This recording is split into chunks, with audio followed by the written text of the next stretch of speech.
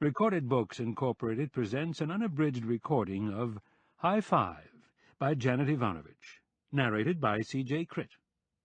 This work is copyrighted 1999 by Janet Evanovich. This recording is copyrighted 1999 by Recorded Books, Incorporated. Bail jumping in Trenton is at an all-time low. And for Stephanie Plum, bounty hunter, chasing after the miscreants is hardly bringing in enough money to keep gas in her car. Her only open case is a small bond for a small violation committed by a small person who turns out to be big trouble. And now, High Five. Chapter 1. When I was a little girl, I used to dress Barbie up without underpants. On the outside, she'd look like the perfect lady. Tasteful plastic heels, tailored suit. But underneath, she was naked. I'm a bail enforcement agent now, also known as a fugitive apprehension agent, also known as a bounty hunter. I bring 'em back dead or alive. At least, I try. And being a bail enforcement agent is sort of like being bare-bottom Barbie. It's about having a secret. And it's about wearing a lot of bravado on the outside when you're really operating without underpants. Okay, maybe it's not like that for all enforcement agents, but I frequently feel like my privates are al fresco. Figuratively speaking, of course. At the moment, I wasn't feeling nearly so vulnerable. What I was feeling at the moment was desperate. My rent was due, and Trenton had run out of scofflaws. I had my hands, palms down on Connie Rizzoli's desk, my feet planted wide, and hard as I tried, I couldn't keep my voice from sounding like it was coming out of Minnie Mouse. What do you mean there are no FTAs? There are always FTAs. Sorry, Connie said. We've got lots of bonds posted, but nobody's jumping. Must have something to do with the moon. FTA is short for failure to appear for a court date. Going FTA is a definite no-no in the criminal justice system, but that doesn't usually stop people from doing it. Connie slid a manila folder over to me. This is the only FTA I've got, and it's not worth much. Connie is the office manager for Vincent Plum bail bonds. She's a couple of years older than me, which puts her in her early 30s. She wears her hair teased high. She takes grief from no one. And if breasts were money, Connie'd be Bill Gates. Vinny's overjoyed, Connie said. He's making money by the fistful. No bounty hunters to pay, no forfeited bonds.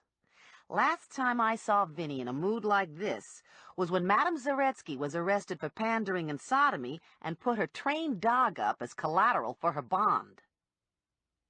I cringed at the mental image this produced because not only is Vincent Plum my employer, he's also my cousin. I blackmailed him into taking me on as an apprehension agent at a low moment in my life, and I've come to sort of like the job, most of the time. That doesn't mean I have any illusions about Vinny. For the most part, Vinny is an okay bondsman. But privately, Vinny is a boil on the backside of my family tree. As a bail bondsman, Vinny gives the court a cash bond as a securement that the accused will return for trial. If the accused takes a hike, Vinny forfeits his money. Since this isn't an appealing prospect to Vinny, he sends me out to find the accused and drag him back into the system. My fee is 10% of the bond, and I only collect it if I'm successful. I flipped the folder open and read the bond agreement. Randy Briggs, arrested for carrying concealed, failed to appear at his court hearing. The bond amount was $700. That meant I'd get 70. Not a lot of money for risking my life by going after someone who was known to carry. I don't know, I said to Connie. This guy carries a knife. Connie looked at her copy of Briggs' arrest sheet. It says here it was a small knife, and it wasn't sharp. How small? 8 inches. That isn't small. Nobody else will take this, Connie said. Ranger doesn't take anything under 10 grand. Ranger is my mentor and is a world-class tracker. Ranger also never seems to be in dire need of rent money. Ranger has other sources of income. I looked at the photo attached to Briggs' file. Briggs didn't look so bad. In his 40s, slim and balding. Caucasian. Job description was listed as self-employed computer programmer. I gave a sigh of resignation and stuffed the folder into my shoulder bag. I'll go talk to him. Probably he just forgot, Connie said. Probably this is a piece of cake. I gave her my, yeah, right, look and left. It was Monday morning, and traffic was humming past Vinnie's storefront office. The October sky was as blue as sky gets in New Jersey, and the air felt crisp and lacking hydrocarbons. It was nice for a change, but it kind of took all the sport out of breathing. A new red Firebird slid to curbside behind my '53 Buick. Lula got out of the car and stood hands on hips, shaking her head. Girl, you still driving that pimpmobile? Lula did filing for Vinnie and knew all about pimpmobiles firsthand, since in her former life she'd been a hoe. She's what is gently referred to as a big woman, weighing in at a little over 200 pounds, standing 5'5", looking like most of her weight's muscle. This week, her hair was dyed orange and came off very autumn with her dark brown skin. This is a classic car, I told Lula, like we both knew I really gave a fig about classic cars. I was driving the beast because my Honda had caught fire and burned to a cinder, and I didn't have any money to replace it. So here I was, borrowing my Uncle Sandor's gas-guzzling behemoth, again. Problem is, you aren't living up to your earning potential, Lula said. We only got chicken shit cases these days. What you need is to have a serial killer or a homicidal rapist jump bail. Those boys are worth something. Yeah, I'd sure like to get a case like that. Big fib. If Vinnie ever gave me a homicidal rapist to chase down, I'd quit and get a job selling shoes. Lula marched into the office, and I slid behind the wheel and reread the Briggs file. Randy Briggs had given the same address for home and work. Cloverleaf Apartments on Grand Avenue. It wasn't far from the office, maybe a mile. I pulled into traffic, made an illegal U-turn at the intersection, and followed Hamilton to Grand. The Cloverleaf apartment building was 2 blocks down Grand. It was red brick faced and strictly utilitarian. 3 stories, a front and back entrance, small lot to the rear, no ornamentation. Aluminum framed windows that were popular in the 50s and looked cheesy now. I parked in the lot and walked into the small lobby. There was an elevator to one side and stairs to the other. The elevator looked claustrophobic and unreliable, so I took the stairs to the 2nd floor. Briggs was 2B. I stood outside his door for a moment, listening. Nothing drifted out. No television, no talking. I pressed the doorbell and stood to the side so I wasn't visible through the security peephole. Randy Briggs opened his door and stuck his head out. Yeah? He looked exactly like his photo, with sandy blonde hair that was neatly combed, cut short. He was unbearded, unblemished, dressed in clean khakis and a button-down shirt, just like I'd expected from his file. Except he was only 3 feet tall. Randy Briggs was vertically challenged. "Oh, shit," I said, looking down at him. "What's the matter?" he said. "You never see a short person before?" "Only on television." "Guess this is your lucky day." I handed him my business card. I represent Vincent Plum, bail bonds. You've missed your court date, and we'd appreciate it if you'd reschedule. No, Briggs said. Excuse me? No, I'm not going to reschedule. No, I'm not going to court. It was a bogus arrest. The way our system works is that you're supposed to tell that to the judge. Fine, go get the judge. The judge doesn't do house calls. Listen, I got a lot of work to do, Briggs said, closing his door. I gotta go. Hold it, I said. You can't just ignore an order to appear in court. Watch me. You don't understand. I'm appointed by the court and Vincent Plum to bring you in. Oh, yeah? How do you expect to do that? You going to shoot me? You can't shoot an unarmed man. He stuck his hands out. You gonna cuff me? You think you can drag me out of my apartment and down the hall without looking like an idiot? Big bad bounty hunter picking on a little person. And that's what we're called, toots. Not midget, not dwarf, not a freaking munchkin. Little person. Get it? My pager went off at my waist. I looked down to check the readout, and slam.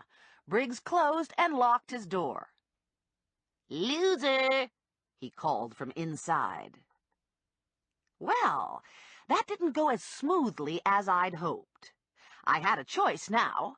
I could break down his door and beat the bejesus out of him, or I could answer my mother's page. Neither was especially appealing, but I decided on my mother. My parents live in a residential pocket of Trenton nicknamed the Burg. No one ever really leaves the Burg.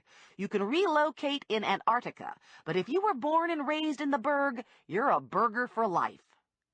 Houses are small and obsessively neat. Televisions are large and loud. Lots are narrow. Families are extended. There are no pooper-scooper laws in the Burg. If your dog does his business on someone else's lawn, the next morning the crap apples will be on your front porch. Life is simple in the Burg. I put the Buick into gear, rolled out of the apartment building lot, headed for Hamilton, and followed Hamilton to St. Francis Hospital. My parents live a couple blocks behind St. Francis on Roosevelt Street. Their house is a duplex, built at a time when families only needed one bathroom and dishes were washed by hand. My mother was at the door when I pulled to the curb. My grandmother Mazur stood elbow to elbow with my mother. They were short, slim women with facial features that suggested Mongol ancestors, probably in the form of crazed marauders. "Thank goodness you're here," my mother said, eyeing me as I got out of the car and walked toward her. "What are those shoes? They look like work boots." "Betty Sajak and Emma Getz and me went to that male dancer place last week," Grandma said. "And they had some men parading around looking like construction workers, wearing boots just like those. Then, next thing you knew, they ripped their clothes off, and all they had left was those boots and these little silky black baggy things that their ding-dongs jiggled around in." My mother pressed her lips together and made the sign of the cross. "You didn't tell me about this," she said to my grandmother. "Guess it slipped my mind." "Betty and Emma and me were going to bingo at the church, but it turned out there wasn't any bingo on account of the Knights of Columbus was holding some to-do there. So we decided to check out the men at that new club downtown." Grandma gave me an elbow. I put a $5 right in one of those baggies. "Jesus H. Christ," my father said, rattling his paper in the living room. Grandma Mazur came to live with my parents several years ago when my Grandpa Mazur went to the big poker game in the sky. My mother accepts this as a daughter's obligation. My father is taken to reading Guns and Ammo. "So what's up?" I asked. "Why did you page me?" "We need a detective," Grandma said. My mother rolled her eyes and ushered me into the kitchen. "Have a cookie," she said, setting the cookie jar on the small formica-topped kitchen table. "Can I get you a glass of milk? Some lunch?" I lifted the lid on the cookie jar and looked inside. Chocolate chip, my favorite. "Tell her," Grandma said to my mother, giving her a poke in the side. "Wait until you hear this," she said to me. "This is a good one." I raised my eyebrows to my mother. "We have a family problem," my mother said. "Your Uncle Fred is missing. He went out to the store and hasn't come home yet." "When did he go out?" "Friday." I paused, with a cookie halfway to my mouth. "It's Monday." "Isn't this a pip?" Grandma said. "I bet he was beamed up by aliens." Uncle Fred is married to my Grandma Mazer's first cousin, Mabel. If I had to guess his age, I'd have to say somewhere between 70 and infinity. Once people start to stoop and wrinkle, they all look alike to me. Uncle Fred was someone I saw at weddings and funerals and once in a while at Giovacchini's meat market, ordering a quarter-pound of olive loaf. Eddie Such, the butcher, would have the olive loaf on the scale, and Uncle Fred would say, "You've got the olive loaf on a piece of waxed paper. How much does that piece of waxed paper weigh? You're not going to charge me for that waxed paper, are you? I want some money off for the waxed paper." I shoved the cookie into my mouth. "Have you filed a missing persons report with the police?" "Mabel did that first thing," my mother said. "And they haven't found him." I went to the refrigerator and poured out a glass of milk for myself. "What about the car? Did they find the car?" "The car was in the Grand Union parking lot. It was all locked up nice and neat." "He was never right after that stroke he had in '95, Grandma said. "I don't think his elevator went all the way to the top anymore, if you know what I mean. He could have just wandered off like one of those Alzheimer's people. Anybody think to check the cereal aisle in the supermarket? Maybe he's just standing there, 'cause he can't make up his mind." My father mumbled something from the living room about my grandmother's elevator, and my mother slid my father a dirty look through the kitchen wall. I thought it was too weird. Uncle Fred was missing. This sort of thing just didn't happen in our family. Did anybody go out to look for him? Ronald and Walter. They covered all the neighborhoods around the Grand Union, but nobody's seen him. Ronald and Walter were Fred's sons, and probably they'd enlisted their kids to help too. "We figure you're just the person to take a crack at this," Grandma said. "On account of that's what you do. You find people." "I find criminals." "Your Aunt Mabel would be grateful if you looked for Fred," my mother said. "Maybe you could just go over and talk to her and see what you think." "She needs a detective," I said. "I'm not a detective." "Mabel asked for you. She said she didn't want this going out of the family." My internal radar dish started to hum. "Is there something you're not telling me?" "What's to tell?" my mother said. "A man wandered off from his car." I drank my milk and rinsed the glass. "Okay, I'll go talk to Aunt Mabel, but I'm not promising anything." Uncle Fred and Aunt Mabel live on Baker Street, on the fringe of the burg, 3 blocks over from my parents. Their 10-year-old Pontiac station wagon was parked at the curb and just about spanned the length of their row house. They've lived in the row house for as long as I can remember, raising 2 children, entertaining 5 grandchildren, and annoying the hell out of each other for over 50 years. Aunt Mabel answered my knock on her door. She was a rounder, softer version of Grandma Mazer. Her white hair was perfectly permed. She was dressed in yellow polyester slacks and a matching floral blouse. Her earrings were large clip-ons. Her lipstick was a bright red, and her eyebrows were brown crayon. "Well, isn't this nice?" Aunt Mabel said. "Come into the kitchen.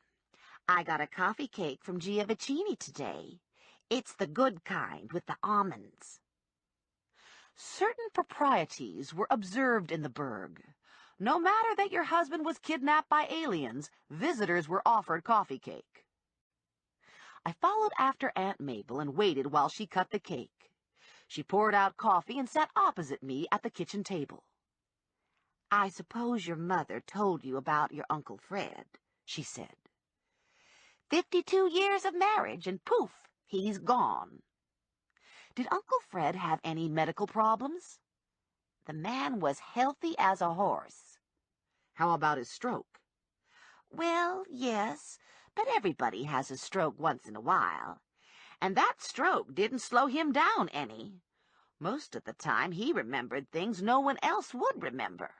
Like that business with the garbage. Who would remember a thing like that?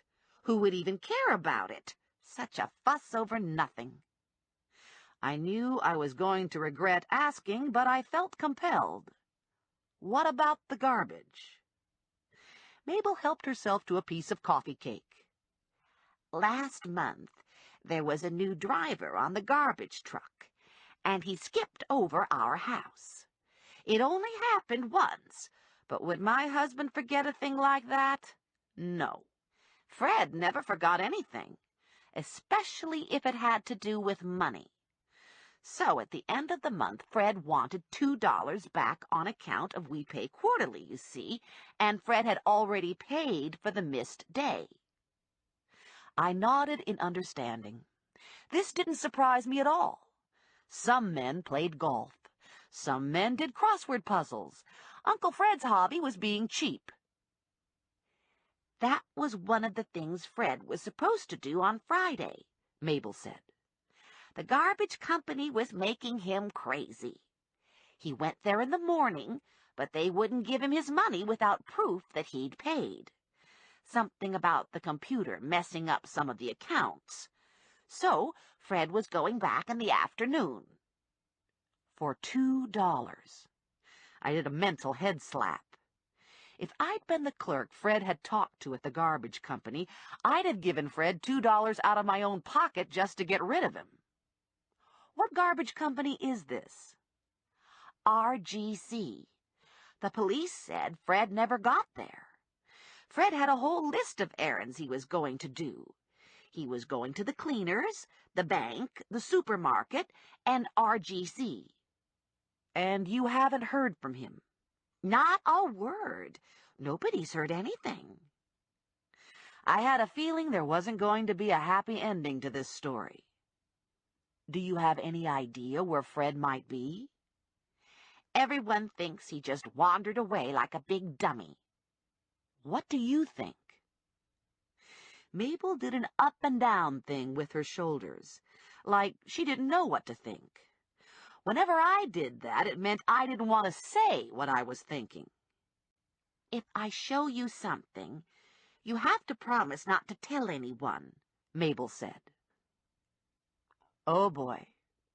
She went to a kitchen drawer and took out a packet of pictures. I found these in Fred's desk. I was looking for the checkbook this morning, and this is what I found. I stared at the first picture for at least 30 seconds before I realized what I was seeing. The print was taken in shadow and looked underexposed. The perimeter was a black plastic trash bag, and in the center of the photo was a bloody hand severed at the wrist. I thumbed through the rest of the pack. More of the same.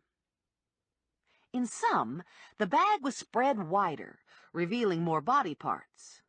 What looked like a shin bone, part of a torso maybe, something that might have been the back of the head. Hard to tell if it was man or woman. I realized the shock of the pictures had me holding my breath, and I was getting a buzzing sensation in my head.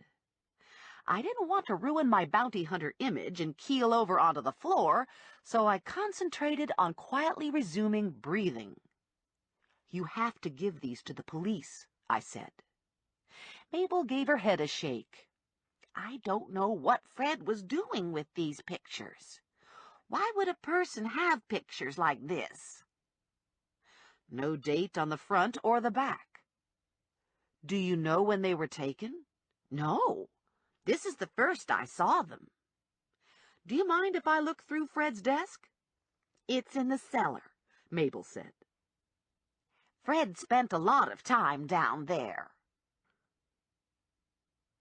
It was a battered government-issued desk, probably bought at a Fort Dix yard sale. It was positioned against a wall, opposite the washer and dryer, and it was set on a stained piece of wall-to-wall carpet that I assumed had been saved when new carpet was laid upstairs. I pawed through the drawers, finding the usual junk. Pencils and pens, a drawer filled with instruction booklets and warranty cards for household appliances. Another drawer devoted to old issues of National Geographic. The magazines were dog-eared, and I could see Fred down here, escaping from Mabel, reading about the vanishing forests of Borneo. A canceled RGC check had been carefully placed under a paperweight. Fred had probably made a copy to take with him and had left the original here. There are parts of the country where people trust banks to keep their checks and to simply forward computer-generated statements each month. The Burg isn't one of those places. Residents of the Burg aren't that trusting of computers or banks. Residents of the Burg like paper. My relatives hoard canceled checks like Scrooge McDuck hoards quarters. I didn't see any more photos of dead bodies, and I couldn't find any notes or sales receipts that might be connected to the pictures. You don't suppose Fred killed this person, do you? Mabel asked. I didn't know what I supposed. What I knew was that I was very creeped out. Fred didn't seem like the sort of person to do something like this, I told Mabel. Would you like me to pass these on to the police for you? If you think that's the right thing to do. Without a shadow of a doubt. I had phone calls to make, and my parents' house was closer than my apartment and less expensive than using my cell phone, so I rumbled back to Roosevelt Street. How'd it go? Grandma asked, rushing into the foyer to meet me. It went okay. You gonna take the case? It's not a case. It's a missing person, sort of. You're gonna have a devil of a time finding him if it was aliens, Grandma said. I dialed the central dispatch number for the Trenton Police Department and asked for Eddie Gazzara. Gazzara and I grew up together, and now he was married to my cousin Shirley, the whiner. He was a good friend, a good cop, and a good source for police information. You need something, Gazzara said. Hello to you, too. Am I wrong? No. I need some details on a recent investigation. I can't give you that kind of stuff. Of course you can, I said. Anyway, this is about Uncle Fred. The missing Uncle Fred? That's the one. What do you want to know? Anything. Hold on. He was back on the line a couple minutes later, and I could hear him leafing through papers. It says here Fred was reported missing on Friday, which is technically too early for a missing person, but we always keep our eyes open anyway, especially with old folks. Sometimes they're out there wandering around looking for the road to Oz. You think that's what Fred's doing? Looking for Oz? Hard to say. Fred's car was found in the Grand Union parking lot. The car was locked up. No sign of forced entry. No sign of struggle. No sign of theft. There was dry cleaning laid out on the back seat. Anything else in the car? Groceries? Nope, no groceries. So, he got to the dry cleaner, but not the supermarket. I have a chronology of events here, Gazzara said.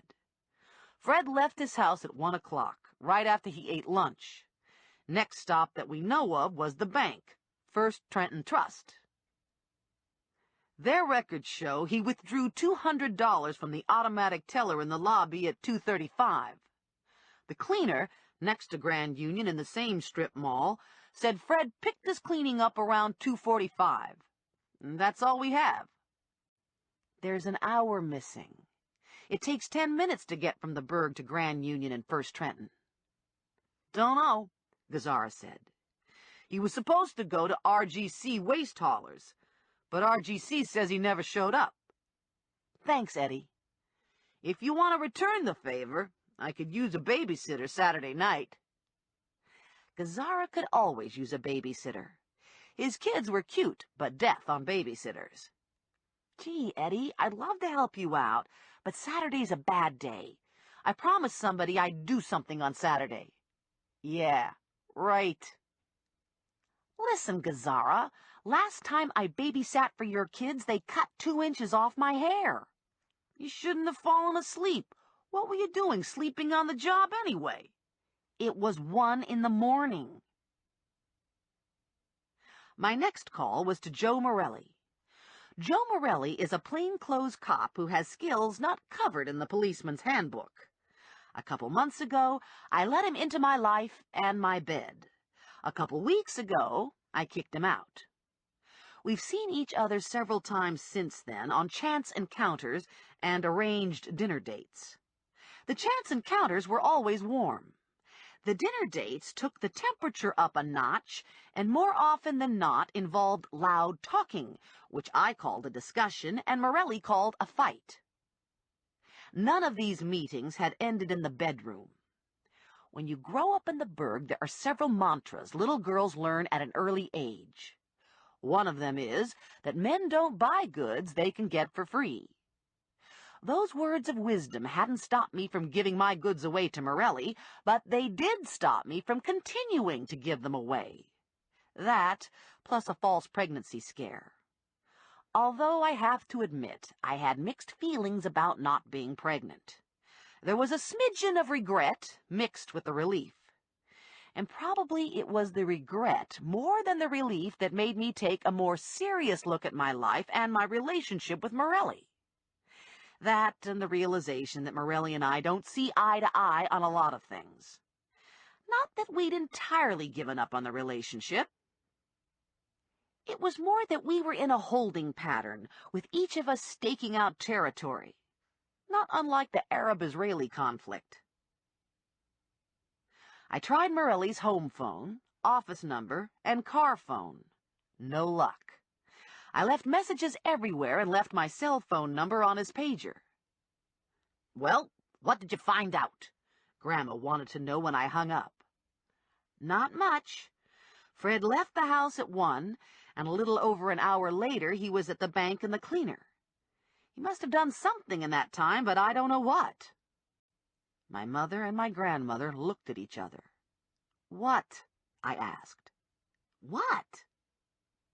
He was probably taking care of some personal business, my mother said.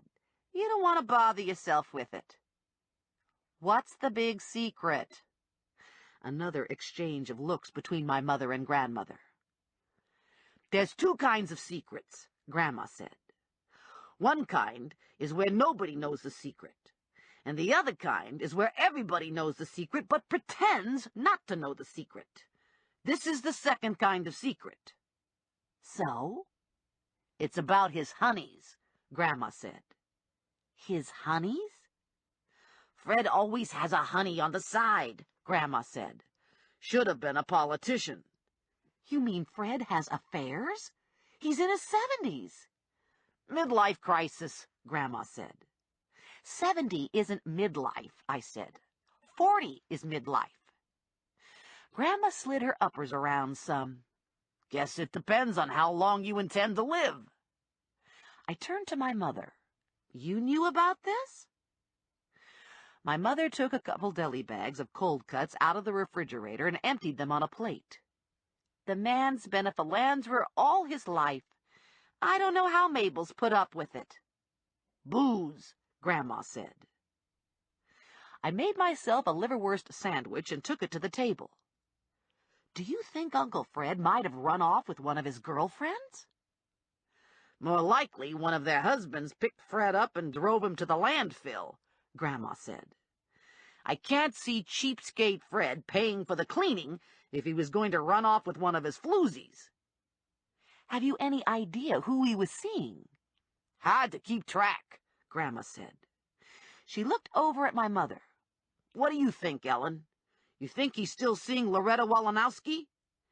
I heard that was over, my mother said. My cell phone rang in my shoulder bag. Hey, Cupcake, Morelli said. What's the disaster? How do you know it's a disaster? You left messages on 3 different phones plus my pager.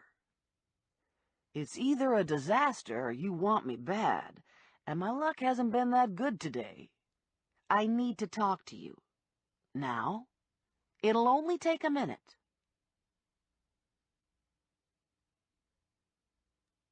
The Skillet is a sandwich shop next to the hospital that could be better named the Grease Pit. Morelli got there ahead of me and was standing, soda in hand, looking like the day was already too long. He smiled when he saw me, and it was the nice smile that included his eyes. He draped an arm around my neck, pulled me to him, and kissed me. Just so my day isn't a complete waste, he said. We have a family problem.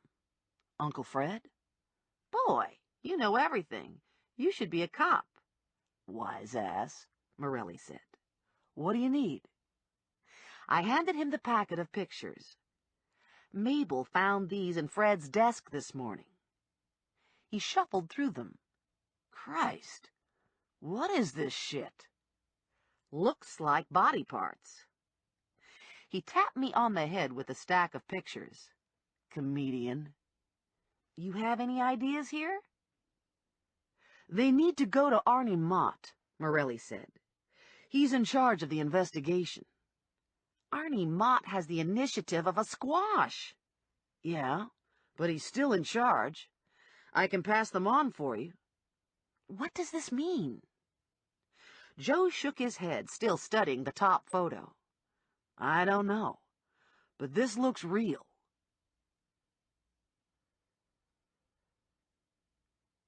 I made an illegal U-turn on Hamilton and parked just short of Vinnie's office, docking the Buick behind a black Mercedes S600V, which I suspected belonged to Ranger. Ranger changed cars like other men changed socks. The only common denominator with Ranger's cars was that they were always expensive and they were always black. Connie looked over at me when I swung through the front door. Was Briggs really only 3 feet tall? 3 feet tall and uncooperative. I should have read the physical description on his application for appearance bond before I knocked on his door. Don't suppose anything else came in? Sorry, Connie said. Nothing.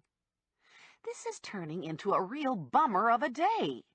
My Uncle Fred is missing.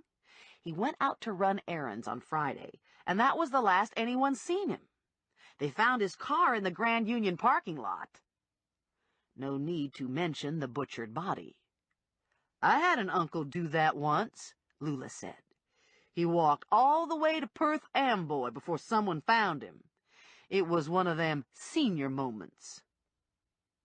The door to the inner office was closed, and Ranger was nowhere to be seen, so I guessed he was talking to Vinnie. I cut my eyes in that direction. Ranger in there? Yeah, Connie said. He did some work for Vinnie. Work? Don't ask, Connie said. Not bounty hunter stuff? Not nearly. I left the office and waited outside. Ranger appeared 5 minutes later. Ranger's Cuban-American. His features are Anglo, his eyes Latino, his skin is the color of a mocha latte, and his body is as good as a body can get. He had his black hair pulled back into a ponytail. He was wearing a black T-shirt that fit him like a tattoo and black SWAT pants tucked into black high-top boots. Yo, I said. Ranger looked at me over the top of his shades. Yo yourself. I gazed longingly at his car. Nice Mercedes. Transportation, Ranger said. Nothing fancy. Compared to what? The Batmobile? Connie said you were talking to Vinnie. Transacting business, babe. I don't talk to Vinnie. That's sort of what I'd like to discuss with you. Business. You know how you've kind of been my mentor with this bounty hunter stuff? Eliza Doolittle and Henry Higgins do Trenton? Yeah. Well, the truth is, the bounty hunting isn't going all that good. No one's jumping bail. That, too. Ranger leaned against his car and crossed his arms over his chest. And I've been thinking maybe I should diversify. And I thought you might help me. You talking about building a portfolio? Investing money? No, I'm talking about making money. Ranger tipped his head back and laughed softly. Babe, you don't want to do that kind of diversifying. I narrowed my eyes. Okay, he said.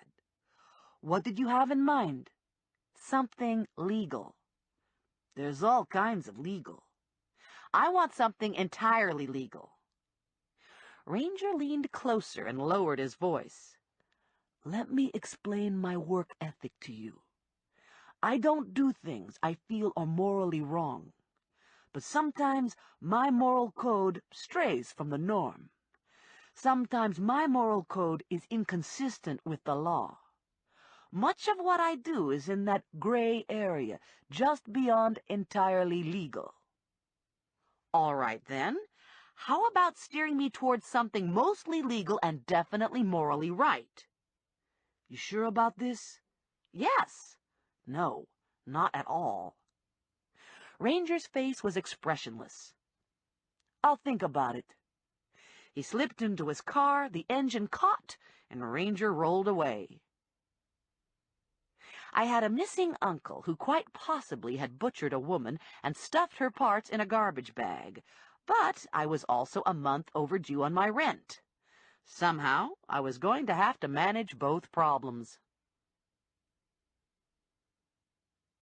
Chapter 2. I went back to Cloverleaf Apartments and parked in the lot. I got a black nylon web utility belt from the back of the Buick and strapped it on. I armed it with a stun gun, pepper spray, and cuffs, and went in search of the building superintendent.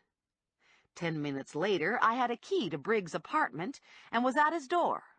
I rapped twice and yelled, "Bail enforcement!" No answer. I opened the door with the key and walked in. Briggs wasn't there.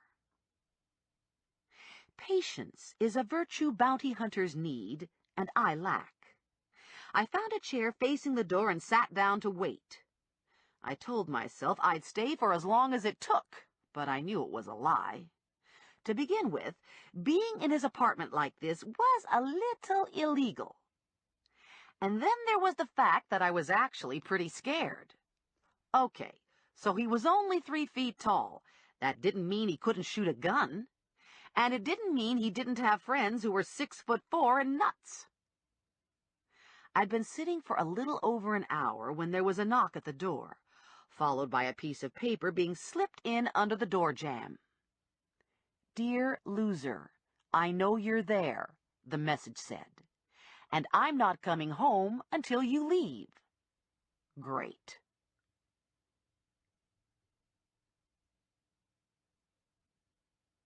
My apartment building bears a striking resemblance to Cloverleaf. Same blocky brick structure, same minimalist attention to quality. Most of the tenants in my building were senior citizens, with a few Hispanics thrown in to make things interesting. I'd come directly home after vacating Briggs' apartment. I'd gotten my mail when I'd passed through the lobby. I didn't have to open the envelopes to know the contents. Bills, bills, bills. I unlocked my door, tossed the mail on the kitchen counter, and checked my answering machine for messages. None. My hamster, Rex, was asleep in his soup can in his aquarium. "Hey, Rex," I said. "I'm home." There was a slight rustling of pine shavings, but that was it. Rex wasn't much for small talk. I went to the refrigerator to get him a grape and found a sticky note tacked to the door. "I'm bringing dinner. See you at 6." The note wasn't signed, but I knew it was from Morelli by the way my nipples got hard. I threw the note into the trash and dropped the grape into Rex's cage. There was a major upheaval of shavings. Rex appeared, butt first, stuffed the grape into his cheek pouch, blinked his shiny black eyes and twitched his whiskers at me, and scooted back into the can. I took a shower, did the gel and blow-dry thing with my hair, dressed in jeans and a denim shirt, and flopped onto the bed face down to think. My usual thinking position is on my back, but I didn't want to wreck my hair for Morelli. The first thing I thought about was Randy Briggs, and how it would feel good to drag him by his little feet down the stairs of his apartment building, with his stupid melon head going bump, bump, bump on the steps. Then I thought about Uncle Fred, and I got a sharp pain in my left eyeball. "Why me?" I said, but there was no one around to answer. Truth is, Fred wasn't exactly Indiana Jones, and I couldn't imagine anything other than an Alzheimer's attack happening to Fred, in spite of the gory photographs. I searched my mind for memories of him, but found very little. When he smiled, it was big and phony, and his false teeth made a clicking sound. And he walked with his toes pointed out, like a duck. That was it. Those were my memories of Uncle Fred. I dozed off while walking down memory lane, and suddenly I awoke with a start, all senses alert. I heard the front door to my apartment click open, and my heart started knocking around in my chest. I'd locked the door when I'd gotten home, and now someone had opened it, and that someone was in my apartment. I held my breath. Please, God, let it be Morelli. I didn't much like the idea of Morelli sneaking into my apartment, but it was a lot more palatable than coming face to face with some ugly, drooly guy who wanted to squeeze my neck until my tongue turned purple. I scrambled to my feet and searched for a weapon, settling for a stiletto-heeled pink satin pump left over from a stint as a bridesmaid for Charlotte Nagy. I crept out of my bedroom, through the living room, and peeked into the kitchen. It was Ranger, and he was dumping the contents of a large plastic container into a bowl. "Jesus," I said, "you scared the hell out of me. Why don't you try knocking next time?" "I left you a note. I thought you'd be expecting me." "You didn't sign the note. How was I supposed to know it was you?" He turned and looked at me. "Were there any other possibilities?" "Morelli." "You back with him?" "Good question." I glanced at the food. Salad. Morelli would have brought sausage sandwiches. "That stuff'll kill you, babe." We were bounty hunters. People shot at us, and Ranger was worried about trans fats and nitrates. "I'm not sure our life expectancy is all that good anyway," I said. My kitchen is small, and Ranger seemed to be taking up a lot of space, standing very close. He reached around me and snagged 2 salad bowls from the over-the-counter cabinet. "It's not length of life that's important," he said. "It's the quality. The goal is to have purity of mind and body." "Do you have a pure mind and body?"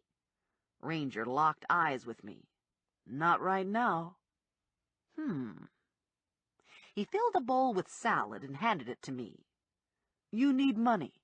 "Yes." "There are lots of ways to make money." I stared down into my salad, pushing greens around with my fork. "True?"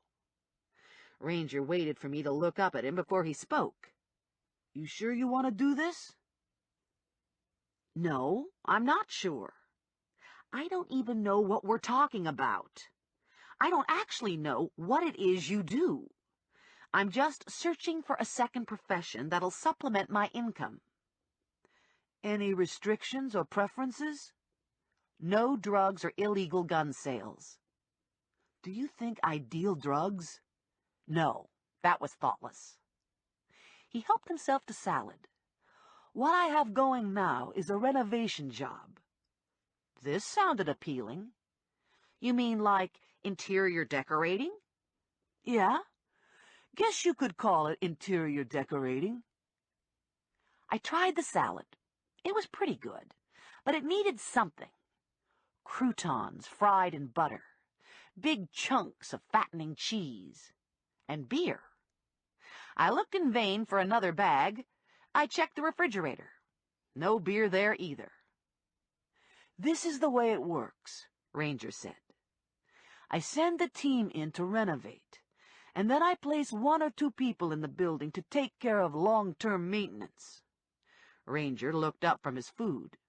"You're keeping in shape, right? You run?"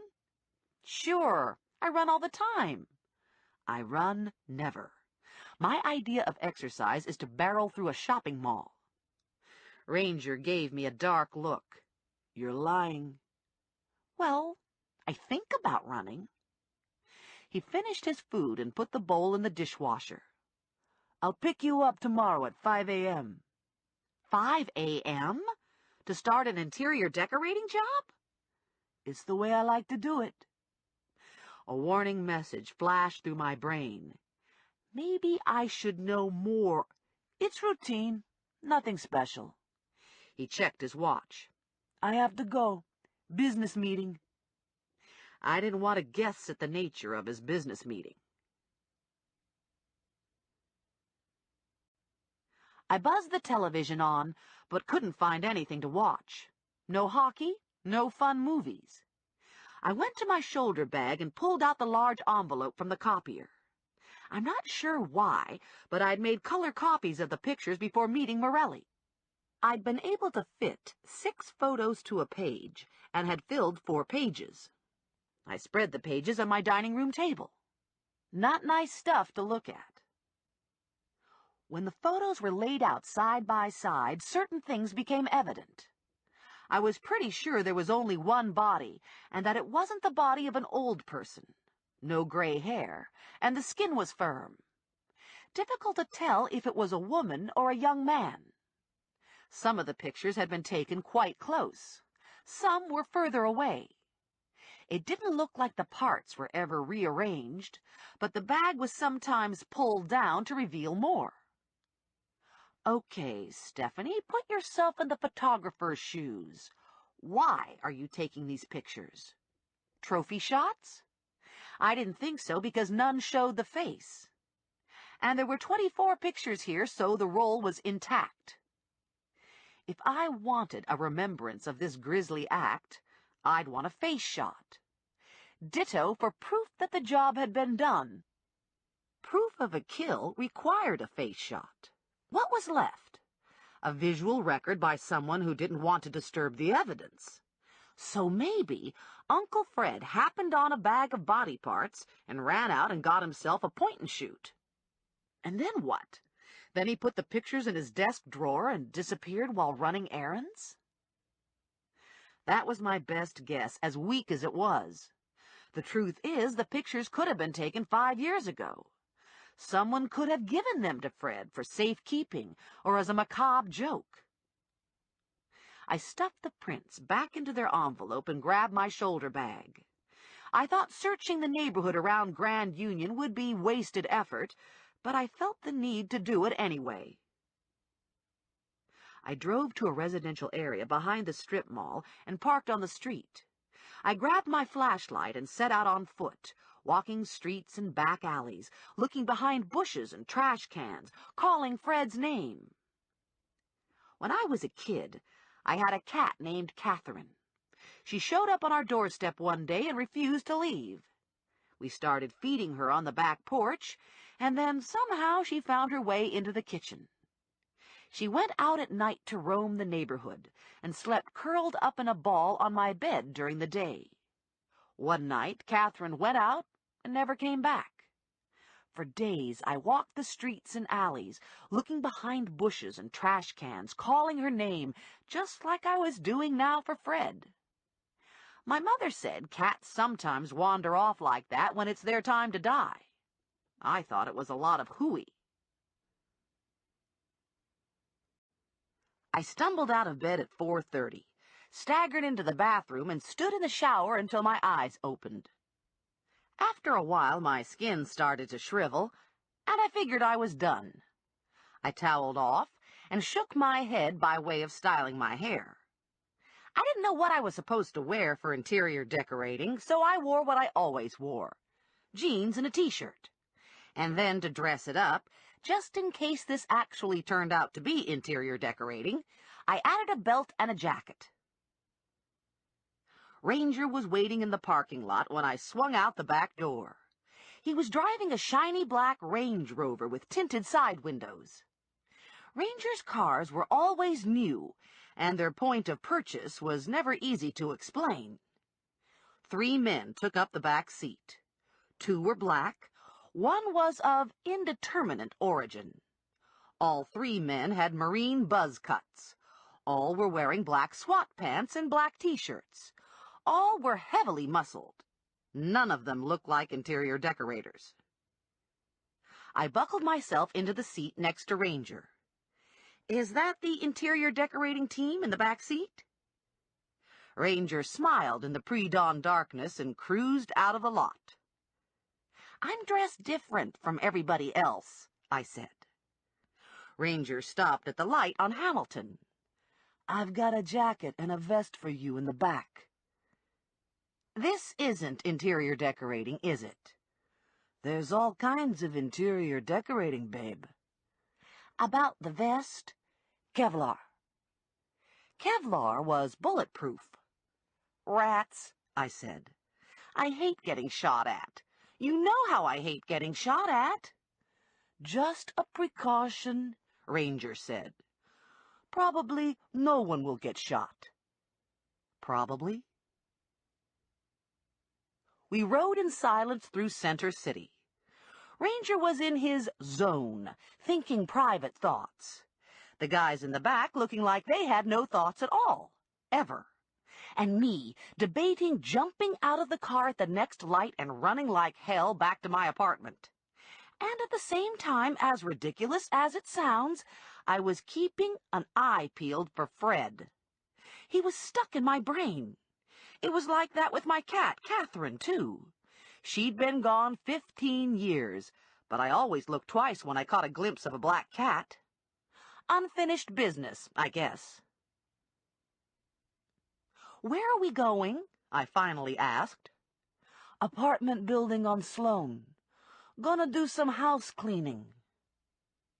Sloane Street runs parallel and 2 blocks over from Stark. Stark is the worst street in the city, filled with drugs and despair and feedlot housing.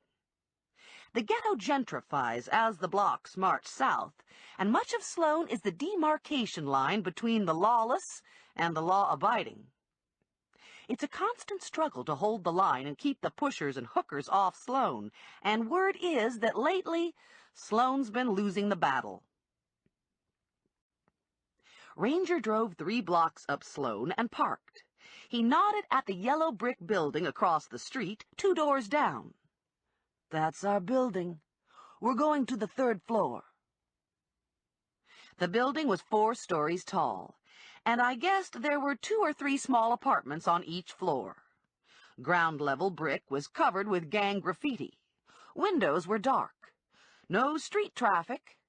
Wind-blown trash banked against curbs and collected in doorways. I glanced from the building to Ranger. "You sure this is legal?" "Been hired by the landlord," Ranger said. "Does this house cleaning involve people, or is it just things?" Ranger looked at me. "There's a legal process involved in getting people and their possessions out of an apartment," I said. "You need to present an eviction notice, and—" "The legal process is moving a little slow," Ranger said. "And in the meantime, the kids in this building are being harassed by the people who come to shoot up in 3C. "Think of this as community service," one of the guys in the back said. The other 2 nodded.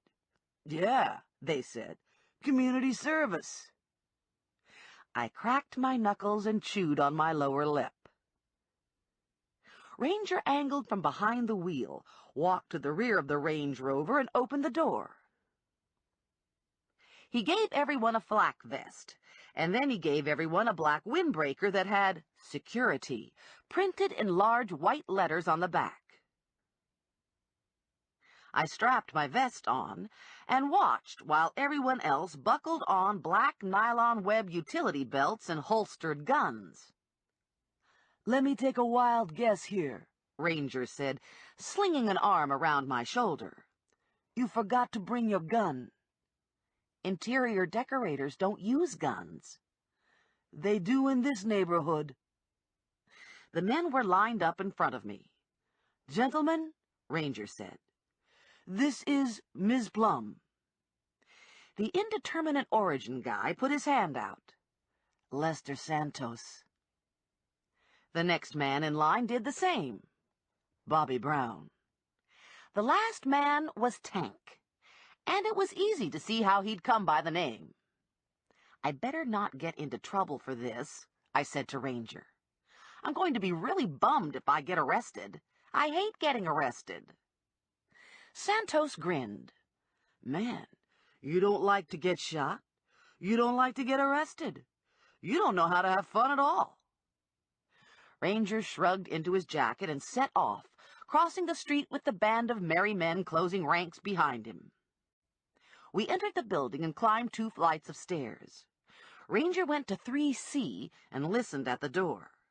The rest of us flattened against the wall. No one spoke. Ranger and Santos stood guns in hand. Brown and Tank held flashlights. I braced myself, expecting Ranger to kick the door down, but instead he took a key from his pocket and inserted it in the lock. The door started to open, but caught on a security chain.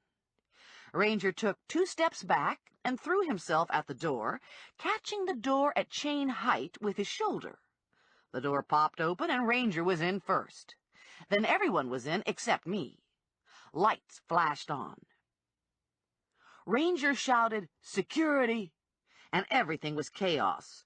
Half-naked people were scrambling off floor mattresses. Women were shrieking. Men were swearing. Ranger's team went room by room, cuffing people, lining them up against the living room wall. 6 people in all. One of the men was berserk, waving his arms to prevent getting cuffed. "You can't do this, you fuckers!" he was yelling. "This is my apartment. This is private property. Somebody call the fucking police." He pulled a knife from his pants pocket and flicked it open.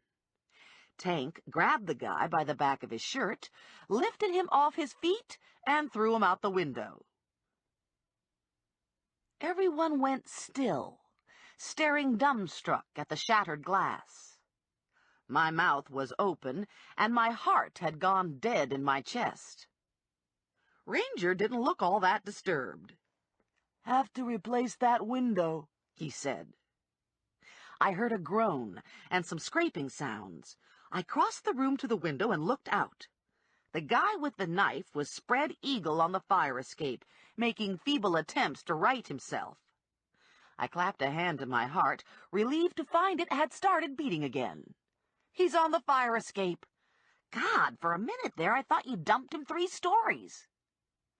Tank looked out the window with me. "You're right. He's on the fire escape. Son of a gun." It was a small apartment. 1 small bedroom, 1 small bath, small kitchen, small living room. Kitchen counters were littered with fast food wrappers and bags, empty soda cans, food-encrusted plates, and cheap dented pots. The formica was scarred with burn marks from cigarettes and crack cookers. Used syringes, half-eaten bagels, filthy dish towels, and unidentifiable garbage clogged the sink. 2 stained and torn mattresses had been pushed against the wall in the living room. No lamps, no tables, no chairs, no sign that civilized man occupied the apartment, just filth and clutter. The same refuse that banked against gutters outside filled the rooms of 3C. The air was stale with the odors of urine and pot and unwashed bodies and something nastier. Santos and Brown herded the bedraggled occupants into the hall and down the stairs. "What happens to them now?" I asked Ranger.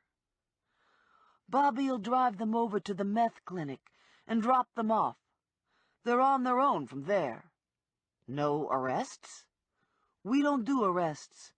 Not unless someone's FTA. Tank returned from the car with a cardboard box filled with interior decorating supplies, which in this case consisted of disposable gloves, trash bags, and a coffee can for syringes. "This is the deal," Ranger said to me. "We strip the apartment of everything not nailed down. Tomorrow, the landlord will bring someone in to clean and do repairs." What's to stop the tenant from returning?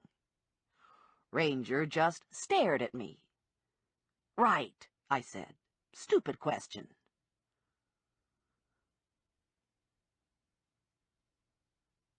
It was mid-morning when we went through with the broom. Santos and Brown had positioned themselves on folding chairs in the small vestibule downstairs. They were to take the first security shift. Tank was on his way to the landfill with the mattresses and bags of garbage.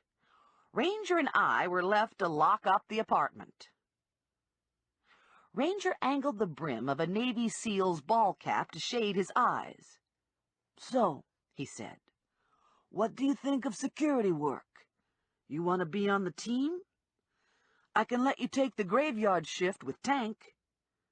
"He isn't going to throw any more people out windows, is he?" "Hard to say, babe."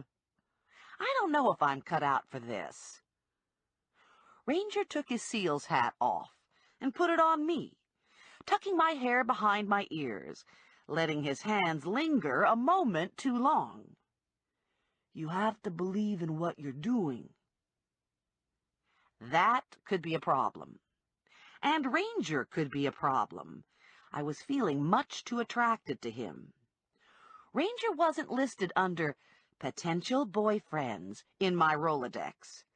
Ranger was listed under crazed mercenaries. An attraction to Ranger would be like chasing after the doomsday orgasm. I took a steadying breath. "I guess I could try a shift," I said. "See how it goes." I was still wearing the hat when Ranger dropped me off at my apartment. I removed the cap and held it out to him. "Don't forget your SEAL's hat." Ranger looked at me from behind dark glasses, his eyes hidden, his thoughts unreadable, his voice soft. "Keep it. Looks good on you." "It's a righteous hat." He smiled. "Live up to it, babe." I pushed through the double glass doors into the lobby. I was about to take the stairs when the elevator opened and Mrs. Bestler leaned out. "Going up?" she said. "Step to the rear of the car." Mrs. Bestler was 83 and had an apartment on the 3rd floor. When things got boring, she played elevator operator. "Morning, Mrs. Bestler," I said. "2nd floor." She hit the 2 button and eyeballed me. "Looks like you've been working. Catch any bad guys today?" "Helped a friend clean an apartment."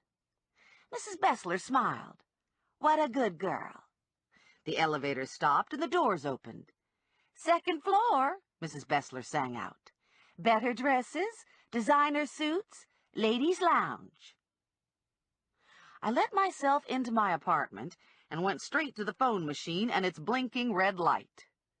I had 2 messages. The first was from Morelli, and it was for dinner. "Miss Popularity, that's me." "Meet you at Pino's at 6, Morelli said. Morelli's invitations always produced mixed emotions. The initial reaction was a sexual rush at the sound of his voice. The rush was followed by a queasy stomach while I considered his motives, and the queasy stomach eventually gave way to curiosity and anticipation. Ever the optimist. The second message was from Mabel. "A man just came asking about Fred," Mabel said. "Something about a business deal, and he needed to find Fred right away. I explained how I couldn't help him, but I said you were on the job, so he shouldn't worry. I thought you might want to know." I called Mabel back and asked who the man was and what he looked like. "He was about my height," she said, "and he had brown hair." "Caucasian?" "Yes. And now that you mention it, he didn't give me his name." "What kind of business deal was he talking about?" "I don't know. He didn't say." "Okay," I said. "Let me know if he bothers you again." I checked in with the office to see if there were any new FTAs and was told no luck. I called my best friend, Mary Lou, but she couldn't talk because her youngest kid was sick with a cold and the dog had eaten a sock and had just pooped it out on the living room rug. I was contemplating Rex's soup can with new appreciation when the phone rang. This ends Disc 1. High 5. Disc 2. "I got it," Grandma said. "I got a name for you. I was at the beauty parlor this morning getting a set, and Harriet Schnabel was there for a perm, and she said she heard at bingo that Fred's been paying calls on Winnie Black. Harriet isn't one of those to make something of nothing." "Do you know Winnie Black?" "Only through the Seniors Club. She goes on the bus trip to Atlantic City sometimes. Her and her husband, Axel. I guess that's how Fred meets most of his honeys these days, at the seniors' meetings. A lot of those women are real hot to trot, if you know what I mean." "I even got Winnie's address," Grandma said. "I called Ida Lukács.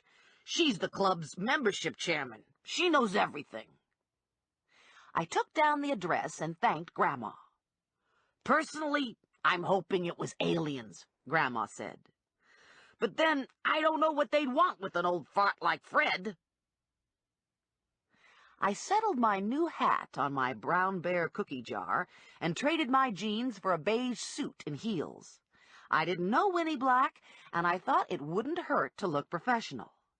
Sometimes people responded better to a suit than to jeans.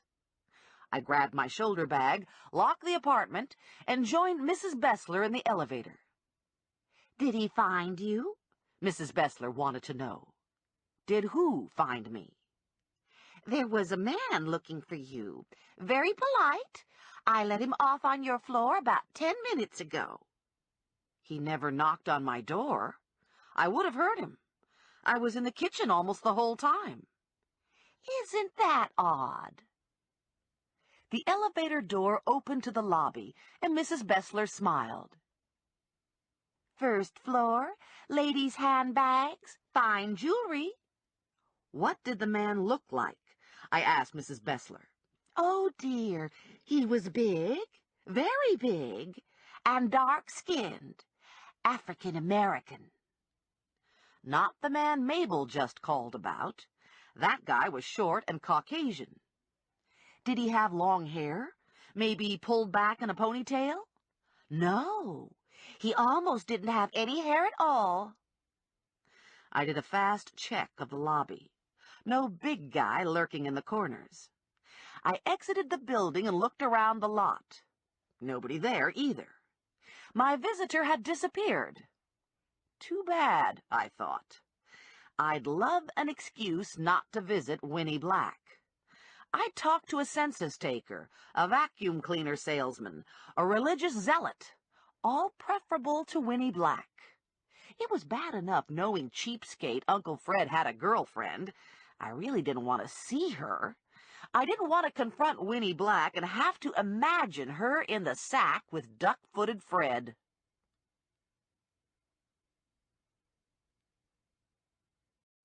Winnie lived in a little bungalow on Low Street, white-clappered, with blue shutters and a red door. Very patriotic. I parked, marched up to her front door, and rang the bell. I hadn't any idea what I was going to say to this woman. Probably something like, "Excuse me, are you going around the block with my Uncle Fred?" I was about to ring a second time when the door opened and Winnie Black peered out at me. She had a pleasant, round face and a pleasant, round body, and she didn't look like the sort to boff someone's uncle. I introduced myself and gave her my card. "I'm looking for Fred Schutz," I said. "He's been missing since Friday, and I was hoping you might be able to give me some information." The pleasant expression froze on her face. "I'd heard he was missing, but I don't know what I can tell you." "When did you see him last?" "The day he disappeared. He stopped by for some coffee and cake. He did that sometimes. It was right after lunch, and he stayed for about an hour. Axel, my husband, was out getting the tires rotated on the Chrysler." Axel was getting his tires rotated. Ugh! Mental head slap. Did Fred seem sick or worried? Did he give any indication that he might be going off somewhere? "He was distracted. He said he had something big going on." "Did he say any more about it?" "No, but I got the feeling it had to do with the garbage company. He was having a problem with his account. Something about the computer deleting his name from the customer list. And Fred said he had the goods on them, and he was going to make out in spades. Those were his exact words. Make out in spades." "I guess he never got to the garbage company." "How do you know he never got to the garbage company?" I asked Winnie. Winnie seemed surprised at the question. "Everyone knows." "No secrets in the burg."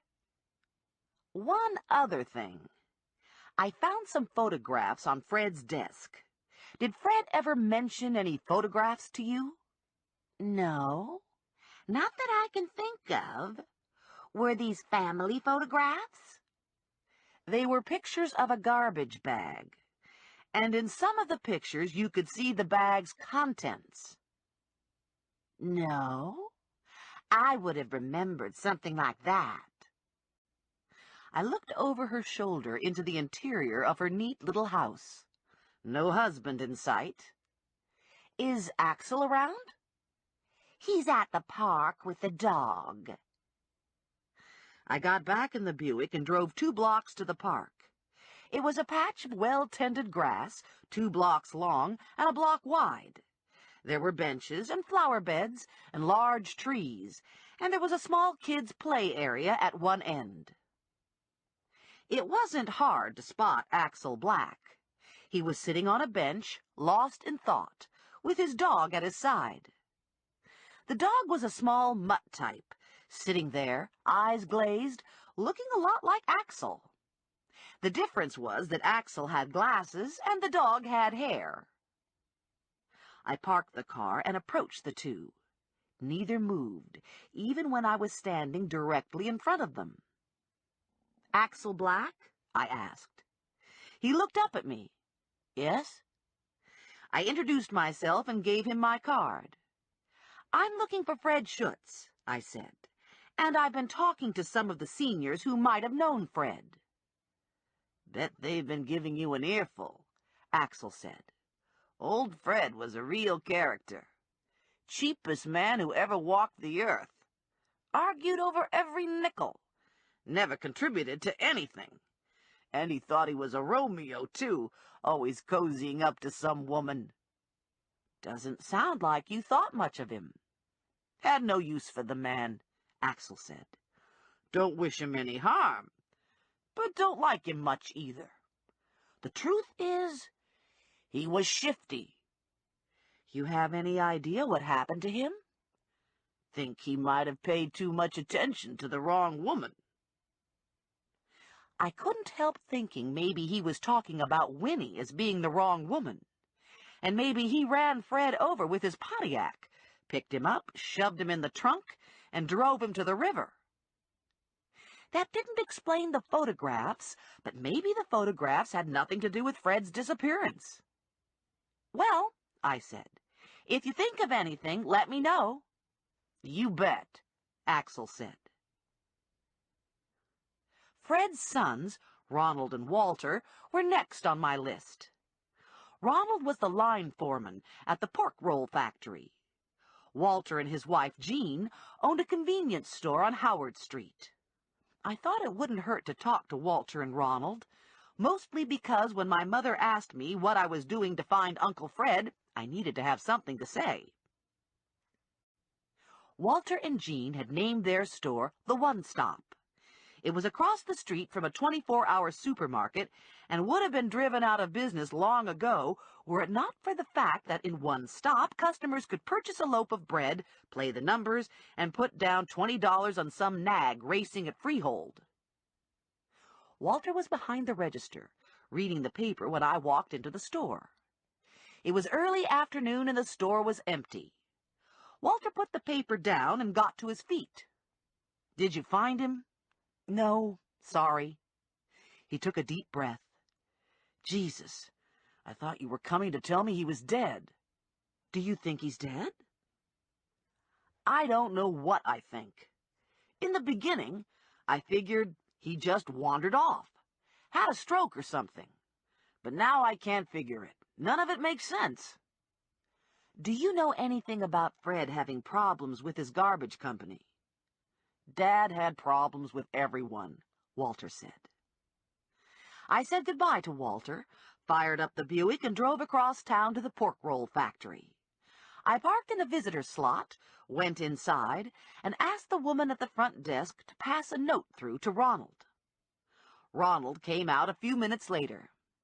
"I guess this is about Dad," he said. "Nice of you to help us look for him. I can't believe he hasn't turned up by now. Do you have any theories?" "None I'd want to say out loud." "The women in his life?" Ronald shook his head. "He was a pip. Cheap as they come, and could never keep his pecker in his pants. I don't know if he can still fire up the old engine, but he's still running around. Christ, he's 72 years old." "Do you know anything about a disagreement with the garbage company?" "No, but he's had a year-long feud with his insurance company." Chapter 3. I left the pork roll factory's parking lot and headed across town. It was almost 5, and government workers were clogging the roads. That was one of the many good things about Trenton. If you needed to practice Italian hand signals, there was no shortage of deserving bureaucrats. I made a fast stop back at my apartment for some last-minute beautifying. I added an extra layer of mascara, fluffed my hair, and headed out. Morelli was at the bar when I got to Pino's. He had his back to me, and he was lost in thought, elbows on the bar, head bent over his beer.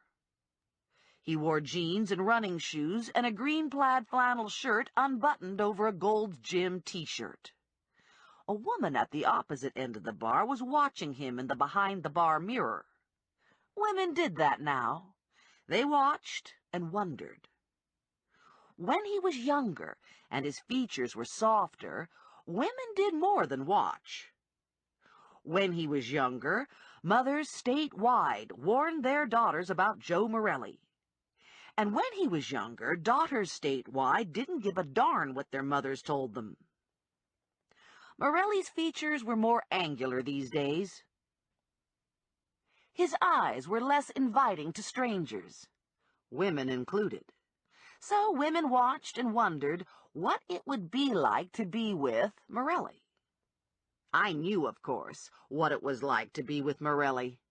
Morelli was magic. I took the stool next to him and waved a "beer please" signal to the bartender. Morelli gave me an appraising look, his eyes dilated black in the dim bar light. "Business suit and heels," he said. "That means you've either been to a wake, a job interview, or you tried to trick some nice old lady out of information she shouldn't be giving you. Door number 3. Let me guess. This has to do with your Uncle Fred." "Bingo." "Having any luck?" "Hard to say. Did you know Fred fooled around? He had a girlfriend. Morelli grinned. Fred Schutz? Hell, that's encouraging. I rolled my eyes. He took our beer glasses off the bar and motioned to an area set aside for tables. If I was Mabel, I'd be happy Fred was going elsewhere, he said. I don't think Fred looks like a lot of fun. Especially since he collects pictures of dismembered bodies. I gave the pictures to Arnie. He didn't look happy. I think he was hoping Fred would turn up hitching a ride down Klockner Boulevard. Is Arnie going to do anything on this? He'll probably go back and talk to Mabel some more. Run the photos through the system to see what comes up. Did you already run them through? Yeah, and I didn't get anything. There was nothing fancy about Pino's. At certain times of the day, the bar was filled with cops, unwinding after their shift. And at other times of the day, the tables set aside for diners were filled with hungry burg families. In between those times, Pino's was home to a few regular drunks, and the kitchen was taken over by cockroaches as big as barn cats. I ate at Pino's in spite of the roach rumor because Anthony Pino made the best pizza in Trenton, maybe in all of Jersey. Morelli gave his order and tipped back in his chair. How friendly are you feeling toward me? What did you have in mind? A date? I thought this was a date. No, this is dinner, so I can ask you about the date. I sipped at my beer. Must be some date. It's a wedding. I sat up straighter in my chair. It isn't my wedding, is it? Not unless there's something going on in your life that I don't know about. I blew out a sigh of relief. Wow. For a minute there, I was worried. Morelli looked annoyed. You mean if I asked you to marry me, that's the reaction I'd get? Well, yeah. I thought you wanted to get married. I thought that was why we stopped sleeping together, because you didn't want sex without marriage. I leaned forward on the table and cocked a single eyebrow at him. Do you want to get married? No, I don't want to get married. We've been through all this. Then my reaction doesn't matter, does it? Jesus, Morelli said. I need another beer. So what's with the wedding? My cousin Julie's getting married on Saturday, and I need a date. You're giving me 4 days' notice to go to a wedding? I can't be ready for a wedding in 4 days. I need a new dress and shoes. I need a beauty parlor appointment. How am I going to do all this with 4 days' notice? Okay, fuck it. We won't go, Morelli said. I guess I could do without the beauty parlor, but I definitely need new shoes. Heels, Morelli said, high and spiky. I fiddled with my beer glass. I wasn't your last choice, was I? You're my only choice. If my mother hadn't called this morning, I wouldn't have remembered the wedding at all. This case I'm on is getting to me. Want to talk about it? That's the last thing I want to do. How about Uncle Fred? Want to talk about him some more? The playboy. Yeah. I don't understand how he could just disappear. People disappear all the time, Morelli said. They get on a bus and start life over. Or they jump off a bridge and float out with the tide. Sometimes people help them disappear. This is a man in his 70s who was too cheap to buy a bus ticket and would have had to walk miles to find a bridge. He left his cleaning in the car. He disappeared in the middle of running errands. We both momentarily fell silent while our pizza was placed on the table. He'd just come from the bank, Morelli said when we were alone. He was an old man, an easy mark. Someone could have driven up to him and forced him into their car. There were no signs of struggle. That doesn't mean one didn't take place. I chewed on that while I ate my pizza. I'd had the same thought, and I didn't like it. I told Morelli about my conversation with Winnie Black. She know anything about the pictures? No. One other thing, Morelli said. I wanted to tell you about Benito Ramirez. I looked up from the pizza.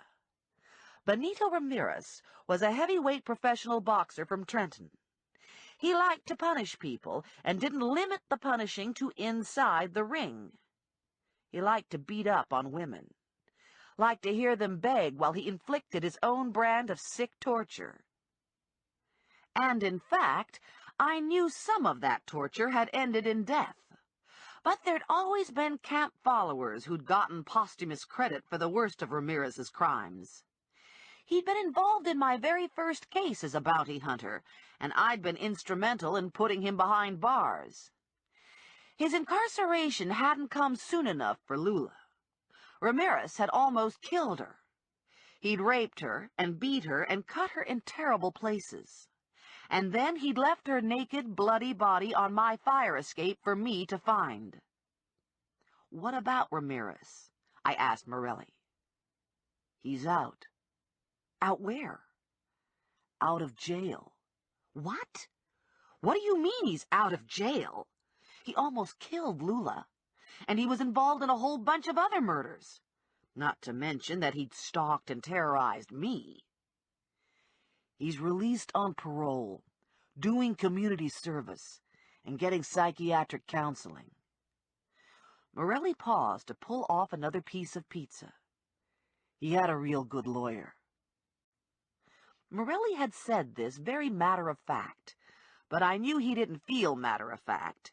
He'd put on his cop face, the one that shut out emotion, the one with the hard eyes that gave nothing away. I made a display of eating, like I wasn't too bothered by this news either, when in fact, nausea was rolling through my stomach. When did this happen? I asked Morelli.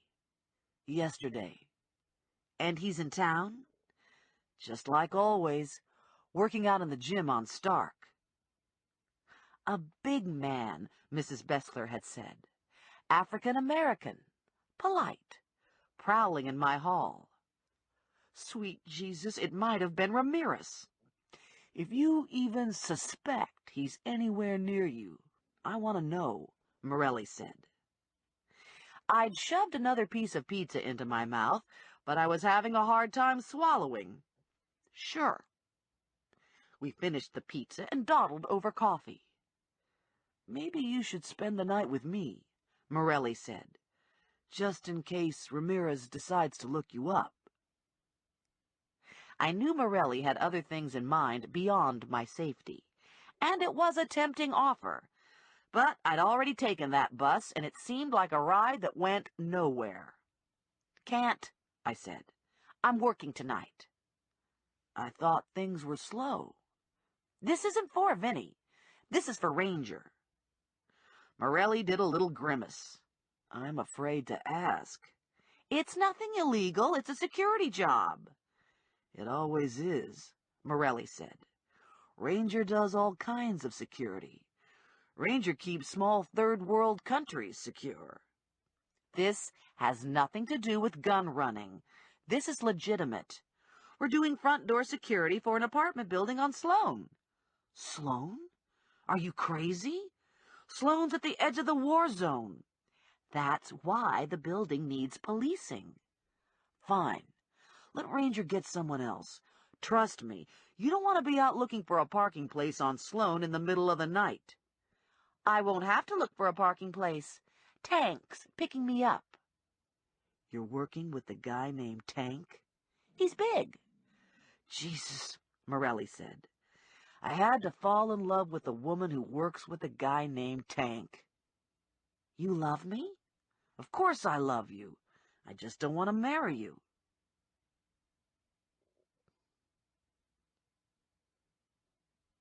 I stepped out of the elevator and saw him sitting on the floor in the hall next to my door. And I knew he was Mabel's visitor. I stuck my hand in my shoulder bag, searching for my pepper spray, just in case. I rooted around in the bag for a minute or two, finding lipsticks and hair rollers and my stun gun, but no pepper spray. "Either you're searching for your keys or your pepper spray," the guy said, getting to his feet. "So let me help you out. Here." He reached into his pocket, pulled out a canister of pepper spray, and tossed it to me. "Be my guest," he said. And then he pushed my door open. "How'd you do that? My door was locked." "God-given talent," he said. "I thought it would save time if I searched your apartment before you got home." I shook the spray to make sure it was live. "Hey, don't get all bent out of shape," he said. "I didn't wreck anything. Although, I have to tell you, I did have fun in your panty drawer." Instinct said he was playing with me. There was no doubt in my mind he'd gone through my apartment, but I doubted he lingered with my lingerie. Truth is, I don't have a lot, and what I had wasn't exactly exotic. I felt violated all the same, and I would have sprayed him on the spot, but I didn't trust the spray in my hand. It was his, after all. He rocked back on his heels. "Well, aren't you going to ask me in? Don't you want to know my name? Don't you want to know why I'm here? Talk to me." "Not here," he said. "I want to go in and sit down. I've had a long day." "Forget it. Talk to me here." "I don't think so. I want to go inside. It's more civilized. It would be like we were friends." "We're not friends. And if you don't talk to me right now, I'm going to gas you." He was about my height, 5'7", and built like a fire plug. It was hard to tell his age, maybe late 30s. His brown hair was receding. His eyebrows looked like they'd been fed steroids. He was wearing ratty running shoes, black Levi's, and a dark gray sweatshirt. He gave a big sigh and hauled a .38 out from under the sweatshirt. "Using the pepper spray wouldn't be a good idea," he said, "because then I'd have to shoot you." My stomach dropped an inch and my heart started banging in my chest. I thought about the pictures and how someone had gotten themselves killed and mutilated. Fred had gotten involved somehow, and now I was involved too. And there was a reasonable chance that I was being held at gunpoint by a guy who was on a first-name basis with the photographed garbage bag. "If you shoot me in the hall, my neighbors will be all over you," I said. "Fine. Then I'll shoot them too." I didn't like the idea of him shooting someone, especially me, so we both went into my apartment. "This is much better," he said, heading for the kitchen, opening the refrigerator and getting a beer. "Where'd that beer come from?" "It came from me. Where do you think, the beer fairy? Lady, you need to go food shopping. It's unhealthy to live like this." "Who are you?" He shoved the gun under his waistband and stuck his hand out. "I'm Bunchy." "What kind of a name is Bunchy?" "When I was a kid, I had this underwear problem." "Ugh." "You have a real name?" "Yeah, but you don't need to know it." "Everybody calls me Bunchy." I was feeling better now that the gun wasn't pointed at me, feeling good enough to be curious. "So what's this business deal with Fred?" "Well, the truth is, Fred owes me some money." "Uh-huh. And I want it." "Good luck." He chugged half a bottle of beer. "Now, see, that's not a good attitude." "How did Fred come to owe you money?" "Fred likes to play the ponies once in a while." "Are you telling me you're Fred's bookie?" "Yeah, that's what I'm telling you." "I don't believe you. Fred didn't gamble." "How do you know?" "Besides, you don't look like a bookie," I said. "How do bookies look?" "Different. More respectable." "I figure you're looking for Fred, and I'm looking for Fred, and maybe we can look for Fred together." "Sure." "See? That wasn't so difficult." "Are you going to go now?" Unless you want me to stay and watch television. No.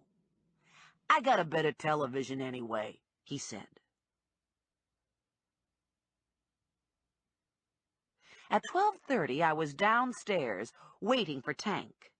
I'd taken a nap, and I was feeling halfway alert. I was dressed in black jeans, black T-shirt, Ranger Seals hat, and the black security jacket. At Ranger's request, I had my gun clipped to my belt, and my shoulder bag held the other essentials: stun gun, pepper spray, flashlight, and cuffs. The lot was eerie at this time of night. The seniors' cars were fast asleep, their hoods and roofs reflecting light from the halogen floods. The macadam looked mercurial. The neighborhood of small single-family houses behind my building was dark and quiet. Occasionally there was the whir of traffic on St. James. Headlights flashed at the corner, and a car turned into my lot. I had a moment of stomach-fluttering panic that this wasn't Tank, that this might be Benito Ramirez. I held my ground, thinking about the gun on my hip, telling myself I was cool, I was bad, I was a dangerous woman not to be messed with. Make my day, punk, I thought. Yeah, right. If it turned out to be Ramirez, I'd wet my pants and run screaming back into the building. The car was black and shiny, an SUV. It rolled to a stop in front of me, and the driver's side window slid down. Tank looked out. Ready to rock and roll? I took the seat beside him and buckled up. Do you expect a lot of rocking and rolling tonight? I expect none. Working this shift is like watching grass grow. That was a relief. I had a lot to think about, and I didn't especially want to see Tank in action. Even more, I didn't want to see myself in action. I don't suppose you know a bookie named Bunchy, do you? Bunchy? Nope, never heard of him. He local? Actually, I'm not sure. The ride across town was quiet. One vehicle was parked at the curb in front of the Sloane Street apartment building. It was another new black SUV. Tank parked behind it. Beyond the building on either side and across the street, cars lined the curb. One of the things we like to enforce is a no parking zone in front of the building, Tank said. Keeps things clean. The tenants have parking behind the building. Only security vehicles are allowed here at the door. And if someone wants to park here, we discourage it. Master of understatement. Two men were in the lobby. They were dressed in black, wearing the security jackets. One came forward when we approached and unlocked the door. Tank stepped in and looked around. Anything happening? Nothing. Been quiet all night. When was the last time you walked? 12. Tank nodded. The men gathered their belongings, a large thermos, a book, and a gym bag, and pushed through the lobby door. They stood for a moment on the street, taking it in, before climbing into their SUV and motoring off. A small table and two folding chairs had been placed against the far lobby wall, enabling the security team to watch both the door and the stairs. There were two walkie-talkies on the table. Tank locked the front door, took one of the walkie-talkies, and clipped it to his belt. I'm going to do a walkthrough. You stay here and keep your eye on things. Call me if anyone approaches the door. I sent him a salute. Snappy, he said. I like that. I sat in the folding chair and watched the door. No one approached. I watched the stairs. Nothing going on there either. I checked out my manicure. Not great. I looked at my watch. 2 minutes had gone by. 478 minutes more, and I could go home. Tank ambled down the stairs and took his seat. Everything's cool. Now what? Now we wait. For what? For nothing. 2 hours later, Tank was comfortably slouched in his chair, arms crossed, eyes slitted but vigilant, watching the door. His metabolism had dropped to reptilian. No rise and fall of his chest, no shifting of position. 250 pounds of security in suspended animation. I, on the other hand, had given up trying to keep from falling off my chair and was stretched out on the floor where I could doze without killing myself. I heard Tank's chair creak, heard him lean forward. I opened an eye. Time for another walk through? Tank was on his feet. Someone's at the door. I sat up to see, and bang! There was the loud discharge of a gun, and then the sound of glass shattering. Tank pitched back, hit the table, and crashed to the floor. The gunman rushed into the lobby, gun still in hand. It was the man Tank had thrown through the window, the occupant of apartment 3C. His eyes were wild, his face pale. "Drop the gun!" he yelled at me. "Drop the fucking gun!" I looked down, and sure enough, I was holding my gun. "You aren't going to shoot me, are you?" I asked, my voice sounding hollow in my head. He was wearing a long raincoat. He ripped the coat open and held it wide to show a bunch of packets duct-taped to his body. "You see this? These are explosives. You don't do what I say, and I'll blow us up." I heard a clunk and realized the gun had slipped from my fingers and fallen onto the floor. "I need to get into my apartment," he said. "I need to get in now." "It's locked. So get a key." "I don't have a key." "Jesus," he said. "So kick the damn door down." "Me? You see anyone else here?" I looked down at Tank. He wasn't moving. The raincoat guy waved his gun in the direction of the stairs. "Move!" I edged around him and took the stairs to the 3rd floor. I stood in front of the door to 3C and tried the handle. Locked, all right. "Kick it in," the raincoat guy said. I gave it a kick. "Christ, that's not a kick! Don't you know anything? Don't you watch television?" I took a couple steps back and hurled myself at the door. I hit sideways and bounced off. Nothing happened to the door. "That worked when Ranger did it," I said. The raincoat guy was sweating, and the gun was shaking in his hand. He turned to the door, aimed the gun with 2 hands, and squeezed the trigger twice. Wood splintered, and there was the sound of metal on metal. He kicked the door at lock height, and the door crashed open. He jumped in, hit the light switch, and looked everywhere at once. "What happened to my stuff?" "We cleaned the apartment." He ran into the bedroom and bathroom and back to the living room. He opened all the cabinet doors in the kitchen.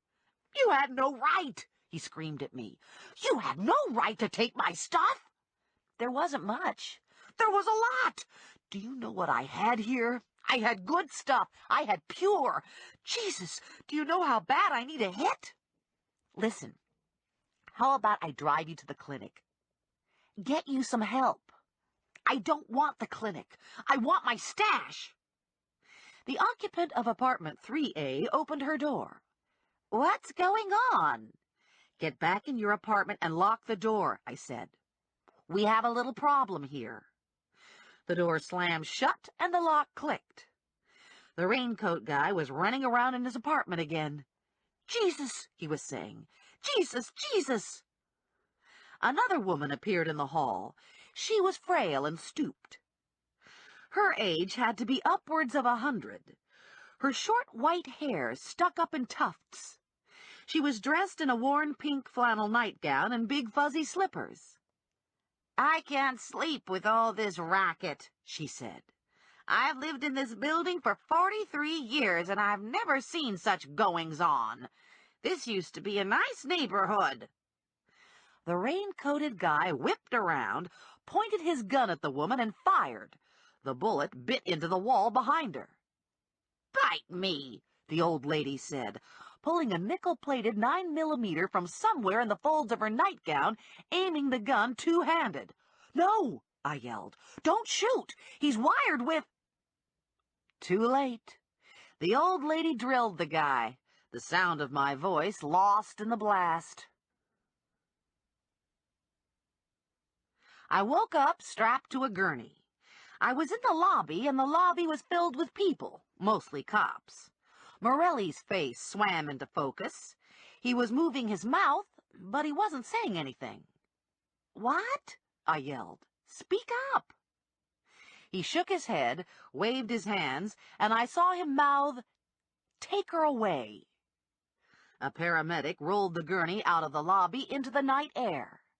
We clattered over the sidewalk, and then I felt myself lifted into the ambulance, the flashing strobes blinding against the black sky. "Hey, wait a minute," I said. "I'm fine. Let me up. Untie these straps." It was mid-morning when I was released from the hospital. I was dressed and pacing when Morelli strode into my room with my discharge papers. "They're letting you go," he said.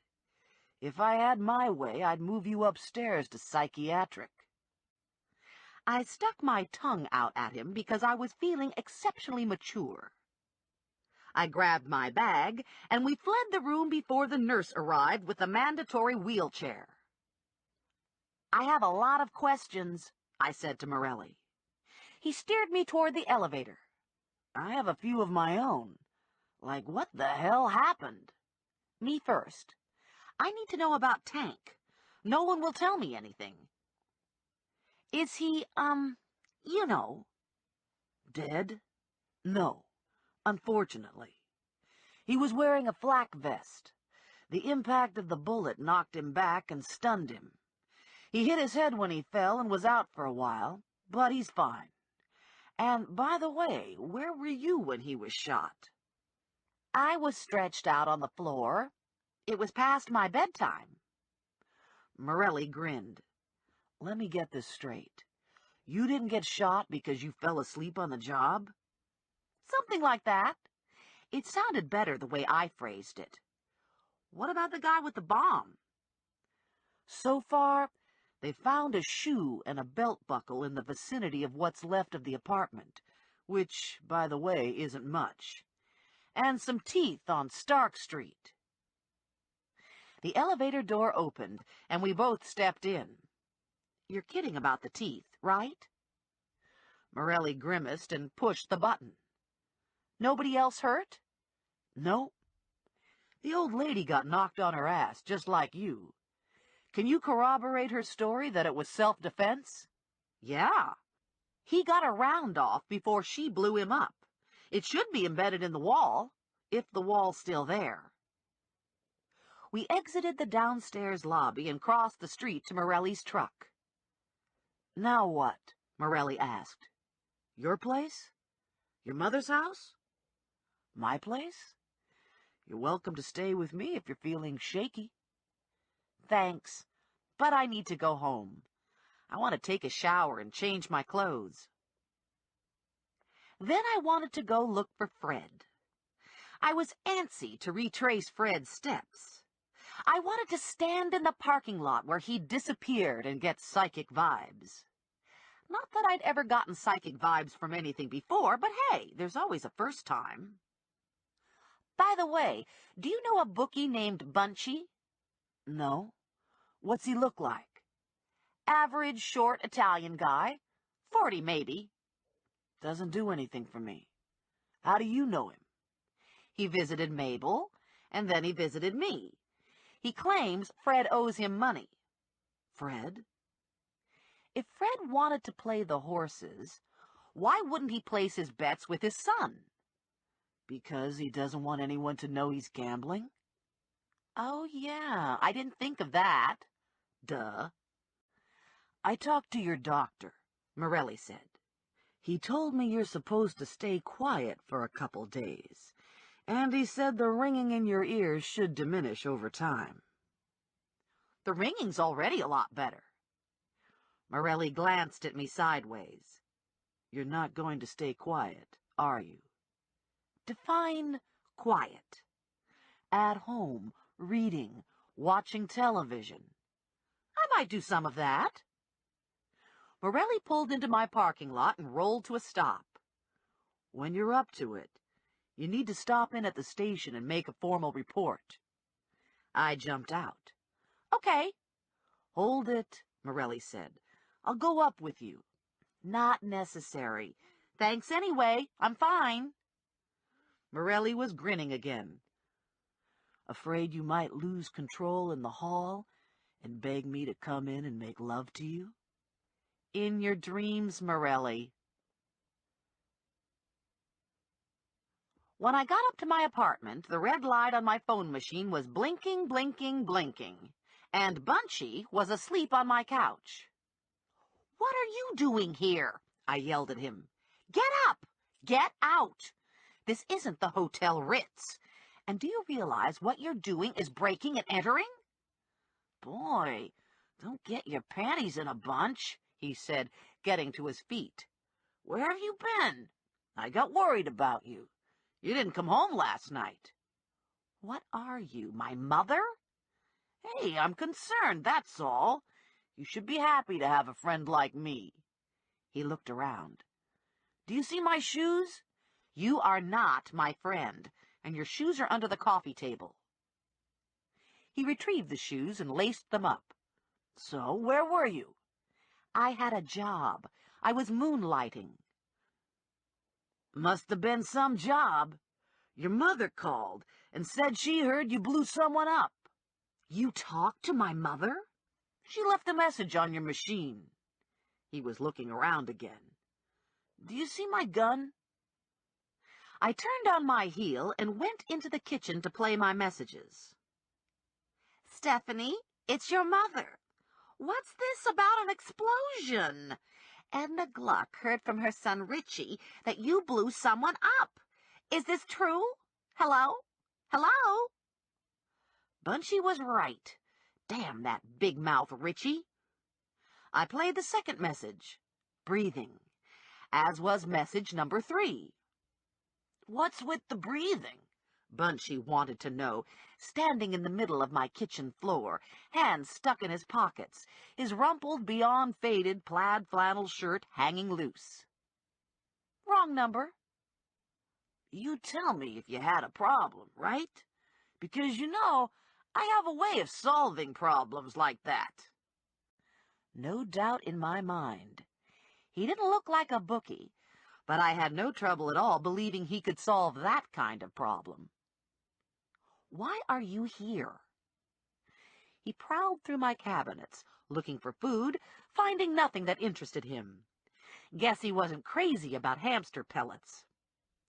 "I wanted to know if you found anything. Like, do you have clues or something?"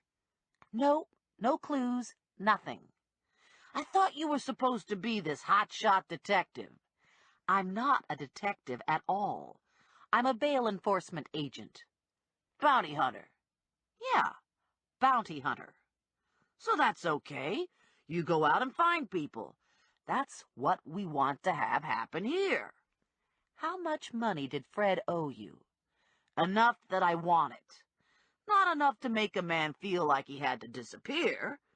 I'm a pretty nice guy, It isn't like I go around breaking people's knees 'cause they don't pay up. Well, okay, so sometimes I might break a knee, but it's not like it happens every day." I rolled my eyes. "You know what I think you should do?" Bunchy said. "I think you should go check at his bank. See if he's taken any money out. I can't do things like that on account of I look like I might break people's knees. But you're a pretty girl. You probably got a friend works in the bank. People would want to do a favor for you." "I'll think about it. Now go away." Bunchy ambled to the door.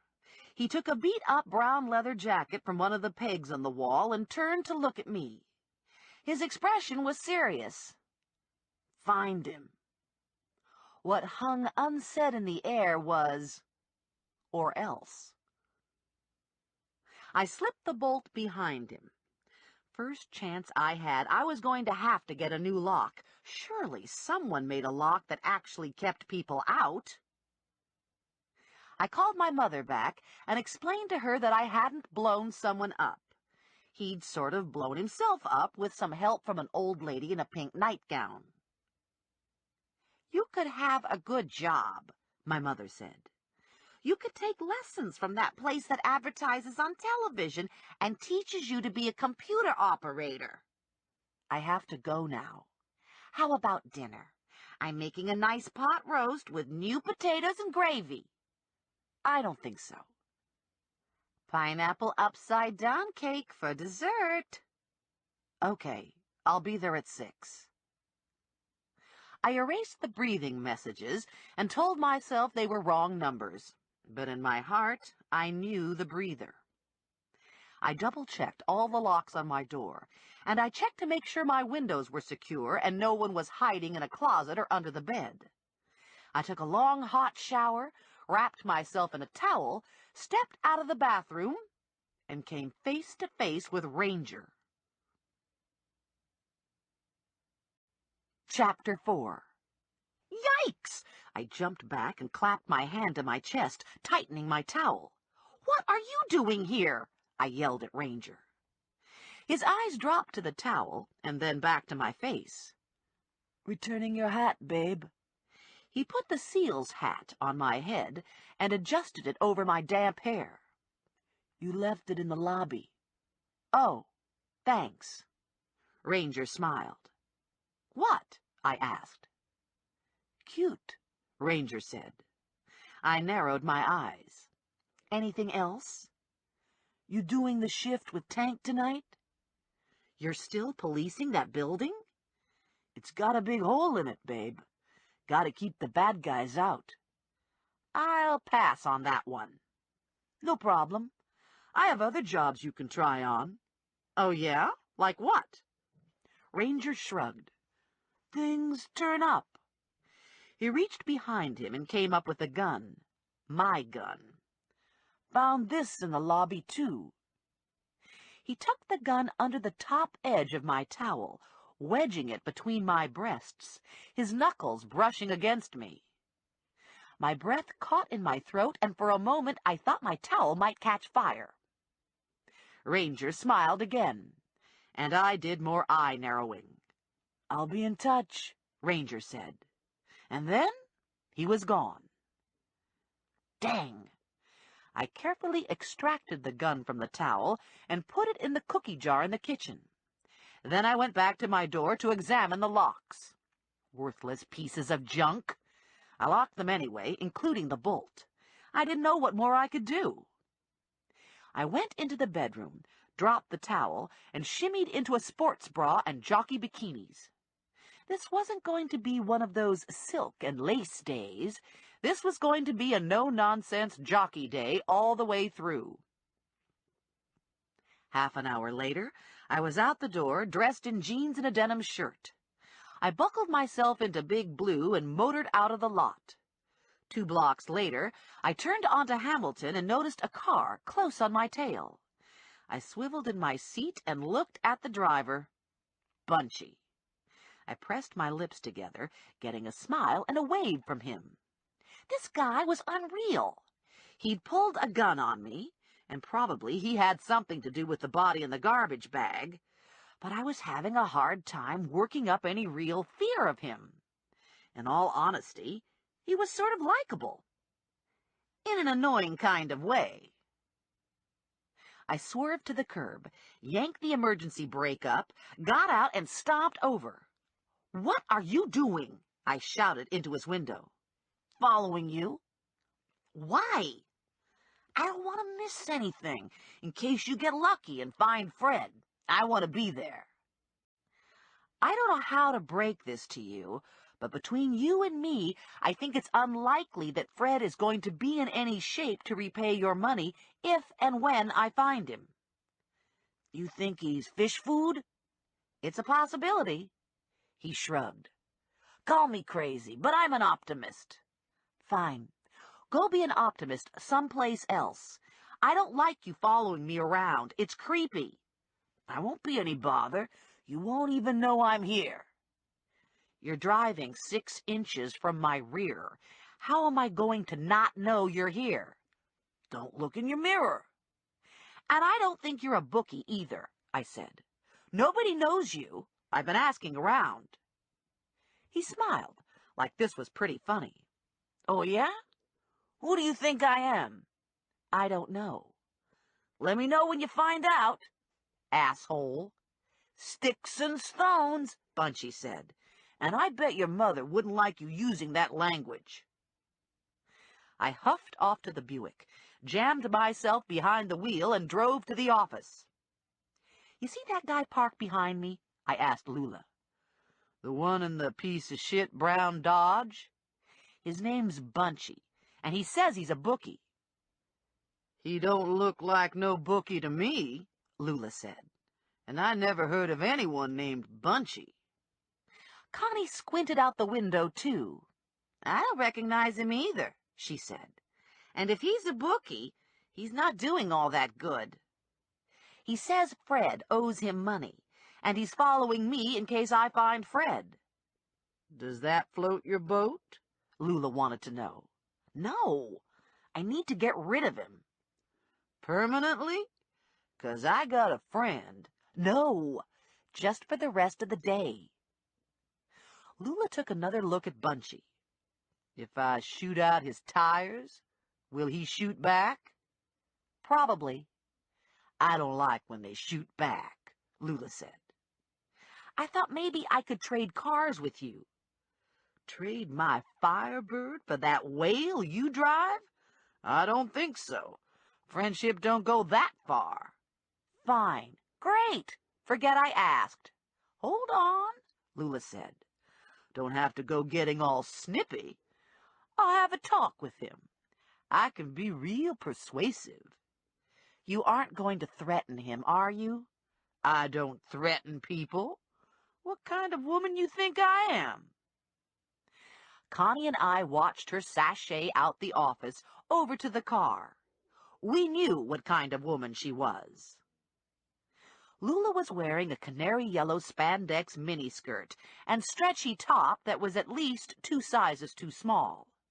Her hair was orange, her lipstick was bright pink, and her eyelids were gold glitter. We heard her say, "Hello, handsome," to Bunchy, and then she lowered her voice, and we couldn't hear any more. Maybe you should try to sneak away while Lula's got his attention, Connie said. Maybe you could roll the Buick back nice and easy, and he won't notice. I thought chances of Bunchy not noticing were pretty slim, but I was willing to try. I quickly walked to the car, snuck in on the curbside, and slid behind the wheel. I released the emergency brake, held my breath, and turned the key in the ignition. Vroom! A V8 does not sneak. Bunchy and Lula both turned to look at me. I saw Bunchy say something to Lula, and Lula, one-handed, grabbed Bunchy by the shirt front and yelled, "Go!" to me. "I got him," she said. "You can count on me." Bunchy slapped at her hand, and Lula squashed herself into the car window, with her big yellow ass hanging out, looking from the outside like Pooh Bear stuck in the rabbit hole. She had Bunchy by the neck, and when I drove by, I saw her plant a kiss square on his mouth.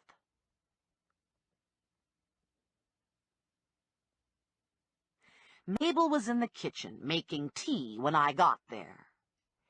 "Anything new in the investigation?" she asked. I talked to the man who was looking for Fred. He says he's Fred's bookie. Did you know Fred was gambling? No. She paused with the tea bag in her hand. Gambling, she said, testing the word.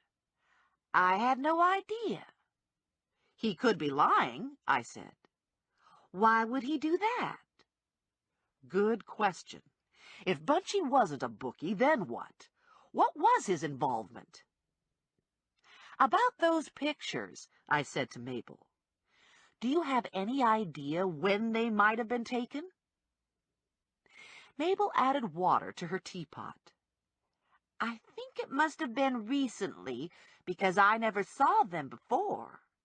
I don't go into Fred's desk all the time, but every now and then I need something, and I never saw any pictures. Fred doesn't take pictures. Years ago, when the kids were little, we used to take pictures. Now Ronald and Walter bring us pictures of the grandchildren. We don't even own a camera anymore.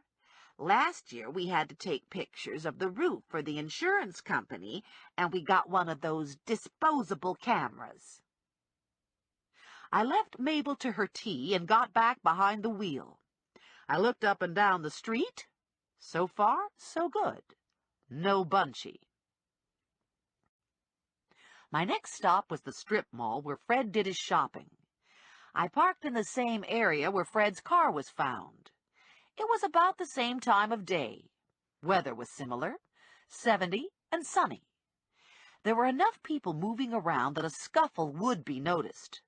A man walking around dazed would probably be noticed too, but I didn't think that's what I was looking for.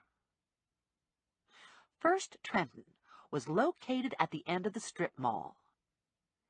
It was a branch office with a drive-through window outside and full-service banking inside. Leona Freeman was a teller at First Trenton. She was a second cousin on my mother's side, a couple years older than me, and had a head start on the family thing with 4 kids, 2 dogs, and a nice husband. Business was slow when I walked in, and Leona waved at me from behind the counter. "Stephanie!" "Hey, Leona, how's it going?" "Pretty good. What's with you? You want some money?" "I got a lot." I grinned. "Bank joke," Leona said. "Did you hear about Fred going missing?" "I heard. He was in here right before it happened." "Did you see him?" "Yeah, sure. He got money from the machine, and then he went to see Shemsky." Leona and I went to school with Alan Shemsky. He was an okay guy who'd worked his way up the ladder and was now a VP. And this was a new development. No one had said anything about Fred going to see Shemsky. What did Fred want with Alan? Leona shrugged. "Don't know. He was in there talking to Alan for about 10 minutes. He didn't stop to say hello or anything when he came out. Fred was like that, not the most sociable person." Shemsky had a small private office tucked between 2 other small private offices. His door was open, so I stuck my head in. "Knock, knock," I said. Alan Shemsky looked at me blank-faced for a moment, and then I saw recognition kick in. "Sorry," he said. "My mind was someplace else. What can I do for you?" "I'm looking for my Uncle Fred. I understand he talked to you just before he disappeared." "Yeah, he was thinking of taking out a loan." "A loan? What kind of a loan?" "Personal." "He say what he needed the money for?" "No. Wanted to know what interest rates were and how long would it take. That sort of thing. Preliminary stuff. No paperwork or anything.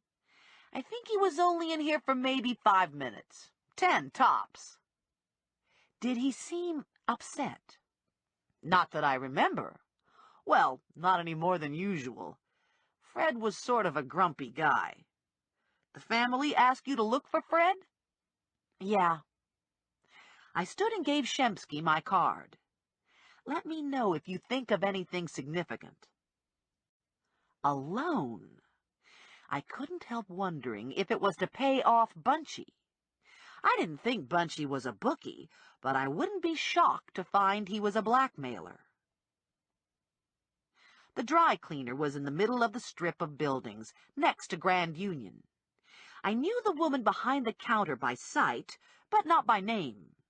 I brought my clothes here, too, sometimes. She remembered Fred, but not much else. He'd picked up his clothes, and that was it. No conversation. They'd been busy at the time. She hadn't paid a lot of attention to Fred. I went back to the Buick and stood there, looking around, trying to imagine what might have happened. Fred had parked in front of Grand Union, anticipating that he'd have groceries to carry. He'd laid the cleaning neatly on the back seat, then closed and locked the car. Then what? Then he disappeared. The mall opened to a 4-lane highway on one side. Behind the mall was an apartment complex and the neighborhood of single-family houses where I'd searched for Fred. The RGC office was down by the river, on the other side of Broad.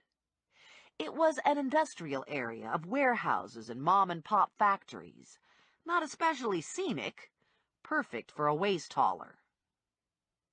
I eased into traffic and pointed Big Blue's nose west. 10 minutes and 7 lights later, I rolled down Water Street, squinting at the somber brick buildings, looking for numbers. The road was cracked and pocked with potholes. Parking lots associated with businesses were ringed by chain-link fence.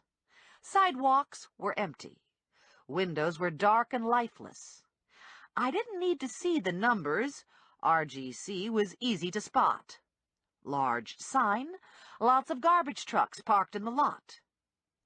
There were 5 visitor slots next to the building. They were all empty.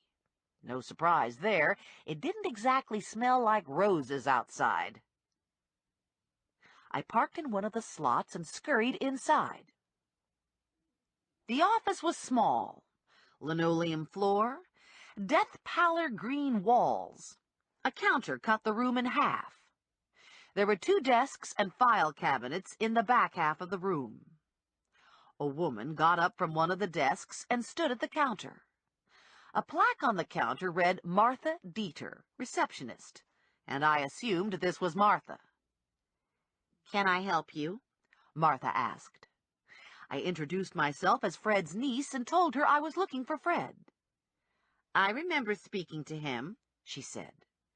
"He went home to get his canceled check and never returned. It never occurred to me that something might have happened to him. I just assumed he'd given up. We get a lot of people in here trying to get something for nothing." "Go figure." "Exactly. That's why I sent him home for the check. The old ones are the worst. They're all on fixed incomes. They'll say anything to hang on to $1. There was a man sitting at the second desk. He got up and moved next to Martha. "Perhaps I can be of assistance here. I'm the bookkeeper, and I'm afraid this is my problem. Truth is, this has happened before. It's the computer. We just can't get it to recognize certain customers." Martha tapped a finger on the counter. "It's not the computer. There are people out there who'll take advantage. People think it's okay to gyp big business." The man gave me a tight smile and extended his hand. "Larry Lipinski. I'll make sure the account is set straight." Martha didn't look happy.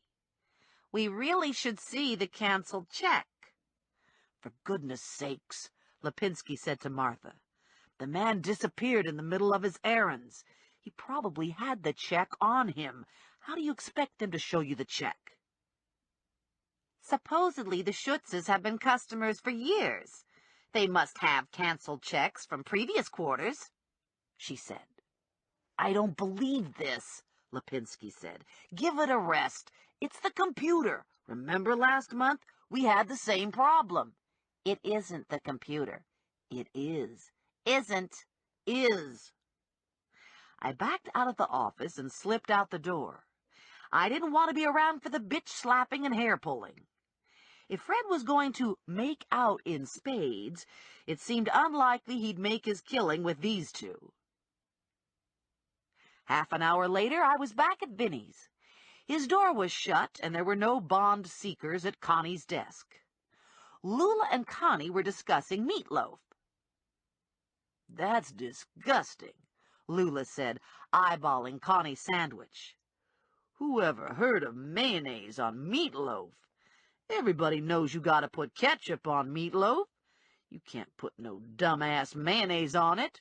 What is that? Some Italian thing?" Connie gave Lula a stiff middle finger. "This is an Italian thing," she said. I snitched a corn chip from the bag on Connie's desk. "So, what happened?" I asked Lula. You and Bunchy going steady now? He's not such a bad kisser, Lula said. He had a hard time giving it his full attention at first, but after a while I think he was into it. I'm going after Briggs, I said. You want to ride shotgun? Sure, Lula said, pulling a sweatshirt over her head. Better than sitting around here. It's damn boring in here today. She had keys in her hand. And I'm driving. You have a pipsqueak sound system in that Buick, and I need Dolby. I need mood music. I gotta get myself ready to kick some butt. We're not kicking butt, we're finessing. I could do that too, Lula said. I followed Lula out the door to her car. We buckled ourselves in, the CD player clicked on, and the bass almost lifted us off the ground. So, what's the plan? Lula asked, pulling into Briggs' parking lot. We need a plan. The plan is that we knock on his door and lie. I could get into that, Lula said. I like to lie. I could lie your ass off. We crossed the lot and took the stairs. The hall was empty, and there was no noise coming from Briggs' apartment. I flattened against the wall, out of sight, and Lula knocked twice on Briggs' door. How's this? She asked. I look okay?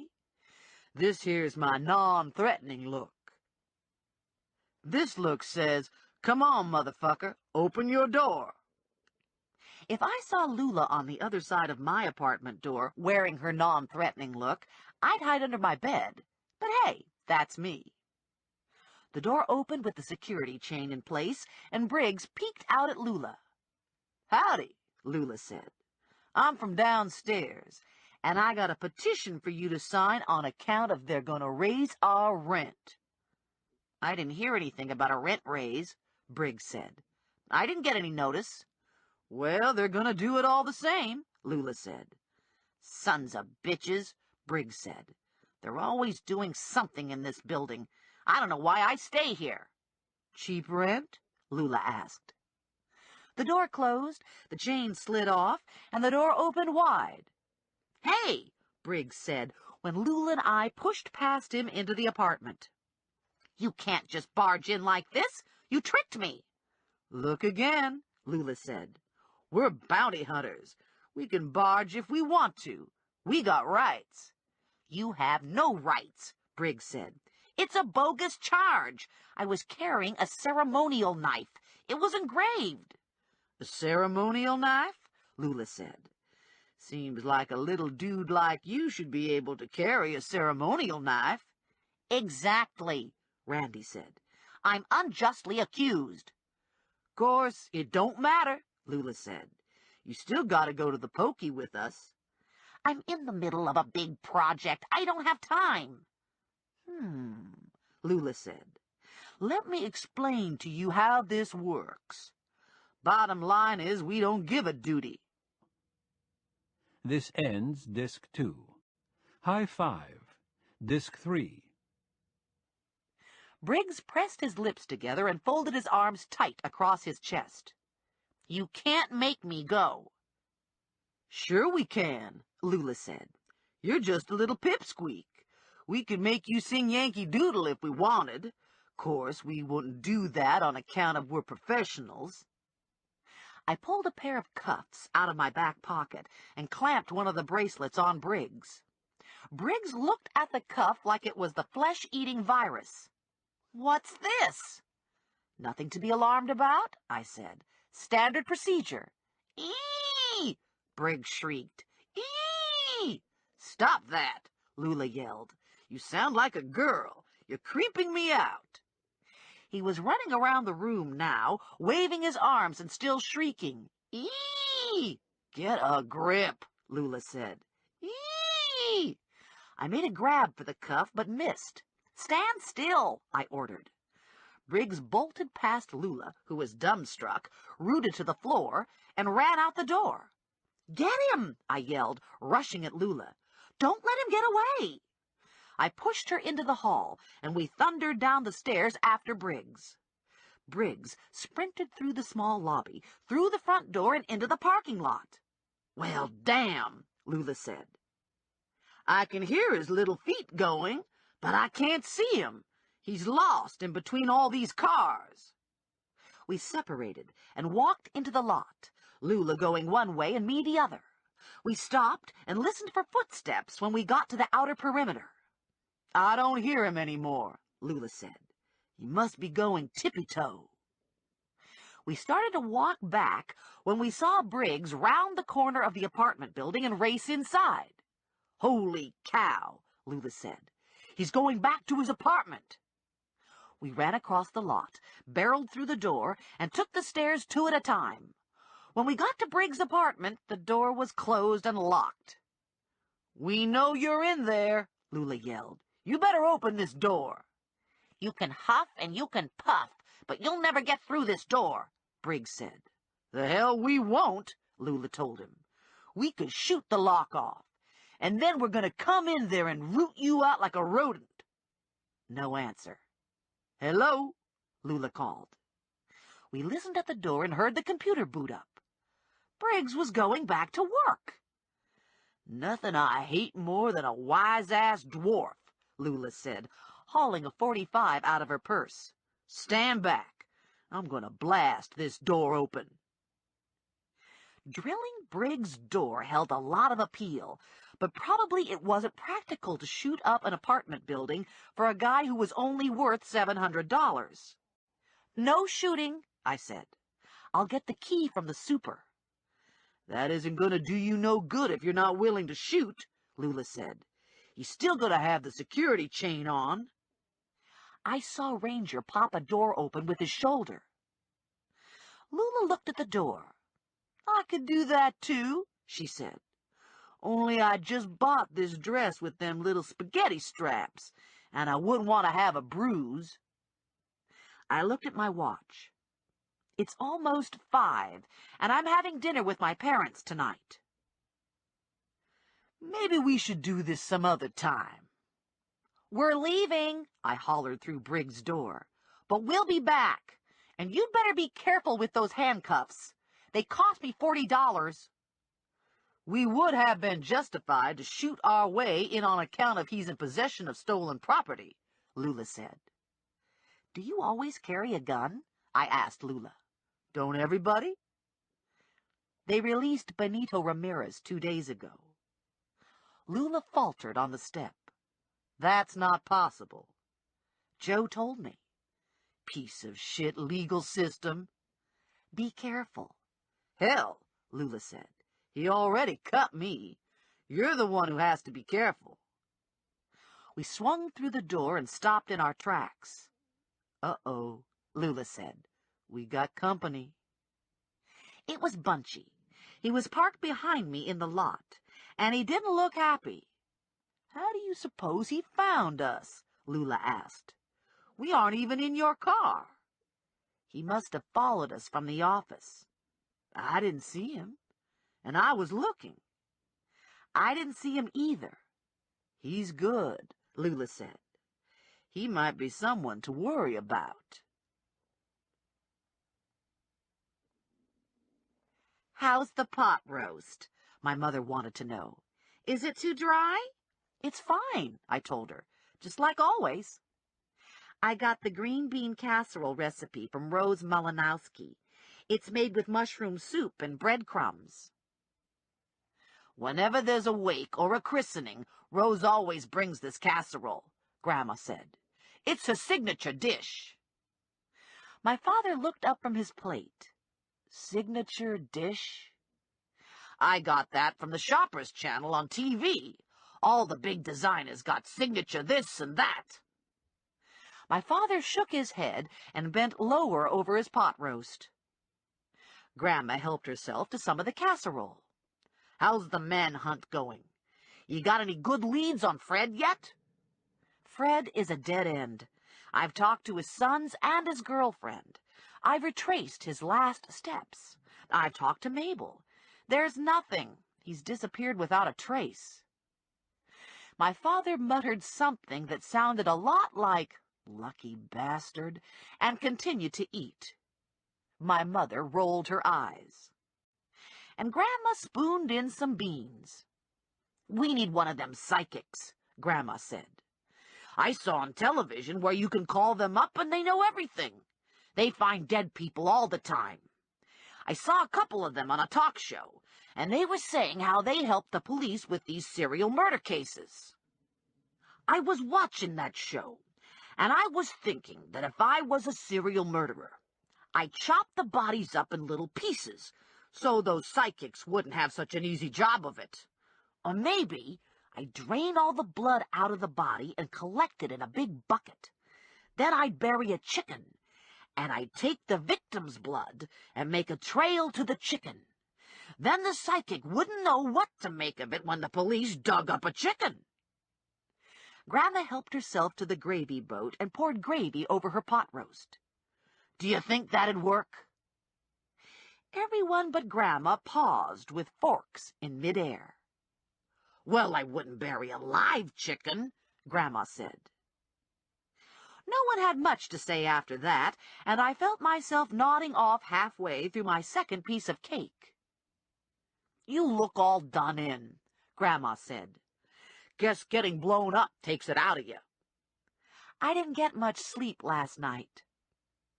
"Maybe you want to take a nap while your grandmother and I clean up," my mother said. "You can use the guest room." Ordinarily, I'd excuse myself and go home early, but tonight Bunchy was sitting across the street 2 houses down in the Dodge, so leaving early didn't appeal to me. What appealed to me was to make Bunchy's night as long as possible. My parents have 3 bedrooms.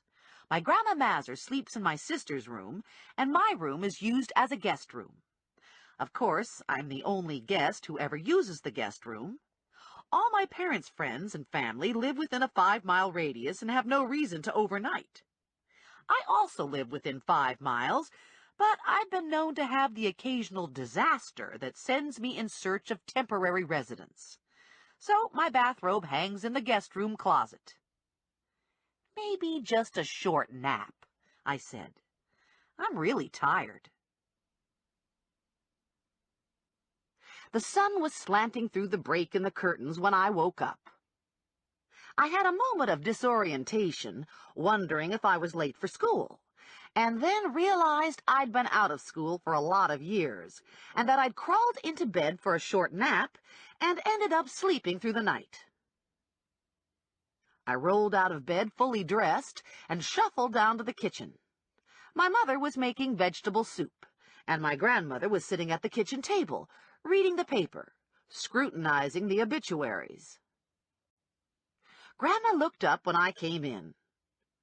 "Weren't you at the garbage company yesterday, checking on Fred?" I poured myself a cup of coffee and sat across from her. "Yep." "It says here this woman, Martha Dieter, who was the receptionist at RGC, was shot to death last night. Says they found her in the parking lot of her apartment building." Grandma slid the paper over to me. "Got a picture of her and everything." I stared goggle-eyed at the picture. It was Martha, all right. With the way she was going at it with her office mate, I'd expected she might have fingerprint marks on her neck. A bullet in the brain never occurred to me. "Says she's being laid out at Steva's tomorrow night," Grandma said. "We should go on account of it was our garbage company." The Catholic Church only held bingo parties twice a week, so Grandma and her friends enlarged their social life by attending viewings. "No suspects," I said, reading the article. "The police think it was robbery. Her purse was missing."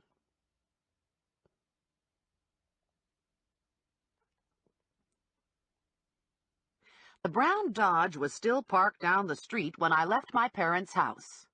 Bunchy was asleep behind the wheel, his head back, mouth open.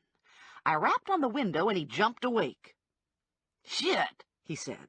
"What time is it?" "Were you here all night?" "Sure looks like it." Looked like it to me, too.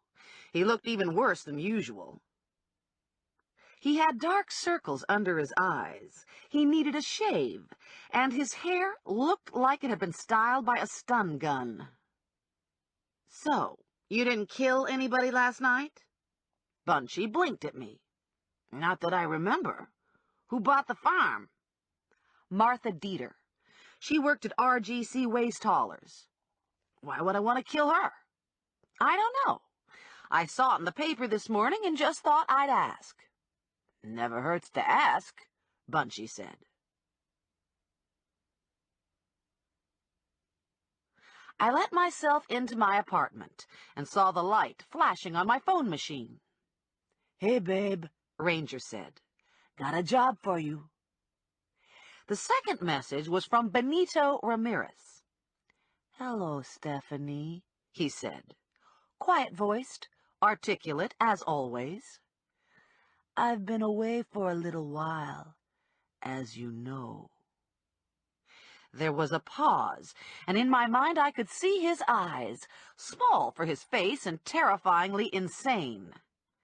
"I came by to see you, but you weren't at home. That's okay. I'll try some other time." He gave a small, girlish giggle and then disconnected. I erased Ranger's message and saved Ramirez's. Probably I should have a restraining order issued. Ordinarily, I didn't hold much stock in restraining orders, but in this case, if Ramirez continued to harass me, I might be able to get his parole revoked. I connected with Ranger on his car phone. "What's the job?" I asked. "Chauffeur. I have a young sheik flying into Newark at 5. "He carrying drugs? Delivering guns?" "Negative. He's visiting relatives in Bucks County. Long weekend. Probably he won't even blow himself up." "What's the catch?" "No catch. You wear a black suit and white shirt. You meet him at the gate and escort him safely to his destination." "I guess that sounds okay." "You'll be driving a town car. You can pick it up at the garage on 3rd and Marshall. Be there at 3 o'clock and talk to Eddie." "Anything else?" "Make sure you're dressed." "You mean the suit?" "I mean the gun. Oh." I disconnected and went back to Fred's photos. I spread the color copies out on the table just as I did the first time. 2 of the pictures were of the bag all tied up. I was guessing that was how Fred found it. He took a couple pictures, then he opened the bag. The big question was, did he know what was inside before he opened it, or was it a surprise? I went upstairs to Mrs. Bestseller, who had failing eyesight, and borrowed a magnifying glass. I returned to my apartment, took the pages closer to the window, and looked at them with the glass. The glass wasn't much help, but I was almost sure it was a woman. Short, dark hair. No jewelry on her right hand. There seemed to be newspapers crumpled into the bag with her. A crime lab might be able to pick something out to help date the photo. The bag with the woman was sitting with other bags. I could count 4. They were on asphalt. Garbage stacked outside a business, maybe. A business too small to need a dumpster. Lots of those around. Or it could be a driveway belonging to a family who made tons of garbage. Part of a building was visible in the background. Hard to tell what it was. It was out of focus and in shade. A stucco wall was my best guess. That was all the pictures were going to offer up to me. I took a shower, scrounged for lunch, and set off to talk to Mabel. Chapter 5. I left my building with more caution than usual, keeping my eyes open for Ramirez. I reached the Buick and was almost disappointed not to have been accosted. On the one hand, it'd be good to get the confrontation over with. On the other hand, I didn't want to think about the other hand. Bunchy wasn't there either. I had mixed feelings about this, too. Bunchy was a pain in the behind, and I had no idea who he was, but I thought he might be good to have around if Ramirez attacked me. Better Bunchy than Ramirez. I don't know why I felt like that. For all I knew, Bunchy was the butcher. I chugged out of the lot and drove on autopilot to Mabel's house, trying to prioritize projects. I had to neutralize Ramirez, get to the bottom of the Fred thing, chauffeur some chic, and I felt uncomfortable about the dead garbage lady. Not to mention, I needed shoes for Saturday night. I lined everything up in my mind. The shoes were, hands down, top priority. Okay, so sometimes I wasn't the world's greatest bounty hunter. I wasn't a fabulous cook. I didn't have a boyfriend, much less a husband, and I wasn't a big financial success. I could live with all those failings as long as I knew that once in a while I looked really hot. And Saturday night, I was going to look hot, so I needed shoes and a new dress. Mabel was standing at the door when I drove up. Still on the lookout for Fred, I guess. "I'm so glad you're here," she said, ushering me into the house. "I don't know what to think." As if I could help her in that department. Sometimes I expect Fred to walk in the door just like always, and then other times I know he'll never be back.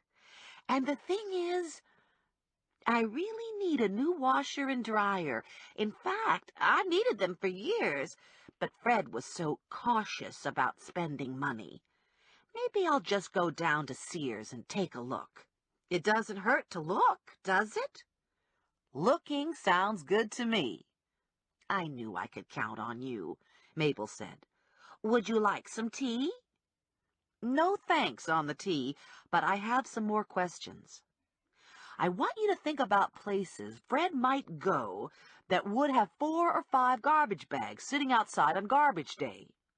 The bags would be sitting on asphalt, and there might be a light-colored stucco wall behind them. This is about those photographs, isn't it? Let me think. Fred had a routine, you know. When he retired 2 years ago, he took over the errands. In the beginning, we did the marketing together, but it was too stressful. So I started staying home and watching my television shows in the afternoon, and Fred took over the errands. He went to the Grand Union every day, and sometimes he'd go to Giovacchini's meat market. He didn't go there too often because he thought Giovacchini gypped him on the meat scale. He only went there if he wanted kielbasa. Once in a while, he'd splurge on Giovacchini's olive loaf. Did he go to Giovacchini's last week? Not that I know of. The only thing different about last week was that he went out in the morning to the garbage company. He didn't usually go out in the morning, but he was really in a state over that missed day. Did he ever go out at night? We went to the seniors club on Thursdays to play cards. And we went to special events sometimes, like the Christmas party. We were standing in front of the living room window, talking, when the RGC garbage truck rumbled up the street, bypassed Mabel's house, and stopped next door. Mabel blinked in disbelief. "They didn't take my garbage," she said. "It's right out there on the curb, and they didn't take it." She threw the door open and trotted out to the sidewalk, but the truck was gone. "How could they do this?" she wailed. "What am I going to do with my garbage?" I went to the Yellow Pages, found the number for RGC, and dialed the number. Larry Lipinski answered the phone. "Larry," I said, "this is Stephanie Plum. Remember me?" "Sure," Larry said, "but I'm a little busy right now." I read about Martha. "Yeah, Martha. What's on your mind?" "My aunt's garbage. The thing is, Larry, the truck went right by her house just now and didn't pick up her garbage." There was a big sigh. That's because she didn't pay her bill. There's no record of payment. We went all through that yesterday. You said you'd take care of it. Look, lady, I tried, okay? But there's no record of payment, and frankly, I'm thinking Martha was right, and you and your aunt are trying to gyp us. Listen, Larry. Larry disconnected. You dumb fuck! I yelled at the phone. Aunt Mabel looked shocked. Sorry, I said. I got carried away. I went down to the cellar, got the canceled RGC check off Fred's desk, and dropped it into my shoulder bag. I'll take care of this tomorrow, I said. I'd do it today, but I don't have time. Mabel was wringing her hands. That garbage is going to smell if I leave it sitting out there in the sun, she said. What will the neighbors think? I did some mental head-banging. No problem. Don't worry about it. She gave me a tremulous smile. I said goodbye, marched to the curb, extracted Mabel's nicely tied-up plastic garbage bag from her container, and stuffed it into the trunk of my car.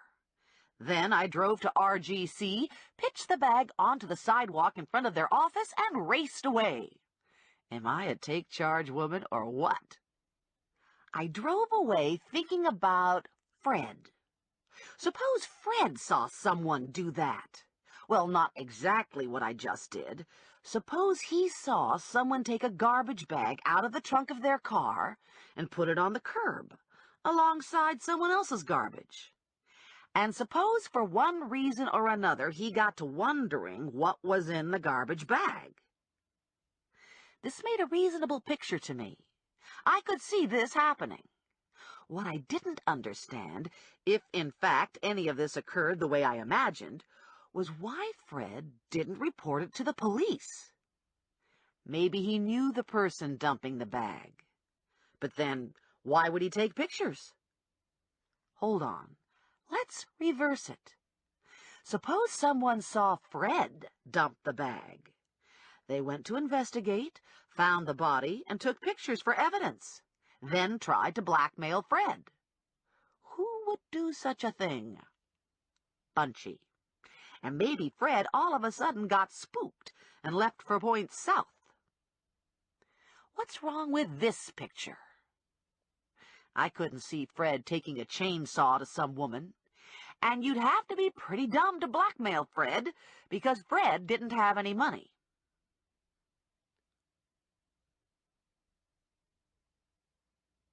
The skirt to my black suit hit 2 inches above my knee. The jacket sat high on my hip bone. My stretchy white jersey tucked into the skirt. I was wearing sheer, barely black pantyhose and black heels. My .38 was in my black leather shoulder bag, and for this special occasion, I'd taken the time to put some bullets in the stupid thing, just in case rangers showed up and gave me a pop quiz. Bunchy was in the parking lot, parked behind my Buick. Going to a funeral? I have a job, chauffeuring a sheik from Newark. It's going to take me out of town for the rest of the afternoon, and I'm worried about Mabel. Since you like to sit around and do nothing, I thought you might sit around and do nothing across from Mabel's house. Give him something to do, I thought. Keep the guy busy. You want me to protect the people I'm squeezing? Yeah.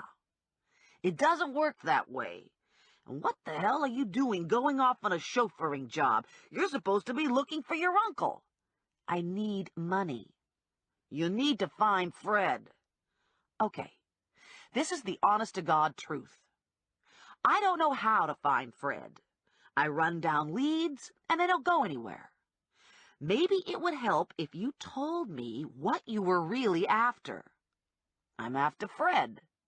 Why? You better get going, Bunchy said. You're going to be late. The garage at 3rd and Marshall didn't have a name. It was probably listed under something in the phone book, but on the outside of the building there was nothing. Just a red brick building with a paved parking lot, enclosed by chain-link fencing. There were 3 bays in the side of the building, opening out to the lot. The bay doors were open, and men worked on cars in each of the bays. A white stretch limo and 2 black town cars were parked in the lot. I pulled the Buick into a slot next to one of the town cars, locked the Buick, and dropped the keys into my shoulder bag. A guy who looked like Antonio Banderas on an off day sauntered over to me. "Nice car," he said, eyeing the Buick. "Man, they don't make cars like this anymore." He ran a hand over the back fender. "Cherry. Real cherry." "Uh-huh." The cherry car got 4 miles to a gallon and cornered like a refrigerator. Not to mention, it was all wrong for my self-image. My self-image called for fast and sleek and black, not bulbous and powder blue. Red would be okay, too. And I needed a sunroof, and a good sound system, and leather seats. "Earth to babe," Banderas said. I dragged myself back to the moment. "You know where I can find Eddie?" "You're looking at him, Cookie. I'm Eddie." I extended my hand. "Stephanie Plum. Ranger sent me." "I got a car ready and waiting." He rounded the nearest town car, opened the driver's side door, and took a large white envelope from behind the visor. "Here's everything you need. The keys are in the ignition. The car's gassed up."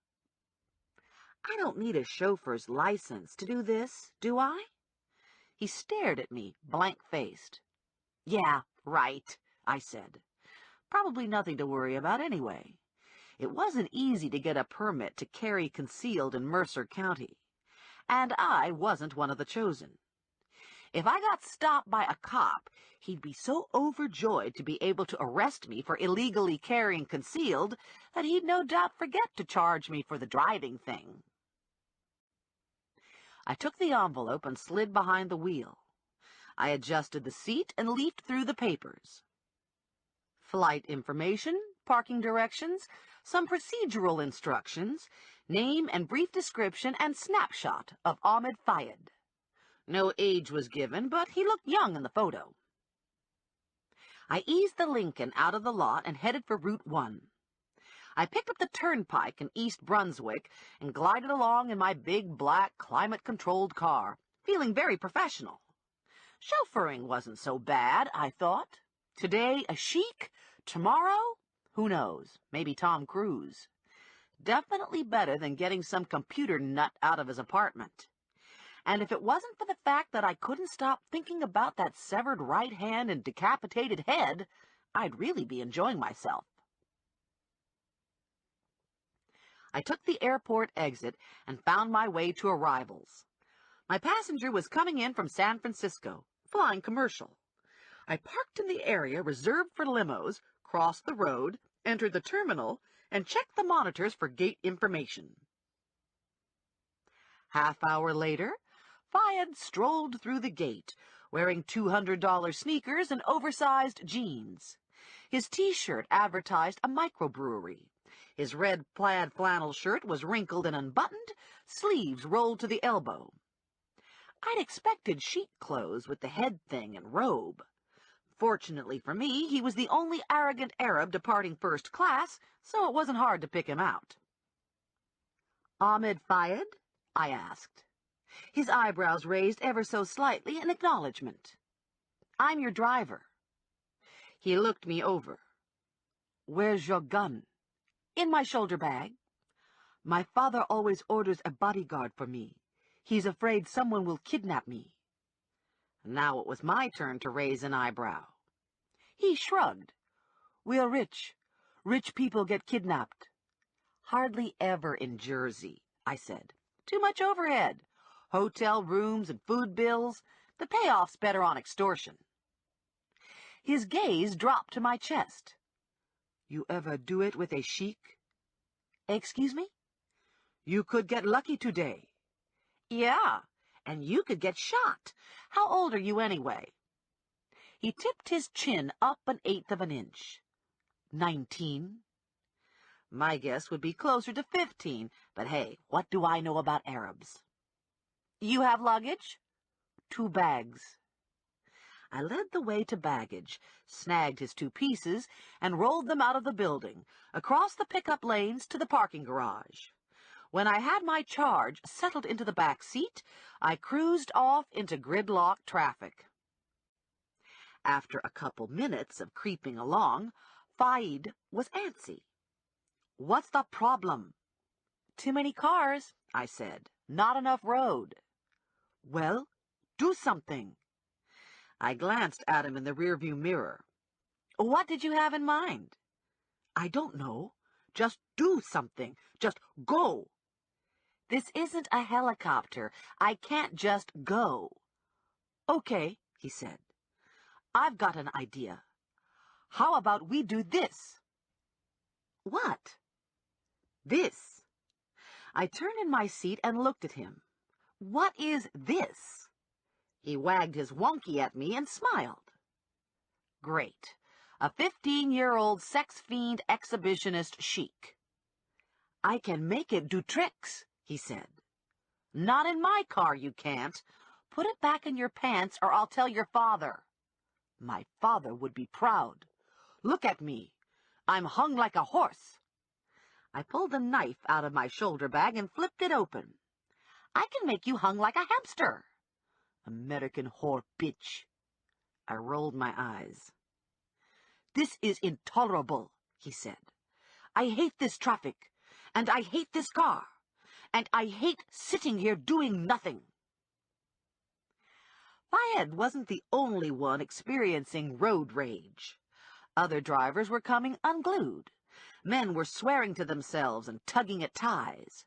Fingers drummed impatiently on steering wheels. Someone behind me leaned on his horn. "I'll give you $100 if you let me drive," Fayed said. "No."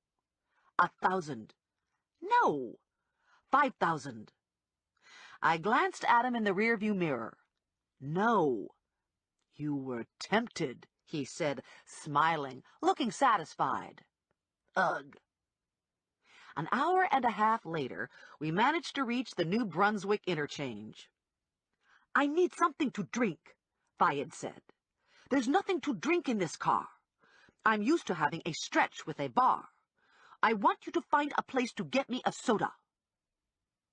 I wasn't sure if this was limo protocol, but I figured, what the hell, it was his nickel. I picked up Route 1 and looked for fast food. Not much of a challenge. The first thing that came up was a McDonald's.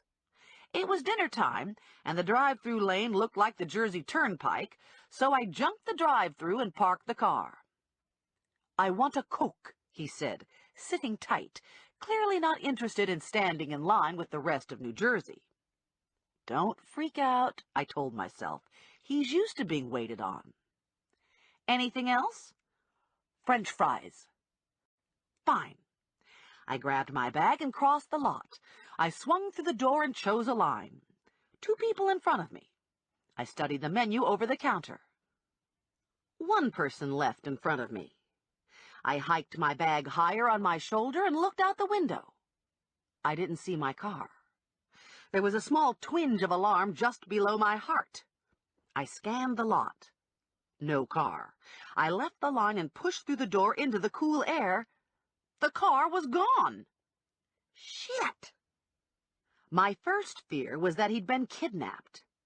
I'd been hired as a chauffeur and bodyguard for the sheik, and the sheik had been kidnapped. The fear was short-lived. No one would want this rotten kid. Face it, Stephanie, that little snot took the car. I had 2 choices. I could call the police, or I could call Ranger. I tried Ranger first. "Bad news," I said. "I sort of lost the sheik." "Where did you lose him?" "North Brunswick. He sent me into a McDonald's for a soda, and next thing I knew, he was gone." "Where are you now?" "I'm still at the McDonald's." "Where else would I be?" "Don't move. I'll get back to you." The connection was severed. "When?" I asked the dead phone. "When?" 10 minutes later, the phone rang. "No problem," Ranger said. "Found the sheik." "How'd you find him?" "I called the car phone." Was he kidnapped? Impatient. Said he got tired of waiting for you. That little jerk-off! Several people stopped in their tracks and stared. I lowered my voice and turned, facing the phone. Sorry, I got carried away, I said to Ranger. Understandable, babe. He's got my jacket. Bones will get it when he gets the car. You need a ride home? I can call Lula. You should have taken me with, Lula said. This wouldn't have happened if you hadn't hauled your skinny ass off on your own. It seemed like such an easy job. Pick up a kid and drive him somewhere. Look at this, Lula said. We're passing by the mall. I bet some shopping would cheer you right up. I do need shoes. See, Lula said. There's a reason for everything. God meant for you to shop tonight. We entered the mall through Macy's and blasted into the shoe department first thing. Hold on here, Lula said. Look at these shoes. She pulled a pair of black satin shoes off the display. They had pointy toes and 4-inch heels and a slim ankle strap. These are hot shoes, Lula said. I had to agree. The shoes were hot. I got my size from the salesperson and tried the shoes on. Those shoes are you, Lula said. You gotta get those shoes. We'll take these shoes, Lula said to the sales clerk. Wrap 'em up. 10 minutes later, Lula was pulling dresses off the rack. Yow, Lula said. Hold the phone, here it is. The dress she was holding was barely there. It was a shimmery black scrap of miracle fiber with a low-cut neck and a short skirt. This is a genuine hard-on dress, Lula said. I suspected she was right. I looked at the price tag and sucked in some air. I can't afford this. You gotta at least try it on, Lula said. Maybe it won't fit so good, and then you'll feel better about not being able to buy it. It seemed like sound reasoning, so I dragged myself off to the dressing room. I did a fast computation of money left on my credit card and winced. If I caught Randy Briggs, and I ate all my meals for the next month at my mother's house, and I did my own nails for the wedding, I could almost afford the dress. Damn Skippy, Lula said when I tottered out of the dressing room in the black shoes and black dress. Holy shit! I checked myself out in the mirror. It was definitely a damn Skippy holy shit outfit. And if I could lose 5 pounds in the next 2 days, the dress would fit. Okay, I said. I'll take it. We need some French fries to celebrate with, Lula said after I bought the dress. My treat. I can't have French fries. Another ounce and I won't get into the dress. French fries are vegetable, Lula said. They don't count when it comes to fat. And besides, we'll have to walk all the way down the mall to get to the food court, so we'll get exercise. In fact, probably we'll be so weak from all that walking by the time we get there, we'll have to have a piece of crispy fried chicken along with the French fries. It was dark when we left the mall. I had the button open on my skirt to accommodate the fried chicken and French fries, and I was having a panic attack over my new clothes. Look at this, Lula said, sidling up to her Firebird. Somebody left us a note. Better not be that someone put a ding in my car. I hate when that happens. I looked over her shoulder to read the note. I saw you in the mall, the note said. You shouldn't tempt men by wearing dresses like that. Guess this is for you, Lula said, on account of I wasn't wearing no dress. I did a quick scan of the lot. Unlock the car and let's get out of here, I said to Lula. It's just some pervert note, Lula said. Yeah, but it was written by someone who knew where our car was parked. Could have been someone who saw us when we first got here. Some little runt waiting for his wife to come out of Macy's. Or it could have been written by someone who tailed me out of Trenton. And I didn't think that someone was Bunchy. I'd been alert for Bunchy's car, and besides, I was pretty sure Bunchy would watch Mabel, like I asked. Lula and I looked at each other and shared the same thought. Ramirez. We quickly jumped into the Firebird and locked the doors. Probably it wasn't him, Lula said.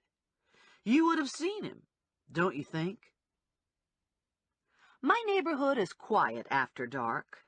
All the seniors are tucked away in their apartments by then, settled in for the night, watching reruns of Seinfeld and cop bloopers. Lula dropped me off at the back door to my building at a little after 9, and, true to form, not a creature was stirring. We looked for headlights and listened for footfalls and car engines and came up empty. I'll wait until you get in the building, Lula said. I'll be fine. Sure, I know that. I took the stairs, hoping they'd help out with the chicken and fries. When I'm scared, it's always a toss-up between the elevator and the stairs. I feel more in control on the stairs, but the stairwell feels isolating. And I know when the fire doors are closed, sound doesn't carry. I had a sense of relief when I reached my floor and there was no Ramirez. I let myself into my apartment and called hello to Rex. I dropped my shopping bags on the kitchen counter, kicked my shoes off, and stripped out of the pantyhose. I did a fast room-by-room check, and no large men turned up there either. Phew! I returned to the kitchen to listen to my phone messages and shrieked when someone knocked at my door. I squinted out the peephole with my hand over my heart. Ranger. "You never knock," I said, opening the door. "I always knock. You never answer." He handed me my jacket. "The little sheik said you weren't any fun." Scratch chauffeuring off the list. Ranger studied me for a moment. "Do you want me to shoot him?" "No," but it was a tempting idea. He glanced down at the shoes and pantyhose on the floor. "Am I interrupting something?" "No, I just got home. Lula and I went shopping." "Recreational therapy?" "Yeah, but I also needed a new dress." I held the dress up for him to see. "Lula sort of talked me into this. What do you think?" Ranger's eyes darkened, and his mouth tightened into a small smile. My face got warm, and the dress slipped from my fingers and fell to the floor. Ranger picked the dress up and handed it to me. "Okay," I said, blowing a strand of hair off my forehead. "Guess I know what you think of the dress." "If you knew, you wouldn't be standing here," Ranger said. "If you knew, you'd have yourself barricaded in the bedroom with your gun in your hand." Gulp. Ranger's attention strayed to the note on the counter. "Someone else shares my opinion of the dress." The note was left on the windshield of Lula's Firebird. We found it when we came out of the mall. "You know who wrote it?" "I have a couple ideas." "You want to share them with me?" "Could just be some guy who saw me at the mall." Or it could be Ramirez." "You have reason to think it's Ramirez?" "Touching it makes my skin crawl."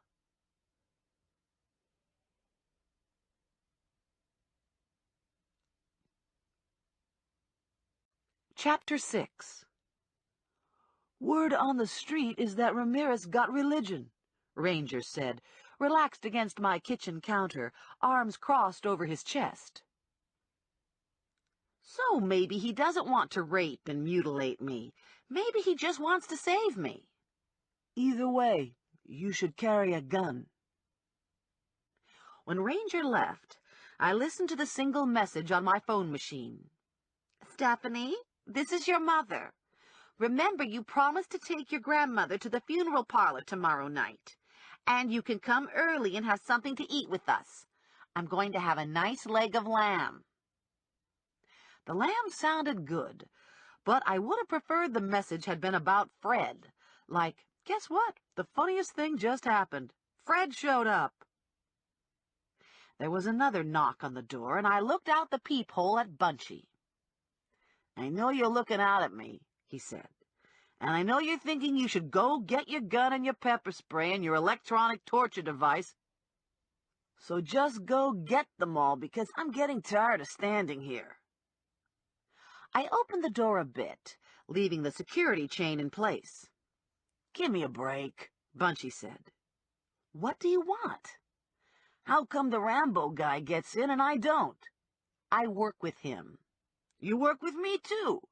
I just did a surveillance shift for you. Anything happen? I'm not telling you until you let me in. I don't need to know that bad. Yes, you do. You're nosy. He was right. I was nosy. I slid the chain off and opened the door. So, what happened? I asked. Nothing happened. The grass grew 1/8 of an inch. He got a beer out of the refrigerator. You know, your aunt is a real boozer. You should get her into AA or something. He noticed the dress on the counter. Wowie-kazowie, he said. This your dress? I got it to wear to a wedding. You need a date? I don't look so bad when I get cleaned up. I have a date. I've been sort of seeing this guy. Yeah? What guy? His name's Morelli, Joe Morelli. Oh, man, I know him. I can't believe you're going with Morelli. The guy is a loser. Excuse me for saying so, but he porks everyone he meets. You shouldn't have anything to do with him. You could do better. How do you know Morelli? We have a professional relationship, being that he's a cop and I'm a bookie. I asked him about you, and he said he'd never heard of you. Bunchy tipped his head back and laughed. It was the first time I'd ever heard him laugh, and it wasn't bad. He might know me by one of my other names, Bunchy said. Or maybe he just doesn't want to come clean because he knows I might spill the beans about him. What would these other names be? They're secret names, he said. If I told you, then they wouldn't be secret anymore. Out, I said, pointing stiff-armed to the door.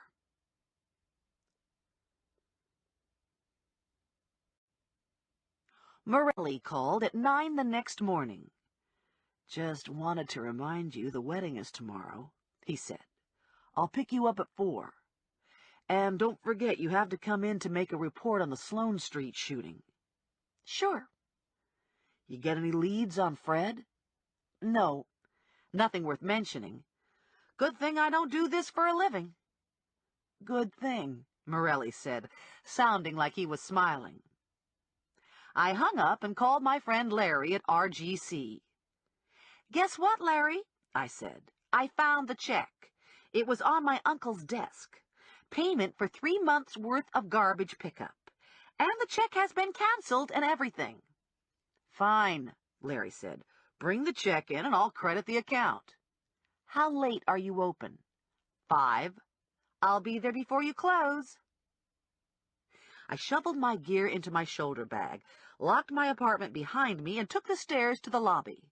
I exited the building and crossed the lot to my car. I had the key in hand, ready to unlock my door, when I felt the presence of someone behind me. I turned and found myself toe-to-toe with Benito Ramirez. Hello, Stephanie, he said. Nice to see you again. The champ missed you while he was away. He thought about you a lot. The champ, better known as Benito Ramirez, who is too crazy to talk about himself in the first person. What do you want? He smiled his sick smile. You know what the champ wants. How about you tell me? He wants to be your friend. He wants to help you find Jesus. If you continue to stalk me, I'll get a restraining order. The smile stayed on his mouth, but his eyes were cold and hard, steel orbs floating in empty space. "Can't restrain a man of God, Stephanie. Move away from my car." "Where are you going?" Ramirez asked. "Why don't you go with the champ? The champ will take you for a ride." He stroked my cheek with the back of his hand. "He'll take you to see Jesus." I dug down in my shoulder bag and pulled out my gun. "Get away from me." Ramirez laughed softly and took a step backward. "When it's your time to see God, there'll be no escape." I unlocked the driver's side door, slid behind the wheel, and drove away with Ramirez still standing in the lot. I stopped for a light 2 blocks down Hamilton and realized there were tears on my cheeks. Shit! I swiped the tears away and yelled at myself.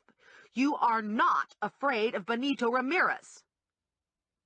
That was a stupid, empty statement, of course.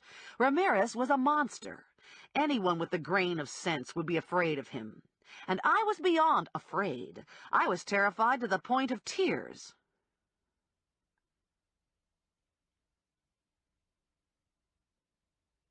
By the time I reached the office, I was in pretty decent condition. My hands had stopped shaking, and my nose wasn't running. I still had some nausea, but I didn't think I'd throw up. It seemed like a weakness to be so frightened, and I wasn't crazy about the feeling, especially since I'd chosen to work in a form of law enforcement. Hard to be effective when you're blubbering in fear. My one point of pride was that I hadn't shown my fear to Ramirez. Connie stroked vermilion nail polish onto her thumbnail. "You calling the hospitals and the morgue about Fred?" I placed the check face down on the copier, closed the lid, and pushed the button. "Every morning." "What's next?" Lula wanted to know. I got a picture of Fred from Mabel. I thought I'd flash it around the strip mall and maybe go door to door on the streets behind Grand Union. Hard to believe there wasn't someone out there who saw Fred leave the parking lot. "Don't sound like a lot of fun to me," Lula said. I took the copy of the check and dropped it into my shoulder bag. Then I made a folder with Fred's name on it, dropped the original check into the folder, and filed it in the office file cabinet under Schutz. It would have been easier to put in my desk, but I didn't have a desk. "How about Randy Briggs?" Lula said. "Aren't we going to visit him today?" Short of burning the building down, I didn't know how to get Randy Briggs out of his apartment. Vinny stuck his head out of his office. "I hear somebody say something about Briggs." "Not me. I didn't say nothing," Lula said. "You have one chicken shit case," Vinny said to me. "Why haven't you brought this guy in?" "I'm working on it." "Yeah, and it's not her fault," Lula said, "on account of he's wily." "You have until 8 o'clock Monday morning," Vinny said. "Briggs's ass isn't in the slammer by Monday morning, I'm giving the case to somebody else." "Vinny, you know a bookie named Bunchy?" "No, and trust me, I know every bookie on the East Coast." He pulled his head back into his office and slammed the door shut. "Tear gas," Lula said. "That's the way to get him. We just lob a can of tear gas through his dumbass window and then wait for him to come running out, gagging and choking. I know where we can get some, too. I bet we could get some from Ranger." "No, no tear gas," I said. "Well, what are you gonna do? You gonna let Vinny give this to Joyce Barnhart?" "Joyce Barnhart? Shit! I'd eat dirt before I'd let Joyce Barnhart bring in Randy Briggs. Joyce Barnhart is a mutant human being and my arch enemy. Vinny hired her on as a part-time bounty hunter a couple months ago in exchange for services I didn't want to think about. She'd tried to steal one of my cases back then, and I had no intention of letting that happen again. I went to school with Joyce, and all through school she'd lied and snitched and was loosey-goosey with other girls' boyfriends. Not to mention, I'd been married for less than a year when I'd caught Joyce, woman superior, on my dining room table with my sweating, cheating ex-husband. "I'm going to reason with Briggs," I said. "Oh, boy," Lula said. "This is going to be good. I gotta see this." "No, I'm going alone. I can do this by myself." "Sure," Lula said. "I know that. Only it'd be more fun if I was there." "No, no, no, no." "Boy, you sure do got an attitude these days," Lula said. "You were better when you were getting some, you know what I mean?" "I don't know why you gave Morelli the boot anyway. I don't usually like cops, but that man has one fine ass." I knew what she meant about my attitude. I was feeling damn cranky. I hitched my bag onto my shoulder. "I'll call if I need help." "Huh," Lula said. Things were quiet at Cloverleaf Apartments. No traffic in the lot, no traffic in the dingy foyer. I took the stairs and knocked on Briggs's door. No answer. I moved out of sight and dialed his number on my cell phone. "Hello?" Briggs said. "It's Stephanie. Don't hang up. I have to talk to you." "There's nothing to talk about, and I'm busy. I have work to do." "Look, I know this court thing is inconvenient for you, and I know it's unfair because you were unjustly charged, but it's something you have to do." "No." "Then do it for me." "Why should I do it for you?" "I'm a nice person, and I'm just trying to do my job, and I need the money to pay for a pair of shoes I just bought. And even more, if I don't bring you in, Vinny is going to give your case to Joyce Barnhart, and I hate Joyce Barnhart." "Why do you hate Joyce Barnhart?" "I caught her screwing my husband, who is now my ex-husband, on my dining room table. Can you imagine? My dining room table!" "Geez," Briggs said. "And she's a bounty hunter, too?" "Well, she used to do makeovers at Macy's, but now she's working for Vinny." "Bummer." "Yeah. So how about it? Won't you let me bring you in? It won't be so bad, honest." "Are you kidding? I'm not letting a loser like you bring me in. How would it look?" Click. He hung up. "Loser? Excuse me? Loser? Okay, that does it. No more Ms. Nice Person. No more reasoning. This jerk is going down." "Open this door," I yelled. "Open this goddamn door." A woman popped her head out from the apartment across the hall. "If you don't stop this racket, I'm going to call the police. We don't put up with this kind of goings-on here." I turned and looked at her. "Oh, dear," she said, and slammed her door shut. I gave Briggs' door a couple kicks with my foot and hammered on it with my fists. "Are you coming out?" "Loser," he said through the door. "You're just a stupid loser, and you can't make me do anything I don't want to do." I hauled my gun out of my shoulder bag and fired one off at the lock. The round glanced off the metal and lodged in the door frame. Christ! Briggs was right. I was a fucking loser. I didn't even know how to shoot off a lock. I ran downstairs to the Buick and got a tire iron out of the trunk. I ran back upstairs and started whacking away at the door with the tire iron. I made a couple dents, but that was about it. Bashing the door in with the tire iron was going to take a while. My forehead was beaded with sweat, and sweat stained the front of my T-shirt. A small crowd of people had collected at the far end of the hall. "You gotta get the tire iron between the door and the jamb," an old man at the end of the hall said. "You gotta wedge it in." "Shut up, Harry," a woman said. "Anyone can see she's crazy. Don't encourage her." "Only trying to be helpful," Harry said. I followed his advice and wedged the iron between the door and the jamb and leaned into it. A chunk of wood splintered off the jamb and some metal stripping pulled away. "See?" Harry said. "I told you." I gouged some more chunks from the door jamb down by the lock. I was trying to get the tire iron back in when Briggs opened the door a crack and looked out at me. "What are you, nuts? You can't just destroy someone's door." "Watch me," I said. I shoved the tire iron at Briggs and put my weight behind it. The security chain popped off its mooring, and the door flew open. "Stay away from me," he hollered. "I'm armed." "What? Are you kidding me? You're holding a fork."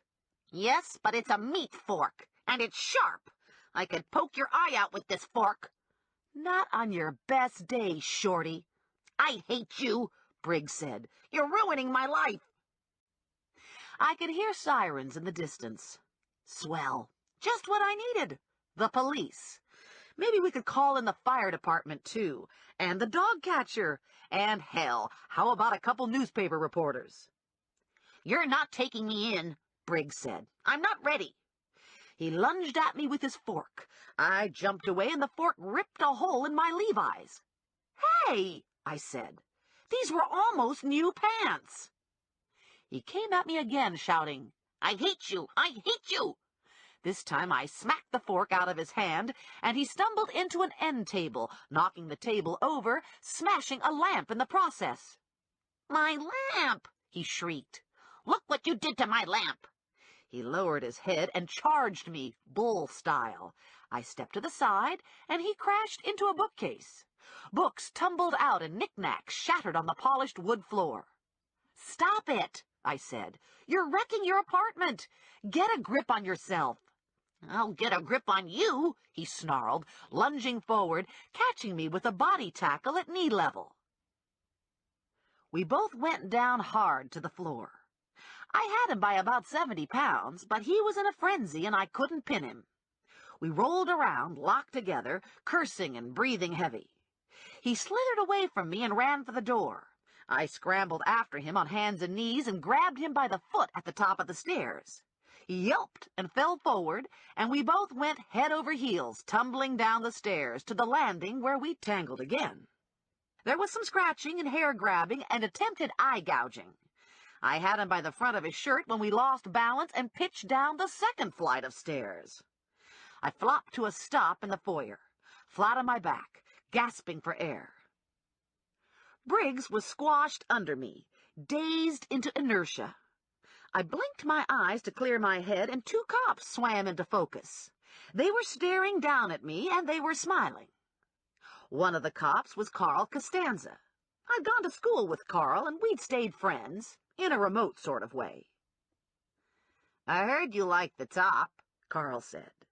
"But don't you think this is carrying it a little far?" Briggs squirmed under my weight. "Get off me! I can't breathe!" "He doesn't deserve to breathe," I said. "He ripped my Levi's." "Yeah," Carl said, lifting me off Briggs. "That's a capital offense." I recognized the other cop as Costanza's partner. His name was Eddie something. Everyone called him Big Dog.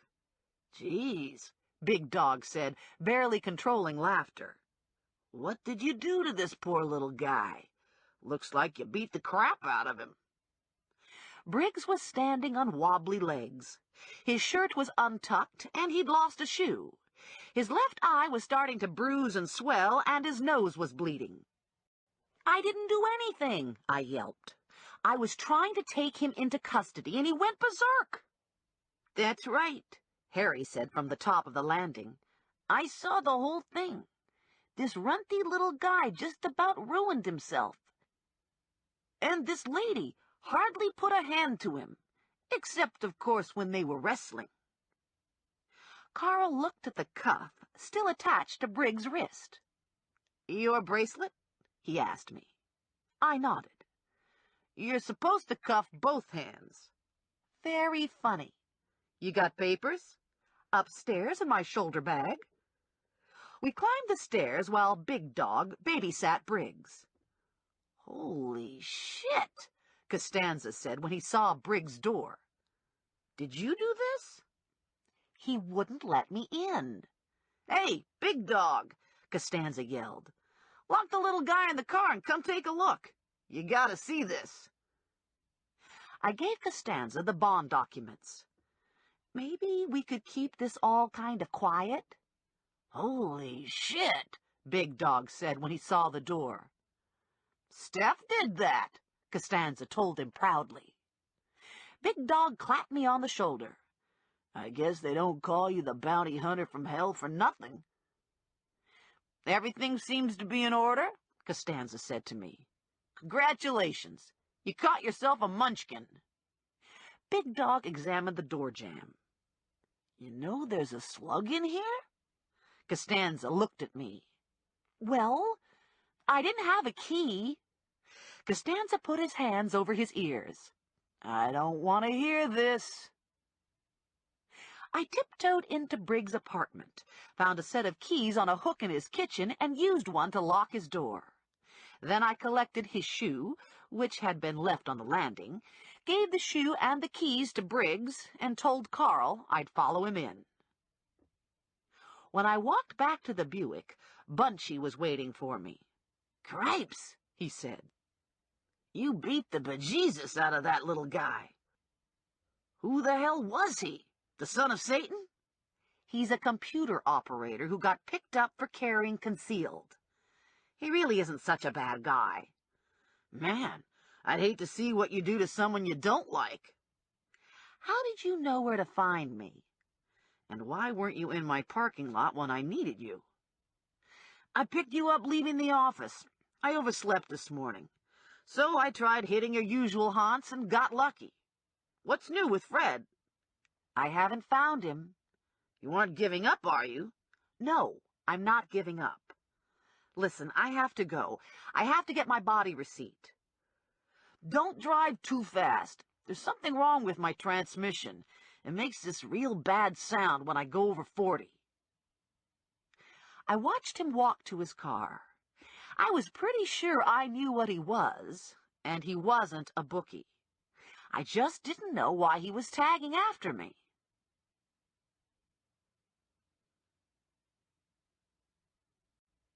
Costanza and Big Dog brought Briggs through the back door to the docket lieutenant. The docket lieutenant looked over his desk at Briggs. "Damn, Stephanie," he said, smiling.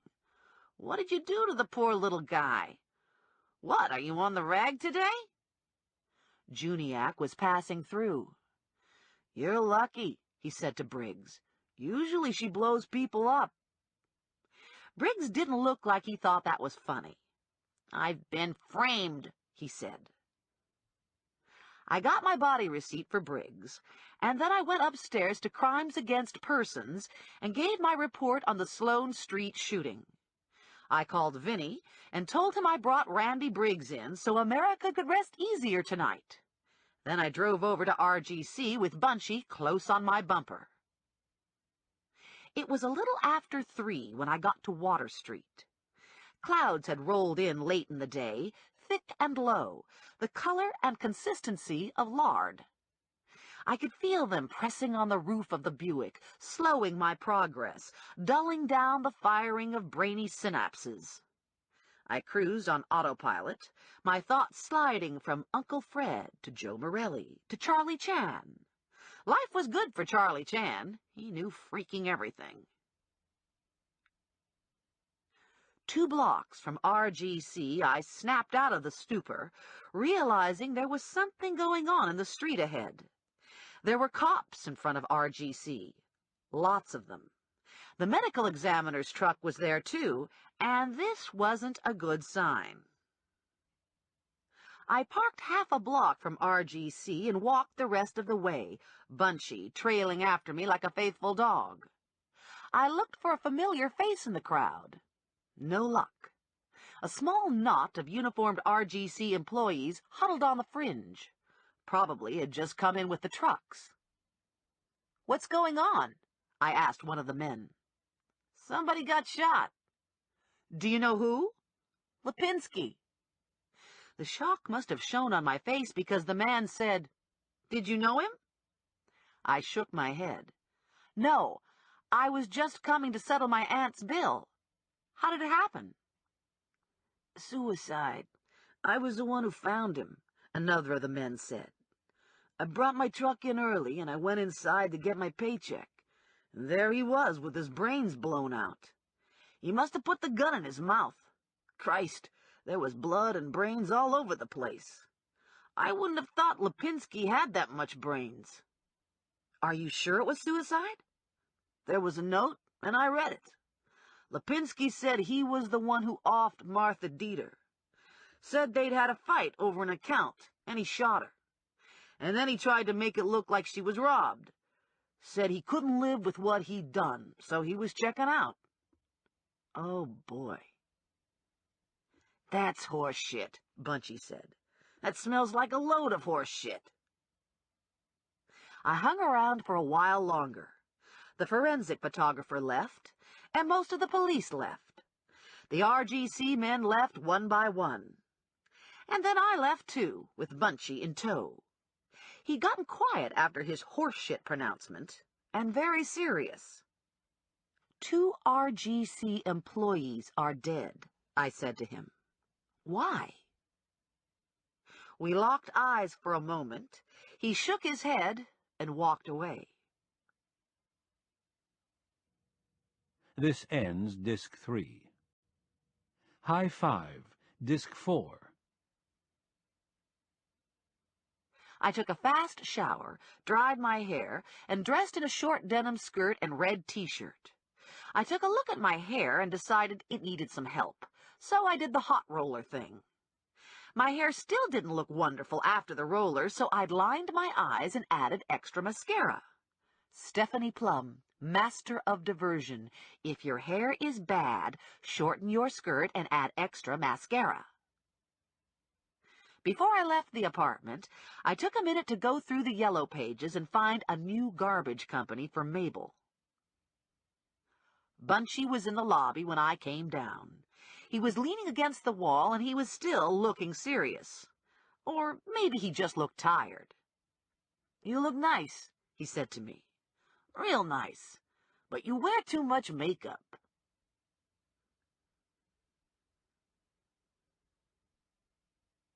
Grandma was at the door when I arrived. "Did you hear about the garbage guy? Blew his brains out. Laverne Stankowski called and said his son Joey was working the EMS truck. And he said he never saw anything like it. Said there was brains all over the place. Said the whole back half of the guy's head was stuck to the wall in the garbage office." Grandma slid her uppers around some. "Laverne said the deceased was being laid out at Steva's. Imagine the job Steva's going to have with that one. Probably use up 2 pounds of putty to fill all the holes. Remember Rita Gunt?" Rita Gunt was 92 when she died. She'd lost a lot of weight in the later years of her life, and her family had asked Steva to give her a more robust look for her last public appearance. I guess Steva had done the best he could with what he had to work with, but Rita had gone into the ground looking like Mrs. Potato Head. "If somebody was going to kill me, I wouldn't want it to be with a bullet to the head," Grandma said. My father was in the living room, in his favorite chair, and from the corner of my eye I saw my father peek around the edge of his newspaper. "I want to get poisoned," Grandma said. "That way my hair wouldn't get messed." My father said thoughtfully. My mother came out from the kitchen. She smelled like roast lamb and red cabbage, and her face glowed from stove steam. "Any word about Fred?" "Nothing new," I said. "I think there's something funny going on with these garbage people," Grandma said. "Somebody's killing the garbage people, and I bet they killed Fred, too." "Larry Lipinski left a suicide note," I told her. "It could have been forged," Grandma said.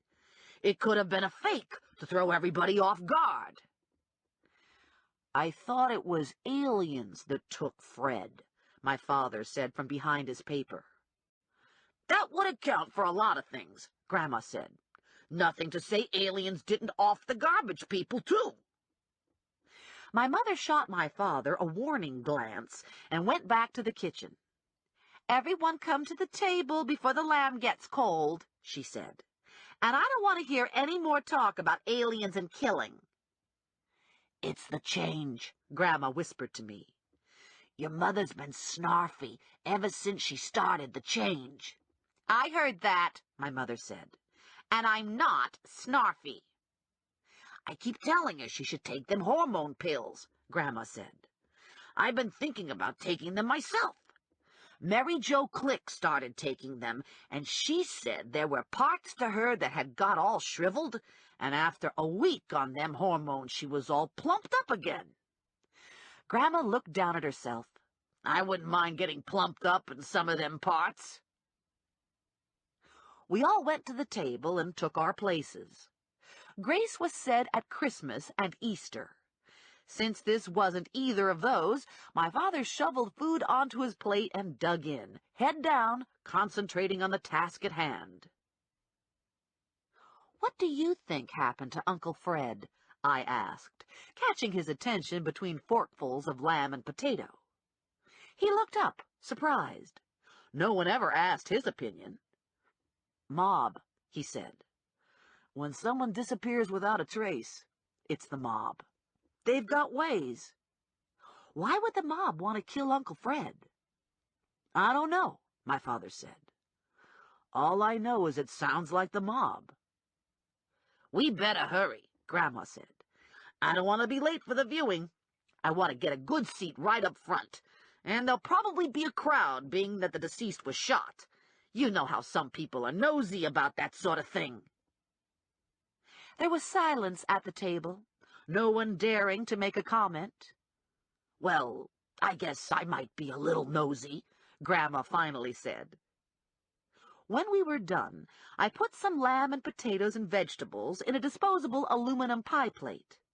"What's that for?" Grandma wanted to know. I added a plastic knife and fork. "Stray dog down by the Kerners." "He eat with a knife and fork?" "Don't ask," I said.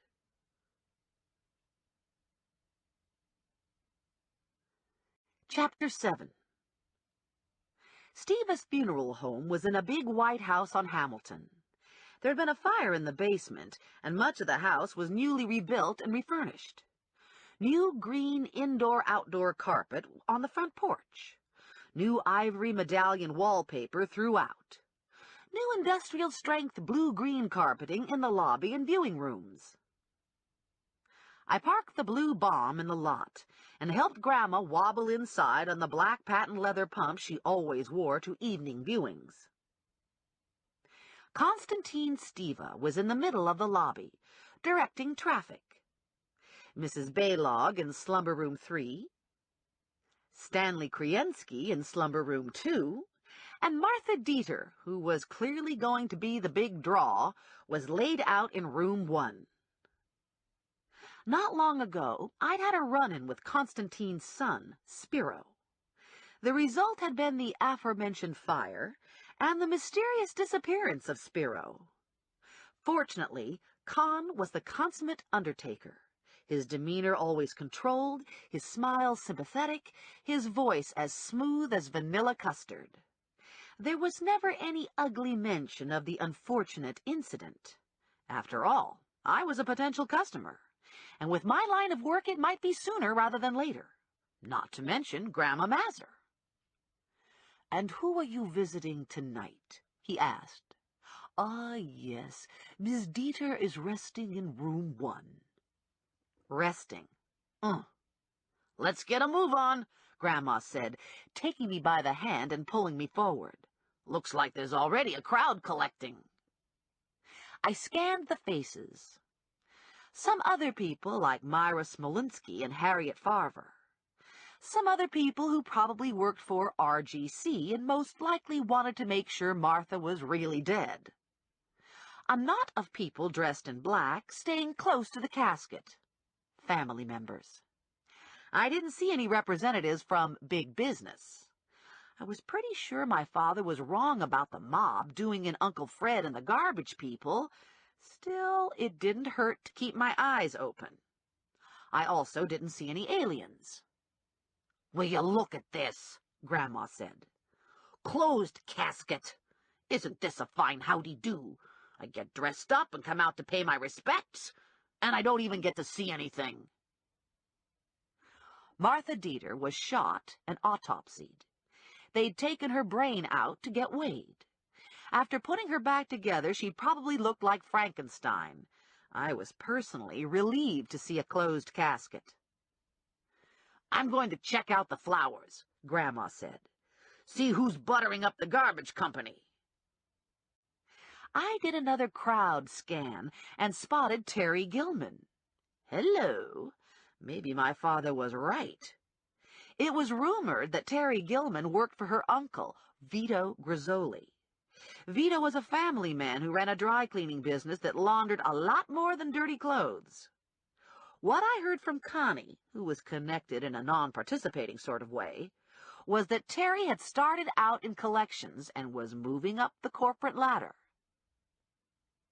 "Terry Gilman," I said with more statement than question, extending my hand.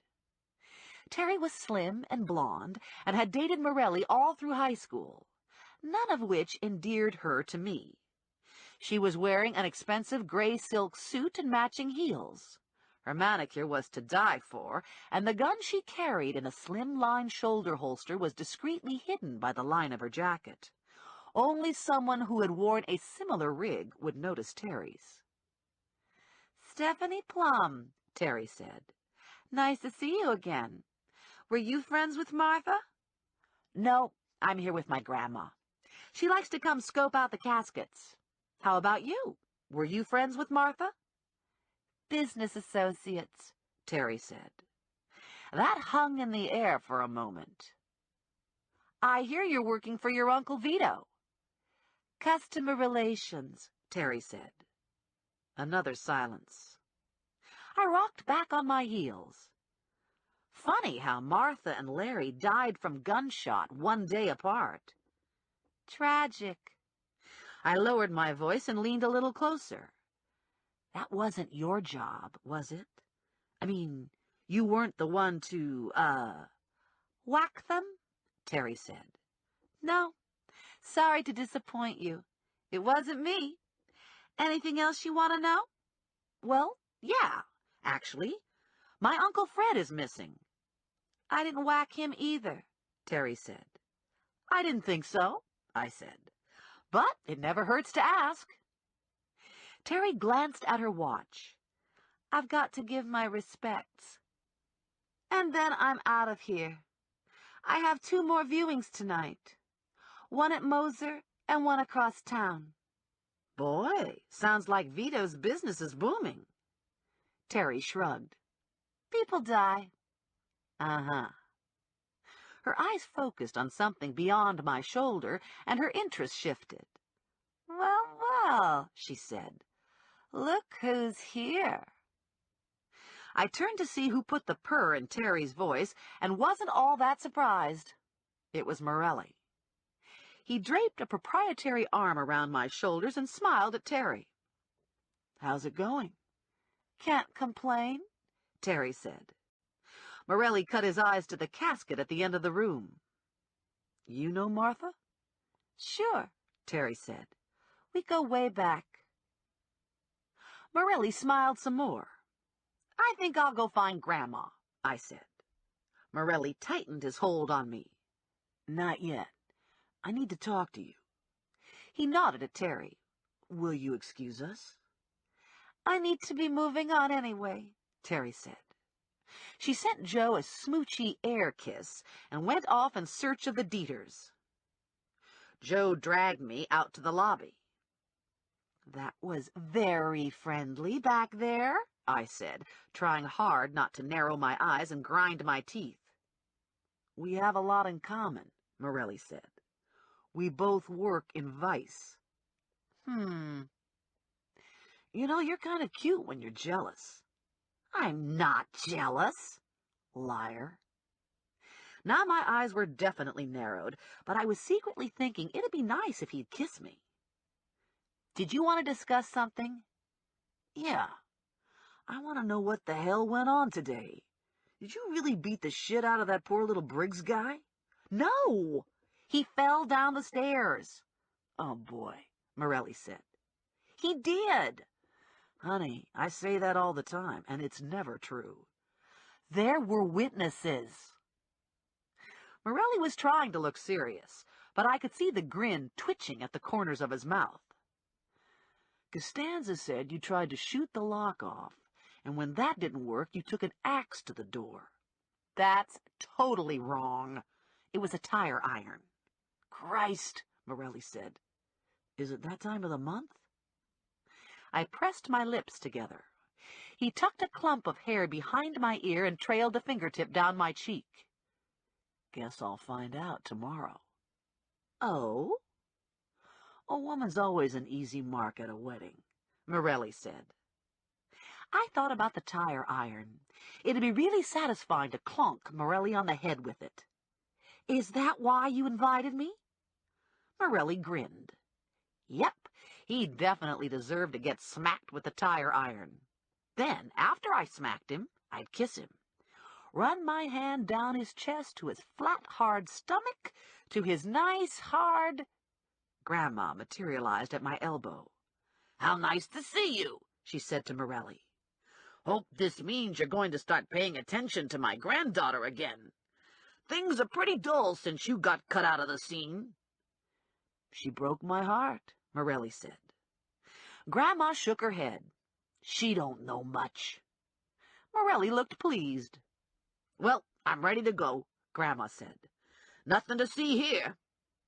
"They've got the lid nailed down. Besides, there's a Jackie Chan movie coming on at 9 o'clock, and I don't want to miss it." "Yeah," she said, making a kung fu-type move. "You could come over to watch it with us," Grandma said to Morelli. "We've got some pie left from dessert, too." "Sounds good," Morelli said. "But I'm going to have to take a rain check. I'm working tonight. I have to relieve someone on a stakeout."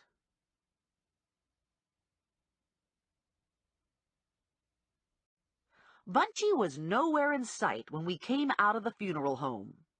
So maybe the way to get rid of him was to feed him. I dropped Grandma off and continued on to my apartment. I circled the parking lot once, looking between cars, making sure Ramirez wasn't waiting for me. Rex was running on his wheel when I came in. He stopped and twitched his whiskers at me when I flicked the light on. "Food," I said to Rex, showing him the brown grocery bag that always accompanied me home from a dinner at my parents'. "Lamb leftovers and mashed potatoes and vegetables, a jar of pickled beets, 2 bananas, a 1/4-pound sliced ham, half a loaf of bread, and apple pie." I broke off a chunk of pie, dropped it into Rex's food dish, and Rex almost fell off his wheel in excitement. I would have liked a piece of pie, too, but I thought about the little black dress and had a banana instead. I was still hungry after the banana, so I made myself half a ham sandwich.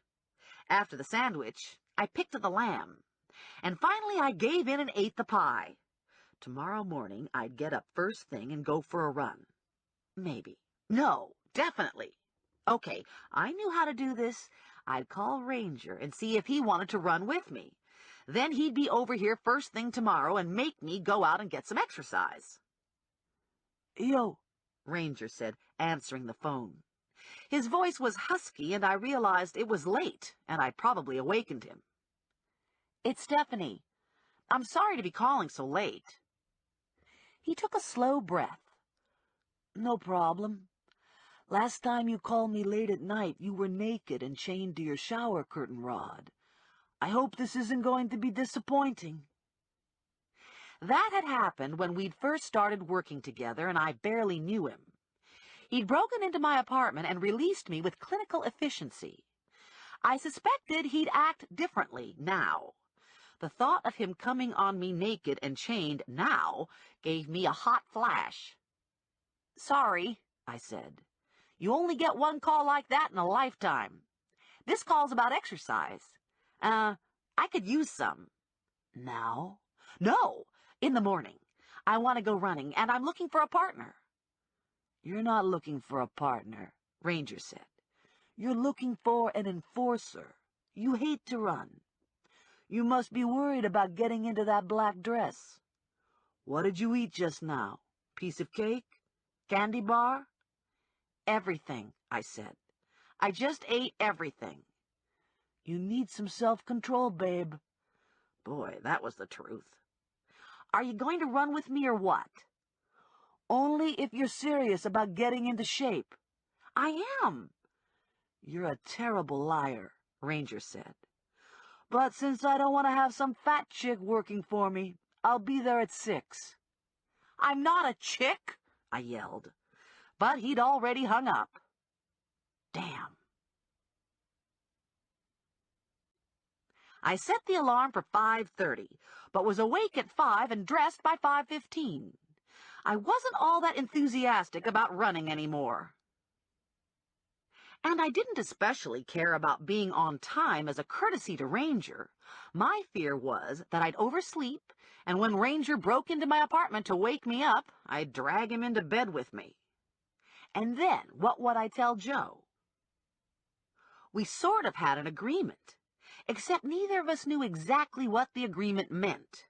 In fact, now that I thought about it, maybe we didn't have an agreement at all. Actually, it was more like we were in agreement negotiations. Besides, I wasn't going to do anything with Ranger because getting involved with Ranger would be the equivalent to skydiving without a parachute. I was temporarily oversexed, but I wasn't any more stupid than usual. I had a ham sandwich and the rest of the pie for breakfast. I did some stretches. I tweezed my eyebrows. I changed from shorts to sweats. And at 6 o'clock I was in the lobby watching Ranger pull into the lot. Man, he said, you must be serious about running. I didn't expect you to actually be up at this hour. Last time we ran, I had to drag you out of bed. I was wearing sweats and I was freezing my butt off, wondering where the hell the sun was. Ranger was wearing a t-shirt with the sleeves cut out, and he didn't look cold at all. He did a couple hamstring stretches, a couple neck rolls, and began jogging in place. You ready? Ranger asked. A mile later, I pulled up and bent at the waist, trying to suck in some air. My shirt was soaked in sweat and my hair was plastered to my head.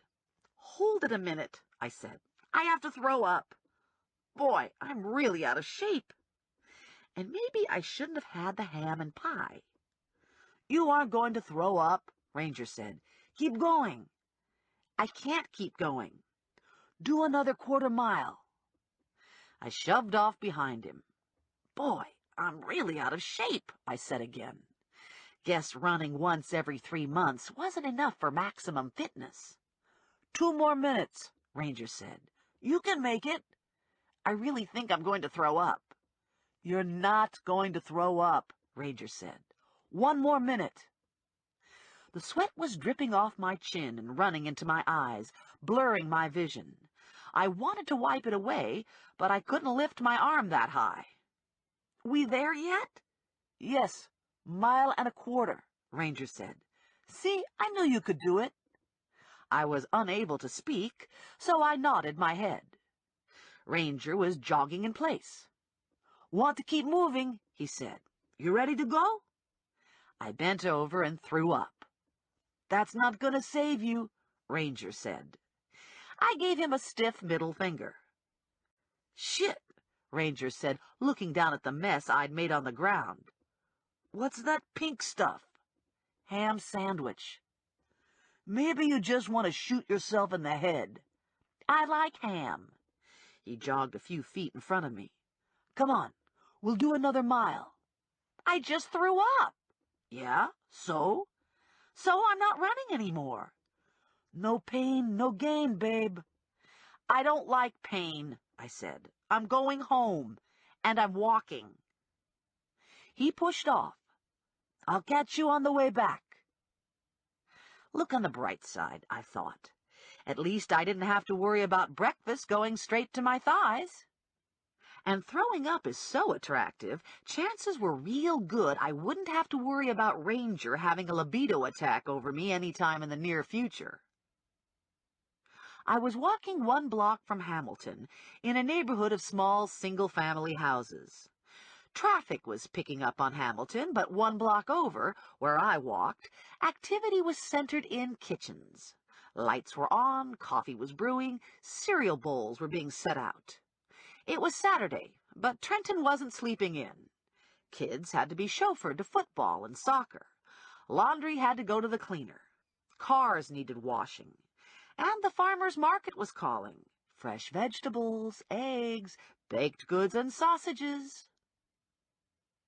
The sun was weak in a murky sky, and the air felt cold against my sweat-soaked clothes. I was 3 blocks from my apartment building, planning my day. Canvass the area around the strip mall, showing Uncle Fred's photo. Get home in time to pour myself into the little black dress, all the while keeping an eye out for Bunchy. I heard a runner coming up behind me. Ranger, I thought, steeling myself not to get coerced into racing him home. "Hello, Stephanie," the runner said. My walking faltered. The runner was Ramirez. He was dressed in sweats and running shoes, but he wasn't sweating. And he wasn't breathing heavy. He was smiling, dancing around me on the balls of his feet, alternately shadowboxing and jogging in place. "What do you want?" I asked. "The champ wants to be your friend. The champ can show you things. He can take you places you've never been." I was torn between wanting Ranger to show up and save me, and not wanting Ranger to see Ramirez at all. I suspected Ranger's solution to my stalking problem might be death. There was a good possibility that Ranger killed people on a regular basis. Only bad guys, of course, so who was I to criticize? Still, I didn't want him killing someone on my behalf, not even if it was Ramirez. Although, if Ramirez died in his sleep or was accidentally run over by a truck, it wouldn't bother me too much. "I'm not going anywhere with you, ever," I said. "And if you continue to harass me, I'll take steps to make sure it stops." "It's your destiny to go with the champ," Ramirez said. "You can't escape it. Your friend Lula went with me. Ask her how she liked it, Stephanie. Ask Lula what it's like to be with the champ." I got a mental picture of Lula left naked and bloodied on my fire escape. Good thing I'd already thrown up, because if there was anything in my stomach, I'd be Ralphing now. I strode off, walking away from him. You don't debate with a madman. He pity-patted after me for half a block, and then he laughed softly and called goodbye, and he was gone, jogging off toward Hamilton. Ranger didn't reach me until I was at my parking lot. His skin was slick with sweat, and his breathing was labored. He'd been running hard, and he looked like he'd enjoyed it. "Are you okay?" he asked. "Your face is white. I thought you'd have recovered by now." "Think you were right about the ham," I said. "You want to try this again tomorrow?" "I don't think I'm cut out to be this healthy." "You still looking for work?" I mentally cracked my knuckles. I needed money, but Ranger's jobs weren't turning out so good. "What is it this time?" Ranger unlocked his car, reached inside, and retrieved a large yellow envelope. "I have a high-bond FTA floating around Trenton. I have someone watching his girlfriend's house and someone watching his apartment. The guy's mother lives in the burg. I don't think it's worthwhile to put someone on the mother's house 24 hours, but you know a lot of people in the burg, and I thought you might be able to find an informant." He handed the envelope over. "The guy's name is Alphonse Ruzick." I knew the Ruziks. They lived on the other side of the burg, 2 doors down from Carmine's Bakery, across from the Catholic school. Sandy Poland lived on that block. I'd gone to school with Sandy. She was married to Robert Scarfo now, so I guess she was Sandy Scarfo, but I still thought of her as being Sandy Poland. She had 3 kids, and the last one looked a lot more like the next-door neighbor than like Robert Scarfo. I peeked inside the envelope. Photo of Alphonse Ruzick, apprehension authorization, bond agreement, and personal information sheet. "Okay," I said. "I'll see if I can find someone to rat on Alphonse."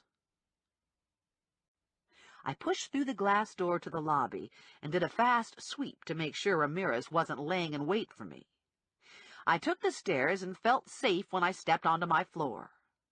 There was the smell of bacon cooking behind Mrs. Carwatt's door, and the television was blaring in Mr. Waleski's apartment. A normal morning, business as usual, aside from the fact that I'd barfed and been scared half to death by a psychopathic maniac. I opened my door and found Bunchy on the couch, reading the paper. "You've got to stop breaking into my apartment," I said. "It's rude. I feel conspicuous sitting out in the hall. I figure it doesn't look good for you to have men loitering. What'll people think?" "Then loiter in your car, in the lot." I was cold. Someone knocked on my door. I went to the door and peeked out. It was my neighbor from across the hall, Mr. Waleski. "Did you take my paper again?" he asked. I got the paper from Bunchy and returned it to Mr. Waleski. "Out," I told Bunchy. "Goodbye." "What are you doing today, just so I know?" "I'm going to the office, and then I'm putting some posters up at the Grand Union." "The office, huh? Maybe I'll pass on the office.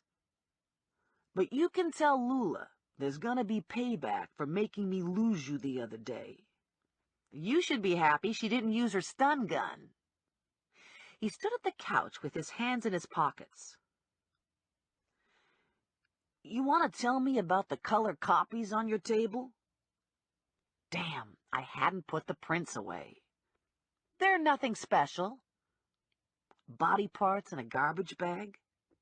Do you find them interesting?" "I don't know who it is, if that's what you're getting at." He moved to the table. 24 pictures, the whole roll. 2 with the bag tied up. That's got me thinking. And they're recent, too." "How do you know that?" "There are newspapers stuck in the bag along with the body. I looked at them with your magnifying glass, and you see this one here with the color? I'm pretty sure this is a supplement from Kmart advertising the Mega Monster. I know because my kid made me go out and get him one the second he saw the ad." "You have a kid?" "Why is that such a big shock? He lives with my ex-wife." "When was the first time the ad ran?" "I called and checked. It was a week ago Thursday." "The day before Fred disappeared." "Where'd you get these pictures?" Bunchy asked. "Fred's desk." Bunchy shook his head. "Fred was involved in some very bad shit." I locked and bolted the door after Bunchy left. I showered and dressed in Levi's and a black turtleneck. I tucked the turtleneck in and added a belt. I stuffed Uncle Fred's picture into my shoulder bag and took off to do my pseudo-private investigator thing. My first stop was to the office to collect my pittance on Briggs. Lula looked up from the filing when I walked in. "Girl, we've been waiting for you. We heard how you beat the crap out of that Briggs guy. Not that he didn't deserve it, but I think if you was going to beat the crap out of someone, you could let me in on it. You know how bad I wanted to beat the crap out of that little wiener." "Yeah," Connie said to me. "You've got some nerve hogging all the brutality." "I didn't do anything," I said. "He fell down the stairs." Vinny opened his office door and stuck his head out. "Jesus Christ," he said. How many times have I told you not to hit people in the face? You hit them in the body where it doesn't show. Kick them in the nuts. Sucker punch them in the kidney. He fell down the stairs, I said again. Yeah, but you pushed him, right? No. See, that's good, Vinny said. Lying is good. Stick with that story. I like it. He stepped back into his office and slammed the door shut. I gave Connie the body receipt, and Connie wrote me a check. I'm off to find a witness, I said. Lula had her purse in her hand. I'll go with you, just in case that Bunchy guy decides to follow you some more. I'll take care of his ass. I smiled. This should be interesting. We started at the copy store on Route 33. I enlarged Fred's photo and reproduced it onto a hand-printed request for information about Fred's disappearance. After the copy store, I cruised into the Grand Union lot and was disappointed not to see Bunchy waiting for us. I parked close to the store, and Lula and I took the posters inside. Hold on here, Lula said. They got Coke on sale. This is a real good price for Coke. And they got some good-looking lunch meat in the deli section. What time is it? Is it lunchtime? You mind if I do some food shopping? Hey, I said to Lula, don't let me slow you down. I tacked a poster onto the bulletin board in the front of the store. Then I took the original photo and started quizzing shoppers while Lula foraged in the bakery aisle. Have you seen this man? I asked. The reply would be, no, or sometimes, yeah, that's Fred Schutz. What a putz. No one could remember seeing him on the day of the disappearance, and no one had seen him since, and no one especially cared that he was missing. How's it going? Lula asked, wheeling a shopping cart past me en route to the car. Slow, no takers. I'm going to drop these bags off, and then I'm going to look in that little video store at the end. Knock yourself out, I said. I showed Fred's photo to a few more people, and at noon I broke for lunch.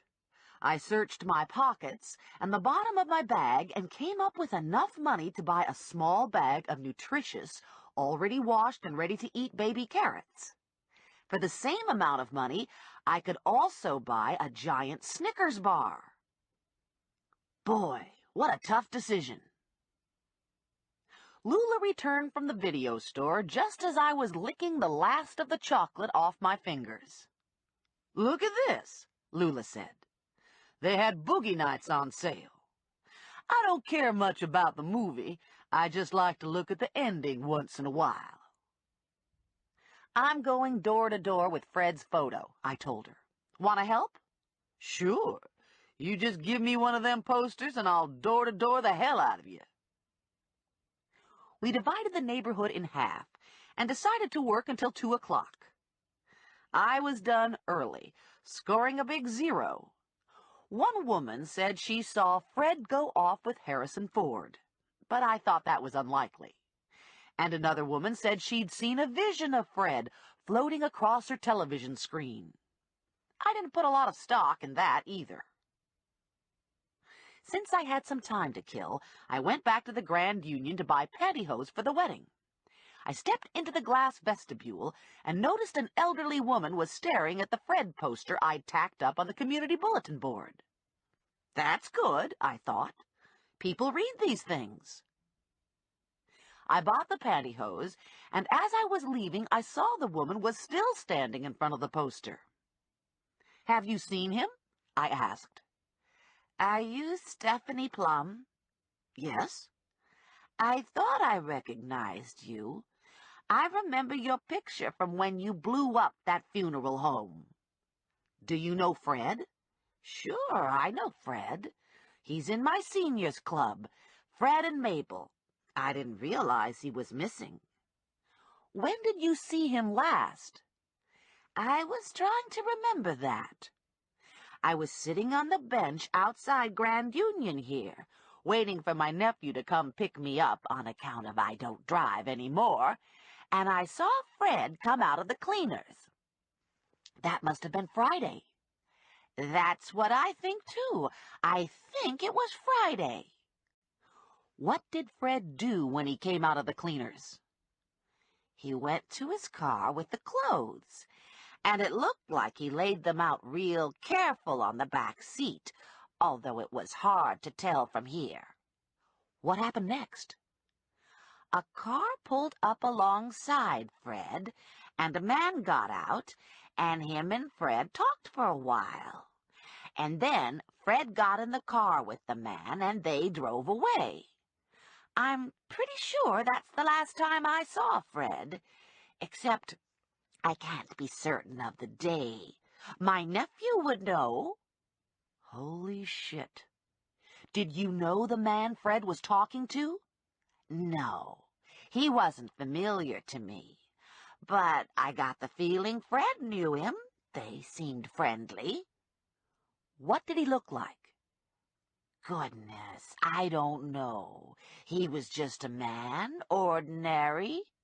Caucasian? Yes, and about the same height as Fred. And he was dressed in a suit. What color hair? Was his hair long or short? It wasn't like I was paying attention to remember something, she said. I was just passing time until Carl got here. I suppose his hair was short, and maybe brown.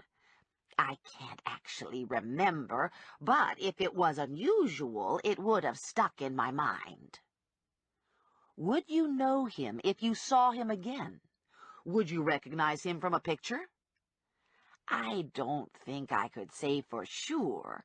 He was a ways away, you know, and I didn't see his face much. How about the car he was driving? Do you remember the color? She was silent for a moment, her eyes unfocused, while she searched for a mental image of the car. I just wasn't paying attention, she said. I'm sorry, I can't recall the car. Except that it wasn't a truck or anything, it was a car. Did it look like they were arguing? No, they were just talking. And then the man walked around the car and got behind the wheel, and Fred got in the passenger side, and they drove away. I gave her my card in exchange for her name, address, and phone number. She said she didn't mind if I called to ask more questions. And she said she'd keep her eyes open and call me if she saw Fred. I was so psyched, I almost didn't see Lula standing 2 inches from me. Wow, I said, bumping into her. Earth to Stephanie, Lula said. How'd you do? I asked her. Lousy. There's a bunch of dummies living here. Nobody knows nothing. I didn't have any luck back there either, I said. But I found someone in the store who saw Fred get into a car with another man. You shitting me? Swear to God, the woman's name is Irene Tully. So who's the man? And where's old Fred? Lula asked. I didn't know the answers to those questions. Some of the air went out of my sails when I realized not a whole lot had changed. I had a new puzzle piece, but I still didn't know if Fred was in Fort Lauderdale or the Camden landfill. We'd been walking back to Lula's Firebird, and I'd been lost in thought. I looked at the Firebird and thought there was something strange about it. It hit me at the same time Lula started shrieking. My baby, Lula yelled. My baby, my baby. The Firebird was up on blocks. Someone had stolen all 4 wheels. This is just like Fred, she said. What is this, the Bermuda Triangle? We got closer and looked in the car window. Lula's groceries were stuffed onto the front seat, and 2 of the wheels were in the back. Lula popped the trunk and found her other 2 wheels. "What the hell?" she said. An old brown Dodge rolled to a stop beside us. Bunchy. Okay, who do we know who can open doors without keys? Who has a score to settle with Lula? And who's returned to the scene of the crime? "Not bad," I said to Bunchy. "Sort of a sadistic sense of humor, but not bad." He smiled at my comment and eyed the car. "You ladies got a problem?" "Someone took the wheels off my Firebird," Lula said, looking like she'd figured it out too. "Don't suppose you know who could have done something like this?" "Vandals?" "Vandals my ass." "I have to be getting along now," Bunchy said, smiling ear to ear. "Toodles." Lula hauled a small cannon out of her shoulder bag and pointed it at Bunchy. "You slime-faced bag of monkey shit." The smile was gone in a flash, and Bunchy laid rubber out of the lot. "Good thing I got Auto Club," Lula said. An hour later, I was back in my Buick. I was running short on time, but I wanted to talk to Mabel. I almost zipped right past her house because the '87 Pontiac station wagon wasn't parked at the curb. In its place was a new silver-gray Nissan Sentra. "Where's the station wagon?" I asked Mabel when she answered the door. "Traded it in," she said. "I never did like driving that big old boat." She looked at her new car and smiled. "What do you think? Isn't it zippy looking?" "Yeah," I said. "Zippy. I ran into someone today who said she might have seen Fred." "Oh, dear," Mabel said. "Don't tell me you found him." I blinked twice, because she hadn't sounded like that would be happy news. "No." She put her hand to her heart. "Thank goodness. I don't mean to sound uncaring, but you know, I just bought the car, and Fred wouldn't understand about the car." "Okay, now we know where Fred stacks up against a Nissan Sentra." "Anyway, this woman said she might have seen Fred on the day he disappeared. She said she thought she saw Fred talking to a man in a suit. Do you have any idea who the man might be?" "No. Do you?" Question number 2. It's very important that I know everything Fred did the day before he disappeared. "It was just like all the other days," Mabel said. "He didn't do anything in the morning, puttered around the house. Then we ate lunch, and he went out to the store." "Grand Union?" "Yes, and he was only gone about an hour. We didn't need much. And then he worked in the yard, cleaning up the last of the leaves. That was all he did." "Did he go out at night?" "No. Oh, wait. Yes. He went out with the leaves. If you have too many bags of leaves, you have to pay extra to the garbage company. So whenever Fred had more than his allotted number of bags, he'd wait until it was dark, and then he'd drive 1 or 2 bags to Giovacini's. He said it was the least Giovacini could do for him, being that he always overcharged on his meat." "When did Fred leave the house Friday morning?" "Early. Around 8, I guess. When he came home, he was complaining because he had to wait for RGC to open." "And when did he come back to the house?" "I don't remember exactly. Maybe around 11. He was home for lunch." "That's a long time just to go to RGC to complain about a bill." Mabel looked thoughtful. "I really didn't pay much attention, but I guess you're right." "He didn't go to Winnie's because he was there in the afternoon." While I was in the neighborhood, I cruised over to the Ruzicks. The bakery was on the corner, and the rest of the houses on the street were duplexes. The Ruzick house was yellow brick, with a yellow brick stoop in front, and a front yard that was 3 feet deep. Mrs. Ruzick kept her windows clean and her porch swept. There were no cars in front of the house. The backyard was long and narrow, leading to an alley that was 1 lane wide. The duplexes were divided by double driveways, at the end of which sat single-car garages. I toyed with the idea of talking to Mrs. Ruzick, but gave it up. She had a reputation for being outspoken and had always been fiercely protective of her 2 worthless sons. I went to Sandy Poland instead. "Wow, Stephanie," Sandy said when she opened the door. "I haven't seen you in a long time. What's up?" "I need a snitch. Let me guess. You're looking for Alphonse Ruzick. Have you seen him?" "No, but he'll be around. He always comes to eat Saturday dinner with Mama.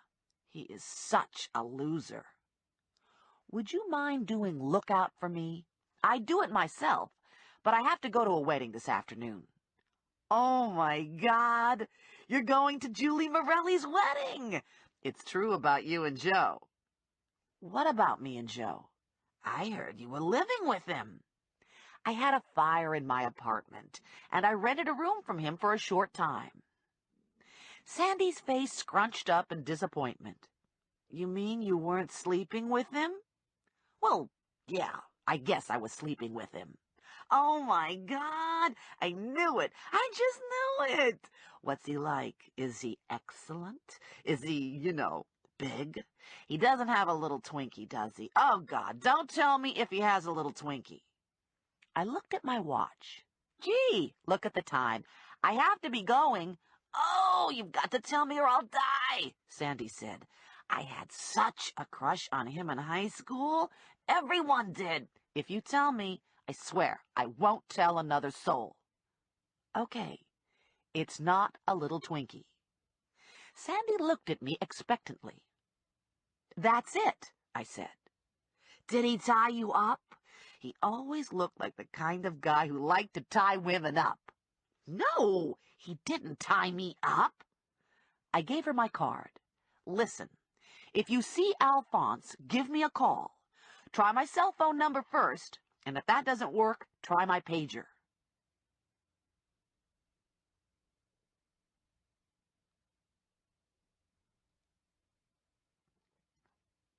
Chapter 8. I was super late when I barreled through the back door to my apartment building.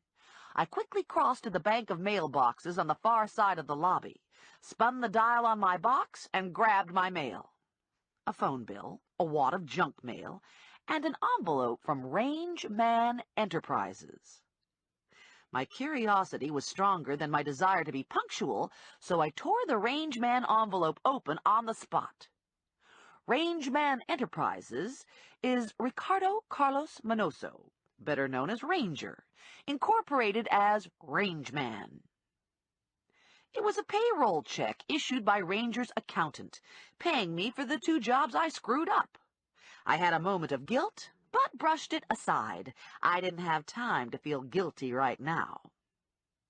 I rushed upstairs, hurled myself into the shower, and was out in record time. I went for the big, soft, curly look to my hair, natural frosted polish on my nails, and an extra sweep of mascara on my lashes. I tugged the little black dress into place, checked myself out in the mirror, and thought I looked pretty darn good. I transferred a few things to a small black beaded purse, hooked a pair of long, dangly rhinestone earrings into my ears, and slipped my faux diamond cocktail ring onto my ring finger. My apartment is on the parking lot side of the building, and my bedroom window opens to an old-fashioned fire escape.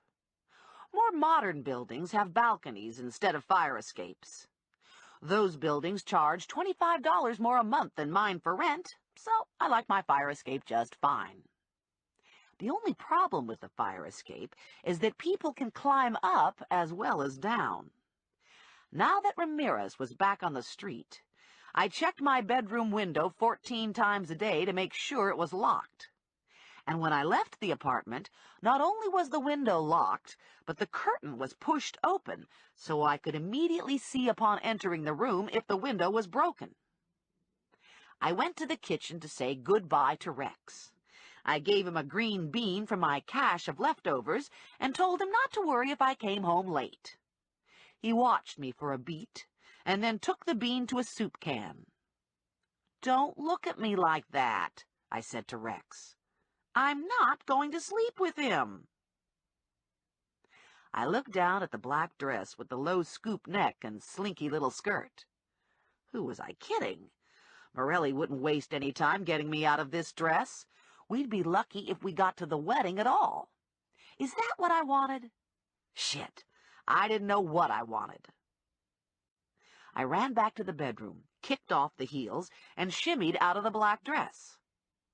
I tried on a tan suit, a red knit dress, an apricot cocktail dress, and a gray silk suit. I ransacked my closet some more and came up with a tea-length rayon dress. It was a soft teal color, with a small pink rose print, and a skirt that was soft and swirly. It wasn't hot like the little black dress, but it was sexy in an understated, romantic way. I changed my pantyhose, junked the earrings, dropped the dress over my head, shoved my feet into low-heeled shoes, and dumped the contents of the black purse into a small tan bag. I had just buttoned the last button on the dress when the doorbell rang. I grabbed a sweater and hustled to get to the door. I threw the door open and didn't see anyone. "Down here." It was Randy Briggs. "Why aren't you in jail?" "I made bail," he said. "Again. And thanks to you, I don't have any place to live." "You want to run that by me again?" "You wrecked my door. And while I was in jail, thieves came in and ransacked my apartment, stole everything, and set fire to my couch. Now I don't have any place to live while they fix my apartment. And when your cousin wrote my bail, he said I had to have an address, so here I am." "Vinny sent you here?" "Yeah. Isn't that a kick in the ass? You want to help me with the stuff I've got?" I stuck my head out the door. Briggs had a couple big suitcases propped against the wall. "You are not living here," I told him. "You must be crazy to think for a single moment that I'd let you live here." "Listen, Toots, I don't like it any more than you do. And believe me, I'll be out of here as soon as possible." He pushed past me, wheeling one of the suitcases. "Where's my bedroom?" "You don't have a bedroom," I said. "This is a one-bedroom apartment, and that one bedroom is mine." "Christ," he said. "When was the last time you got laid? You need to relax a little." He had the second suitcase by the handle. "Halt," I said, blocking the doorway. "You are not living here. You aren't even visiting here." "This is what it says on my bond agreement. Call your rat-faced cousin and ask. You want to violate my bond agreement? You want to come after me again?" I held my ground. "It's only for a couple days. They have to put down new rug and put in a new door. And in the meantime, I have a job to do, which, by the way, thanks to you again, I'm behind schedule. I don't have time to stand here and argue. I'm going out, and there's no way I'm leaving you alone in my apartment." He put his head down and pushed past me. "Don't worry about it. I'm not interested in hawking your silverware. I just want a place to work." He flopped the suitcase on its back, unzipped it, took out a laptop computer, and set it on my coffee table. Shit. I dialed Vinny at home. "What's the deal with Briggs?" I asked. "He needed a place to stay, and I thought if he stayed with you, you could keep an eye on him." "Are you nuts?" "It's only for a couple days until they get a door on his apartment, which, for your information, I took a lot of grief over. You destroyed that door." "I don't babysit FTAs." He's harmless. He's just a little guy. And besides, he threatened me with a civil liberties suit. And if he goes through with it, you're not gonna come out looking like roses. You beat the shit out of him. I didn't. Look, I gotta go. Just humor him, will you? Vinny disconnected. Briggs was on the couch, booting up his computer. He was sort of cute with his little legs sticking out, kind of like a big cranky doll with a bashed-in face. He had a Band-Aid across his broken nose and a beauty of a black eye.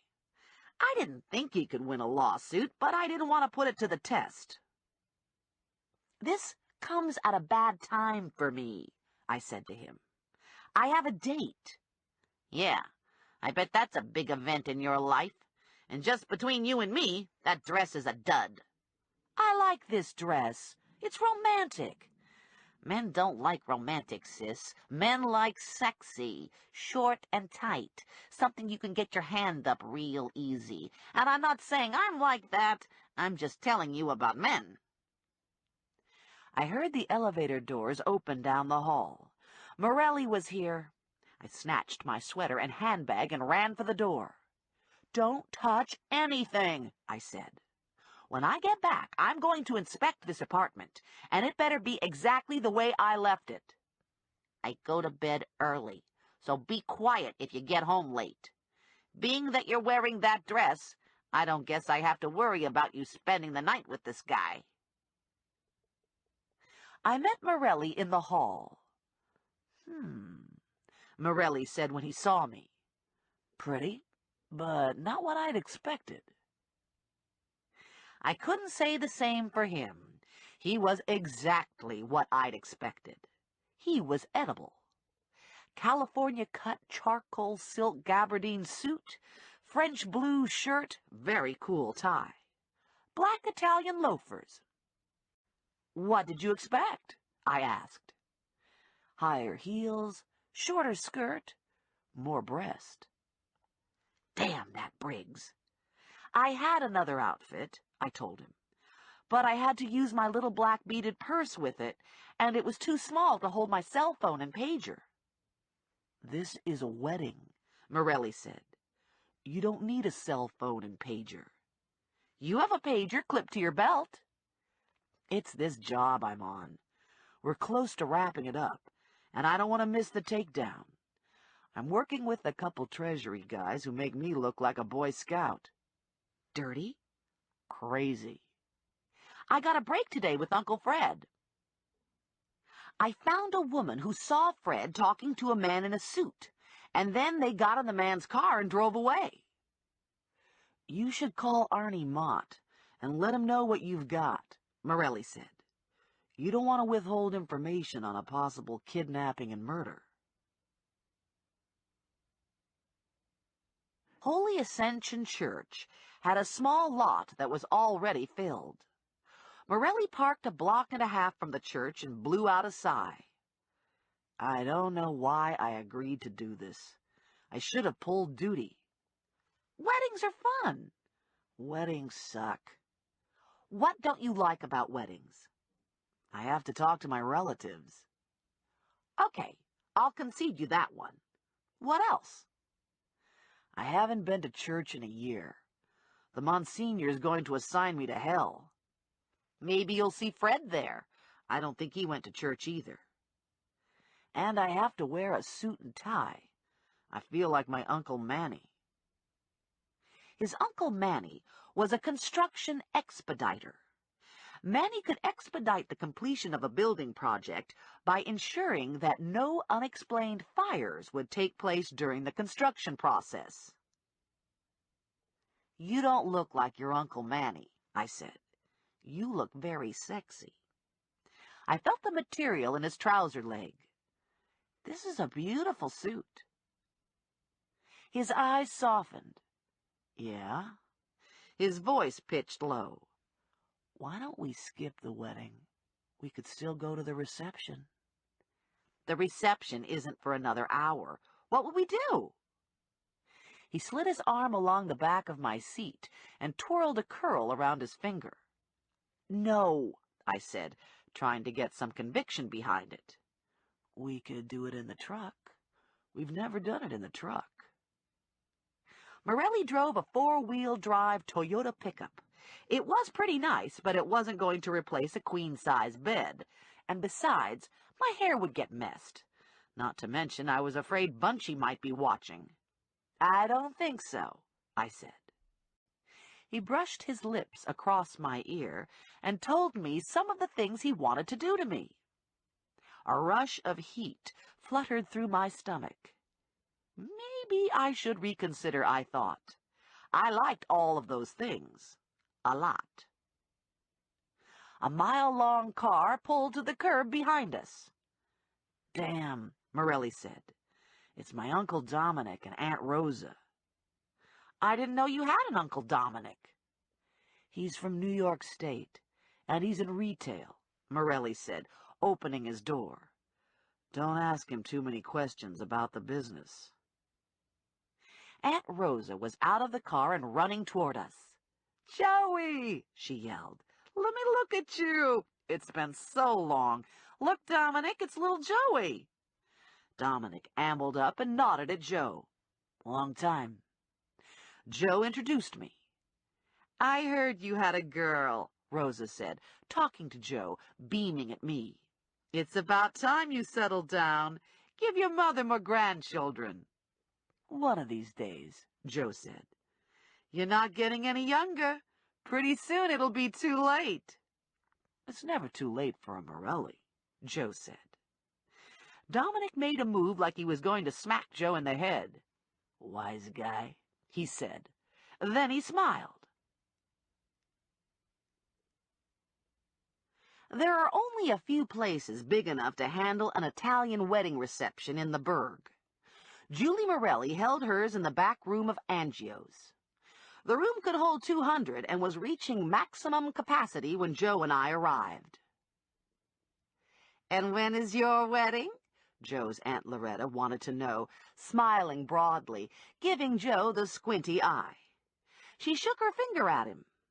"When are you going to make an honest woman out of this poor thing? Myra, come here," she called. "Joe's here with his girl." "This is such a pretty dress," Myra said, examining my roses. "It's so nice to find a modest young woman." Oh, great. I always wanted to be a modest young woman. "I need a drink," I said to Joe. "Something with cyanide." I spied Terry Gilman across the room, and she wasn't modest at all.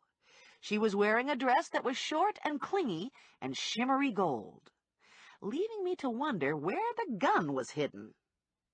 She turned and stared directly at Joe for a couple beats, then she blew him a kiss. Joe acknowledged her with a non-committal smile and a nod of his head. If it had been more, I'd have stabbed him with one of the butter knives. "What's Terry doing here?" I asked Joe. "Cousin to the groom." A hush fell over the crowd. For a moment there was total silence, and then talking resumed, first with low murmurings, and finally building to a roar. "What was that silence all about?" I asked Joe. "Grandma Bella's arrived. That was the sound of terror spreading through the room." I looked to the entrance, and sure enough, there she was, Joe's Grandma Bella. She was a small woman with white hair and piercing, hawk-like eyes. She dressed in black and looked like she belonged in Sicily, herding goats, making her daughters-in-law lives a living misery. Some people believed Bella had special powers.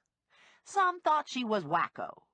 Even the non-believers were reluctant to incur her wrath. Bella scanned the room and picked me out. "You," she said, pointing a bony finger at me. "You come here." "Oh, shit," I whispered to Joe. "Now what?" "Just don't let her smell fear and you'll be fine," Joe said, guiding me through the crowd, his hand at the small of my back. "I remember this one," Bella said to Joe, referring to me. This is the one you sleep with now. Well, actually, I said. Joe brushed a kiss across the nape of my neck. I'm trying. I see babies, Bella said.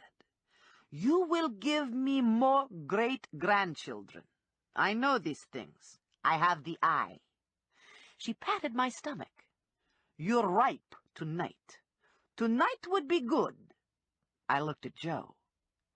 Don't worry, he said. I've got it covered. Besides, there's no such thing as the eye. Ha! Bella said.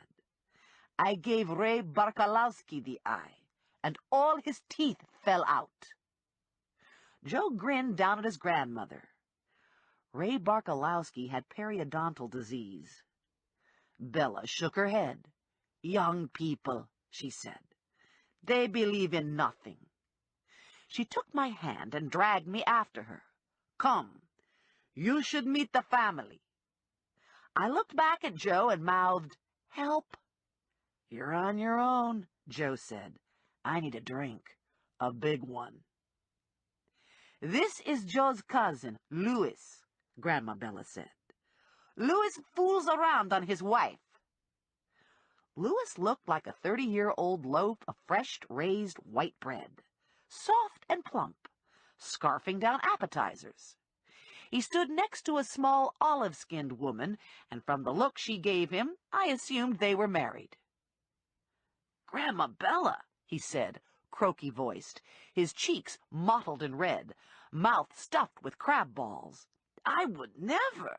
Silence, she said. I know these things. You can't lie to me. I'll put the eye on you. Louis sucked in some crab and clutched his throat. His face got red, then purple. He flailed his arms. He's choking, I said. Grandma Bella tapped her finger to her eye and smiled like the Wicked Witch and the Wizard of Oz. I gave Louis a good hard thwack between his shoulder blades, and the crab ball flew out of his mouth. Grandma Bella leaned close to Louis. You cheat again, and next time I'll kill you, she said. She moved off toward a group of women. One thing you learn about Morelli men, she said to me. You don't let them get away with a thing. Joe nudged me from behind and put a drink in my hand. How's it going? Pretty good. Grandma Bella put the eye on Louis. I took a sip. Champagne? All out of cyanide, he said.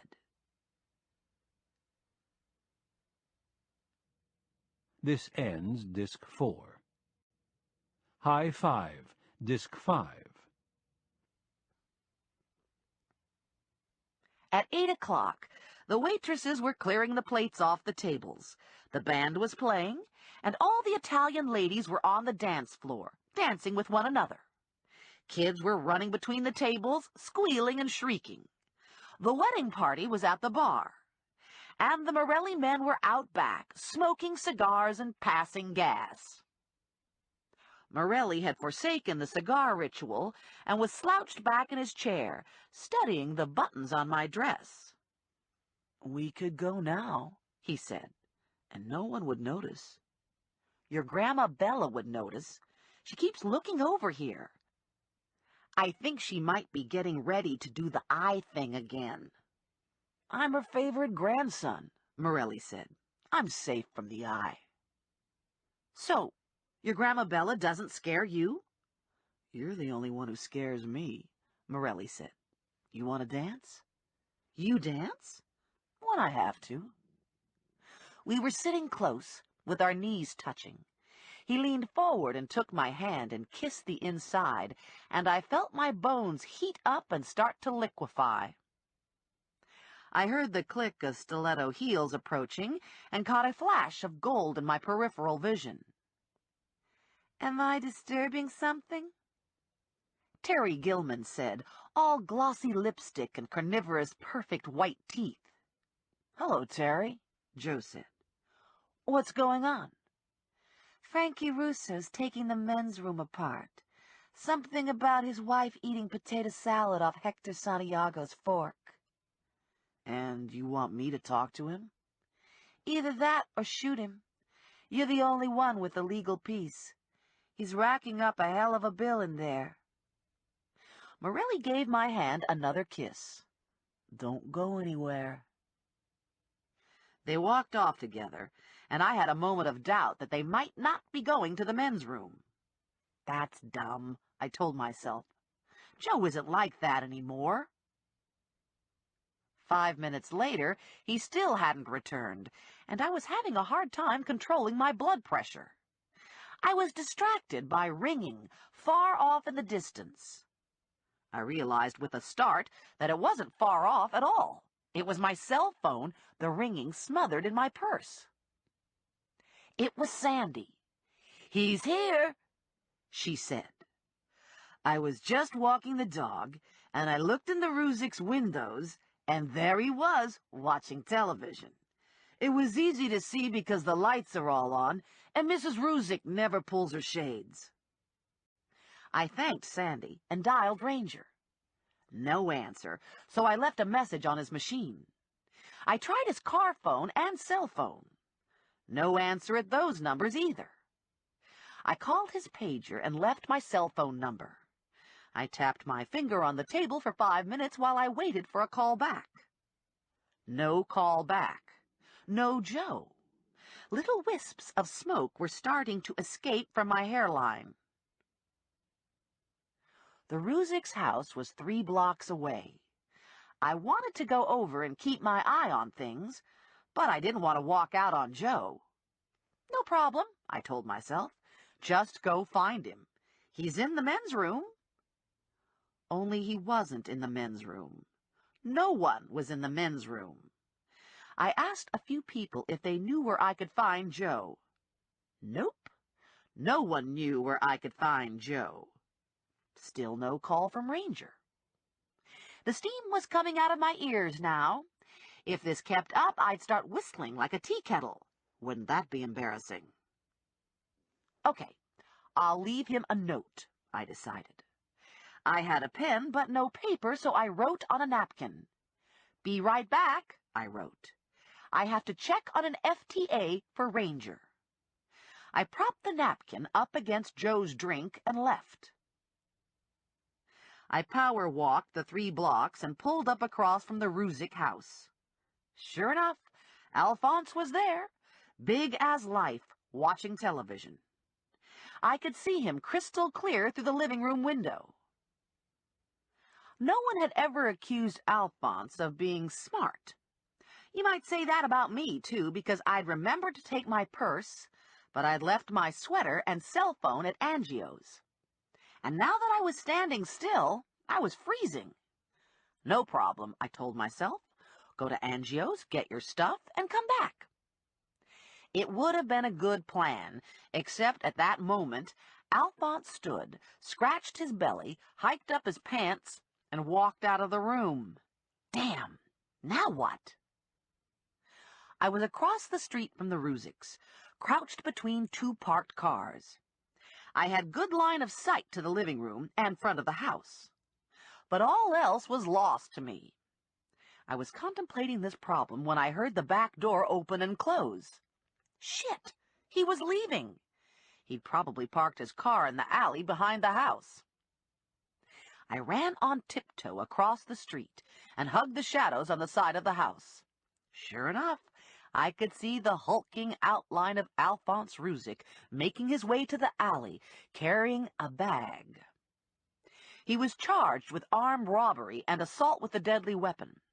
He was 46, and he weighed in at 230 pounds with the bulk of his weight in his gut. He had a little pinhead and a brain to match, and he was getting away. Damn, Ranger! Where the hell was he? Alphonse was halfway down the yard when I yelled. I didn't have a weapon. I didn't have cuffs. I didn't have anything, but I yelled anyway. It was all I could think to do. Stop! I yelled. Bail enforcement agent! Drop to the ground! Alphonse didn't even turn to look. He just took off, cutting across yards, rather than going for the alley. He ran for all he was worth, handicapped by his lard butt and beer gut, hanging onto the bag in his right hand. Dogs barked, porch lights flashed, and back doors were thrown open all down the block. "Call the police!" I yelled, chasing after Alphonse, my skirt up around my neck. "Fire! Fire! Help! Help!" We reached the end of the block, and I was within an arm's length when he whirled around and hit me with the bag. The impact burst the bag and knocked me off my feet. I was flat on my back, covered in garbage. Alphonse hadn't been leaving at all. He'd been taking the garbage out for his mother. I scrambled to my feet and charged after Alphonse. He'd rounded the block and was running back to his mother's. He had half a house length on me when he pulled a set of keys from his pocket, pointed at a Ford Explorer parked at the curb, and I heard the alarm system chirp off. "Stop!" I yelled. "You're under arrest! Stop or I'll shoot!" It was a stupid thing to say because I didn't have a gun, and even if I had a gun, I certainly wouldn't shoot him. Alphonse looked over his shoulder to check me out, and it was enough to uncoordinate the forward momentum of his blubber. The result was that he started to stumble, and I inadvertently plowed into his gelatinous body. We both went down to the sidewalk, where I hung on for dear life. Alphonse was trying to get to his feet, and I was trying to keep him on the ground. I could hear sirens in the distance and people yelling and running toward us, and I was thinking I just had to wrestle around with him long enough for help to get to me. He was on his knees, and I had a fistful of his shirt in my hand, and he batted me away like I was a bug. "Dumb cunt," he said, getting to his feet. "You haven't got a gun." I get called lots of names. That's not one of my favorites. I latched onto his cuff and pulled his feet out from under him.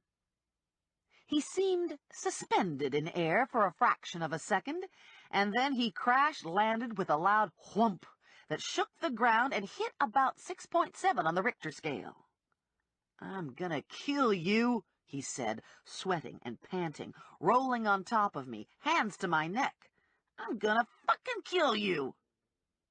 I squirmed under him and sunk my teeth into his shoulder. "Yow!" he yelled. "Son of a bitch!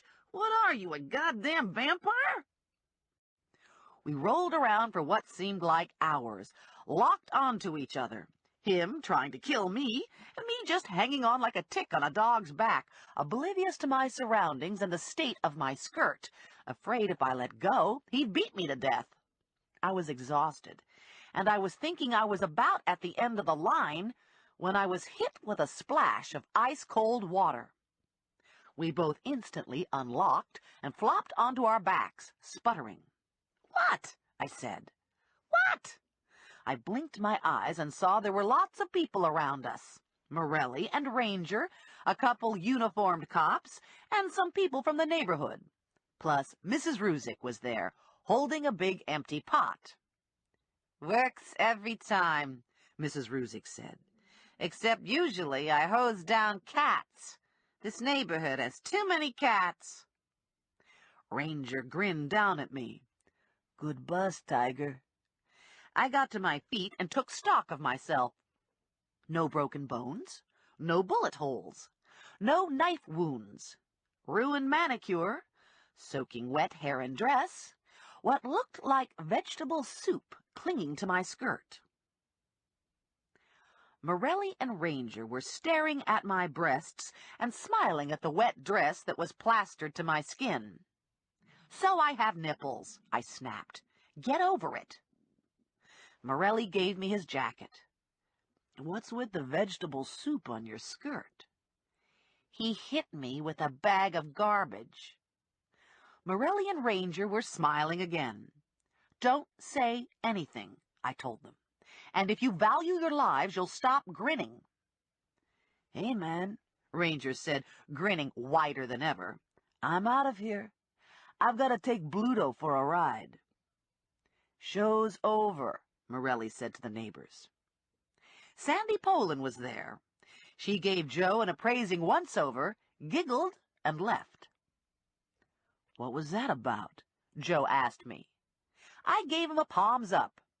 Go figure. I traded his jacket for my sweater when we got to his truck. Out of morbid curiosity, how long were you standing there watching me wrestle with Ruzick? Not long. A minute or two. And Ranger? The same.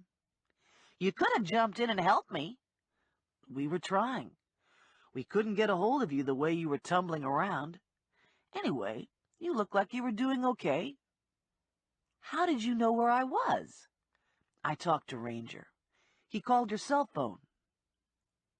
I looked down at my dress. It was probably wrecked. Good thing I hadn't worn the little black number. Where were you?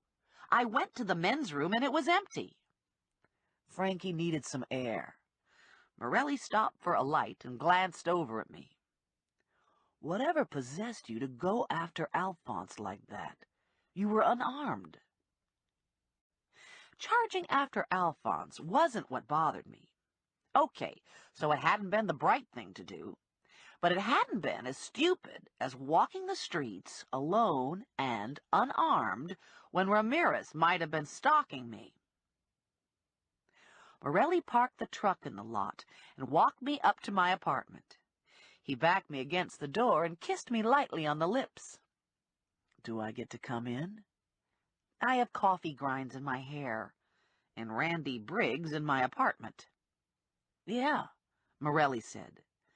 Makes you smell kind of homey. I don't know if I'm up to being romantic tonight. We don't have to be romantic, Morelli said. We could just have some really dirty sex. I rolled my eyes. Morelli kissed me again. A good night kiss this time. Call me when you want some, he said. Some what? As if I didn't know. Some anything. I let myself into my apartment and tiptoed past Briggs, who was asleep on my couch. Sunday morning, I woke up to rain. It was coming down in a steady drone on my fire escape, splattering against my window. I opened the curtains and thought, ick, the world was gray. Beyond the parking lot, the world didn't exist at all. I looked at the bed. Very tempting. I could crawl into bed and stay there until the rain stopped, or the world came to an end, or until someone showed up with a bag of donuts. Unfortunately, if I went back to bed, I might lie there taking stock of my life. And my life had some problems. The project that was taking most of my time and mental energy wasn't going to get me lunch money. Not that it mattered. I was determined to find Fred, dead or alive. The projects Ranger gave me weren't working out, and the bounty hunter projects were a big goose egg. If I thought about my life long enough, I might reach the conclusion I needed to go out and get a real job, something that required pantyhose every day and a good attitude. Even worse, I might get to thinking about Morelli, and that I was an idiot not to have invited him to spend the night. Or, worse still, I might think about Ranger, and I didn't want to go there at all. And then I remembered why I hadn't invited Morelli into my apartment. Briggs. I closed my eyes. Let it all be a bad dream. Bam, bam, bam, on my door. Hey, Briggs yelled. You haven't got any coffee. How am I supposed to work without coffee? Do you know what time it is, Sleeping Beauty? What, do you sleep all day? No wonder you can't afford any food in this hellhole. I got up and got dressed and stomped out to the living room. Listen, Shorty, who the hell do you think you are, anyway? I'm the guy who's gonna sue your ass. That's who I am. Give me a little time, and I could really learn to hate you. Geez, and just when I was thinking you were my soulmate. I gave him my best eat dirt and die look, zipped myself into my rain jacket, and grabbed my shoulder bag. How do you like your coffee? Black, lots of it. I sprinted through the rain to the Buick and drove to Giovacini's. The front of the store was red brick, sandwiched between other businesses. On either side of Giovacchini's, the buildings were single-story. Giovacchini was 2 stories, but the second floor wasn't used for much. Storage and an office. I drove to the end of the block and took the service alley that ran behind the store. The back side of Giovacchini's was red brick, just like the front, and the back door opened to a small yard. At the end of the yard was a dirt parking area for delivery trucks. 2 doors down was a real estate office. The back wall was stuccoed over and painted beige, and the back door opened to a small asphalt parking lot. So, suppose cheapskate Fred drives his leaves to Giovacchini's in the dark of night. He parks the car and turns off his lights. Doesn't want to get caught. He unloads the leaves and hears a car coming. What would he do? Hide. Then maybe he's there hiding, and he sees someone come along and deposit a garbage bag behind the real estate office. After that, I was lost. I had to think about, after that, some more. Next stop was the 7-Eleven, and then home with a large coffee for me and the big gulp of coffees for Briggs, and a box of chocolate-covered donuts, because if I had to put up with Briggs, I needed donuts. I shucked my wet jacket and settled down at the dining room table with the coffee and donuts and a steno pad, doing my best to ignore the fact that I had a man typing away at my coffee table. I listed out all the things I knew about Fred's disappearance. No doubt now that the photographs played a large role. When I ran out of things to write in the steno pad, I locked myself in my bedroom and watched cartoons on television. This took me to lunchtime. I didn't feel like eating lamb leftovers, so I finished off the box of donuts. "Cripes," Briggs said. "Do you always eat like this? Don't you know about the major food groups? No wonder you have to wear those romantic dresses." I retreated to my bedroom, and while I was retreating, I took a nap. I was startled awake by the phone ringing. "Just wanted to make sure you were going to come take me to the Lipinski viewing tonight," Grandma said. The Lipinski viewing. Ugh. Trekking out in the rain to see some dead guy wasn't high on my list of fun things to do. "How about Harriet Schnabel?" I suggested. "Maybe Harriet could take you." "Harriet's car's on the fritz." "Effie Reader?" "Effie died." "Oh, I didn't know that." "Almost everybody I know has died," Grandma said. "Bunch of wimps." "Okay, I'll take you." "Good. And your mother says you should come for dinner."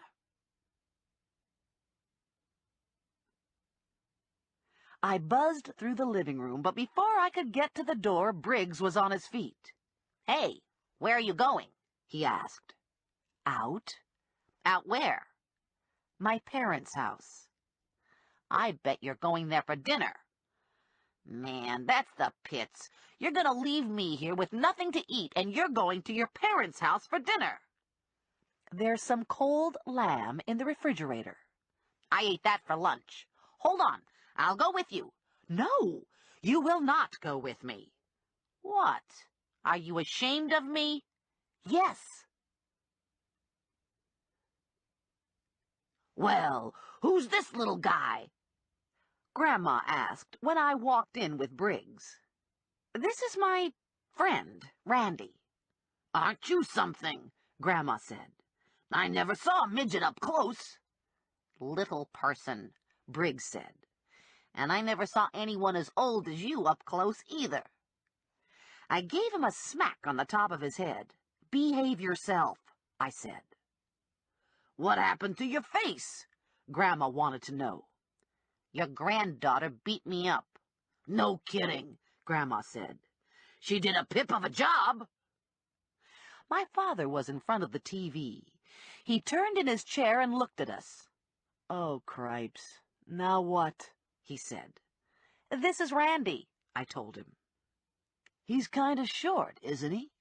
He's not a boyfriend. My father went back to the television. Thank God for that.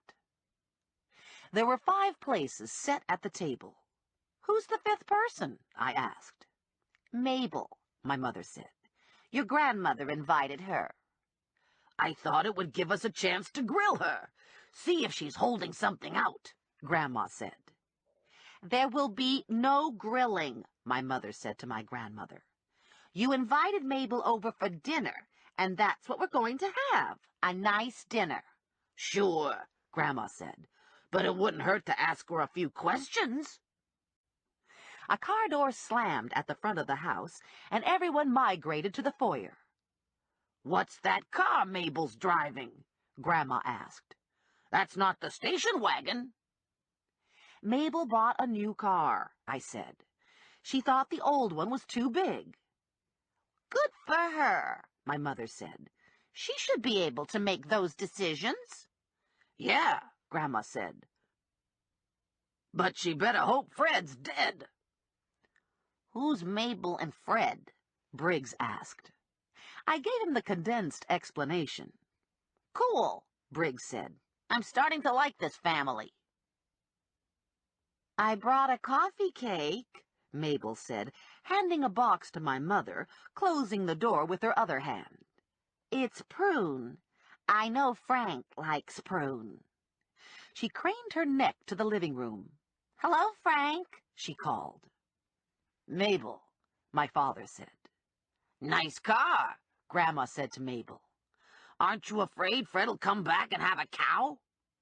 He shouldn't have left, Mabel said. And anyhow, how am I to know he'll come back?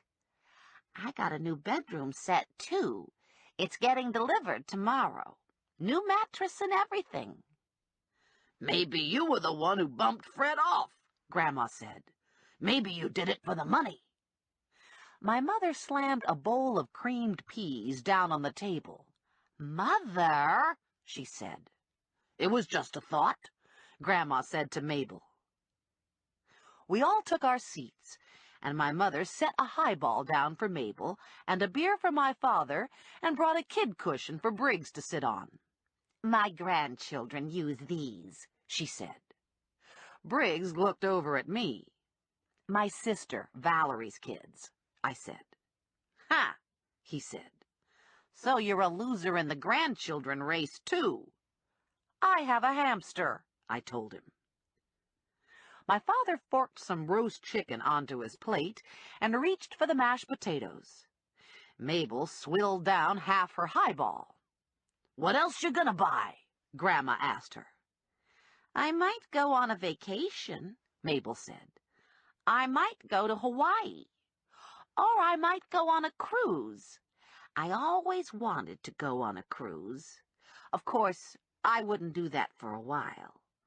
Unless Stephanie finds that man, then that might speed things up. What man? Grandma wanted to know. I told her about the woman at the Grand Union. Now we're getting somewhere, Grandma said. This is more like it. All we have to do is find that man. She turned to me. You have any suspects? No. Nobody at all? I'll tell you who I suspect, Mabel said. I suspect that garbage company. They didn't like Fred. Grandma waved a chicken leg at her. That's just what I said the other day. There's something funny going on with that garbage company. We're going to the viewing tonight to look into it. She ate some chicken while she thought. You met the deceased when you went to the garbage office, didn't you? She asked me. What did he look like? He looked like the guy who took Fred for a ride? I guess he could fit that description. Too bad it's going to be a closed casket. If it was open, we could take the Grand Union woman with us and see if she recognizes Lipinski. Hell, my father said. Why don't you just haul Lipinski out and put him in a lineup? Grandma looked at my father. You think we could do that? I imagine he'd be stiff enough. My mother sucked in some air. "I don't know if you stay stiff," Mabel said. "I think you might loosen up again." "How about passing the gravy?" my father said. "Could I get some gravy down here?" Grandma's face lit with inspiration. "There'll be lots of Lipinski's relatives there tonight. Maybe one of them will give us a picture. Then we can show the picture to the Grand Union lady." I thought this was all a little grim, considering Mabel was at the table, but Mabel seemed unfazed. "What do you think, Stephanie?" she asked. "Do you think I should go to Hawaii? Or do you think I should take a cruise?" "Jesus," Briggs said to me. "You turned out pretty good, considering your gene pool." Chapter 9. "Wow, look at this," Grandma said, peering out at the parking lot. "This place is packed tonight. That's on account of Steva has a full house. He's got somebody in every room. I was talking to Jean Moon, and she said her cousin Dorothy died yesterday morning, and they couldn't get her into Steva's. Had to take her to Moselle." "What's wrong with Moselle?" Briggs asked. "He don't know nothing about makeup," Grandma said. "Uses too much rouge. I like when the deceased looks nice and natural." "Yeah, I like that too," Briggs said. "Nothing worse than an unnatural corpse." The rain had slowed to a drizzle, but it still wasn't a glorious night to be out, so I dropped Grandma and Briggs off at the door and went in search of a parking place on the street. I found one a block and a half away, and by the time I reached Steva's front porch, my hair was more frizz than curl, and my cotton knit sweater had grown 2 inches. Larry Lipinski was in room number 1, as was befitting a suicidal killer. Family and friends were clustered in a knot around the casket. The rest of the room was filled with the same crowd I'd seen at the Dieter viewing. There were the professional mourners like Grandma Mazur and Sue Ann Schmatz, and there were the garbage people. Grandma Mazur marched over to me with Briggs running after her. "I already gave my condolences," she said. "And I want to tell you, they're a real standoffish group. It's a shame when people like that get to take rooms away from people like Dorothy Moon." "I guess that means they wouldn't give you a picture." "Zip," Grandma said. "They gave me zip." "They gave it to her in a big way, too," Briggs said, smiling. "You should have been there." "I don't think he's the one, anyway," I said. "I'm not so sure," Grandma said. "These people look to me like they got something to hide. I think this is a shifty lot." If I was related to someone who'd confessed to murder, I'd probably be feeling a little uncomfortable, too. "Don't worry," Grandma said. "I thought this might happen, and I've got a plan." "Yeah, the plan is we forget about it," I said. Grandma slid her uppers around while she scanned the crowd. "Emma Getz told me the deceased in room number 4 is done up real nice. I thought I might take a look." "Me too," Briggs said. "I don't want to miss anything." I wasn't interested in how room 4 was done up, so I volunteered to wait in the lobby. Waiting got old after a couple minutes, so I wandered over to the tea table and helped myself to some cookies. Then the cookies got old, so I went to the ladies' room to check out my hair. Big mistake. Best not to look at my hair. I went back to the cookies and put one in my pocket for Rex. I was counting the ceiling tiles, wondering what to do next, when the fire alarm went off. Since not that long ago Steva's almost burned to the ground, no one was wasting any time vacating the premises. People poured from the viewing rooms into the lobby and ran for the door. I didn't see Grandma Mazur, so I struggled through the crowd to viewing room 4. The room was empty when I got there, with the exception of Mrs. Kunkel, who was serene in her $12,000 mahogany and solid brass slumber chamber. I ran back to the lobby and was about to check outside for Grandma Mazur when I noticed the door to room 1 was closed. All the other doors were open, but the Lipinski door was closed. Sirens whined in the distance, and I had a bad feeling about room 1. Steva was on the other side of the lobby, yelling to his assistant to check the back rooms. He turned and looked at me, and his face went white. "It wasn't me," I said. "I swear." He followed after the assistant, and the second he was out of sight, I ran to room 1 and tried the door. The knob turned, but the door wouldn't open, so I put my weight behind it and gave it a shove. The door flew open, and Briggs fell over backwards. "Shit," he said. "Close the door, you big oaf." "What are you doing?" "I'm doing lookout for your grandma. What do you think I'm doing?" At the other end of the room, Grandma had the lid up on Larry Lipinski. She was standing 1 foot on a folding chair, 1 foot on the edge of the casket, and she was taking pictures with a disposable camera. "Grandma?" "Boy," she said, "this guy don't look so good." "Get down." "I gotta finish this rollout. I hate when there's pictures left over." I ran down the aisle between the folding chairs. "You can't do this." "I can now that I got this chair. I was only getting the side of his face before, and that wasn't working good on account of there's a lot of his head missing." "Stop taking pictures this instant and get down." "Last picture," Grandma said, climbing off the chair, dropping the camera into her purse. "I got some buttes." "Close the lid. Close the lid." Crash. "Didn't realize it was so heavy," Grandma said. I moved the chair back against the wall. I scrutinized the casket to make sure everything looked okay. And then I took Grandma by the hand. "Let's get out of here."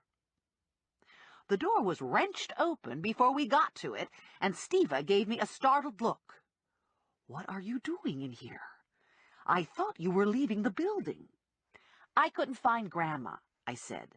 "And, She came in here to rescue me," Grandma said, hanging on to me, making her way to the door. "I was paying my respects when the alarm went off, and everybody stampeded out of here, and somebody knocked me over, and I couldn't get up. The midget was in here with me, but it would have taken 2 of them to do the job. If it wasn't for my granddaughter coming to get me, I'd have burned to a cinder." "Little person," Randy Briggs said. "How many times do I have to tell you I'm not a midget?"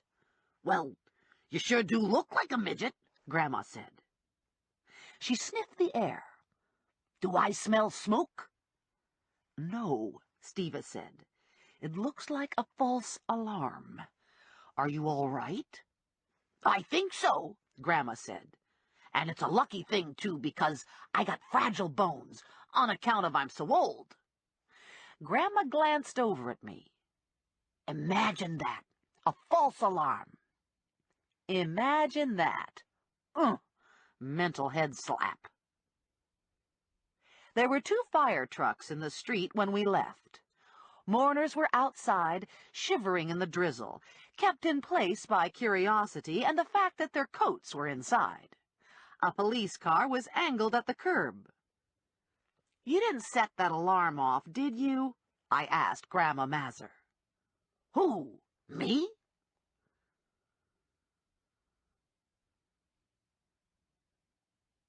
My mother was waiting at the door when we got back to the house. "I heard the sirens," she said. "Are you all right?" "Sure, we're all right," Grandma said. "Can't you see we're all right?" "Mrs. Siak got a call from her daughter, who told her there was a fire at Steva's." "No fire," Grandma said. "It was one of them false alarms." My mother's mouth had turned grim. Grandma shook the rain off her coat and hung the coat in the closet. "Ordinarily, I guess I might feel bad that the fire department had to go out for nothing, but I noticed Bucky Moyer was driving, and you know how Bucky loves to drive that big truck." Actually, this was true about Bucky. In fact, he'd been suspected on more than one occasion of setting off a false alarm himself just so he could take the truck out. "I have to go," I said. "I have a lot to do tomorrow." "Wait," my mother said. "Let me give you some chicken."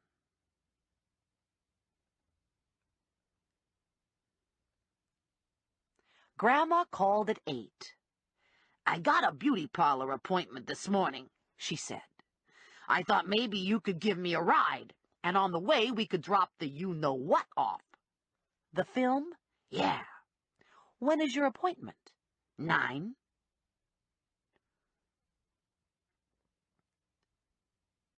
We stopped at the photo store first. "Do that 1-hour thing," Grandma said, handing me the film. "That costs a fortune." "I got a coupon," Grandma said. "They give them to us seniors on account of we haven't got a lot of time to waste. We have to wait too long to get our pictures back, and we could be dead." After I deposited Grandma at the hair salon, I drove to the office.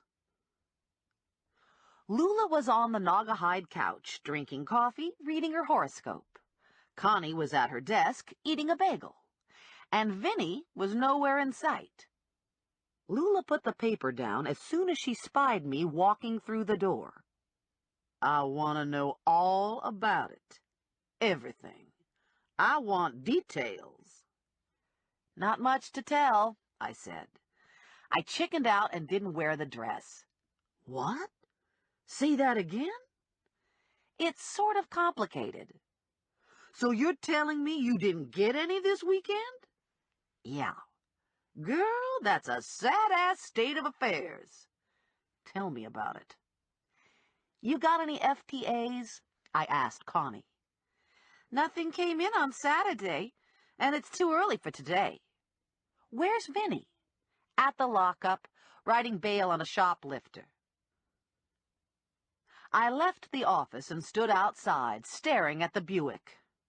"I hate you," I said. I heard someone laughing softly behind me and turned to find Ranger.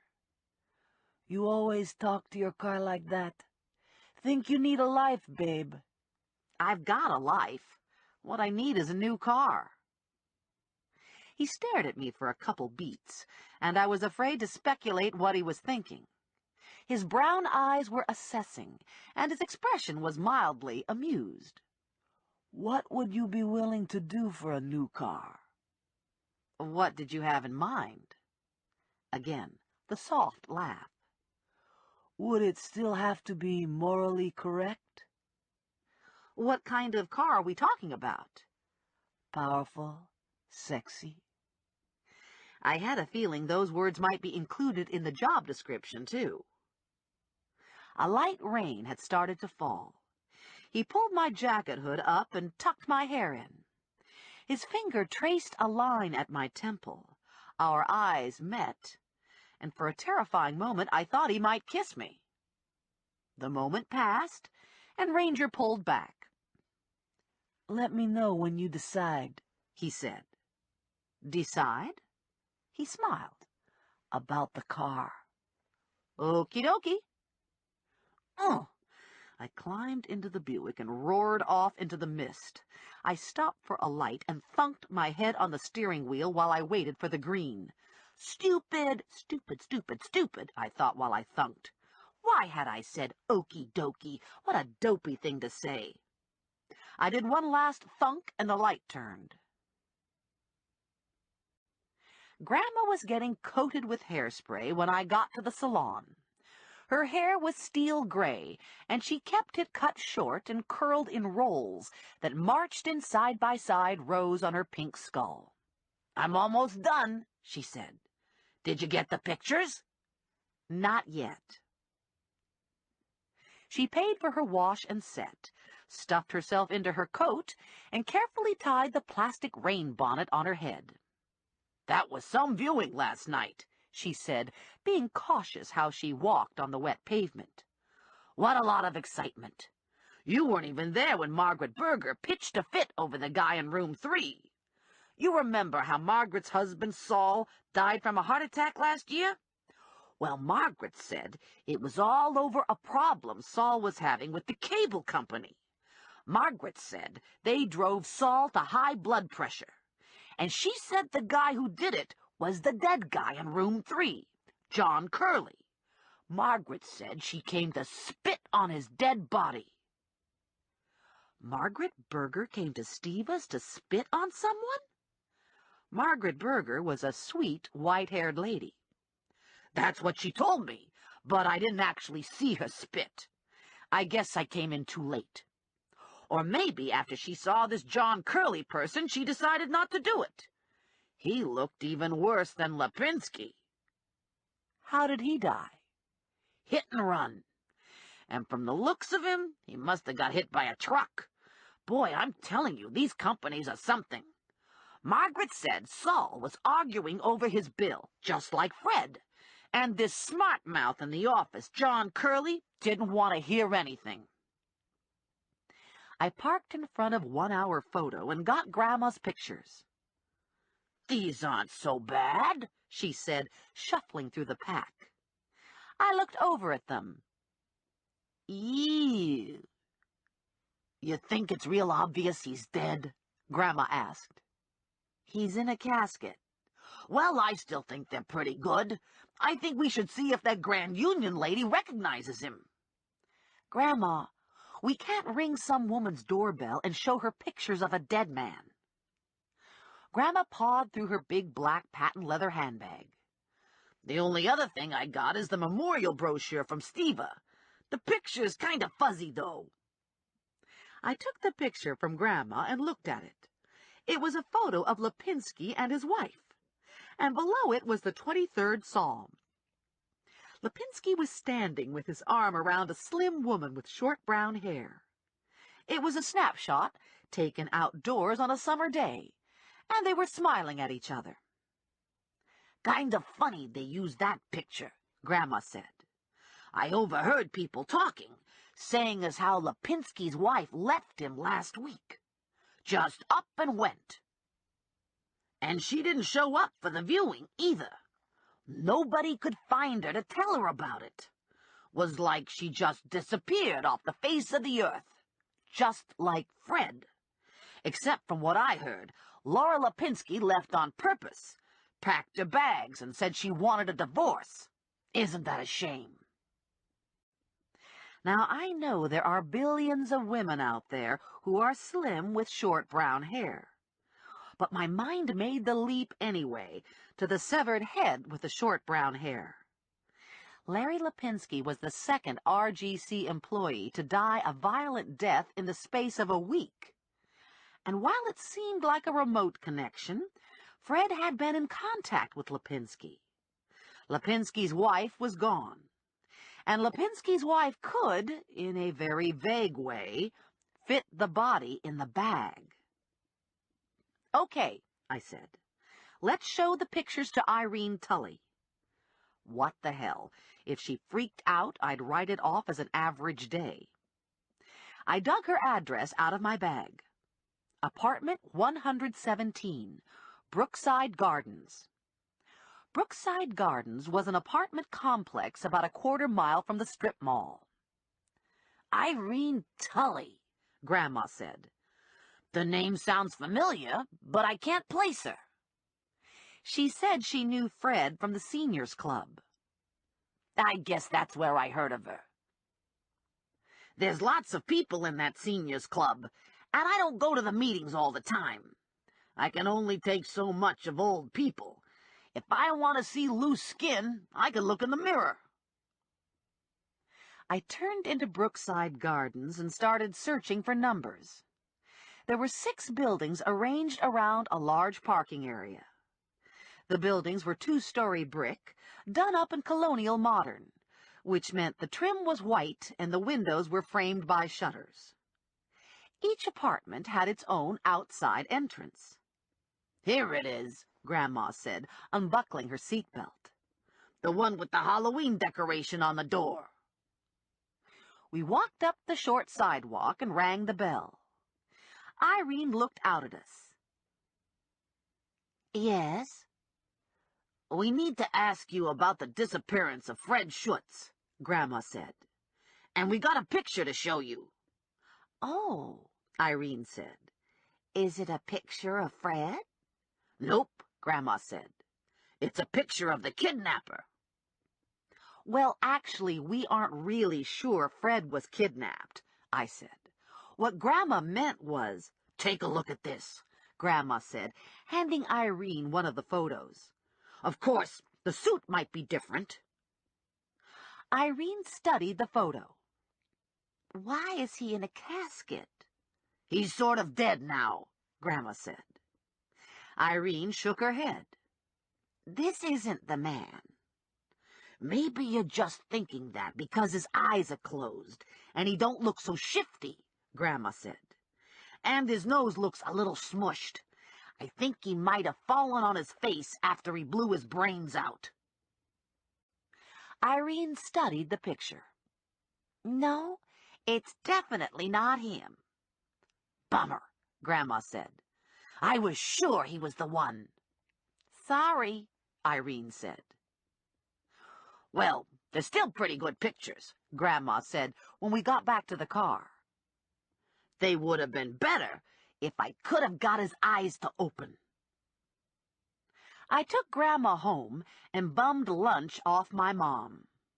All the while I was looking for Bunchy. Last I saw him was Saturday, and I was beginning to worry. Figure that one out. Me worrying about Bunchy. Stephanie Plum, mother hen. I left my parents and took Chambers to Hamilton. Bunchy picked me up on Hamilton. I saw him in my rearview mirror, pulled to the curb, and got out to talk to him. "Where have you been?" I asked. "Take Sunday off?" I had some work to catch up on. Bookies gotta work sometimes, too, you know. Yeah, only you're not a bookie. We gonna start that again? How'd you find me just now? I was riding around and I got lucky. How about you? You get lucky? That's none of your damn business. His eyes crinkled with laughter. I was talking about Fred. Oh. 1 step forward, 2 steps backward, I said. I get things that seem like leads and then they go nowhere. Like what? I found a woman who saw Fred get into a car with another man the day he disappeared. Problem is, she can't describe the man or the car.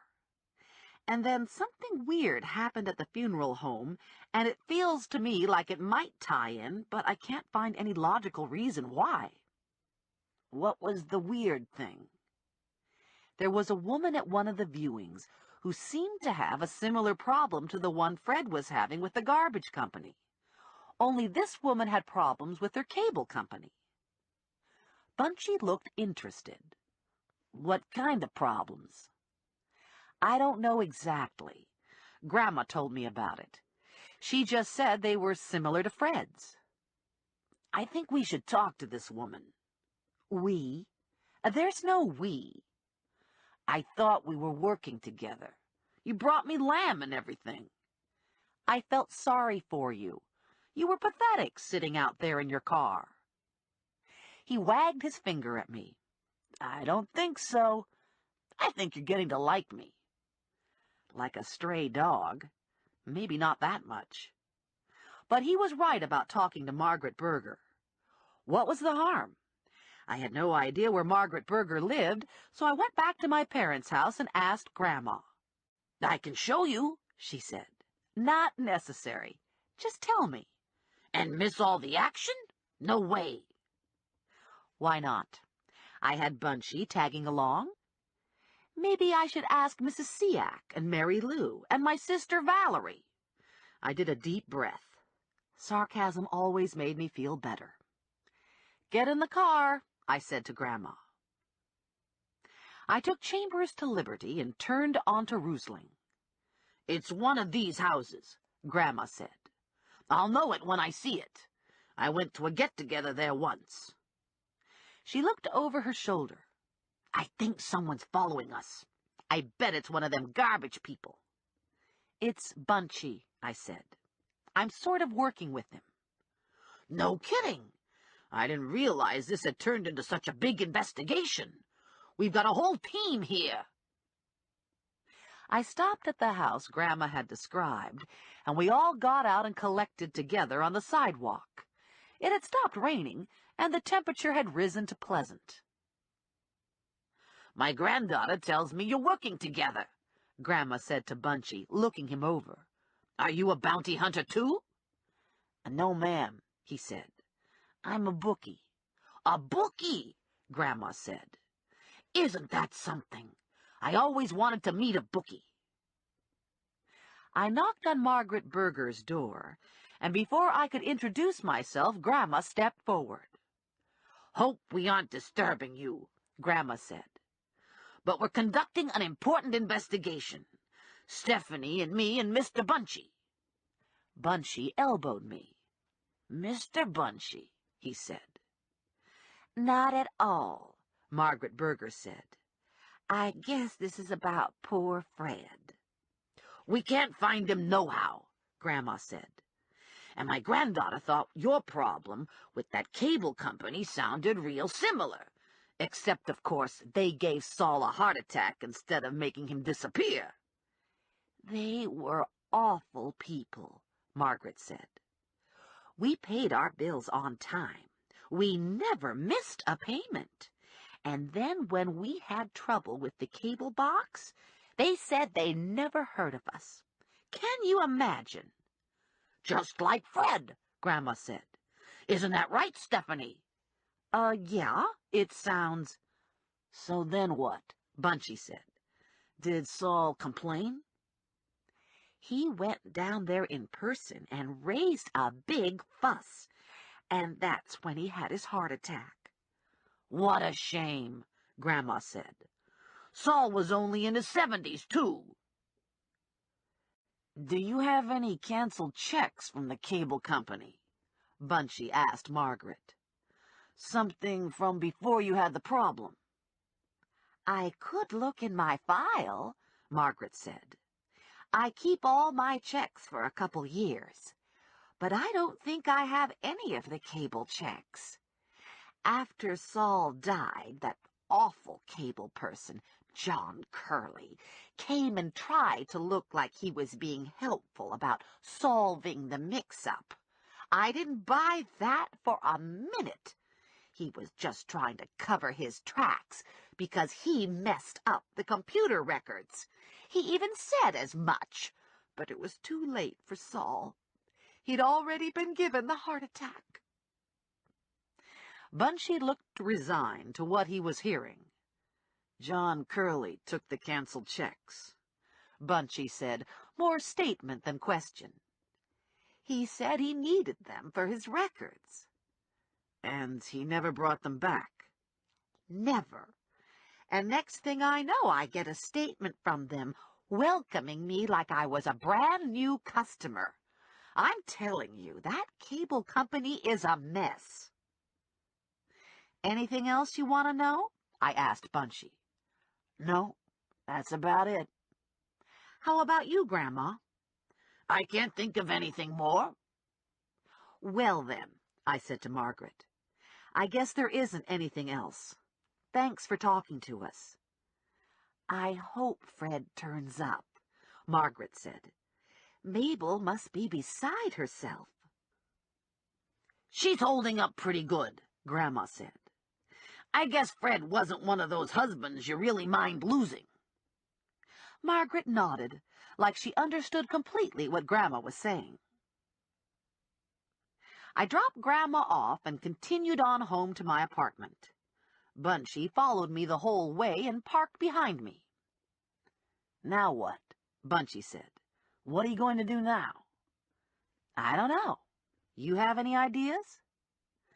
"I'm thinking there's something going on with the garbage company."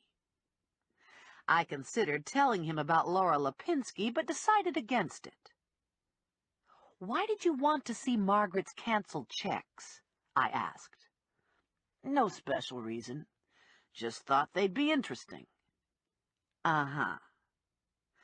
Bunchy rocked back on his heels with his hands in his pockets. How about the checks from the garbage company? You ever get any of them? Why? You think they'd be interesting too? Might be. You never know about stuff.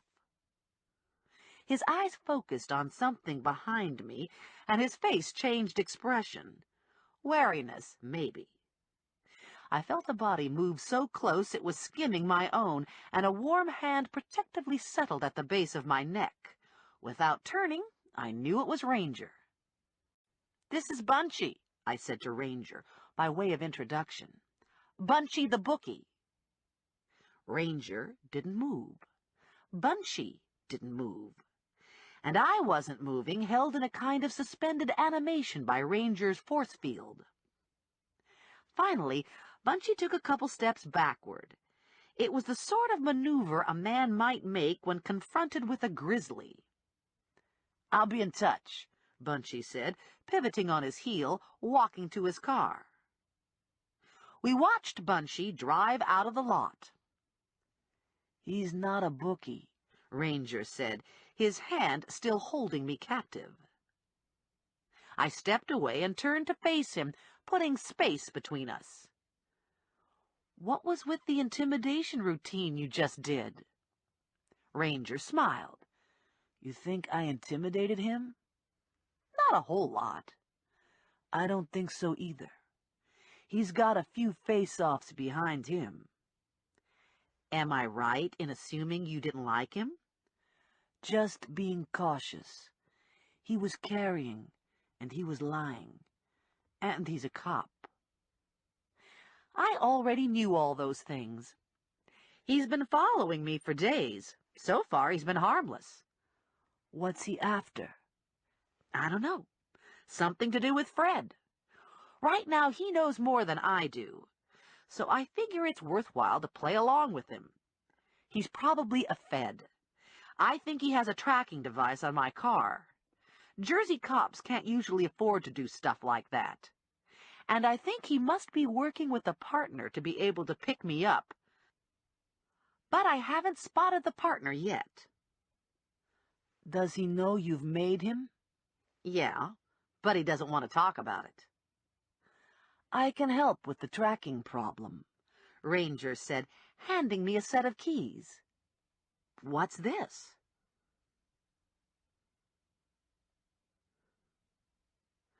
Chapter 10. "This is temptation," Ranger said, leaning against a new midnight black Porsche Boxster. "Could you be more specific about the temptation? Like, what kind of temptation were you thinking about?" "Temptation to broaden your horizons." I had a lot of unease over Ranger's definition of broad horizons. I suspected his horizons were a teensy bit closer to hell than I might want to travel. For starters, there was the car, and the slight possibility that it wasn't entirely legitimate. "Where do you get these cars?" I asked him.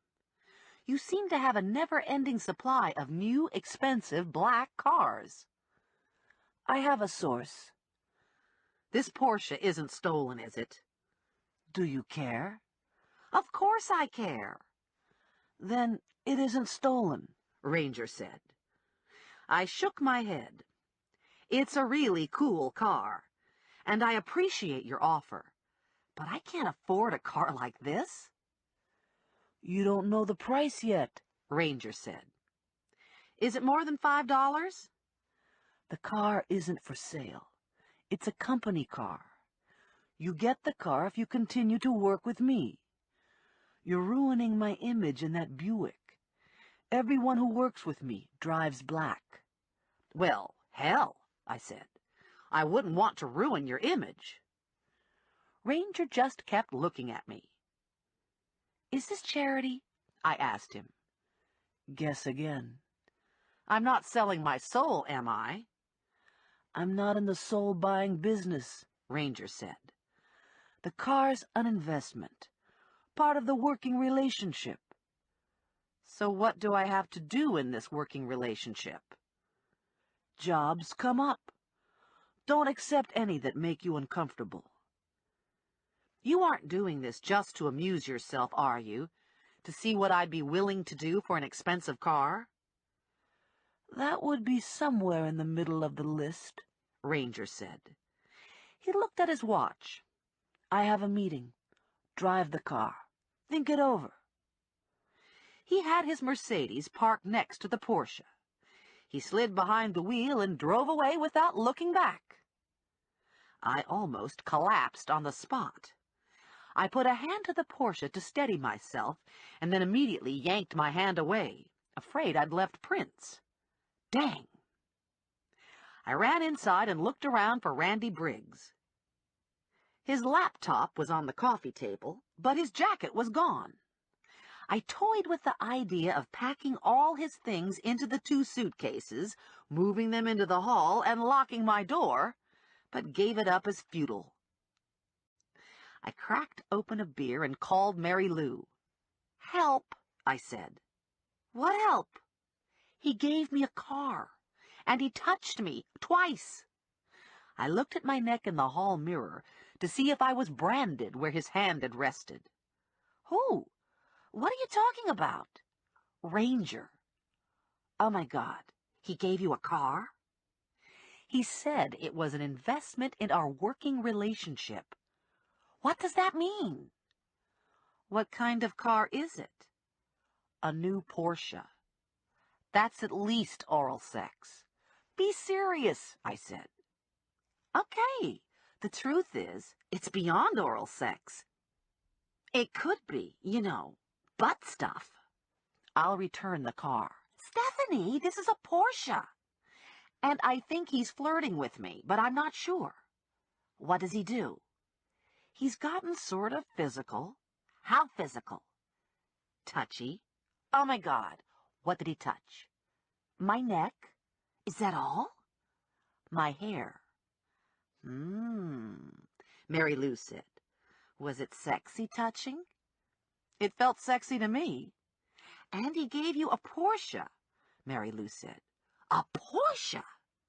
"It isn't like it's a gift. It's a company car." "Yeah, right.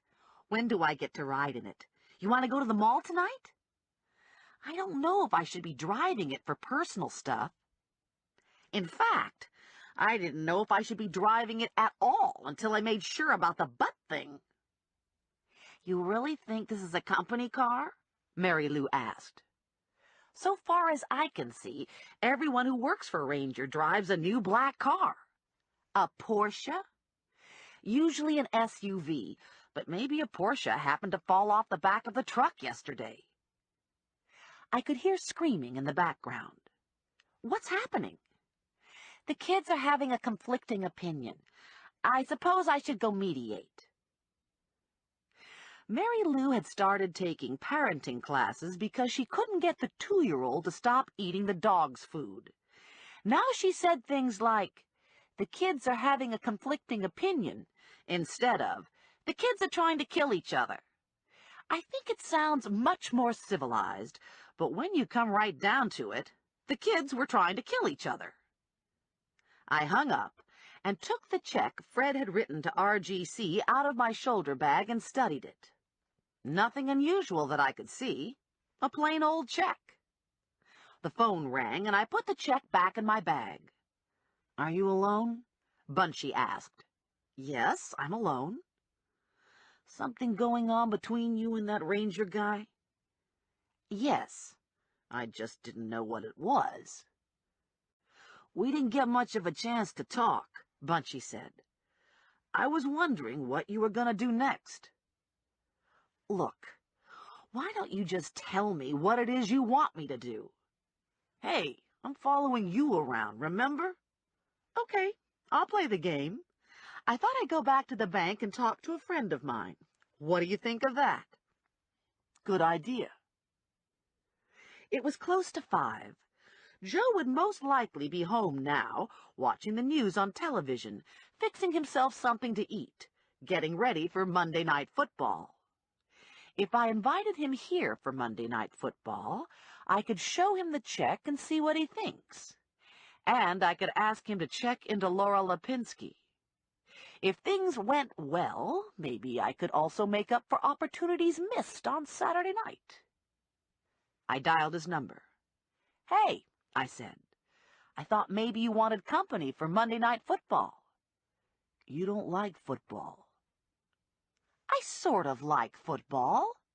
I like when they all jump on each other. That's pretty interesting. So, do you want me to come over?" "Sorry, I have to work tonight." "All night?"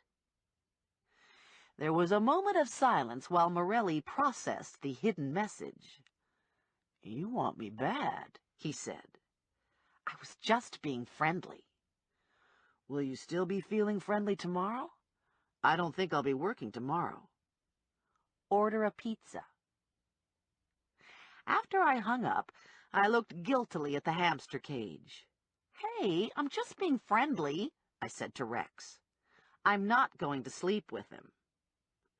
Rex still didn't come out of his can, but I could see the pine shavings moving. I think he was laughing. The phone rang around 9. "I have a job for you tomorrow," Ranger said. "Are you interested?" "Maybe." "It's of high moral quality." "And legal quality?" "Could be worse. I need a decoy. I have a deadbeat who needs to be separated from his jaguar." "Are you stealing it or repossessing it?" "Repossessing. All you have to do is sit in a bar and talk to this guy while we load his car onto a flatbed." "That sounds okay." "I'll pick you up at 6. Wear something that'll hold his attention." "What bar is this?" "Mike's Place on Center." 30 minutes later, Briggs came home. "So what do you do on Monday nights?" he asked. "You watch football?" I went to bed at 11, and 2 hours later I was still thrashing around, unable to sleep. I had Larry Lipinski's missing wife, Laura, on my mind. The back of her head, severed at the neck, stuffed in a garbage bag. Her husband dead from a self-inflicted gunshot wound. Hacked up his wife. Shot his co-worker. I really didn't know if it was Laura Lipinski. What were the chances? Probably not good. Then who was in that bag? The more I thought about it, the more convinced I became that it was Laura Lipinski. I looked at the clock for the 100th time. Laura Lipinski wasn't the only thing keeping me awake. I was having a hormone attack. Damn Morelli, whispering all those things in my ear, looking sexy in his Italian suit. Surely Morelli would be home by now. I could call him, I thought, and tell him to get over here. After all, it was his fault I was in this hellish state. But what if I call, and he isn't home, and I get recorded on his caller ID? Major embarrassment. Best not to call. Think of something else, I ordered myself. Ranger flashed into my mind. No, not Ranger. Damn! I kicked the covers off and went out to the kitchen to get some orange juice. Only there wasn't any orange juice. There wasn't any kind of juice because I never went food shopping. There were still some leftovers from my mother, but no juice. I really needed juice and a Snickers bar. If I had juice and a Snickers bar, I probably could forget about sex. In fact, I didn't even need the juice anymore. Just the Snickers bar. I stuffed myself into a pair of old gray sweats, shoved my feet into unlaced boots, and pulled a jacket over my plaid flannel nightshirt. I grabbed my purse and my keys, and because I was trying not to be stupid, I also grabbed my gun. "I don't know what the hell you're going after," Briggs said from the couch, "but bring one back for me, too." I clomped off, out of my apartment, down the hall into the elevator. When I got to the lot, as fate would have it, I realized I'd taken the Porsche key. Ha! Who am I to dispute fate?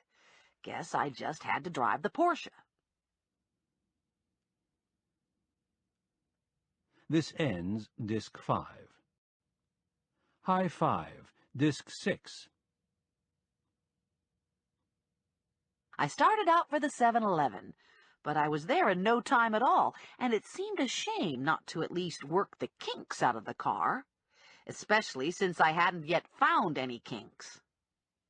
I continued on down Hamilton, turned into the Burg, wound around some, left the Burg, and son of a gun, before I knew it, I was in front of Morelli's townhouse.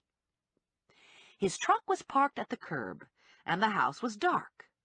I idled in front of the house for a minute, thinking about Morelli, wishing I was comfy in bed with him. Well, what the hell, I thought. Maybe I should ring his doorbell and tell him I was in the neighborhood, so I thought I'd stop by. No harm in that, just being friendly. I caught a glimpse of myself in the rearview mirror. Eek! Should have done something with my hair. And my legs might need shaving now that I thought about it. Rats. Okay, maybe it's not such a good idea to visit Morelli right now. Maybe I should go home first and shave and scrounge up some sexy underwear. Or maybe I should just wait until tomorrow. 24 hours, give or take a couple. I wasn't sure I could hold out for 24 hours. He was right. I wanted him bad. Get a grip, I told myself. We're talking about a simple sex act here. This isn't a medical emergency like having a heart attack. This can wait 24 hours. I took a deep breath. 24 hours. I was feeling better. I was in control. I was a rational woman. I put the Porsche into gear and cruised down the street. Piece of cake. I can last it. I got to the corner and noticed lights in my rearview mirror. Not many people out in this neighborhood at this hour on a work night. I turned the corner, parked, cut my lights, and watched the car stop in front of Morelli's house. After a couple minutes, Morelli got out and walked to his door, and the car began to roll down the street toward me. I gripped the wheel tight, so the Porsche wouldn't be tempted to go into reverse and zoom back to Morelli's. Less than 24 hours, I repeated, and my legs would be smooth as silk, and my hair would be clean. But wait a minute. Morelli has a shower and a razor. This is all baloney. There's no need to wait. I shifted into reverse just as the other car came into the intersection. I caught a glimpse of the driver and felt my heart go dead in my chest. It was Terry Gilman. Say what? Terry Gilman? There was an explosion of red behind my eyeballs. Shit, I was such a sap. I hadn't suspected. I thought he'd changed. I believed he was different from the other Morellis. Here I was worrying over leg hair when Morelli was out doing God knows what with Terry Gilman. Major mental smack in the head. I squinted at the car as it cleared the intersection and motored on. Terry was oblivious to my presence, probably planning out the rest of her night, probably going off to whack someone's grandmother. Well, who cares about Morelli anyway? Not me. I could care less. There was only one thing I cared about: chocolate. I put my foot to the pedal and careened away from the curb. Clear the streets. Stephanie's got a Porsche and needs a Snickers bar. I reached the 7-Eleven in record time, blasted through the store, and left with a full bag. Hey, Morelli, orgasm this. I entered my lot at warp speed, screeched to a stop, stomped up the stairs, down the hall, and kicked my door open. Shit! Rex stopped running on his wheel and looked at me. You heard me, I said. Shit, shit, shit. Briggs sat up. What the hell's going on? I'm trying to get some sleep here. Don't push your luck. Don't speak to me. He squinted at me. What are you wearing? Is that some new form of birth control? I grabbed the hamster cage and bag of candy, carted everything off to my bedroom, and slammed my doors shut. I ate the $100,000 bar first, and then the Kit Kat, and then the Snickers. I was starting to feel sick, but I ate the Baby Ruth and the Almond Joy and the Reese's Peanut Butter Cup. Okay, I'm feeling much better now, I said to Rex. Then I burst into tears. When I was done crying, I told Rex it was only hormones reacting with the pre-diabetic surge of insulin from eating all those candy bars. So, he shouldn't worry.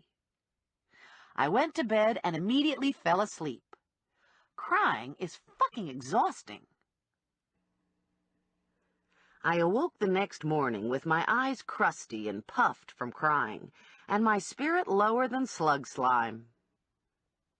I lay there for about 10 minutes, wallowing in my misery, thinking of ways to kill myself, deciding on smoking. But then I didn't have any cigarettes, and I wasn't in a mood to traipse back to the 7-Eleven. Anyway, I was working with Ranger now, so probably I could just let nature take its course. I dragged myself out of bed and into the bathroom, where I stared at myself in the mirror. "Get a grip, Stephanie," I said. "You have a Porsche and a seal's hat, and you're broadening your horizons." I was afraid after all those candy bars I was also broadening my ass, and I should get some exercise. I was still dressed in my sweats, so I wriggled into a sports bra and laced up my running shoes. Briggs was already at work at his computer when I came out of my bedroom. "Look who's here, Mary Sunshine," he said. "Christ, you look like shit." "This is nothing," I told him. "Wait until you see what I look like when I'm done running." I returned drenched in sweat and feeling very pleased with myself. Stephanie Plum, woman in charge. Screw Morelli. Screw Terry Gilman. Screw the world. I had a chicken sandwich for breakfast and took a shower. Just to be mean, I put the beer on the top shelf in the refrigerator, told Briggs to have a rotten day, and zoomed off in my Porsche to the Grand Union. Dual-purpose trip. Talked to Leona and Alan, and shopped for real food. I parked about a half-mile away from the store so no one would park next to me and ding my door. I got out and looked at the Porsche. It was perfect. It was a totally kick-ass car. When you had a car like this, you didn't mind so much that your boyfriend was boinking a skank. I did the shopping first, and by the time I was done and had the groceries tucked away in the trunk, the bank was open. Business was slow first thing on a Tuesday morning. No one in the lobby. There were 2 tellers counting out money, probably practicing. I didn't see Leona. Alan Shemsky was in the lobby drinking coffee, talking to a bank guard. He saw me and waved. "How's the Uncle Fred hunt going?" he asked. "Not that good. I was looking for Leona." "It's her day off. Maybe I can be of help?" I rooted around in my bag, located the check, and handed it over to Alan. "Anything you can tell me about this?" He examined it front and back. "It's a canceled check." "Anything weird about it?" He looked at it some more. "Not that I can see. What's so special about this check?" "I don't know. Fred was having billing problems with RGC. He was supposed to bring this check to the office the day he disappeared. I guess he didn't want to take the original, so he left it home on his desk." "Sorry I can't be more helpful," Shemsky said. "If you want to leave it with me, I can ask around. Sometimes different people pick up different things." I dropped the check back into my bag. "Think I'll hang on to it. I have a feeling people have died because of this check." "That's serious," Shemsky said. I walked back to the car, feeling spooky and not knowing why. Nothing alarming had happened at the bank, and no one was parked or standing by the Porsche. I checked the lot. No Bunchy, no Ramirez that I could see. Still, there was that uncomfortable feeling. Something forgotten, maybe. Or someone watching. I unlocked the car and looked back at the bank. It was Shemsky I'd sensed. He was standing to the side of the bank building, smoking a cigarette, watching me. Oh man, now I was getting the creeps from Shemsky. I blew out a breath. My imagination was in overdrive. The man was just sneaking a smoke, for Pete's sake. The only oddity in the act was that Alan Shemsky actually had a bad habit. A bad habit seemed like an excess of personality for Alan Shemsky. Shemsky was a nice guy who never offended anyone and was totally forgettable. He'd been like that for as long as I could remember. When we were in school, he was the kid in the back of the room who never got called on. Quiet smile, never a conflicting opinion, always neat and clean. He was like a chameleon whose clothes matched the wall behind him. After knowing Alan all my life, I'd be hard-pressed to name his hair color. Maybe mouse brown. Not that he was rodent-like. He was a reasonably attractive man with an average nose and average teeth and average eyes. He was average height, of average build, and I assumed of average intelligence, although there was no way of knowing for sure. He'd married Maureen Blum a month after they both graduated from Rider College. He had 2 young children and a house in Hamilton Township. I'd never driven past his house, but I was willing to bet it was forgettable. Maybe that wasn't so bad. Maybe it was a good thing to be unmemorable. I bet Maureen Blum Shemsky didn't have to worry about being stalked by Benito Ramirez. Bunchy was waiting when I got back to my apartment building. He was in the lot, sitting in his car, looking grumpy. "What's with the Porsche?" he wanted to know, coming over. "It's on loan from Ranger, and if you put a tracking device on it, he won't be happy." "Do you know how much a car like this costs?" "A lot." "Maybe more than you want to pay," Bunchy said. "I hope that's not the case." He took one of the grocery bags and followed me upstairs. "You go to the bank like you said?" "Yep. I talked to Alan Shemsky, but I didn't learn anything new." "What did you talk to him about?" "The weather, politics, managed health care." I balanced my bag on my hip while I unlocked the door. "Boy, you're a beaut. You don't trust anybody, do you?" "I don't trust you." "I wouldn't trust him either," Briggs said from the living room. "He looks like he's got a social disease." "Who's that?" Bunchy wanted to know. "That's Randy," I said. "Want to see him disappear?" I looked over at Briggs. It was a tempting offer. "Some other time," I said to Bunchy. Bunchy unpacked his bag and set everything out on the kitchen counter. "You've got some strange friends." "And they hardly counted at all compared to my relatives." "I'll make you lunch if you tell me who you're working for and why you're interested in Fred," I said. "No can do. Besides, I think you'll make me lunch anyway." I made canned tomato soup and grilled cheese sandwiches. I made grilled cheese because that's what I felt like eating. And I made the soup because I like to keep a clean can in reserve for Rex. Halfway through lunch, I looked at Bunchy, and Morelli's words echoed in my ear. "I'm working with a couple treasury guys who make me look like a Boy Scout," he'd said. The Hallelujah chorus rang out in my head, and I had an epiphany. "Holy cow," I said. "You're working with Morelli." I don't work with anyone, Bunchy said. I work alone. That's a load of pig pucky. This wasn't the first time Morelli had been involved in one of my cases and had kept it from me, but it was the first time he'd sent someone to spy on me. This was a new all-time low for Morelli. Bunchy sighed and pushed his dish away. Does this mean I'm not getting dessert?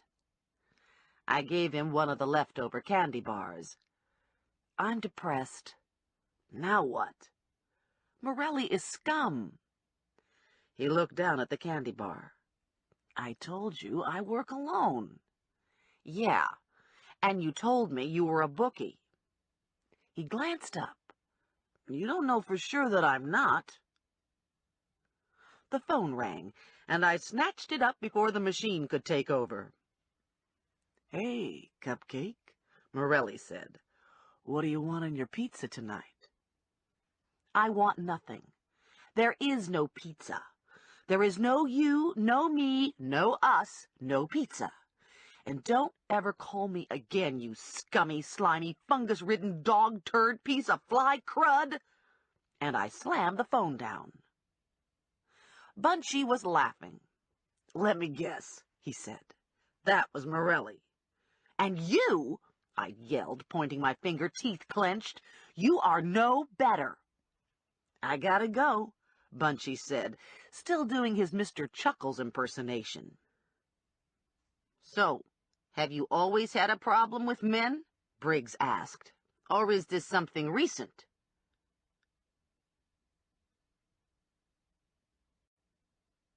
I was in the lobby, waiting for Ranger at 6 o'clock. I was all showered and perfumed and hair freshly done up to look sexily unkempt. Mike's Place is a sports bar frequented by businessmen. At 6 o'clock, it would be filled with suits catching ESPN and having a drink to unwind before going home. So I chose to look sooty, too.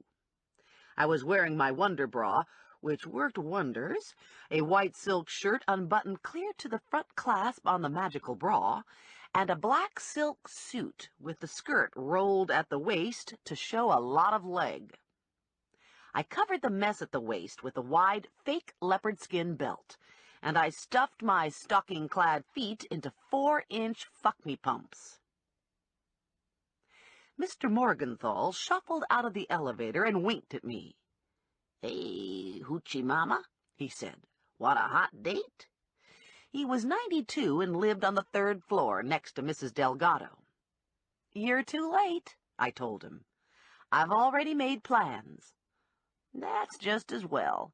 You'd probably kill me, Mr. Morgenthau said. Ranger pulled up in the Mercedes and idled at the door. I gave Mr. Morgenthau a tweak on the cheek and sashayed out, swinging my hips, wetting my lips. I poured myself into the Mercedes and crossed my legs. Ranger looked at me and smiled. I told you to get his attention, not start a riot. Maybe you should button one more button. I batted my eyelashes at him in fake flirt, which actually wasn't totally fake. You don't like it? I said. Ha! Take that, Morelli. Who needs you? Ranger reached over and flipped the next 2 buttons open, exposing me to mid-belly. That's the way I like it, he said, the smile still in place. Shit! I quickly rebuttoned the buttons. Wise guy, I said. Okay, so he called my bluff. No reason to panic. Just file it away for future reference. Not ready for Ranger. Mr. Morgenthau came out and shook his finger at us. I think I just sullied your reputation, Ranger said, putting the car in gear. Probably more like you helped me live up to expectations. We cruised across town and parked half a block from the bar on the opposite side of the street. Ranger took a photo from behind the sun visor. This is Ryan Perrin. He's a regular here. Comes every day after work. Has 2 drinks. Goes home. never parks his car more than half a block away on the street. He knows the dealer's trying to get it back, and he's nervous. Comes out to check on it every few minutes. Your job is to make sure he keeps his eyes on you, not the car. Keep him in the building. Why are you taking it here? When he's home, the car's in a locked garage, and the regular repo people can't get at it. When he's at work, he parks it in a garage with an attendant who takes his Christmas bonus seriously. Ranger made a gun sign with his hand, finger and thumb extended. For that matter, Perrin carries too, and isn't slow on the draw. That's why we need to finesse the car. Nobody wants bloodshed. What's this guy do for a living? Lawyer. Sending all his money up his nose these days. A dark green Jaguar rolled past us. There were no spaces open on the street. Just as he got to the end of the block, a car pulled out, and the Jag slid in place. "Wow," I said. "That was lucky." "No," Ranger said. "That was Tank. We have cars parked all along the street, so Perrin has to park down there." Perrin angled out of the car, beeped the alarm on, and headed for Mike's. I looked at Ranger. Will the alarm be a problem? None at all. Perrin disappeared into the building. "Okay," Ranger said. "Go get him, Slick. I'll give you a 5-minute lead, and then I'll call the truck in." He gave me a buzzer. "If something goes wrong, hit the panic button. I'll come get you when the cars clear the street." Perrin was dressed in a blue pinstripe. He was in his early 40s, with thinning, sandy blonde hair, and an athletic build gone soft. I stepped just to the side of the door and waited while my eyes adjusted to the change in light. There were mostly men in the room, but there were a few women, too. The women were in clusters. The men tended to be alone, eyes turned to the TV. Perrin was easy to spot. He was at the far end of the polished mahogany bar. The bartender set a drink in front of him. Something clear on the rocks. There were chairs open on either side of Perrin, but I didn't want to sit down and start a conversation. I didn't want him to feel singled out. If he was nervous, the direct approach might be too obvious. So I walked toward him, rummaging in my bag, looking absorbed in finding whatever. And just as I reached his stool, I faked a stumble. Not enough to go down to the ground, but enough to knock into him, clutching at his sleeve for support. "Oh, my God," I said. "I'm so sorry. This is so embarrassing. I wasn't watching where I was going, and—" I looked down. "It's these shoes. I'm just not a high-heel person." "What kind of person are you?" Perrin asked. I gave him the $1,000,000 smile. "I think maybe I'm a barefoot person." I slid onto the stool next to him and signaled the bartender. "Boy, I really need a drink. It's been one of those days." "Tell me about it," he said. "What do you do?" "I'm a lingerie buyer. Used to be, anyway, before I started bounty huntering." His eyes dropped to my cleavage. "No shit." I hoped they loaded that car on fast. This guy had a head start on the drinky-poos and was going to be on me like white on rice. I could feel it coming. "My name's Ryan Perrin," he said, extending his hand. "Stephanie." He kept hold of my hand. "Stephanie the lingerie buyer. That's very sexy." Yuck. I hate holding hands with strange men. Damn Ranger and his horizons. Well, you know, it's a job. "I bet you have a lot of great lingerie." "Sure, I have everything. You name it, I've got it." The bartender looked at me expectantly. I'll have one of those, I said, pointing to Perrin's drink. And could you hurry? So, tell me about the lingerie, Perrin said. You have any garter belts? Oh, yeah.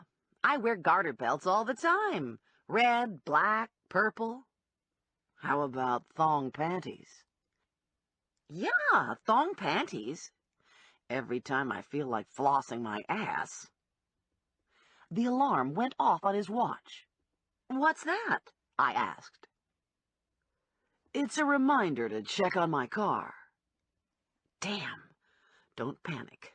Don't panic. What's wrong with your car? This isn't such a great neighborhood at this time of night. I had a radio ripped off last week, so once in a while I just look out and make sure no one's messing with anything. Don't you have an alarm system? Well, yeah. Then you don't have to worry. I guess you're right. Still, he looked toward the door. Maybe I should check just to be safe. You're not one of those obsessive-compulsive types, are you? I asked. I don't like those types. They're always so uptight. They never want to try anything new, like, group sex. That got his attention back. Some spittle collected at the corner of his mouth. You like group sex? Well, I don't like to do it with too many men, but I have a couple girlfriends. My drink came. I knocked it back and went into a coughing fit. When I stopped coughing, my eyeballs got hot and watery. What is this? Bombay Sapphire. I'm not much of a drinker. Perrin slid a hand up my leg to just inside my skirt hem. Tell me more about the group sex. Stick a fork in me, I thought, because I'm done. If Ranger didn't get here soon, I was going to be in big trouble. I was unloading everything I had, and I didn't know where to go from here. I didn't have a whole lot of experience at this sort of thing, and what I knew about group sex was zero, which was already more than I wanted to know. Thursday is my group sex night, I said. We do it every Thursday, unless we can't find a man. Then we just watch television. How about another drink? Perrin asked. No sooner had he gotten the words out of his mouth than he was off his bar stool, flying through the air. He crash-landed on a table, the table collapsed, and Perrin lay still as a stone, spread-eagled on the floor, eyes wide, mouth open, like a big, dead, beached fish. I gasped, and turned and was nose to nose with Benito Ramirez. You shouldn't be whoring like this, Stephanie, Ramirez said, soft-voiced and crazy-eyed. The champ don't like when he sees you with other men, sees them handling you. You need to save yourself for the champ.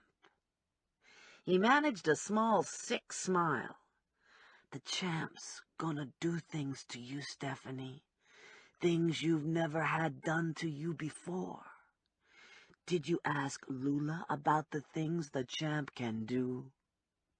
What are you doing here? I shrieked. I had one eye on Perrin, afraid he was going to get to his feet and run for his car. And I had one eye on Ramirez, afraid he was going to draw a knife and carve me up like a Christmas turkey.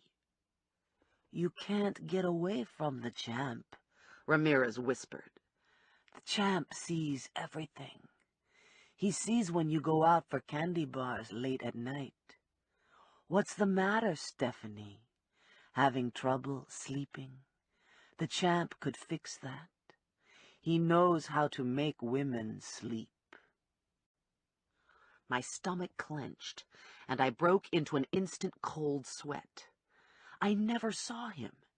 He'd been lying in wait for me, following my every move, watching me, and I never saw him.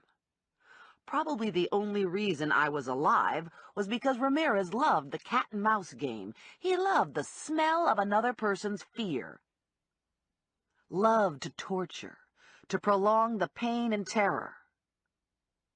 There'd been a black hole in the time continuum when Perrin had gone airborne. Everyone in the bar, with the exception of me and Ramirez, had sat frozen in dumbfounded shock. Now everyone in the bar was on their feet. "What the hell?" the bartender yelled, coming at Ramirez. Ramirez turned his eyes to the bartender, and the bartender backed off. "Hey, man," the bartender said, "you gotta take your problems outside." Perrin was standing, wobble-legged, glaring at Ramirez. "What, are you nuts? Are you freaking nuts?" "The champ don't like remarks like that," Ramirez said, his eyes shrinking in his head. A big no-neck guy came to Perrin's rescue. "Hey, leave the little guy alone," he said to Ramirez. Ramirez turned on him. "No one tells the champ what to do." Bam! Ramirez sucker-punched No-Neck, and No-Neck went down like a house of cards. Perrin pulled his gun and fired one off. The shot went wide of Ramirez and sent everyone in the bar running for the door. Everyone but Perrin and Ramirez and me. The bartender was shouting into the phone for the police to get their asses in gear, and through the open door I caught a glimpse of the flatbed moving down the street with the green Jaguar on board. "I don't like the police," Ramirez said to the bartender. "You shouldn't have called the police." Ramirez gave me one last look with his nobody's home eyes and went out the back door. I hopped off the bar stool. "Nice meeting you," I said to Perrin. "I have to go now." Ranger strolled in, looked around, shook his head, and smiled at me. "You never disappoint," he said.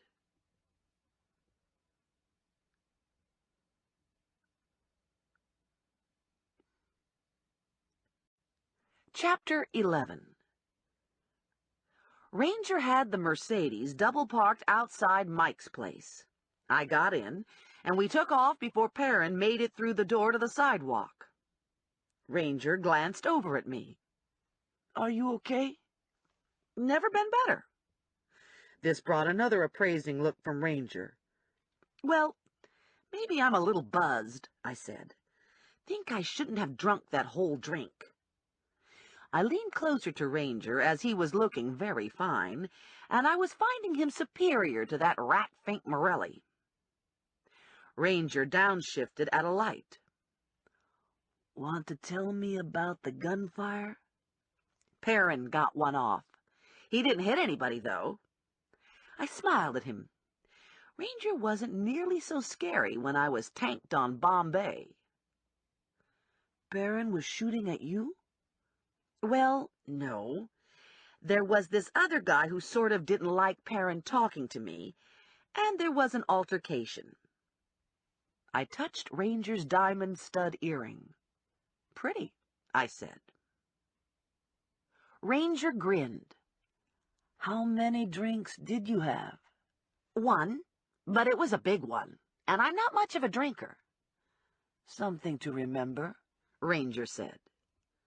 I wasn't sure exactly what he meant by that, but I hoped it had to do with sex and taking advantage of me. He turned into my lot and rolled to a stop at the door. Major disappointment, because it meant he was dropping me off, as opposed to parking and coming in for a nightcap, or something. "You have a visitor," he said. "Moi?" "That's Morelli's bike." I swiveled to look. Sure enough, Morelli's Ducati was parked next to Mr. Feinstein's Cadillac. Damn! I stuck my hand in my shoulder bag and fished around. "What are you looking for?" Ranger asked. "My gun." "Probably it's not a good idea to shoot Morelli," Ranger said. "Cops are real touchy about that sort of thing." I wrenched myself out of the car, straightened my skirt, and huffed into the building. Morelli was sitting in the hall when I got upstairs. He was dressed in black jeans, black motorcycle boots, a black T-shirt, and a black leather motorcycle jacket. He had a 2-day beard, and his hair was long, even by Morelli standards. If I hadn't been mad at him, I'd have had my clothes off before I got to my door. Now, I realize I'd just had the same thought about Ranger. But there it was. What can I say? Pretty soon Bunchy and Briggs would be looking good to me. "Boy, you have a lot of nerve coming here," I said to Morelli, fumbling for my key. He took his key ring from his pocket and opened my door. "Since when do you have a key to my apartment?" I asked him. "Since you gave it to me back when we were friendlier." He looked down at me, and amusement softened the set of his mouth. "Have you been drinking?" Occupational hazard. I had this job to do for Ranger, and drinking seemed like the right thing to do at the time. "You want some coffee?" "No way. That would ruin everything. Anyway, I wouldn't drink your coffee, and you can leave now. Thank you." "I don't think so." Morelli opened the refrigerator, searched around, and discovered the bag of mocha java I'd bought at Grand Union. He measured out water and coffee and tripped the switch on my coffee maker. "Let me take a winger here. You're mad at me, right?" I rolled my eyes so far into the back of my head I saw myself thinking. And while my eyes were all the way back there, I looked for Briggs. Where was the little devil? "You want to give me a clue?" Morelli said. "You don't deserve a clue." "That's probably true. But how about giving me one anyway?" "Terry Gilman." "Yeah?" "That's it. That's your entire clue, you creep." Morelli got 2 mugs from the over-the-counter cabinet and filled the mugs with coffee. He added milk and handed one of the mugs to me. "I need more to go on than a name." "No, you don't. You know exactly what I'm talking about."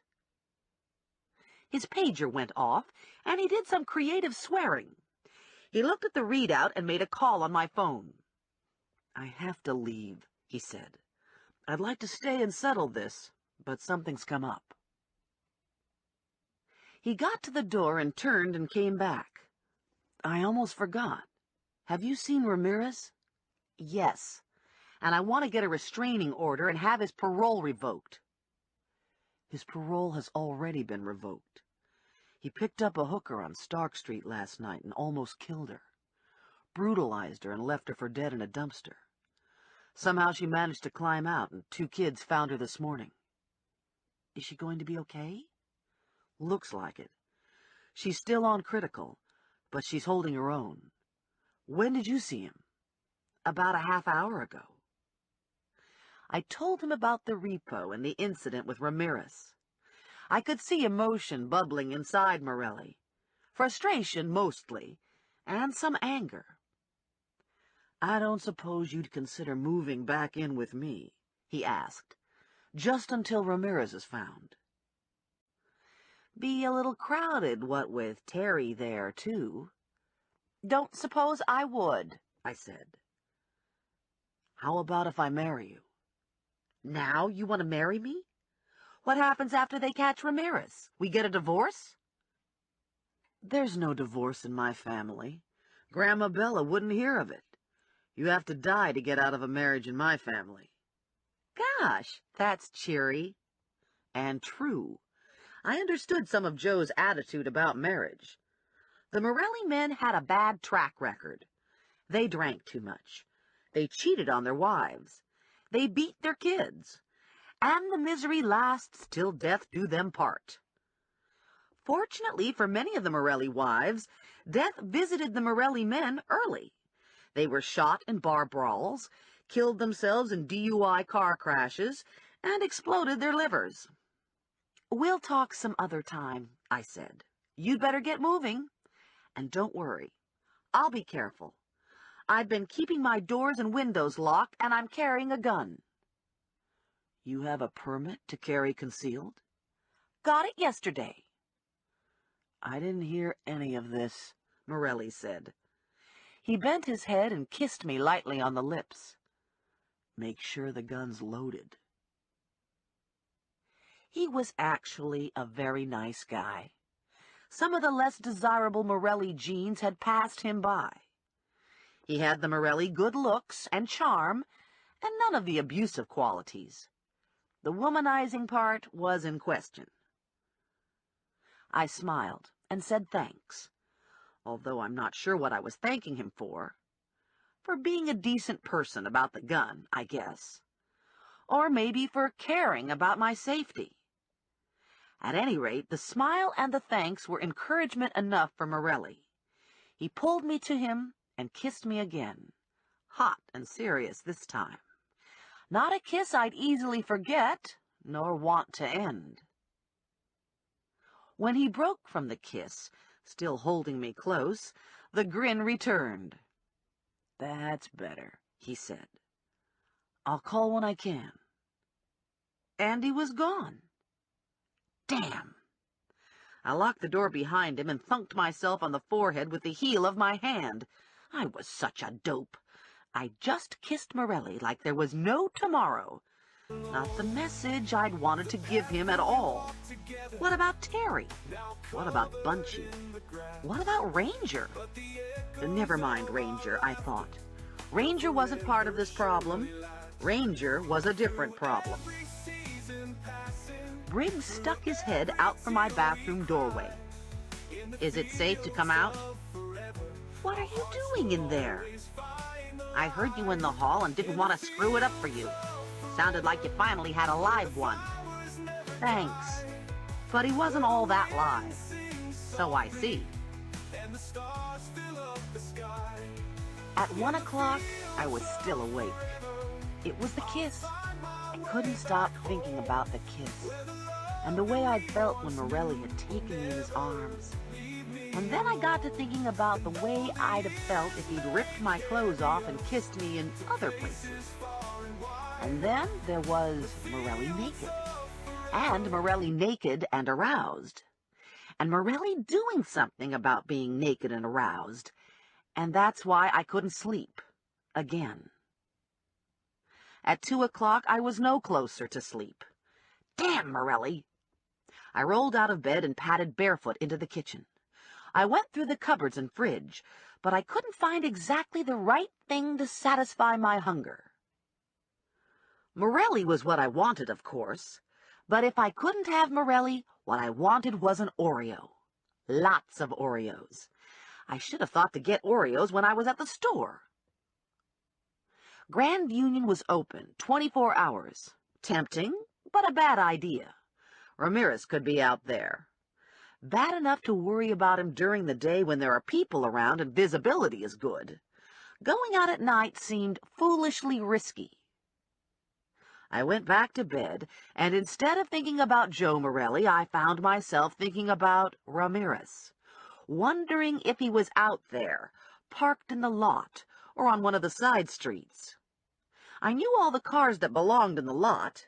If an odd car was there, I'd spot it. Curiosity had me now, and the excitement of a possible capture. If Ramirez was sitting in my lot, I could have him picked up. I slipped from under the covers and crept to the window. The lot was well lit. Not a place where a car could be hidden in shadow. I grabbed hold of the curtain and drew it open.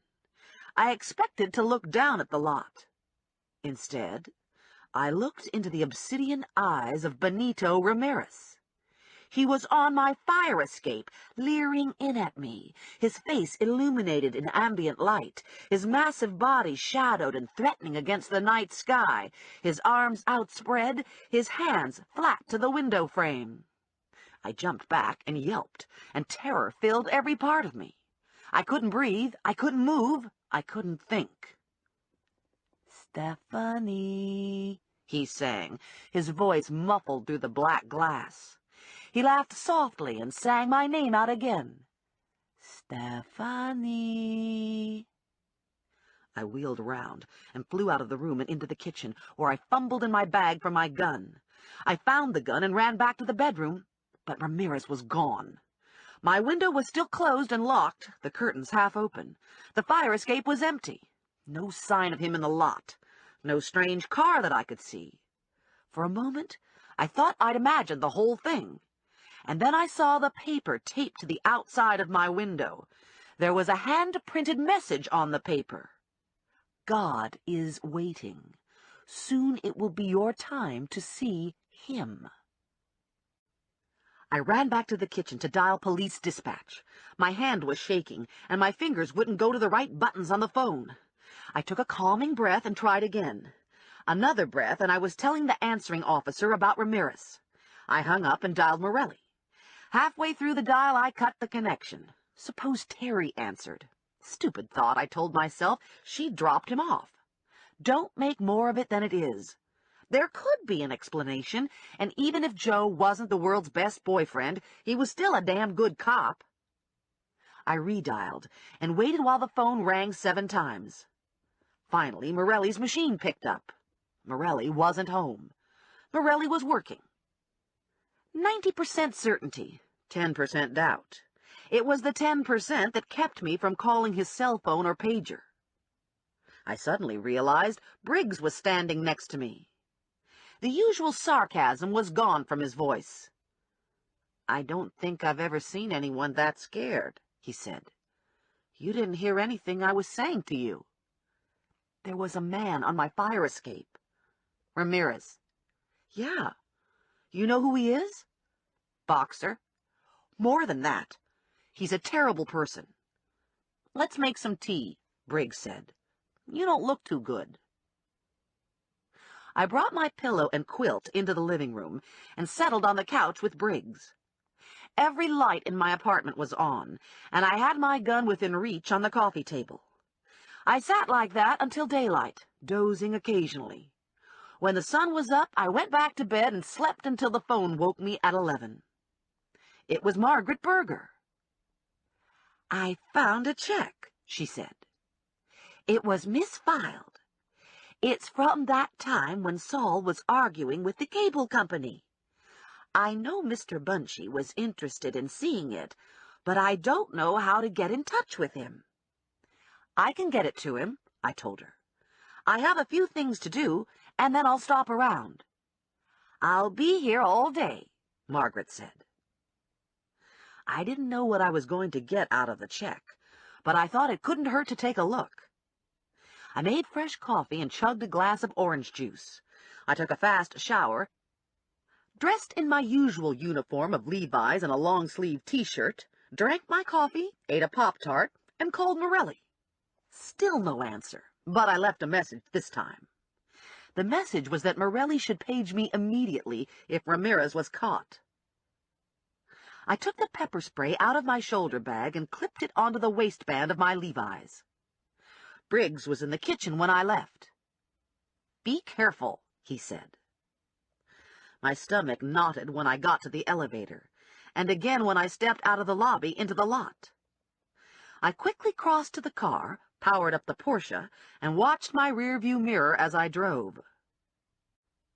It occurred to me that I was no longer looking around every corner for Uncle Fred. Somehow the Uncle Fred search had morphed into a mystery about a butchered woman and dead office workers and an uncooperative garbage company. I told myself it was all the same, that somehow it all tied to Fred's disappearance. But I wasn't completely convinced. It was still possible that Fred was in Fort Lauderdale, and I was spinning my wheels while Bunchy laughed his ass off. Maybe Bunchy was actually Alan Funt in disguise, and I was on Funniest Bounty Hunter Bloopers. Margaret opened the door on the first knock. She had the canceled check ready and waiting for me. I scrutinized it, but didn't see anything out of the ordinary. "You can take it if you want," Margaret said. "It's no good to me." "Maybe that nice Mr. Bunchy would want to see it, too." I dropped the check in my bag and thanked Margaret. I was still spooked from finding Ramirez on my fire escape, so I drove to the office to see if Lula wanted to ride shotgun for the rest of the day. "I don't know," Lula said. "You aren't doing anything with that Bunchy guy, are you? He has a sick sense of humor." "We'll take my car," I told her. "Nothing to worry about." "I guess that would be okay," Lula said. "I could wear a hat to disguise myself so no one recognizes me." "No need," I said. "I have a new car." Connie looked up from her computer screen. "What kind of car?" "Black." "That's better than powder blue," Lula said. "What is it? Another one of them little Jeeps?" "Nope, it's not a Jeep." Both Connie and Lula looked at me expectantly. "Well?" Lula said. "It's a Porsche." "Say what?" Lula said. "Porsche." They were both at the door. "Damned if it doesn't look like a Porsche," Lula said. "What did you do, rob a bank?" "It's a company car." Lula and Connie did some more of the expectant looking at me with their eyebrows up at the top of their heads. "Well, you know how I've been working with Ranger." Lula peered into the car's interior.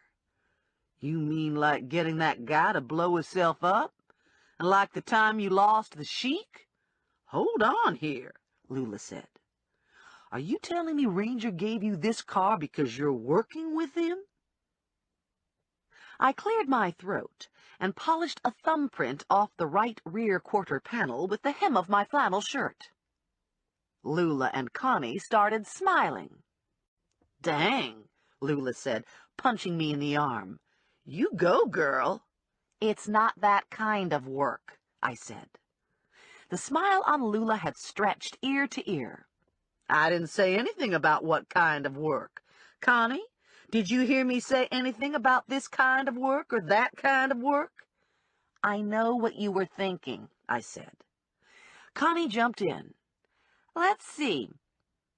There's oral sex, and then there's regular sex, and then there's—" "Getting close now," Lula said. "All the men who work with Ranger drive black cars," I told them. "He give them SUVs," Lula said. "He don't give them no Porsche." I bit into my lower lip. "So you think he wants something?" "Ranger don't do stuff for nothing," Lula said.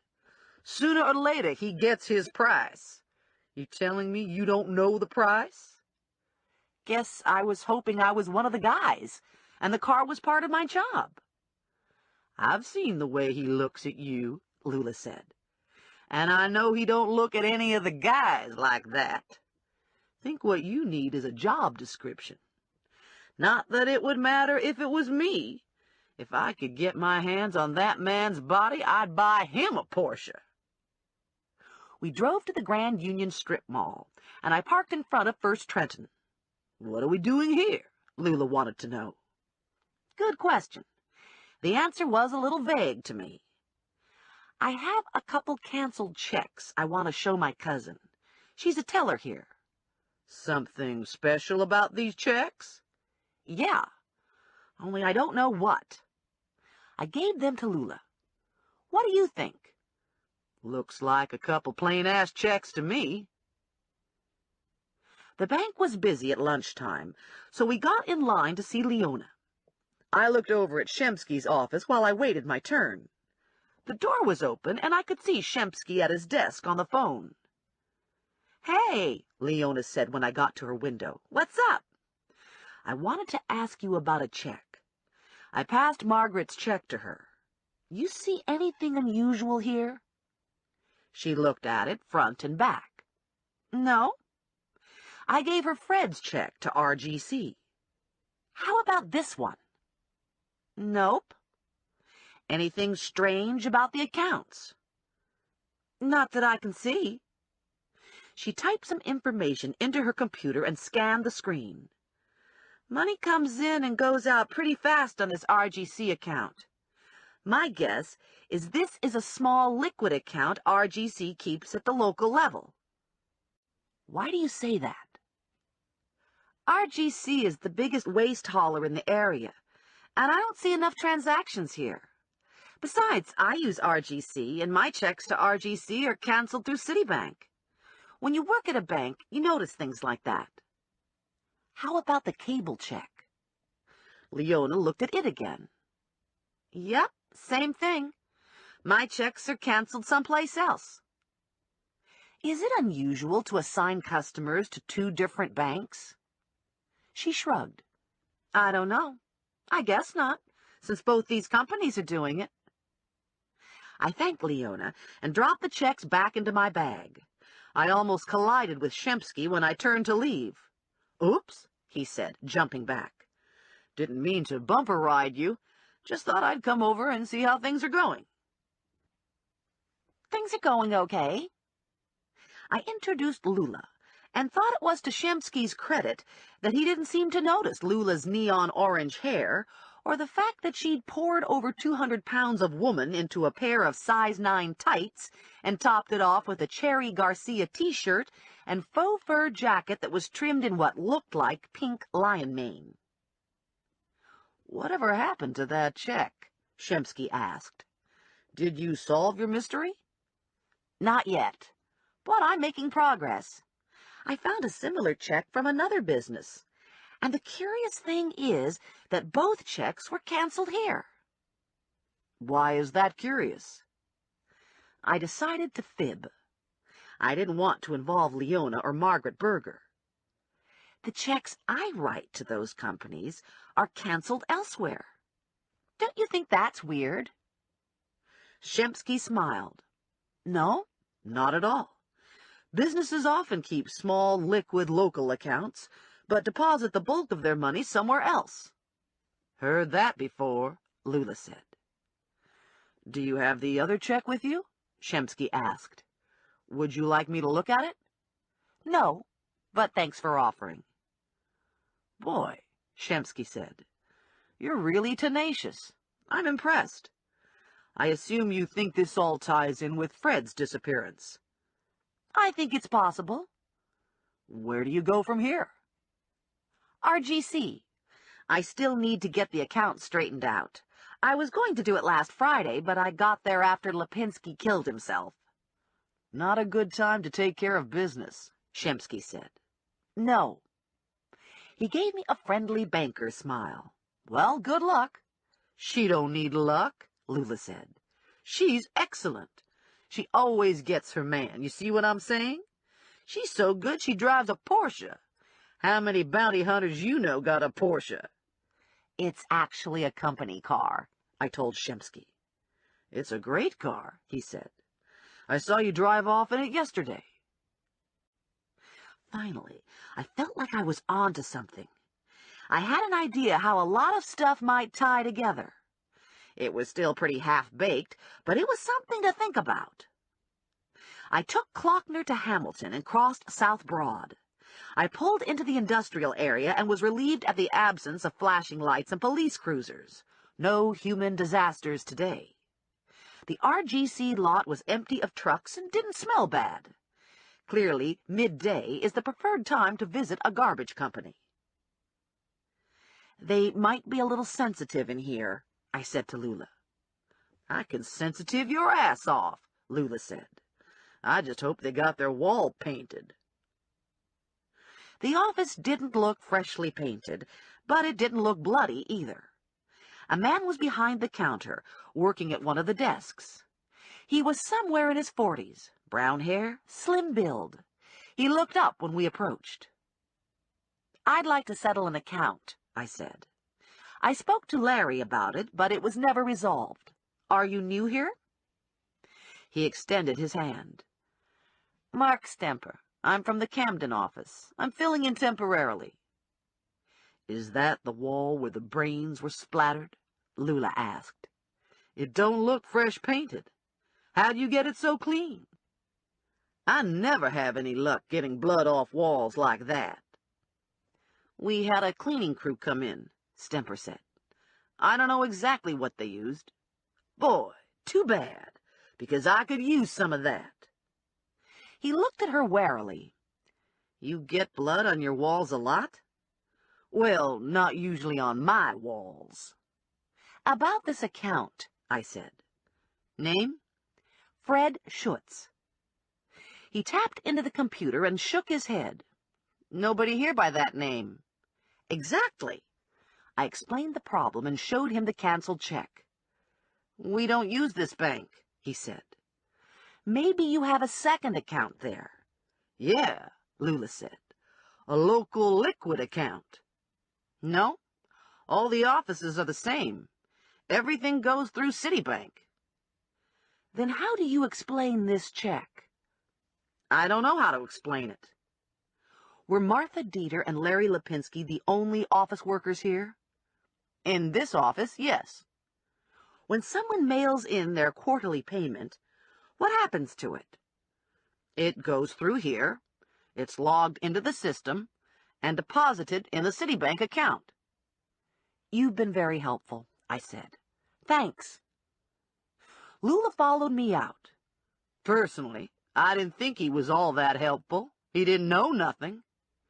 He knew it was the wrong bank, I told her.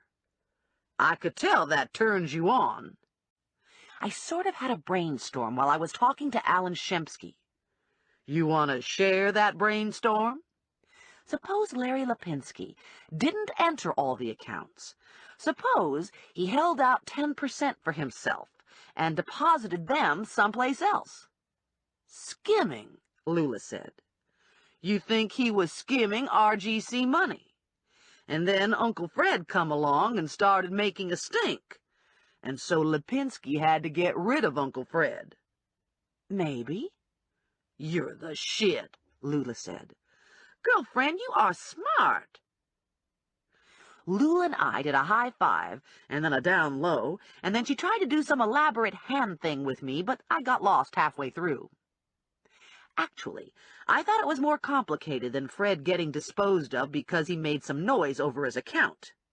It seemed more likely Fred's disappearance was related to the dismembered woman. And I still thought that woman might be Laura Lipinski. So it did sort of tie in together. I could construct a possible scenario up to the point of Fred seeing Lipinski dump the garbage bag at the real estate office. After that, I was lost. We were about to get in the car when the side door to the building opened, and Stemper stuck his head out and waved at us. "Hey," he yelled, "hold up a minute. That check is bothering me. Would you mind letting me make a copy?" I didn't see where that would do any harm, so Lula and I returned to the office with him and waited while he fiddled with the copier. "Damn thing never works," he said. "Hold on while I change the paper." Half an hour later, I got my check back with an apology. "I'm sorry that took so long," he said. "But maybe it'll be worthwhile. I'll send it to Camden and see what they make of it. I think it's pretty strange. I've never run across anything like this." We got back to the Porsche and sunk into the leather seats. "I love this car," Lula said. "I feel like the shit in this car." I knew exactly what she meant. It was a fantasy car. No matter if it was true, when you drove the car, you felt prettier, sexier, braver, and smarter. Ranger was onto something with this broader horizon business. When I drove the Porsche, I could see myself with broader horizons. I put the car in gear and headed for the driveway out of the lot. The lot itself was surrounded by a high chain-link fence. Out-of-use trucks parked to the rear in the lot, and office workers and drivers parked in the front. Double gates open to the street. Probably at night they closed and locked the gates. During the day the gates were open, and it was wide enough for 2 trucks to pass. I rolled to a stop at the open gate, looked left, and saw the first garbage truck of the day rumble home. It was a colossus of a truck. A green and white behemoth that shook the earth as it thundered closer, its bulk preceded by the stench of rotting everything, its arrival heralded by descending seagulls. The truck swung wide to enter the lot, and Lula jumped in her seat. "Holy cats, that guy don't see us! He's taking this turn like he owns the road!" I went into reverse, but it was too late. The truck sideswiped the Porsche, shearing fiberglass off half the car. I leaned on the horn, and the truck driver stopped and looked down at us in amazement. Lula jumped out of the car in full rant, and I followed after her, climbing over the seat, because my side was smushed into the monster garbage truck. "Geez, lady," the driver said. "I don't know what happened. I didn't see you until you started blowing your horn." "That don't cut it," Lula yelled. "This here's a Porsche. You know what she had to do to get this Porsche? Well, actually, she hasn't done nothing yet, but I think if she gets lucky, she's gonna have to do plenty. This company better be insured." Lula turned to me. "You need to exchange insurance information. That's always the first thing you do. You got your card?" "I don't know. I guess all that stuff is in the glove compartment," I said. "I'll get it," Lula told me. "I can't believe this happened to a Porsche. People should be more careful when they see a Porsche on the road." She leaned into the car, rooted around in the glove compartment, and was back in a heartbeat. "This looks like it," she said, handing the card over to me. "And here's your purse. You might need your license." "Maybe we should get the guy in the office," the driver said. "He fills out the forms for this kind of thing." I thought that was a good idea. And while we were at it, how about if I just slip away unnoticed and get a one-way ticket to Rio? I didn't want to have to explain this to Ranger. "Yeah, we should get that office guy," Lula said, "because I might have whiplash or something. I can feel it coming on. Maybe I need to go in and sit down." I would have rolled my eyes, but I thought I should save my energy in case Lula suddenly got paralyzed from the half-mile-per-hour impact she just sustained. We all went into the building and had just gotten through the door when there was a loud explosion. We stopped in our tracks and looked at each other. There was a moment of stunned immobility, and then we all scrambled to see what had happened. We burst out the door and faltered when a second explosion went off and flames shot from the Porsche and licked along the undercarriage of the garbage truck. "Oh, shit," the driver said. "Take cover. I've got a full tank of gas." "Say what?" Lula said. And then it blew. Boom! Lift off. The garbage truck jumped off the pavement.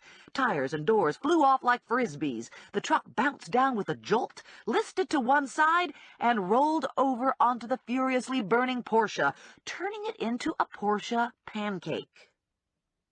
We flattened ourselves against the building while pieces of scrap metal and shreds of rubber rained down around us. "Uh-oh," Lula said. "All the king's horses and all the king's men aren't going to put that Porsche back together again." "I don't get it," the driver said. "It was only a scratch. I hardly scraped against your car. Why would it explode like that?" "That's what her cars do," Lula said. "They explode. But I gotta tell you, this was the best. This here's the first time she exploded a garbage truck. One time her truck got hit with an anti-tank missile. That wasn't bad either, but it couldn't compare to this." I hauled the cell phone out of my bag and dialed Morelli.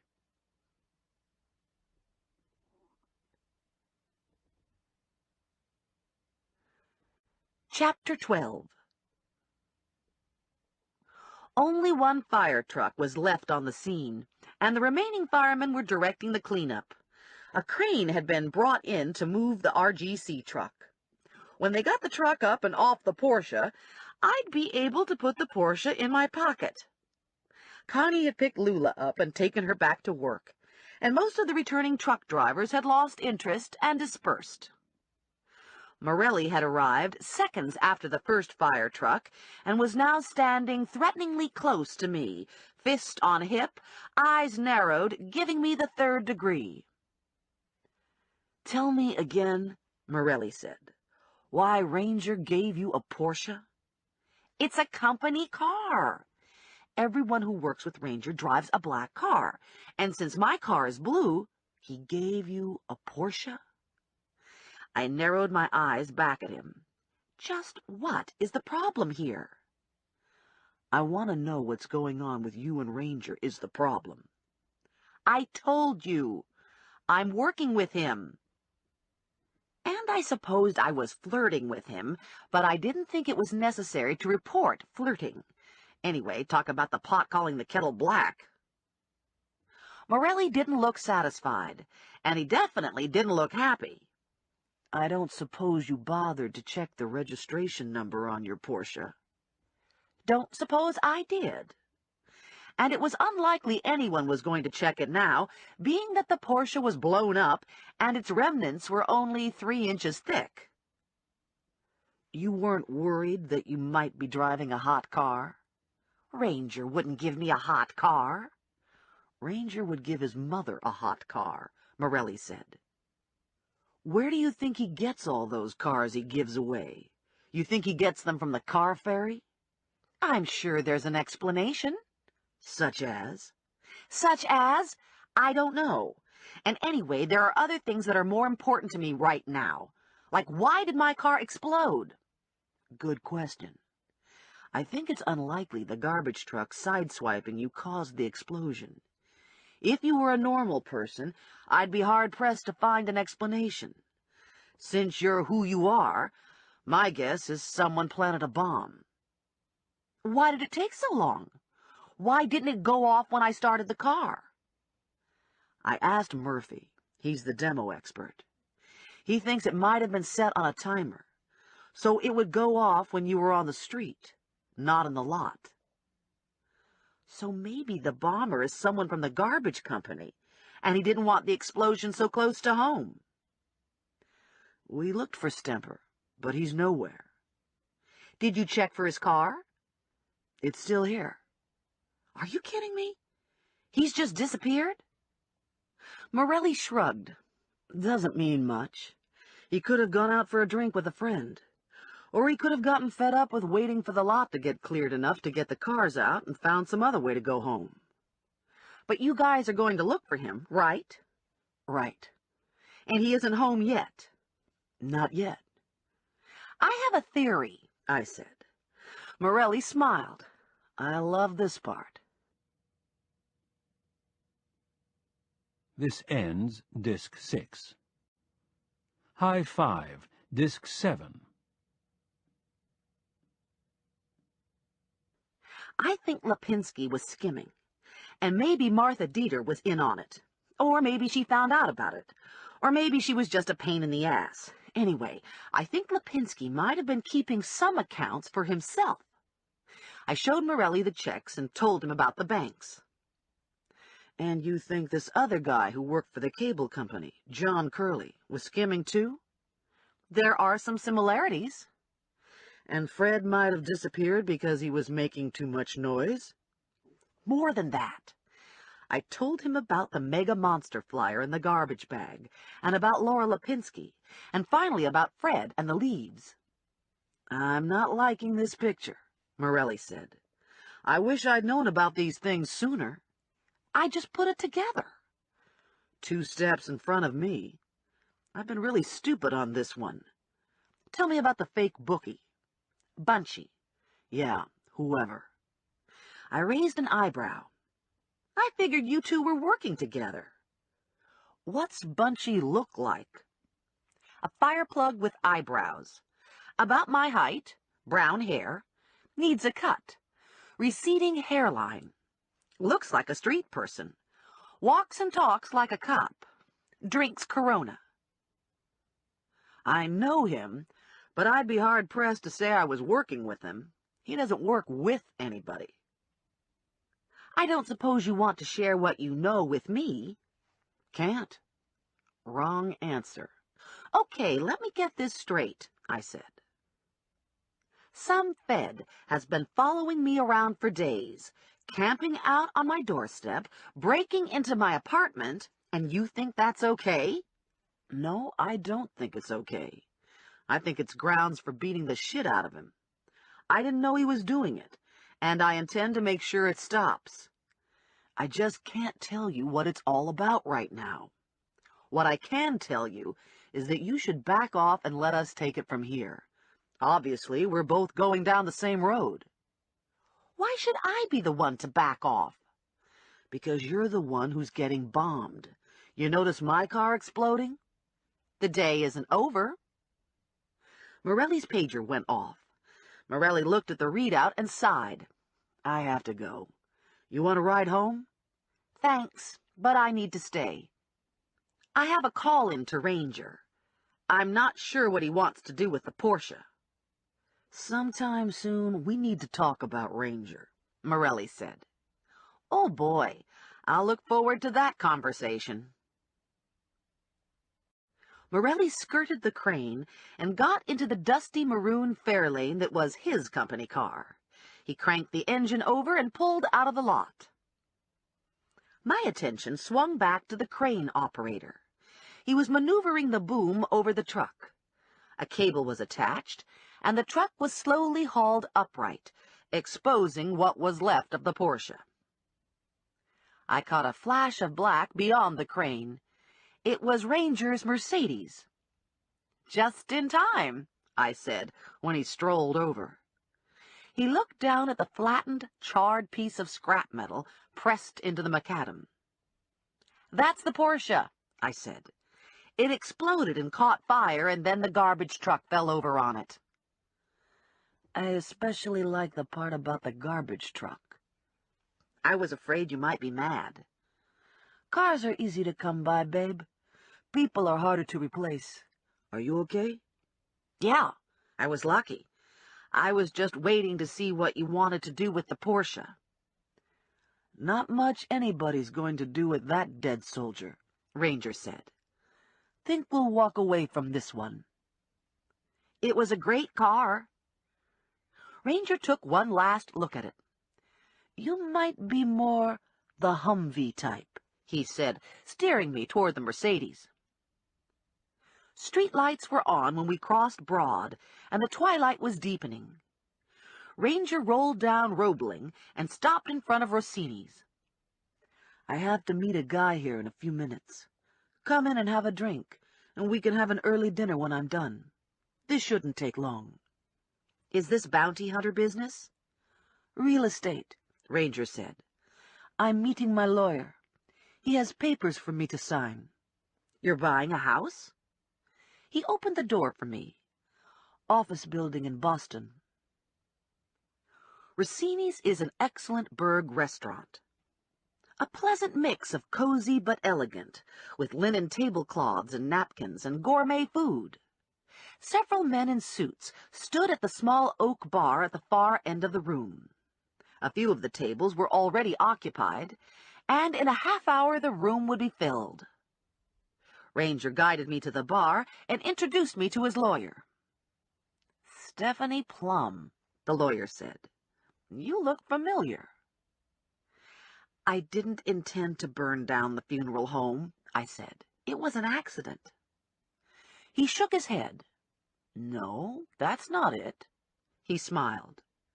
I've got it. You were married to Dickie Orr. He was briefly with our firm. Everything Dickie did was brief, I said, especially our marriage, the pig. 20 minutes later, Ranger had his business concluded. His lawyer finished his drink and left, and we moved to a table. Ranger was black today. Black t-shirt, black cargo pants, black boots, and black Gore-Tex squall jacket. He left his jacket on, and everyone in the room knew why. Ranger wasn't the sort to leave his gun in the glove compartment. We ordered, and Ranger slouched back in his chair. You never say much about your marriage. You never say much about anything. He smiled. Low profile. Have you ever been married? Long time ago. I hadn't expected him to say that. Any kids? He stared at me for a full minute before answering. I have a daughter. She's 9. Lives with her mother in Florida. Do you ever see her? When I'm in the area. Who was this man? He owned office buildings in Boston, and he was the father of a 9-year-old. I was having a hard time merging this new knowledge into my mental Ranger, the gunrunner bounty hunter file. "Tell me about the bomb," Ranger said. "I get the feeling I'm not up to speed on your life." I told him my theory. He was still slouched back, but the line of his mouth had tightened. "Bombs aren't good, babe. They're real messy. Give you a real bad hair day." "You have any ideas?" "Yeah. You ever think about taking a vacation?" I wrinkled my nose. "I can't afford a vacation." "I'll give you an advance on services performed." I felt my face flush. "About those services." He lowered his voice. "I don't pay for the kind of service you're worried about." Yeesh. I dug into my pasta. I wouldn't go anyway. I'm not giving up on Uncle Fred. And where would I leave Rex? And Halloween is coming up. I love Halloween. I couldn't miss Halloween. Halloween is one of my favorite holidays. I love the crisp air and the pumpkins and spooky decorations. I never cared about the candy I collected when I was a kid. I got psyched over the dress-up part. Maybe this says something about my personality, but put me behind a mask, and I'm a happy person.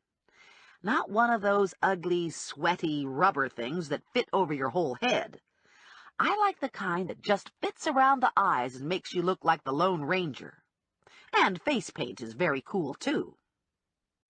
"Of course, I don't go out trick-or-treating anymore," I said, stabbing a piece of sausage. "I go over to my parents' house now and give out candy. Grandma Mazur and I always get dressed up for when the kids come around. Last year I was Zorro, and Grandma was Lily Munster. I think this year she's going to be a Spice Girl." "I could see you as Zorro," Ranger said. Zorro is actually one of my favorite people. Zorro is the shit.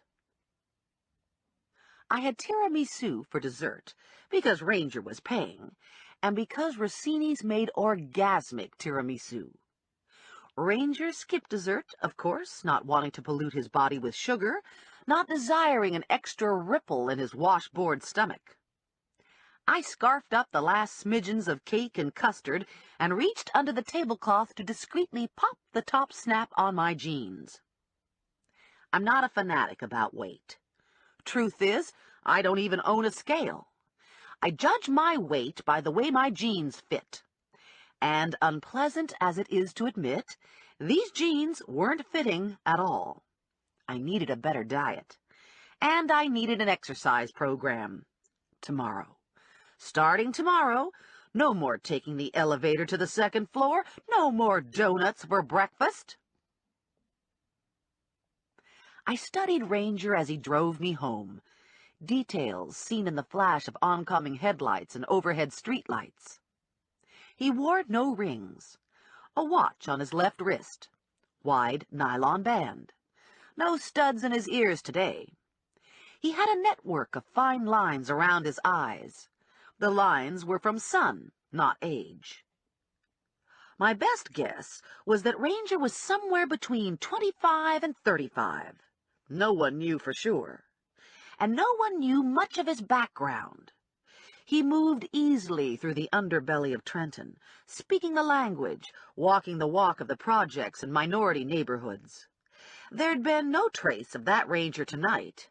Tonight he'd sounded more Wall Street than Stark Street. The ride back to my building was quiet. Ranger pulled into my lot, and I did a quick scan for creepy people. Finding none, I had my door open before the car came to a complete stop. No sense lingering in the dark, alone with Ranger, tempting fate. I'd made enough of an ass of myself last time when I was half schnockered. "You in a hurry?" Ranger said, looking amused. "Things to do." I moved to get out of the car, and he grabbed me by the scruff of my neck. "You're going to be careful," he said. "Yes." "And you're going to carry your gun." "Yes." "Loaded." "Okay, loaded." He released my neck. "Sweet dreams." I ran into the building and up the stairs, rushed into my apartment, and dialed Mary Lou. "I need help with a stakeout tonight," I told Mary Lou. "Can Lenny sit with the kids?" Lenny is Mary Lou's husband. He's a nice guy, but he hasn't got much upstairs.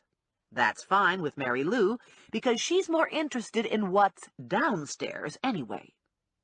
"Who are we talking about?" "Morelli." "Oh, honey, you heard." "I heard what?" "Uh-oh, you didn't hear." "What? What?" "Terry Gilman." Ark! Direct shot to the heart. "What about Terry?" "The rumor is she's been seen with Joe late at night." "Man, you can't get away with anything in the burg." "I know about the late night stuff." "Anything else?" "That's it."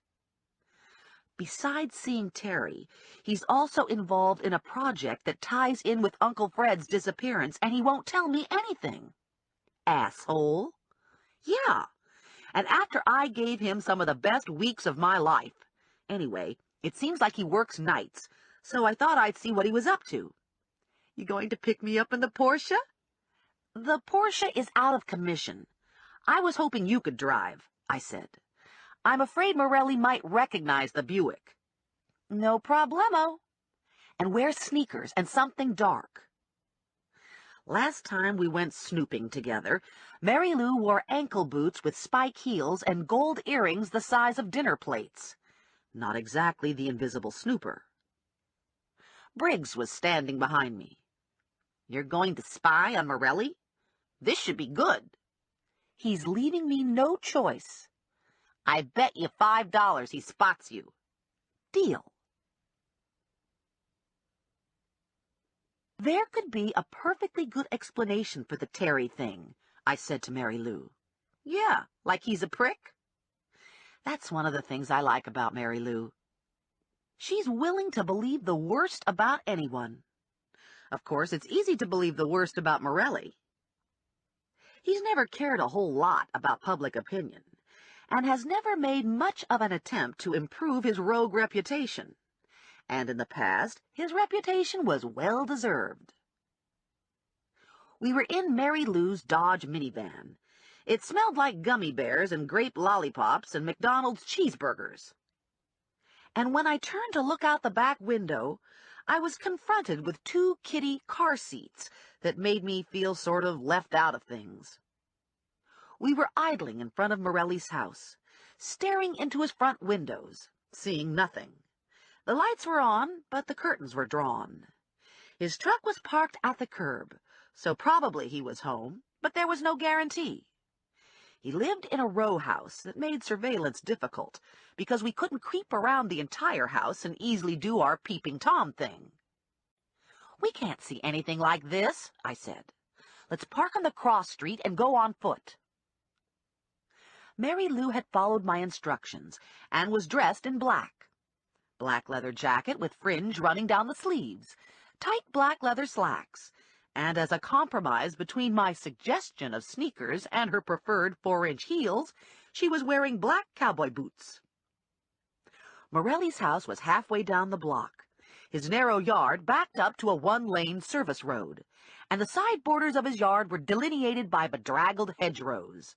Morelli hadn't yet discovered gardening. The sky was overcast. No moon, no street lights lining the back alley. This was all fine by me. The darker, the better. I was wearing a utility belt that held pepper spray, a flashlight, a Smith & Wesson .38, a stun gun, and a cell phone. I'd constantly watched our tail for signs of Ramirez, and had seen nothing. That didn't fill me with security, since spotting Ramirez clearly wasn't one of my talents. We walked the alley and paused when we reached Morelli's yard. Lights were on in the kitchen. Shades were up at the single kitchen window and at the back door. Morelli passed in front of the window, and Mary Lou and I took a step back, further into shadow. He returned and worked at the counter, probably fixing something to eat. The sound of the phone ringing carried out to us. Morelli answered the phone and paced in the kitchen while he talked. Not someone he's happy to hear from, Mary Lou said. He hasn't cracked a smile. Morelli hung up and ate a sandwich, still standing at the counter. He washed it down with the Coke. I thought the Coke was a good sign. If he was in for the night, he probably would have had a beer. He flipped the light off and left the kitchen. Now I had a problem. If I chose to watch the wrong half of the house, I might miss Morelli leaving. And by the time I ran to the car and took off after him, it could be too late. Mary Lou and I could split up, but that would negate my reason for inviting Mary Lou along. I'd wanted another set of eyes looking for Ramirez. "Come on," I said, creeping toward the house. "We need to get closer." I pressed my nose to the window pane on Morelli's back door. I could see clear to the front, looking through the kitchen and dining room. I could hear the television, but I couldn't see it. And I couldn't see any sign of Morelli. "Do you see him?" Mary Lou wanted to know. "No." She peered through the back door window with me. "Too bad we can't see the front door from here. How will we know if Morelli goes out?" "He shuts his lights off when he goes out." Blink. The lights went out, and the sound of the front door opening and shutting carried back to us. "Shit!" I sprang away from the door and took off for the car. Mary Lou ran after me, doing pretty good considering the tight pants and the cowboy boots and the fact that she had legs several inches shorter than mine. We piled into the car. Mary Lou rammed the key into the ignition, and the mom car jumped into chase mode. We whipped around the corner and saw Morelli's taillights disappear as he made a right-hand turn 2 blocks down. "Perfect," I said. "We don't want to be so close that he sees us." "Do you think he's going to see Terry?" "It's possible. Or maybe he's relieving someone on stakeout." Now that the first rush of emotion was behind me, I found it hard to believe Joe was romantically or sexually involved with Terry. It had nothing to do with Joe the man. It had to do with Joe the cop. Joe wouldn't get himself entangled with the Grizzolis. He told me he had something in common with Terry, that they were both in vice. And I suspected that was the connection. I thought it possible that Joe and Terry were working together, although I couldn't imagine in what capacity. And since the feds were in town, I guessed Vito Grizzoli was involved. Maybe Joe and Terry were acting as intermediaries between Vito and the feds. And Bunchy's interest in the checks might support my skimming theory, although I didn't know why the government would be interested in skimming. Joe turned onto Hamilton, drove a quarter-mile, and pulled into the 7-Eleven. Mary Lou zipped past him, circled a block, and waited at the side of the road with her lights off. Joe came out of the store carrying a bag and got back into his car. "Oh, man, I'm dying to know what's in the bag," Mary Lou said.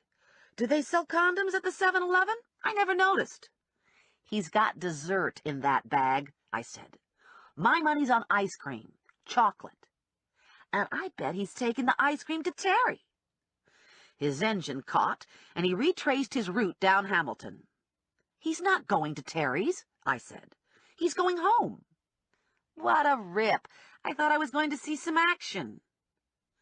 I didn't actually want to see a whole lot of action. I just wanted to find Uncle Fred and get on with my life. Unfortunately, I wasn't going to learn anything new if Morelli sat in front of his television eating ice cream all night. Mary Lou dropped a block behind Morelli, keeping him in sight. He parked in front of his house, and Mary Lou and I parked on the cross street again. We got out of the mom car, skulked back down the alley, and stopped short at the edge of Morelli's yard. The light was on in his kitchen, and Morelli was moving in front of the window. "What's he doing?" Mary Lou asked. "What's he doing?" "Getting a spoon." I was right. He went out to buy ice cream. The light blinked out, and Morelli disappeared. Mary Lou and I scuttled across Morelli's backyard and squinted into his window. "Do you see him?" Mary Lou asked. "No, he disappeared." "I didn't hear the front door open." "No, and he's got the television on. He's just out of sight somewhere." Mary Lou crept closer. "Too bad he's got the shades pulled on his front windows." "I'll try to be more considerate next time," Morelli said, standing inches behind us. Mary Lou and I yelped and instinctively sprang away, but Morelli had both of us by the back of our jackets. "Look who we have here," Morelli said. "Lucy and Ethel. Is this the girls' night out?" "We were looking for my cat," Mary Lou said. "It's been lost, and we thought we saw it run through your yard." Morelli grinned at Mary Lou. "Nice to see you, Mary Lou. It's been a while." "The kids keep me busy," Mary Lou said. "Soccer in preschool, and Kenny keeps getting these ear infections." "How's Lenny doing?" "He's great. He's thinking about hiring someone else. His father's going to retire, you know." Lenny had graduated from high school and had gone directly into the family business, Stankovic and Sons, plumbing and heating. He made a good living at it, but he frequently smelled like stagnant water and metal piping. "I need to talk to Stephanie," Morelli said. Mary Lou started backing up. "Hey, don't let me get in the way. I was just leaving. I've got my car parked around the corner." Morelli opened his back door. "You," he said, releasing my jacket. "Go in the house. I'll be right back. I'm going to walk Mary Lou to her car." "Not necessary," Mary Lou said, looking nervous, like she was going to run like hell at any moment. "I can find my own way." "It's dark back here," Morelli said to Mary Lou. "And you've just been contaminated by Calamity Jane. You're not getting out of my sight until you're safely locked in your car." I did as I was told. I scurried into the house while Morelli walked Mary Lou to her car. And as soon as they cleared his yard, I scrolled back through his caller ID. I scribbled the numbers on a pad by the phone, ripped the page off, and stuffed it into my pocket. The last number to come in had an identification block on it. No number available. If I'd known the number hadn't registered, I might not have been so fast to jump to Morelli's command. The ice cream was still sitting on the counter, and it was melting. Probably I should eat it, so it didn't get totally melted and have to get thrown away. I was savoring the last spoonful when Morelli returned. He closed and locked the door behind him and pulled the shades. I raised my eyebrows. "Nothing personal," Morelli said. "But you've got bad people following you around. I don't want someone sniping at you through my kitchen window." "You think it's that serious?" "Honey, your car was bombed." I was starting to get used to it. "How did you spot Mary Lou and me?" "Rule number 1. When you've got your nose pressed to someone's window, don't talk. Rule number 2. When doing surveillance, don't use a car with vanity plates that have your best friend's name on them. Rule number 3. Never underestimate nosy neighbors. Mrs. Rupp called and wanted to know why you were standing in the alley looking into her windows, and she was wondering if she should call the police. I explained it was most likely my windows you were looking in, and reminded her that I was the police, so she needn't bother with another phone call." "Well, it's all your fault because you won't tell me anything," I said. "If I told you what was going on, you'd tell Mary Lou, and she'd tell Lenny, and Lenny would tell the guys down at the plumbing supply house, and the next day it'd be in the newspaper." "Mary Lou doesn't tell Lenny anything," I said. "What the hell was she wearing? She looked like the friendly neighborhood dominatrix. The only things missing were a whip and a pimp." "She was making a fashion statement." Morelli looked down at my utility belt. "What kind of statement is this?" "Fear." He gave his head a disbelieving shake. "You know what my biggest fear is? I worry that someday you might be the mother of my children." I wasn't sure if I should be pleased or annoyed, so I changed the subject. "I deserve to know about this investigation," I said. "I'm sitting right in the middle of it." He was just implacably staring at me, so I hit him with the heavy stuff. "And I know about your late-night meetings with Terry. And not only that, but I am not going away. and I will continue to harass and follow you until I figure this out. So there. I'd tie you up and wrap you in a rug and drive you to the landfill, Morelli said. But Mary Lou would probably finger me. Okay, so how about sex?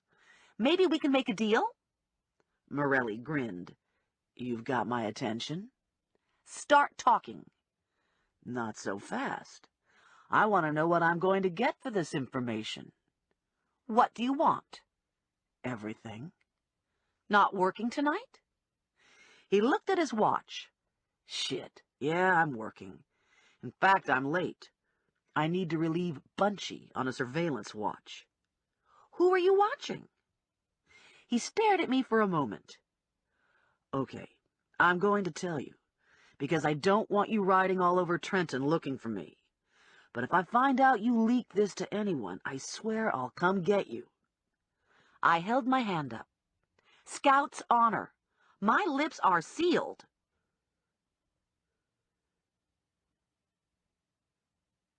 Chapter 13.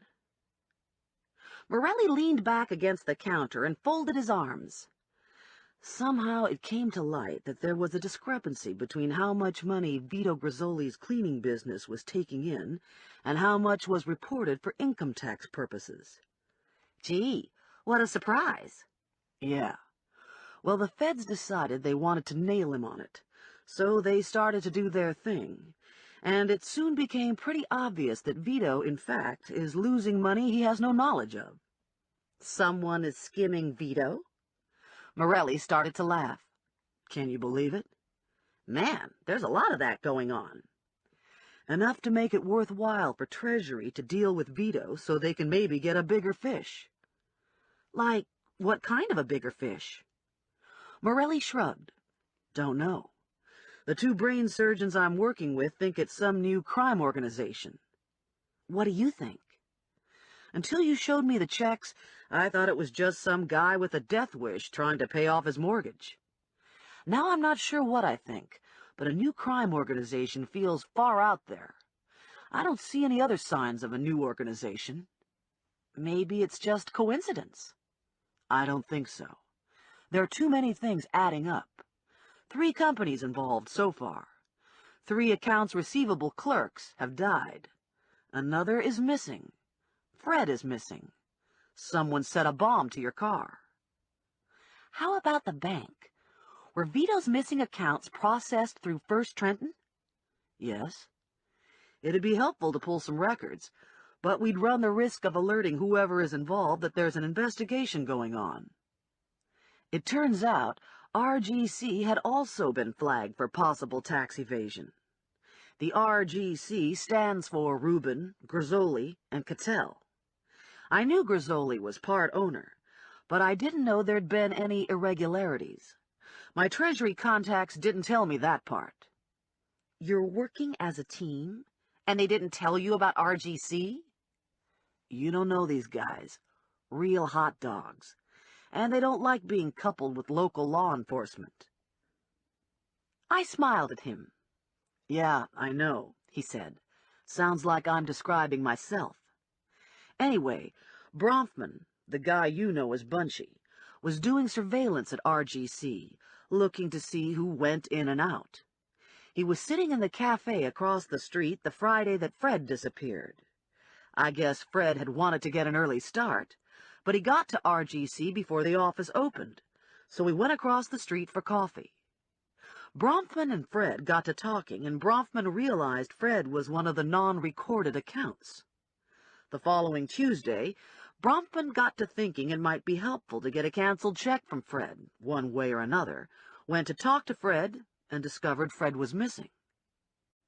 When Mabel told him you were on the case, Bronfman decided he could use you to front for him.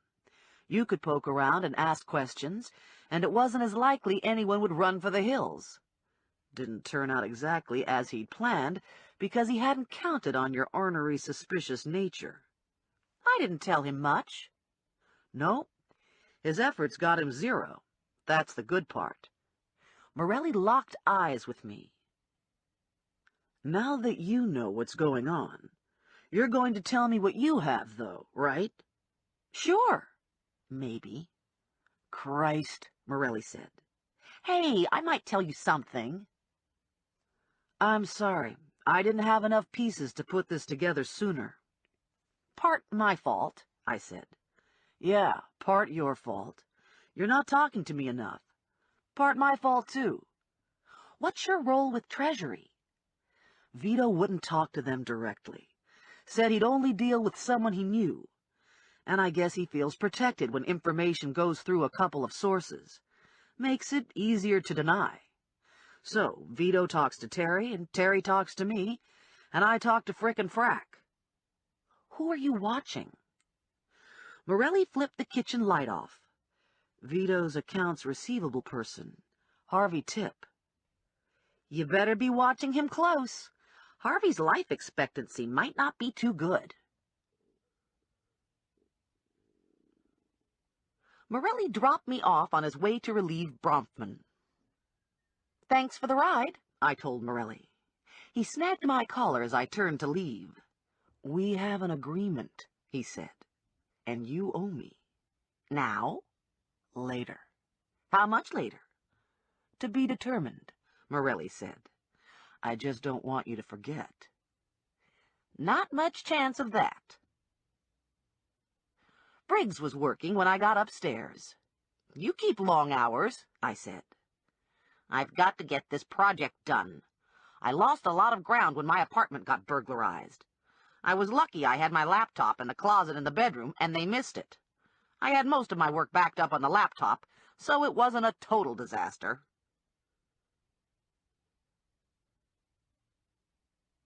I woke up at 4 and couldn't get back to sleep.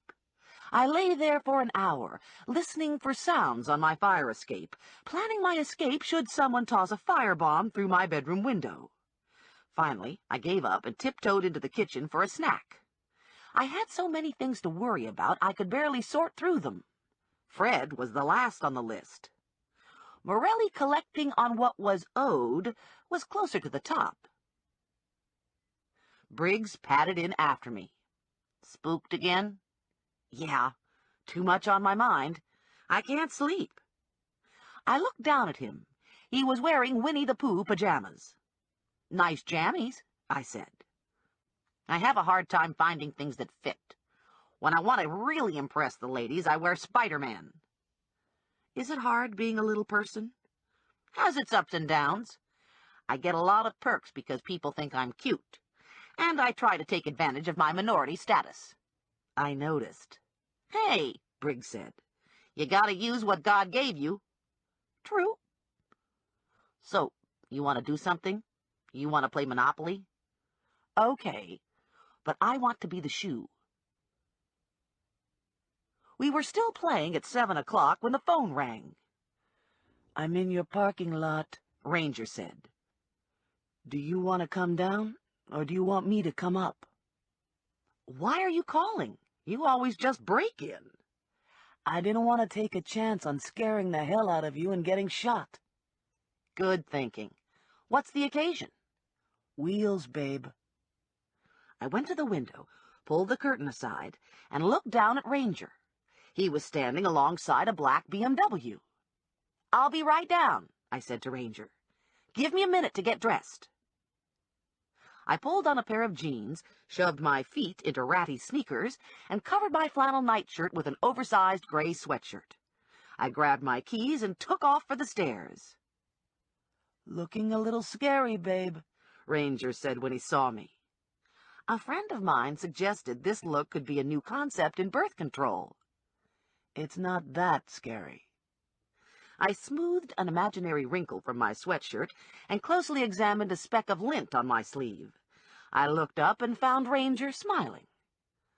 The ball's in your court, Ranger said. Let me know when you're ready. For the car? He smiled. Are you sure you want to give me another car? This one's equipped with sensors on the undercarriage. He held a small remote. Push the green button to set the sensors. If there's motion under the car, the alarm sounds and the red light on the dash stays lit. Unfortunately, the car doesn't know the difference between a cat, a baseball, and a bomb. So if the light is flashing, you have to do some investigating. Not perfect, but better than stepping on the accelerator and being turned into confetti. Probably it's not necessary. It's unlikely someone would try to blow you up twice. He handed the remote over to me and explained the rest of the security system. Just like James Bond, I said. You have plans for the day? I need to call Morelli and see if the guy who delayed me at RGC, Mark Stemper, turned up. Then I suppose I'll do my rounds. Visit Mabel, check in at the office, harass the garbage people. Keep my eyes peeled for Ramirez. Have my head examined. Somebody out there's feeling real cranky because you're not dead. You might want to wear your vest. I watched him drive away, and before I went into the building, I armed the car. I finished up the game with Briggs, took a shower, shook my head with the hopes it would style my hair, and applied mascara so people would notice my eyes and not pay too close attention to the rest of me. I scrambled an egg and ate it with a glass of orange juice and a multivitamin. A healthy breakfast to start the day off right, just in case I lived through the morning. I decided Ranger might have a good idea about the vest. It made me sort of flat-chested, but then what didn't? I was wearing jeans and boots and a T-shirt with the vest velcroed tight to my body. I buttoned a navy flannel shirt over the vest and thought it didn't look too bad. There were no bomb alert lights flashing when I got to the car, so I slid behind the wheel feeling secure. My parents' house was first on the visitation list. I thought it wouldn't hurt to have a cup of coffee and catch up on the latest rumors. Grandma appeared at the door the minute I swerved into the curb. "Boy, that's a pip of a car," she said, watching me angle out and set the security system. "What kind of car is it?" "It's a BMW. "We just read in the paper where you had a Porsche, and it got blown up. Your mother's in the bathroom taking an aspirin." I ran up the porch stairs 2 at a time. "It was in the paper?" "Yeah, only they didn't have a picture of you like usual. They just had a picture of the car. Boy, it looked flat as a pancake." "Great. Did they say anything else?" "They called you the bombshell bounty hunter." Maybe I needed an aspirin, too. I dropped my shoulder bag on a kitchen chair and reached for the paper on the table. Oh, God, it was on the front page. "The paper said the police were pretty sure it was a bomb," Grandma said. "Only after the garbage truck fell on the car, I guess they had a hard time figuring out what was what." My mother came into the kitchen. "Whose car is that parked in front of our house?" "That's Stephanie's new car," Grandma said. "Isn't it a pip?" One of my mother's eyebrows raised in question. 2 new cars? Where are these cars coming from?" "Company cars," I said. "Oh?" "Anal sex is not involved," I told her. My mother and grandmother both gasped. "Sorry," I said. "It just slipped out." "I thought only homosexual men did anal sex," Grandma said. "Anybody with an anus can do it," I told her. She said. "I got one of them." I poured a cup of coffee and sat at the table. "So, what's new?" Grandma got coffee and sat across from me. "Harriet Mullen had a baby boy. They had to do a C-section on her at the last minute, but everything turned out okay. And Mickey Sajak died. Guess it was about time." "Are you hearing anything these days about Vito Grizzoli?" "I saw him in the meat market last week, and I thought he'd put on some weight." "How's he doing financially?" "I hear he's making big money on that cleaning business, and I saw Vivian driving a new Buick." Vivian was Vito's wife. She was 65, wore fake eyelashes, and dyed her hair bright red because that's the way Vito liked it. Anyone who voiced a critical opinion got fitted with cement booties and accidentally took a dive into the Delaware River. I don't suppose there are any rumors going around about First Trenton? My mother and grandmother both looked up from their coffee. The bank? My mother asked. Why do you want to know about the bank? I don't know. Fred had an account there. I was just fishing. Grandma stared at my chest. You look different. Are you wearing one of them sports brassieres? She looked more closely. Hot dog! I know what it is. You're wearing a bulletproof vest. Ellen, look at this, she said to my mother. Stephanie's wearing a bulletproof vest. Isn't that something? My mother's face had turned white. Why me? She said.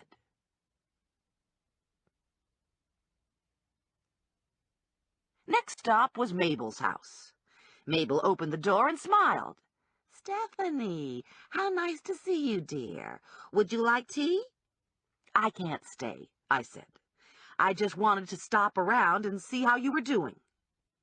Isn't that sweet of you? I'm doing peachy. I think I've decided on a trip to Bermuda. I picked a brochure off the coffee table. Singles cruises for seniors? They have some very good rates. Anything happened that I should know about? Like, have you heard from Fred? I haven't heard a word from Fred. I suppose he's dead. Boy, don't get all broken up over it. It's only been 2 weeks, I said. He could still turn up. Mabel slid a longing look at the brochures. I suppose that's true. 10 minutes later, I was at the office.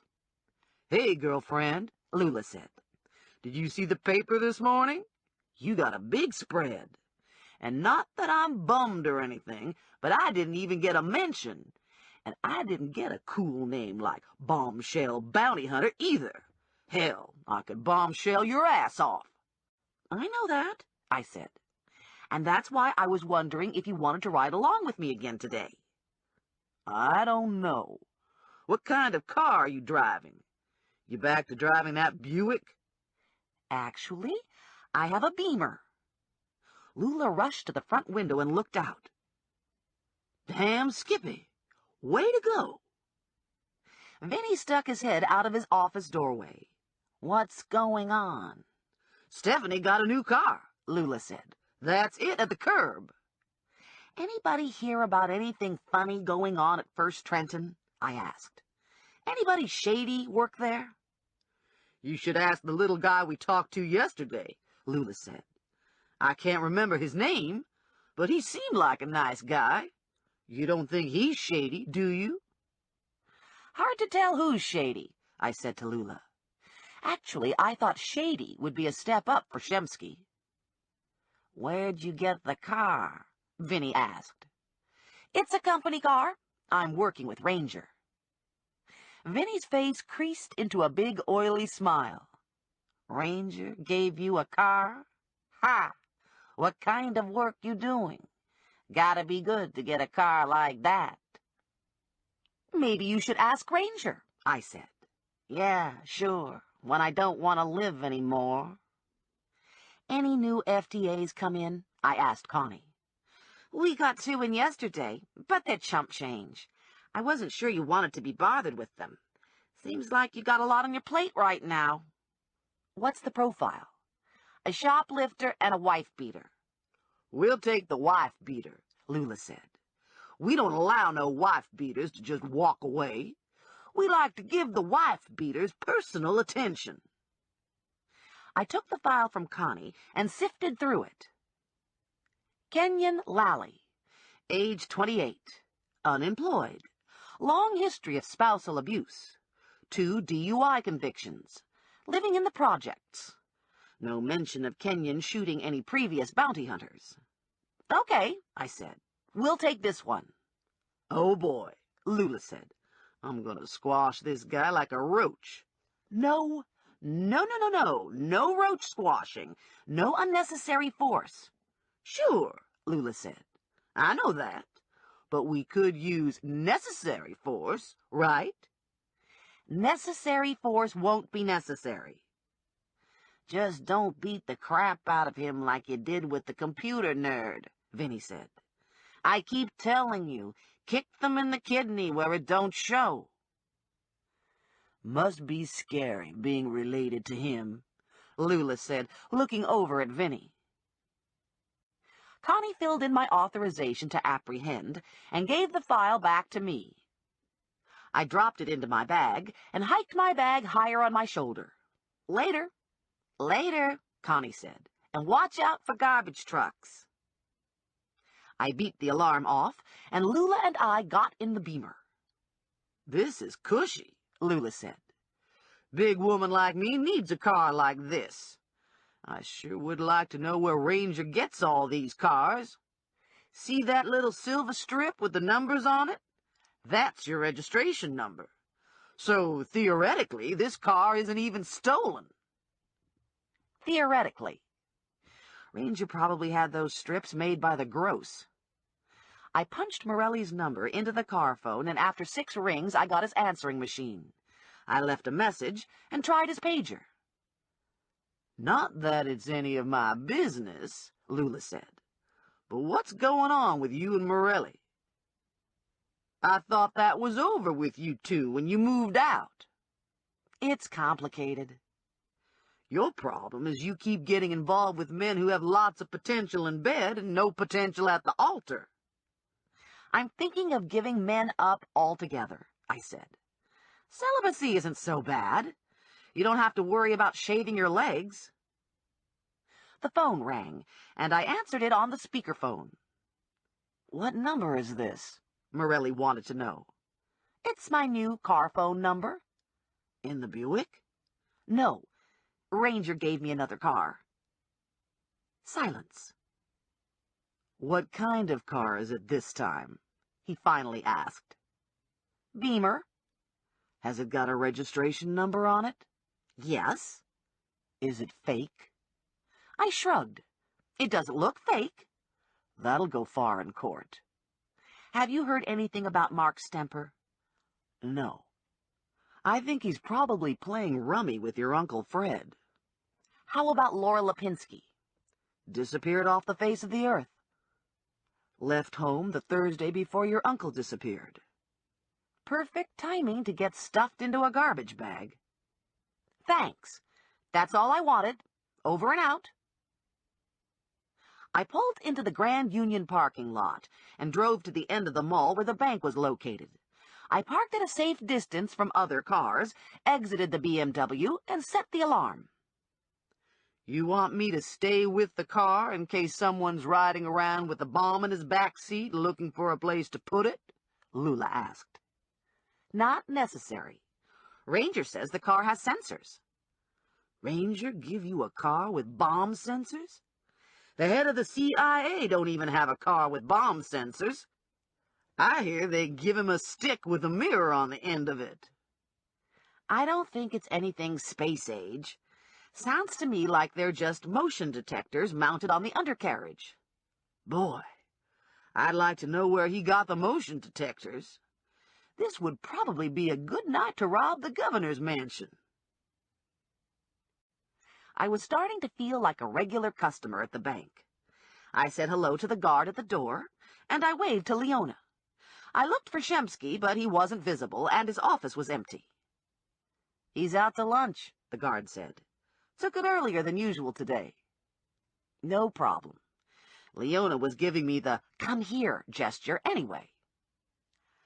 I read about you in the paper, she said. They said your car was bombed. Yeah, and then a garbage truck fell on it. It was excellent, Lula said. It was the shit. Boy, nothing fun ever happens to me, Leona said. I've never had a car bombed or anything. But you work at a bank, I told her. That's pretty cool. And you have kids. Kids are the best. Okay, so I fibbed a little about the kids. I didn't want her to feel bad. I mean, we can't all be lucky enough to have a hamster. We came to see if you had any suspicious characters working here, Lula said. Leona looked startled by that. In the bank? Well, maybe suspicious is the wrong word, I told her. Is there anyone here who might have connections with people who might not be totally law-abiding? Leona rolled her eyes. Almost everybody. Marion Bettel was a Grizzoli before she was married. You know about Vito Grizzoli? And then Phil Zuck in mortgages lives next door to Cy Bernstein, the lawyer who was just disbarred for illegal practices. The guard has a brother in Rahway doing time for burglary. You want me to go on? Let's take this from a different direction. Is there anyone here who looks too successful for his job? You know, has too much money? Or is there anyone here who desperately needs money? Anyone who likes to gamble? Anyone doing expensive drugs? That's a harder question. Annie Schumann has a sick kid. Some kind of bone disease. Lots of doctor bills. Couple of people who play the numbers. I'm one of them. Rose White likes to go to Atlantic City and play the slots. I don't know what you want to know this for anyway, Lula said to me. We know of 3 companies with extra accounts in this bank. We think there's a possibility those accounts were open to hold illegal money. So maybe there's a good reason the accounts were opened here. Like someone here in the bank is involved, Lula said. I see where you're going, Leona said. You're suggesting we're laundering money. The money comes into those accounts you asked me about and almost immediately goes out.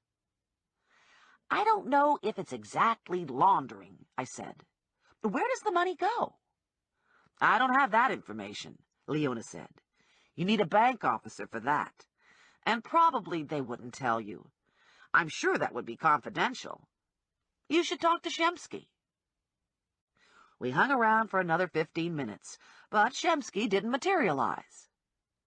Maybe we should go get that wife-beater, Lula said.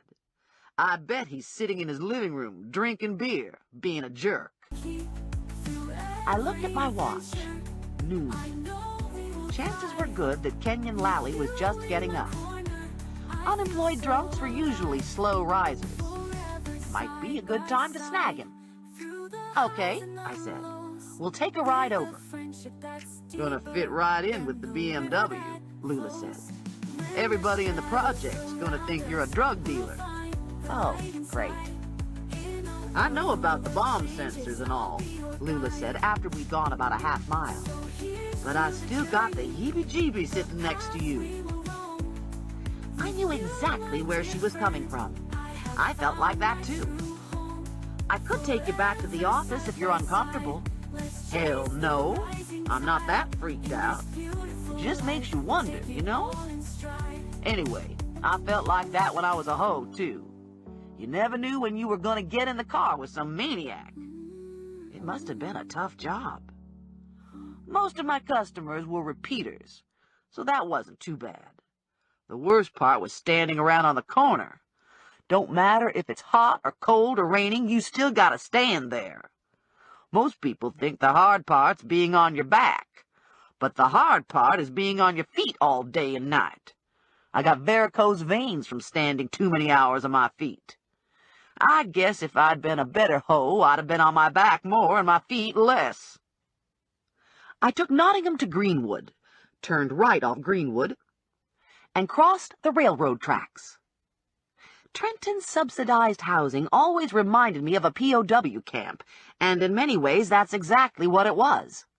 Although, in all fairness, I have to say they aren't the worst I've ever seen, and they were preferable to living on Stark Street. I suppose the original vision was of garden apartments, but the reality is cement and brick bunkers squatting on hard-packed dirt. If I had to find a single word to describe the neighborhood, I'd have to choose bleak. We want the next building, Lula said. Apartment 4B. I parked around the corner a block away so Lally wouldn't see us coming, got out, and studied Lally's photo. Nice touch with the vest, Lula said. It'll come in handy when the welcome wagon shows up. The sky was gray, and the wind whipped across yards. A few cars were parked on the street, but there was no activity. No dogs, no kids, no stoop-sitters. It looked like a ghost town with Hitler as architect. Lula and I walked to 4B and rang the bell. Kenyon Lally answered the door. He was my height and rangy, wearing low-slung jeans and a thermal T-shirt. His hair was uncombed and his face was unshaven, and he looked like a man who smacked women around. Lula said when she saw him. "We don't need no Girl Scout cookies," Lally said, and he slammed the door shut. "I hate when people do that," Lula said. I rang the bell again, but there was no response. "Hey," Lula yelled. "Bail enforcement agents, open this door." "Go fuck yourself," Lally yelled back. "To hell with this bullshit," Lula said. She gave the door a kick with her foot, and the door banged open. We were both so surprised we just stood there. Neither of us had expected the door to open. "Government housing," Lula finally said with a shake of her head. "It makes you wonder, don't it?" "You're gonna pay for that," Lally said. Lula was standing with her hands in her jacket pockets. "How about you make me? Why don't you come get me, Mr. Tough Guy?" Lally charged Lula. Lula stuck out her hand, made contact with Lally's chest, and Lally went down like a sack of sand. "Fastest stun gun in the East," Lula said. "Oops, look at that. Damn, I accidentally kicked the wife-beater." I cuffed Lally and checked to make sure he was breathing. "Shoot," Lula said. "I'm so careless, I accidentally kicked him again." She bent over Lally with the stun gun still in her hand. "Want me to make him jump?" "No," I said. "No jumping." Chapter 14. After 15 minutes, Lally's eyes were open and his fingers were twitching, but I could see that it might take a while longer before he was up to walking any kind of distance. "You should join a gym," Lula told Lally. "And you should lay off the beer. You're out of shape. I only buzzed you once, and look at you. I never saw anybody so pathetic from one measly jolt." I gave Lula the car keys. "Bring the car over so he doesn't have to walk so far." "You might never see me again," Lula said. "Ranger would find you." "Yeah," Lula said. "That'd be the best part." 5 minutes later, Lula was back. "It's gone," she said. "What's gone?" "The car. The car's gone." "What do you mean it's gone?" "What part of gone don't you understand?" Lula asked. "You don't mean it's been stolen?" "Yep, that's just what I mean. The car's been stolen." My heart did a nosedive. I didn't want to believe what I was hearing. How could someone steal the car? We didn't hear the alarm go off. "Must have gone off when we were inside here. It's a distance, and the wind's blowing away from us. Anyway, the brothers know how to take care of that kind of stuff." "I'm real surprised, though. I figured you see a nice car in this kind of neighborhood and you think, dealer. And messing with a dealer's car don't do a whole lot for your quality of life. Guess these guys were low on their daily quota." "I got there just as the flatbed was turning the corner 2 blocks away. They must have been in the area." "What am I going to tell Ranger?" "Tell him the good news is they left him his plates." Lula handed me 2 license plates. "And I guess they didn't want the registration number. They left that, too. Looks like they took it off with an acetylene torch." She dropped a small piece of scorched dashboard, with the metal tag still attached, into the palm of my hand. "That's it?" "Yep. That's what they left at the side of the road for you." Lally was flopping around on the floor, trying to get to his feet, but his coordination was off, and his hands were cuffed behind his back. He was drooling and cussing and slurring his words. "Fucking bish," he said to me. "Fucking piece of shit." I searched in my bag for the cell phone, found it, and called Vinny. I explained I had Kenyon Lally in custody, but there was a small problem with my car, and would he please come collect Lally and Lula and me? "What's the problem?" Vinny wanted to know. "It's nothing. It's trivial. Don't worry about it." "I'm not coming until you tell me. I bet this is something good." I blew out a sigh. "The car's been stolen." "That's it?" "Yeah." "Geez, I expected something better, like it got hit by a train or sat on by an elephant." "Are you going to come get us or what?" "I'm on my way. Hold your bladder." We sat down to wait for Vinny, and my cell phone rang. Lula and I exchanged glances. "You expecting a call?" Lula asked. Both of us thinking it might be Ranger. "Well, answer it," Lally said. "Stupid "It could be Vinny," Lula said. "He might have found a goat walking down the middle of the road and decided to do a nooner." I searched through my bag, found the phone, crossed all my fingers and my eyes, and answered. It was Joe. "We found Mark Stemper," he said. "And?" "He doesn't look good." "Damn. How bad does he look?" "He looks dead. Shot in the head. Someone tried to make it look like a suicide, but among other things they put the gun in the wrong hand. Stemper was left-handed." "Oops." "Yeah, not very professional." "Where'd it happen?" "In an abandoned building a couple blocks from RGC. A watchman found him." "You ever wonder why Harvey Tipp is still alive?" "I guess he must pose no threat," Morelli said. "Or maybe he's related to Mr. Big. Or maybe he's not involved. We really have nothing on him, other than the fact that he's the logical person." "I think it's time you talked to him." "I think you're right." There was a moment of silence. "One more thing. Are you still driving the BMW?" "Nope, not me. Gave up on that puppy." "What happened to it?" "Stolen." I could hear Morelli laughing over the phone. "It's not funny," I yelled. "Do you think I should file a police report?" "I think you should talk to Ranger first. Do you need a ride?" "No. Vinny's on his way." "Later, hot stuff." I disconnected and told Lula about Stemper. "Somebody don't like leaving loose ends," Lula said. I took a deep breath and dialed Ranger's home phone. No answer. Car phone. No answer. I could try his cell phone, but I didn't want to press my luck, so I left my number on his pager. The condemned woman gets a few extra minutes.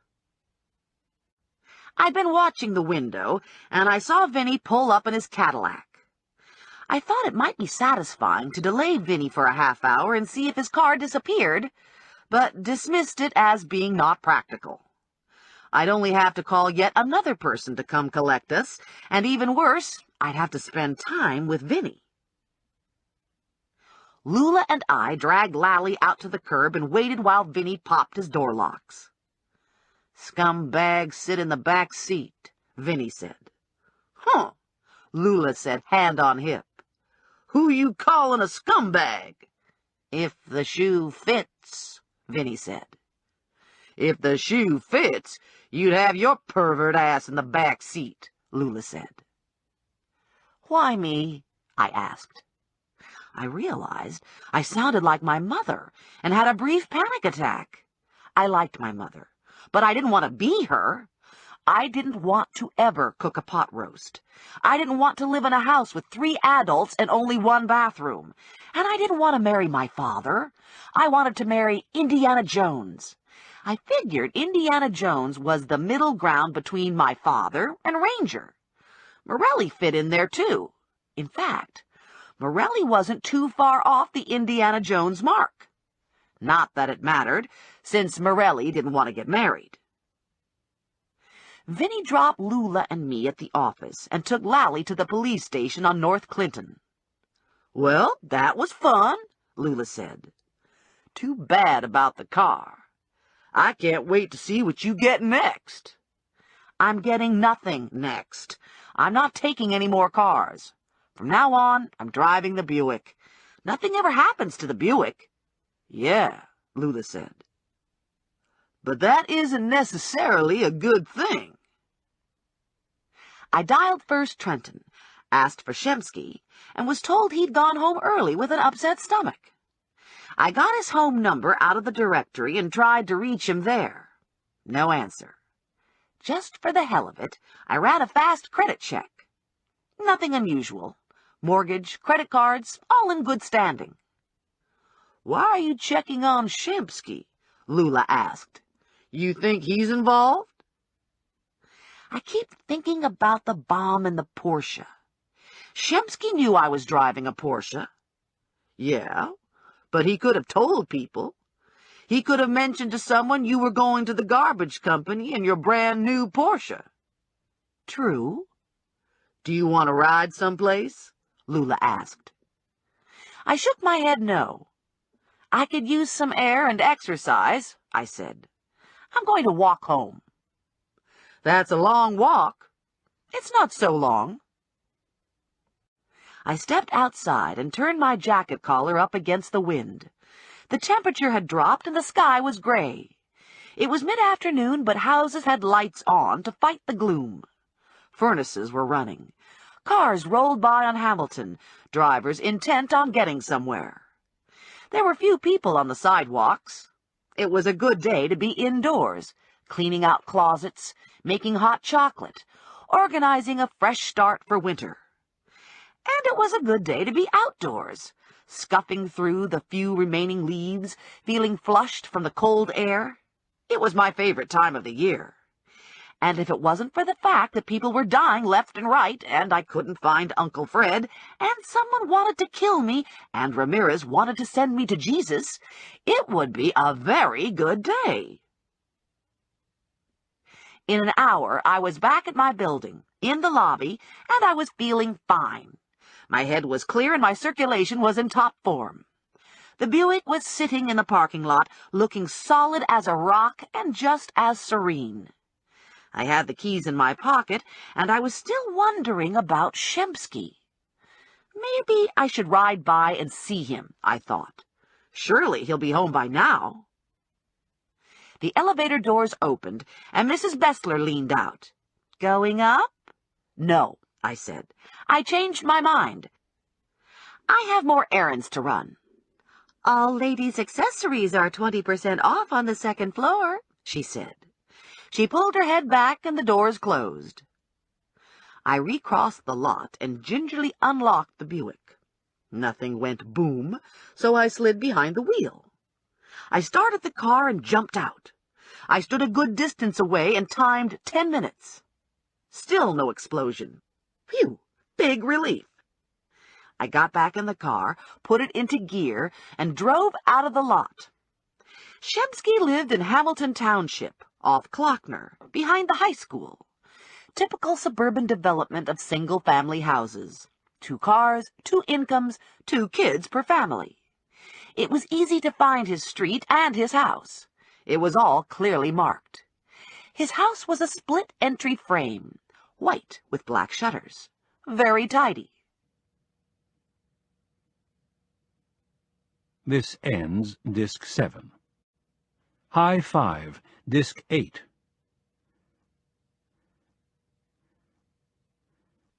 I parked at the curb, walked to the door, and rang the bell. I was about to ring again when a woman answered.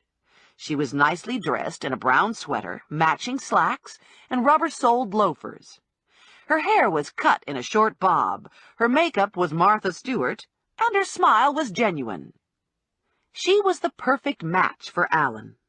I suspected I would immediately forget anything she told me, and a half hour from now I wouldn't recall what she looked like. "Maureen?" I asked. "Yes?" "It's Stephanie Plum. We went to school together." She slapped herself on the forehead. Of course. I should have remembered. Alan mentioned you the other night. He said you'd stop by the bank. The smile faded. I heard about Fred. I'm so sorry. You haven't seen him, have you? Just in case she had him in her basement. No. I always ask, I explained, since she looked taken aback. And it's a good idea. I might have seen him walking down the street. Exactly. So far, I hadn't seen any sign of Alan. Of course, if he was really sick, he might be upstairs in bed. Is Alan here? I asked Maureen. I tried to catch him at the bank, but he'd gone out to lunch, and then I got busy with another matter. I thought maybe he'd be home by now.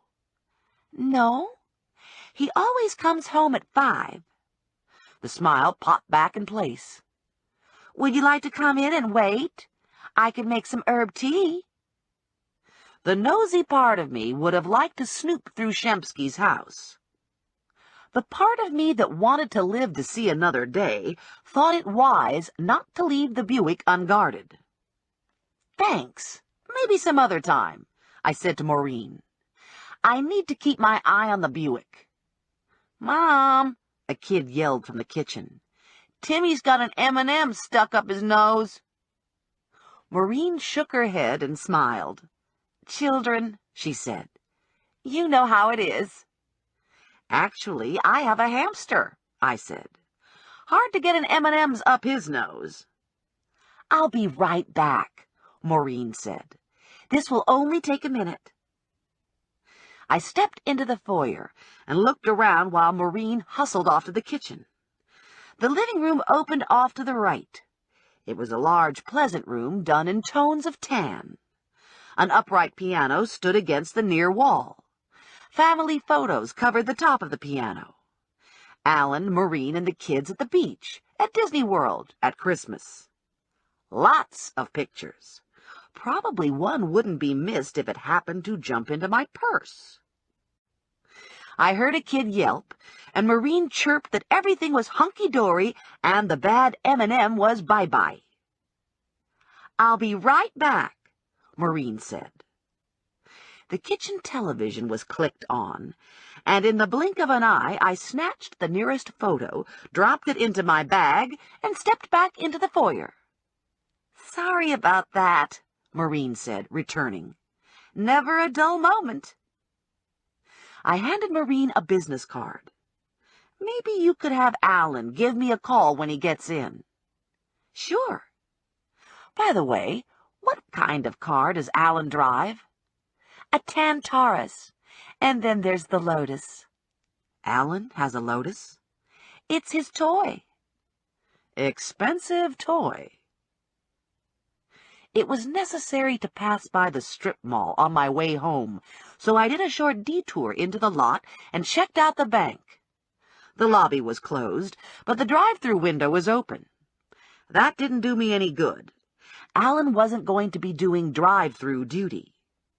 I rode around the lot looking for a tan Taurus, but had no luck. Alan, I said, where are you? And then, since I was in the neighborhood, I thought it wouldn't hurt to stop by and say hello to Irene Tully. And what the hell, I might as well show her the picture of Alan Shempsky. You never know what could jog a person's memory. For goodness sake, Irene said when she opened the door. Are you still looking for Fred? She gave an apprehensive glance to the Buick. Is your grandmother with you? Grandma's at home. I was hoping you wouldn't mind looking at another picture. Is this that dead man again? No, this guy's alive. I gave her the photo of the Shempsky family. Isn't this nice? Irene said. What a lovely family. Do you recognize any of these people? Not offhand. I might have seen the man somewhere, but I can't place him. Could he have been the man Uncle Fred talked to in the parking lot? I guess it's possible. If it wasn't this man, it was someone very much like him. He was just an ordinary man. I suppose that's why I can't remember him so good. There wasn't anything special to remember. Of course, he wasn't wearing a Mickey Mouse hat and Bermuda shorts. I retrieved the photo.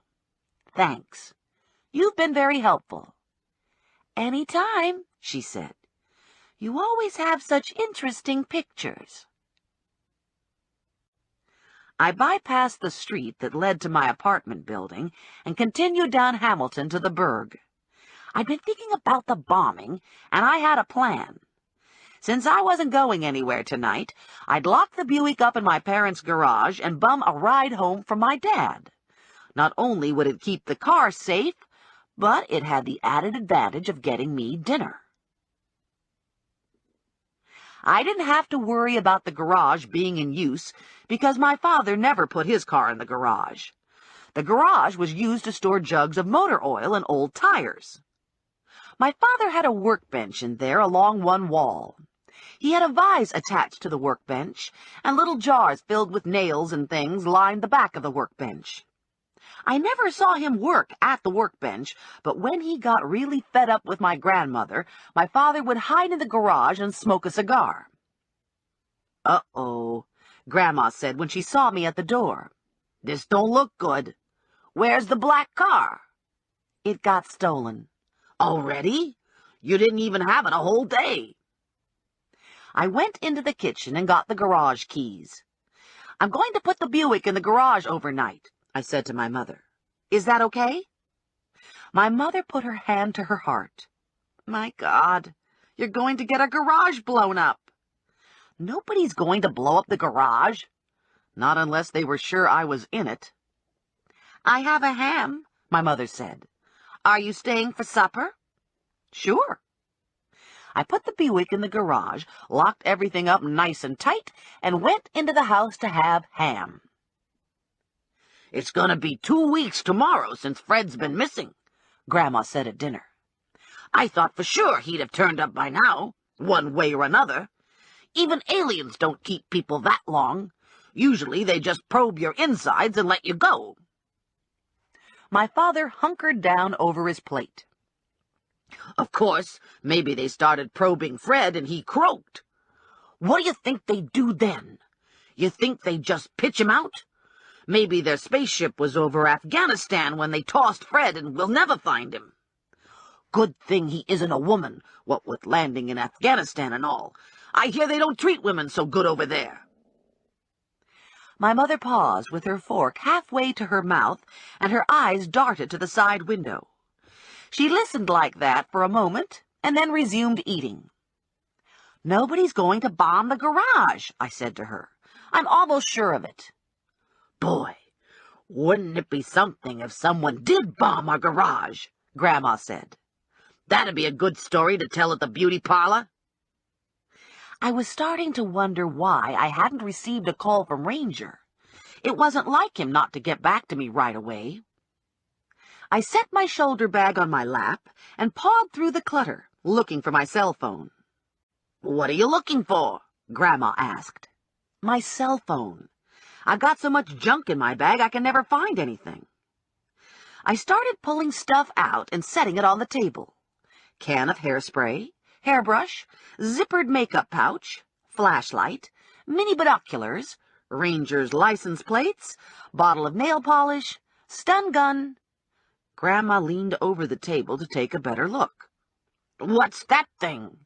"Stun gun," I said. "What's it do?" "It emits an electrical charge." My father forked in more ham, focusing his concentration on his plate. Grandma got out of her seat and came around to examine the stun gun. "What do you do with this?" she wanted to know, picking it up and studying it. "How does it work?" I was still rooting through my bag. "You press the metal prongs against someone and push the button," I said. "Stephanie," my mother said, "take that away from your grandmother before she electrocutes herself." "Aha!" I said, finding my cell phone. I pulled it out and looked at it. Dead battery. No wonder Ranger hadn't called. "Look, Frank," my grandmother said to my father. "Did you ever see anything like this? Stephanie says you just stick it against someone and push the button." My mother and I both jumped out of our seats. "No!" Too late. Grandma had the prongs pressed against my father's arm. Zzzt! My father's eyes glazed over. A piece of ham fell out of his mouth, and he crashed to the floor. "He must have had a heart attack," Grandma said, looking down at my father. "I told him and told him. He uses too much gravy." "It's the stun gun," I yelled at her. "That's what happens when you use a stun gun on someone." Grandma bent down for a closer look. "Did I kill him?" My mother was on her knees alongside my grandmother. "Frank," she shouted. "Can you hear me, Frank?" I took his pulse. "He's okay," I said. "Grandma just scrambled some brain cells. It's not permanent. He'll be good as new in a couple minutes." My father opened an eye and farted. "Oops," Grandma said. "Someone must have stepped on a duck." We all backed away and fanned the air. "I have a nice chocolate cake for dessert," my mother said. I used my parents' phone in the kitchen and left a new message on Ranger's machine. "Sorry about my cell phone. The battery conked out. I'll be home in about a half hour. I need to talk to you." Then I called Mary Lou and asked her to give me a lift home. I didn't think it was such a good idea to ask my dad to drive so soon after getting zapped. And I didn't want my mom to take me and leave my grandmother and father alone in the house together. And first and foremost, I didn't want to be there when my father went nuts at Grandma Mazur.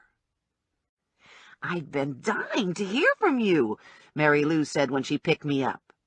"What happened with Morelli last night?" "Not a lot. We talked about the case he's working on, and then he took me home." "That's it?" "Pretty much." "No fooling around?" "Nope." "So let me get this straight. Last night, you were with the two sexiest men in the entire world, and you didn't score with either one of them?" "There are other things in this life besides scoring with men," I said. "Like what?" "I could score with myself." "You could go blind doing that." "No, I mean, I could feel good about myself. You know, like when you do a job and it turns out excellent, or when you set a moral standard for yourself and stick to it." Mary Lou gave me the open-mouth, wrinkled-nose, this is a load of bullshit look. "What?" "Well, okay, so I've never had any of those things happen, but they could." "And pigs could fly," Mary Lou said. "But personally, I'd rather have an orgasm." Mary Lou swung into the lot and stopped short, jerking both of us against the shoulder harness. "Oh, my God," she said. "Do you see what I think I see?" Ranger's Mercedes was parked in shadow just beyond the door. "Damn," Mary Lou said. "If he was waiting for me, I'd need Depends." Ranger was leaning against the car, arms folded across his chest, not moving, very foreboding in the dark. Definitely Depends material. "Thanks for the ride," I said to Mary Lou, my eyes on Ranger, wondering about his mood. "You going to be okay? He looks so dangerous." "It's the hair." "It's more than the hair." It was the hair, the eyes, the mouth, the body, the gun on his hip. "I'll call you tomorrow," I told Mary Lou. "Don't worry about Ranger. He's not as bad as he looks." Okay, so I fib now and then, but it's always for a good cause. No point Mary Lou spending the night in a state. Mary Lou gave Ranger one last look and whipped out of the lot. I took a deep breath and ambled over. "Where's the BMW?" Ranger asked. I pulled the plates and the piece of dashboard out of my bag and gave them to him. "I sort of had a problem." His eyebrows raised, and a smile started to twitch at the corners of his mouth. This is what's left of the car? I nodded my head and swallowed. It got stolen. The smile widened. And they left you the plates and registration tag. Nice touch.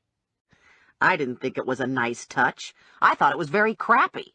In fact, I was thinking my life was crappy. The bomb, Ramirez, Uncle Fred. And just when I thought I'd succeeded at something and made a capture, someone stole my car. The whole crappy world was thumbing its nose at me. Life sucks, I said to Ranger. A tear popped out of my eye and slid down my cheek. Damn. Ranger studied me for a moment, turned, and dropped the plates in his back seat. It was a car, babe. It wasn't important. It's not just the car, it's everything. Another tear squeezed out. I have all these problems. He was very close. I could feel the heat from his body, and I could see that his eyes were dilated black in the dark parking lot. Here's something else to worry about, he said, and he kissed me. His hand at the nape of my neck, and his mouth on mine, soft at first, then serious and demanding. He drew me closer and kissed me again, and desire washed over me, hot and liquid and scary. Oh, boy, I whispered. Yeah, he said. Think about it. What I think is that it's a bad idea. Of course it's a bad idea, Ranger said. If it was a good idea, I'd have been in your bed a long time ago. He took a note card from his jacket pocket. I have a job for you tomorrow. The young sheik is going home and needs a ride to the airport. No. No way am I driving that little jerk. Look at it this way, Steph. He deserves you. He had a point. Okay, I said. I haven't got anything else to do. Instructions are on the card. Tank will bring the car around for you. And he was gone. Oh, my God, I said. What did I just do? I rushed into the lobby and pushed the elevator button, still talking to myself. He kissed me, and I kissed him, I said. What was I thinking? I rolled my eyes. I was thinking, yes! The elevator door opened, and Ramirez stepped out at me. Hello, Stephanie, he said. The champ's been waiting for you. I shrieked and jumped away. But I'd had my mind on Ranger and not Ramirez, and I didn't move fast enough. Ramirez grabbed a handful of hair and yanked me toward the door. It's time, he said. Time to see what it's like to be with a real man. And then, when the champ is done with you, you'll be ready for God. I stumbled and went down to one knee, and he dragged me forward. I had my hand in my bag, but I couldn't find my gun or the stun gun. Too much junk. I swung the bag as hard as I could and caught him in the face. He paused, but he didn't go down. That wasn't nice, Stephanie, he said. You're gonna have to pay for that. You're gonna have to get punished before you go to God. I dug my heels in and screamed as loud as I could. 2 doors opened on the first floor. What's going on here? Mr. Sanders said. Mrs. Keene stuck her head out. Yeah, what's the racket? Call the police, I yelled. Help! Call the police! Don't worry, dear, Mrs. Keene said. I've got my gun. She fired 2 off and took out an overhead light. Did I get him? She asked. Would you like me to shoot again? Mrs. Keene had cataracts and wore glasses as thick as the bottom of a beer glass. Ramirez had bolted for the door at the first shot. You missed him, Mrs. Keene, but that's okay. You scared him off. Do you still want us to call the police? I'll take care of it, I told them. Thanks. Everyone thought I was a big professional bounty hunter, and I didn't want to ruin that image. So I calmly walked to the stairs. I climbed 1 step at a time, and I told myself to stay focused. Get yourself into the apartment, I thought. Lock the door, call the police. I should have found my gun and gone into the lot after Ramirez, but the truth is, I was too scared. And if I was being really honest here, I wasn't such a good shot. Better to leave it to the police. By the time I got to my door, I had my key in my hand. I took a deep breath and got the key in on the first try. The apartment was dark and quiet. Too early for Briggs to be asleep. He must have gone out. Rex was silently running on his wheel. The red light was lit on my answering machine. 2 messages. I suspected one was from Ranger, left early afternoon. I flipped the light on, dropped my bag on the kitchen counter, and played the messages. The first was from Ranger, just as I'd thought, telling me to page him again. The second was from Morelli. "This is important," he said. "I have to talk to you." I dialed Morelli at home. "Come on," I said. "Pick up the phone." No answer, so I started working my way down the speed dial. Next on the list was Morelli's car phone. No answer there either. Try his cell phone. I took the phone into my bedroom, but only got as far as the bedroom door. Alan Shemsky was sitting on my bed. The window behind him was broken. No secret how he got into my bedroom. He was holding a gun, and he looked terrible. "Hang up," he said, "or I'll kill you." Chapter 15. "What are you doing?" I asked Shemsky. "Good question. I thought I knew. I thought I had it all figured out." He shook his head. "It's all gone to heck in a handbasket." "You look awful." His face was flushed, his eyes were bloodshot and glassy, and his hair was a mess. He was in a suit, but his shirt was hanging out and his tie was twisted to one side. His slacks and jacket were wrinkled. "Have you been drinking?" "I feel sick," he said. "Maybe you should put the gun down." "Can't. I have to kill you." "What is it with you anyway?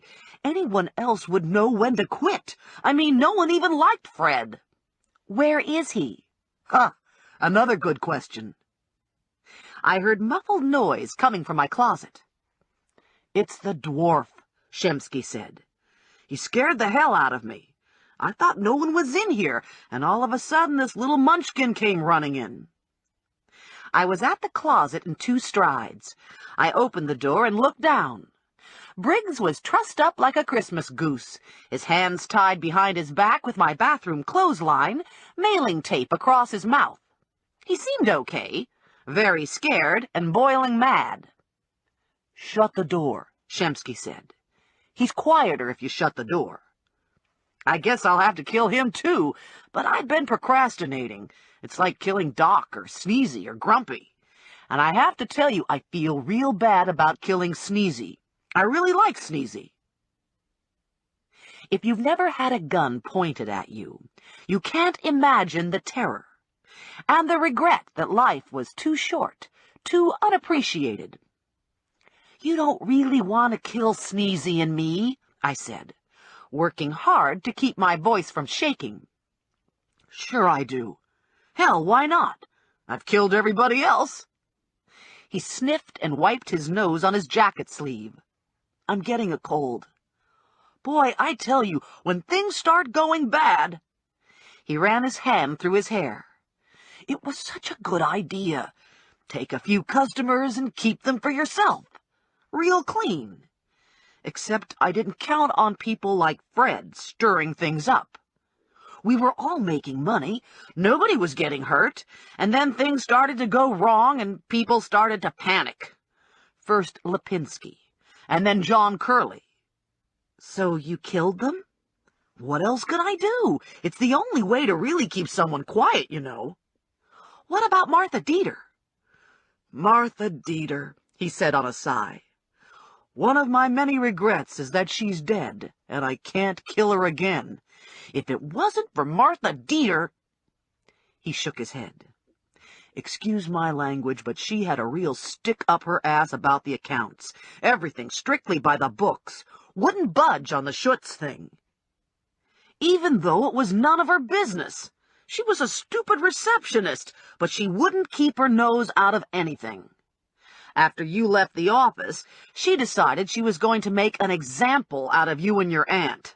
Sent a fax to the home office, suggesting they look into the matter and prosecute you for making fraudulent claims.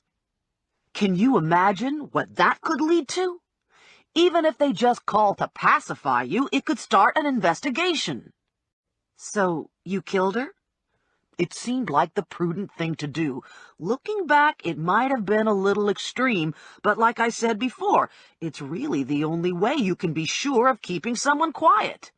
Human nature, such as it is not dependable. And you know, I discovered this amazing thing. It's not that hard to kill someone. Where did you learn about bombs? The library. Actually, I built the bomb for Curly, but by chance I happened to see him crossing the street to get to his car. It was late at night, and he was coming out of a bar. Nobody around. Couldn't believe how lucky I was. So I ran him over a bunch of times. I had to make sure he was dead, you know. Didn't want him to suffer. He wasn't such a bad guy. It was just he was a loose end. I gave an involuntary shiver. Yeah, he said. It was kind of creepy the first time I ran over him. I tried to pretend it was a bump in the road. So anyway, I had this bomb all ready to go, and then I found out you were going over to RGC again. I called Stemper and gave him some baloney about delaying you for a half hour so the bank could run the check through the system. Then you had to kill Stemper. Stemper was your fault. Stemper'd still be alive if you hadn't been so compulsive about that check. $2, Shemsky said, sniffing. All these people are dead, and my life is unraveling because of $2 fucking. Seems to me it started with Laura Lipinski. You figured that out? He slumped a little. She was giving Larry a hard time. He'd made the mistake of telling her about the money, and she wanted it. She was leaving him, and she wanted the money. Said if she didn't get it, she'd go to the police. So you killed her. The mistake we made was in getting rid of the body. I'd never done anything like that before, so I figured chop it up, stuff it in a couple garbage bags, leave them spread out over town the night before garbage pickup. First off, let me tell you, it isn't easy to chop up a body. And second, cheapskate Fred was out, trying to save $1 on his leaves, and saw Larry and me with the bag. I mean, what are the chances? I don't get Fred's part in this. He saw us dump the bag and didn't think anything of it. I mean, he was out there doing the same thing. The next morning, Fred goes to RGC, and Martha pisses him off and sends him packing. Fred gets a block away and thinks to himself that he knows Martha's office partner. He thinks about it for another block and realizes he's the guy who dumped the bag. So Fred goes to the real estate office alongside the deli with a camera and starts taking pictures. I guess he was going to wave them in Larry's face, trying to embarrass him enough to give him his money. Only after a couple pictures, Fred thinks the bag looks too lumpy and smells pretty bad, and Fred opens the bag. Why didn't Fred report this to the police? Why do you think? Money. He was going to blackmail you. And that's why Fred left the canceled check on his desk. He didn't need it. He had the pictures. Fred said he didn't have any retirement account. Worked at the button factory for 50 years and had hardly any retirement account. Said he read where you needed $90,000 to get into a decent nursing home. That's what he wanted, $90,000. What about Mabel? Didn't he want nursing home money for her, too? Shemsky shrugged. He didn't say anything about Mabel. Cheap bastard. Why did you kill Larry? Not that I actually cared at this point. What I cared about was time. I wanted more of it. I didn't want him to pull the trigger. If it meant I had to talk to him, then that's what I was going to do. Lipinski got cold feet. He wanted out. Wanted to take his money and run.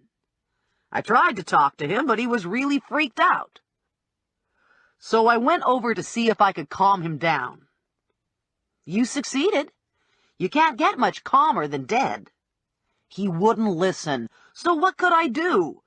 I thought I did a good job of making it look like a suicide. You have a nice life, a nice house, a nice wife and kids, a good job. Why were you skimming? In the beginning, it was just fun money. Tip and me used to play poker with a bunch of guys on Monday nights. And Tip's wife would never give Tip any money. So Tip started skimming. Just a couple accounts for poker money. But then it was so easy. I mean, nobody knew the money was gone. So we enlarged until we had a nice chunk of Vito's accounts. Tip knew Lipinski and Curly, and he brought them in. Shemsky wiped his nose again. It wasn't like I was ever going to make money at the bank. I'm in a dead-end job. It's my face, you know. I'm not stupid. I could have been somebody, but nobody pays attention to me. God gives everybody a special talent. And you know what my talent is? Nobody remembers me. I have a forgettable face. It took me a bunch of years, but I finally figured out how to use my gift. He gave a crazy little laugh that sent all the hairs on my arms standing at attention. My talent is that I can rob people blind, kill them on the street, and nobody remembers. Alan Shemsky was drunk or crazy or both. And at the rate we were going, he wouldn't even have to shoot me, because he was scaring me to death. My heart was pounding in my chest, echoing in my ears. "What will you do now?" I asked him. "You mean after I kill you? I guess I'll go home. Or maybe I'll just get in my car and drive somewhere. I have lots of money. I don't need to go back to the bank if I don't want to." Shemsky was sweating, and under the flush on his cheeks, his face was pale. "Christ," he said, "I really feel sick." He stood up and pointed the gun at me. "You got any cold medicine?" "Just aspirin." "I need more than aspirin. I'd like to sit and talk some more, but I gotta get some cold medicine. I bet I have a fever." "You don't look good." "I bet my face is all flushed." "Yeah?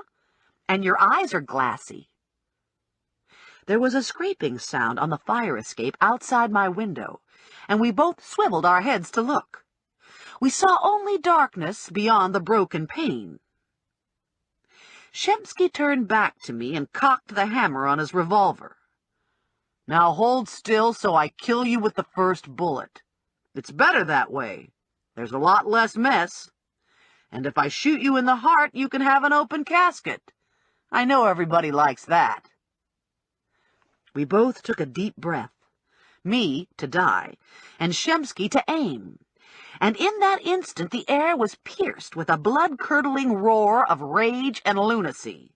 And Ramirez filled the window, his face contorted, his eyes small and evil. Shemsky instinctively whirled and fired, emptying his gun in Ramirez. I wasted no time running. I flew out of the room, through my living room and out my front door. I sprinted down the hall, leaped down 2 flights of stairs, and almost bashed in Mrs. Keene's door. "Goodness," Mrs. Keene said. "You certainly are having a full night. What now?" "Your gun. Give me your gun." I called the police and went back upstairs with the gun in my hand. My apartment door was wide open. Shemsky was gone, and Briggs was still alive in my closet. I ripped the tape off. "Are you okay?" "Shit," he said. "I messed my pants."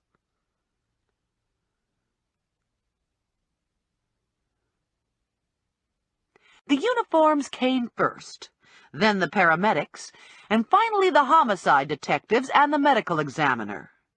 They had an easy time finding my apartment. Most of them had been there before. Morelli had arrived with the uniforms. It was now 3 hours later, and the party was winding down.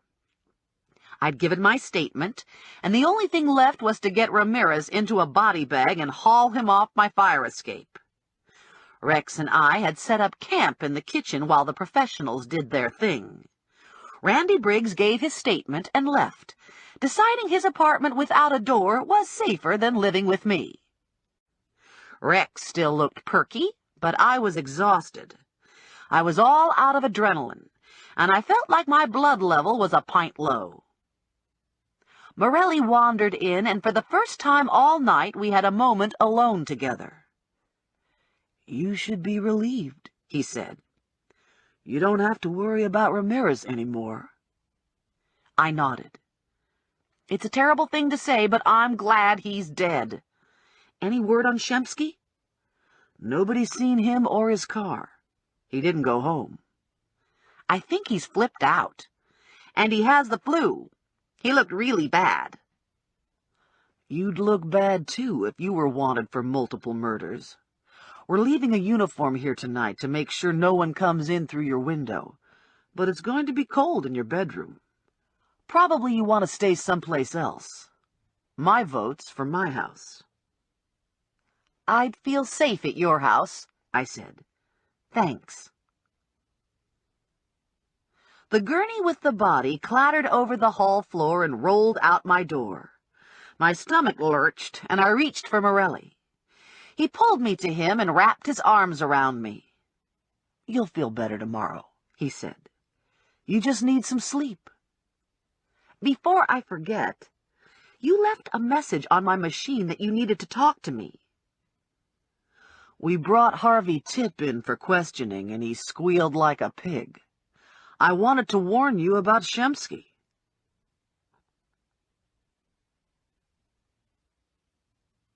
I woke up to the sun streaming in through Morelli's bedroom window, but no Morelli next to me. I had a dim recollection of falling asleep on the ride to his house, and falling asleep again next to Morelli. I had no recollection of any kind of sexual encounter. I was wearing a t-shirt and underpants. Since the underpants were on me and not on the floor, that probably told me something. I got out of bed and padded barefoot into the bathroom. There was a damp bath towel hanging on the hook on the door. A set of clean towels had been set out for me, neatly stacked on the tub. A note was taped to the mirror over the sink. "Had to leave for work early," the note said. "Make yourself at home." He also confirmed what I'd suspected, that I'd zonked out the minute my head hit the pillow. And since Morelli appreciated response to his love-making, he'd passed on last night's opportunity to collect on his debt. I took a shower and got dressed and went to the kitchen in search of breakfast. Morelli didn't stock Pop-Tarts, so I settled on a peanut butter sandwich. I was halfway through the sandwich when I remembered the chauffeuring job. I'd never gotten around to reading the note card, and I had no idea when I was supposed to get the chic. I shuffled through the mess in my shoulder bag and found the card. It said Tank would drop the limo off at 9. I was to pick the chic up at 10 and drive him to Newark Airport. It was almost 8, so I finished my sandwich, stuffed yesterday's clothes into the tote, and called Mary Lou to bum a ride. "Boy, you really get around," Mary Lou said. "When I dropped you off, you were with Ranger. You must have had a busy night." "You don't know the half of it." I explained to her about the kiss, and Ramirez, and Shemsky, and finally about Morelli. "I can't imagine being too tired to do it with Morelli," Mary Lou said. "Of course, I've never been attacked by a homicidal rapist, held at gunpoint by a screwy banker, and had a guy killed outside my bedroom window." Mrs. Bestseller was waiting by the elevator when I walked into the lobby. "Going up?" she asked. "Second floor? Belts, handbags, body bags?" "I'm taking the stairs," I told her. "I need the exercise." I opened my apartment door and surprised a young cop who was feeding Rex Cheerios. "He looks hungry," the cop said. "I hope you don't mind." "Not at all. Feel free to join him for breakfast. Just poke around in the fridge until you find something you like." The cop smiled. "Thanks. There's a guy here fixing your window. Morelli arranged it. I'm supposed to leave as soon as he's done." "Sounds good." I went into the bedroom and collected my chauffeur uniform of black suit and stockings and heels. I changed in the bathroom, added some lipstick and a swipe of mascara, and sprayed my hair.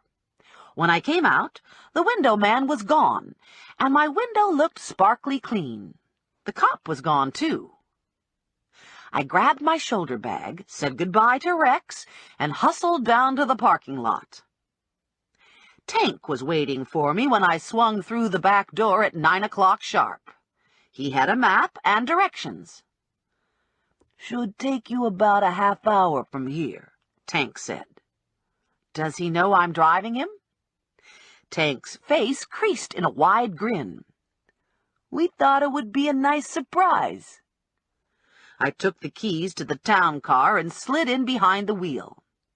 "You're carrying, right?" Tank asked. "Right." "And you're okay after last night?" "How do you know about last night?" "It's in the paper." "Terrific." I gave Tank a little finger wave and drove away.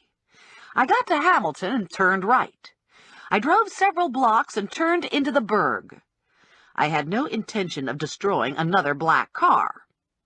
I parked at my parents' house and went inside to get the garage keys.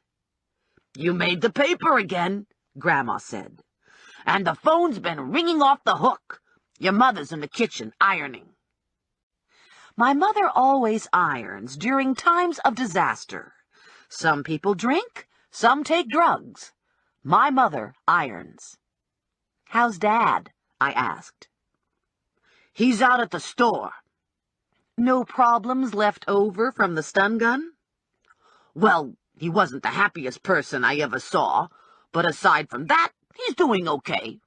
Looks like you got another car." "It's a loaner. I have a job as a chauffeur. I'm going to leave the black car here and take the Buick. I feel safer in the Buick." My mother came out of the kitchen. "What's this about being a chauffeur?" "It's nothing," I said. "I'm driving a man to the airport." "Good," my mother said. "Take your grandmother." "I can't do that." My mother pulled me into the kitchen and lowered her voice. "I don't care if you're driving the Pope. Your grandmother is going with you. If she says the wrong thing to your father when he gets home, he'll go after her with a steak knife.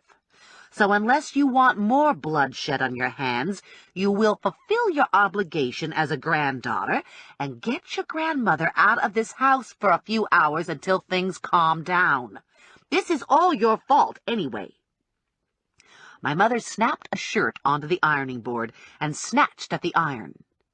"And what kind of a daughter has shootouts on her fire escape? The phone's been ringing all morning. What am I supposed to say to people? How can I explain these things?" "Just tell people I was looking for Uncle Fred, and things got complicated." My mother shook the iron at me. "If that man isn't dead, I'm going to kill him myself." Mom appeared to be a little stressed. "Okay," I said. "I guess I can take Grandma with me." Might not be a bad idea anyway. I didn't think the pervert sheik would be so fast to flash his Johnson with Grandma on board. "It's a shame we can't take that nice black car," Grandma said. "It looks more like a chauffeur car." "I'm not taking any chances," I told her. I don't want anything to happen to the black car. It's getting locked up nice and safe in the garage. I loaded Grandma into the Buick, backed it out the driveway, and parked it on the street. Then I carefully eased the Lincoln into the garage and secured the doors. In exactly 35 minutes, I was at the address Tank had given me. It was a neighborhood of expensive houses on 2- and 3-acre lots. Most houses were behind gated drives, tucked into yards filled with mature trees and professionally landscaped shrubs. I pushed the button on the call box and gave my name. The gates opened, and I drove up to the house.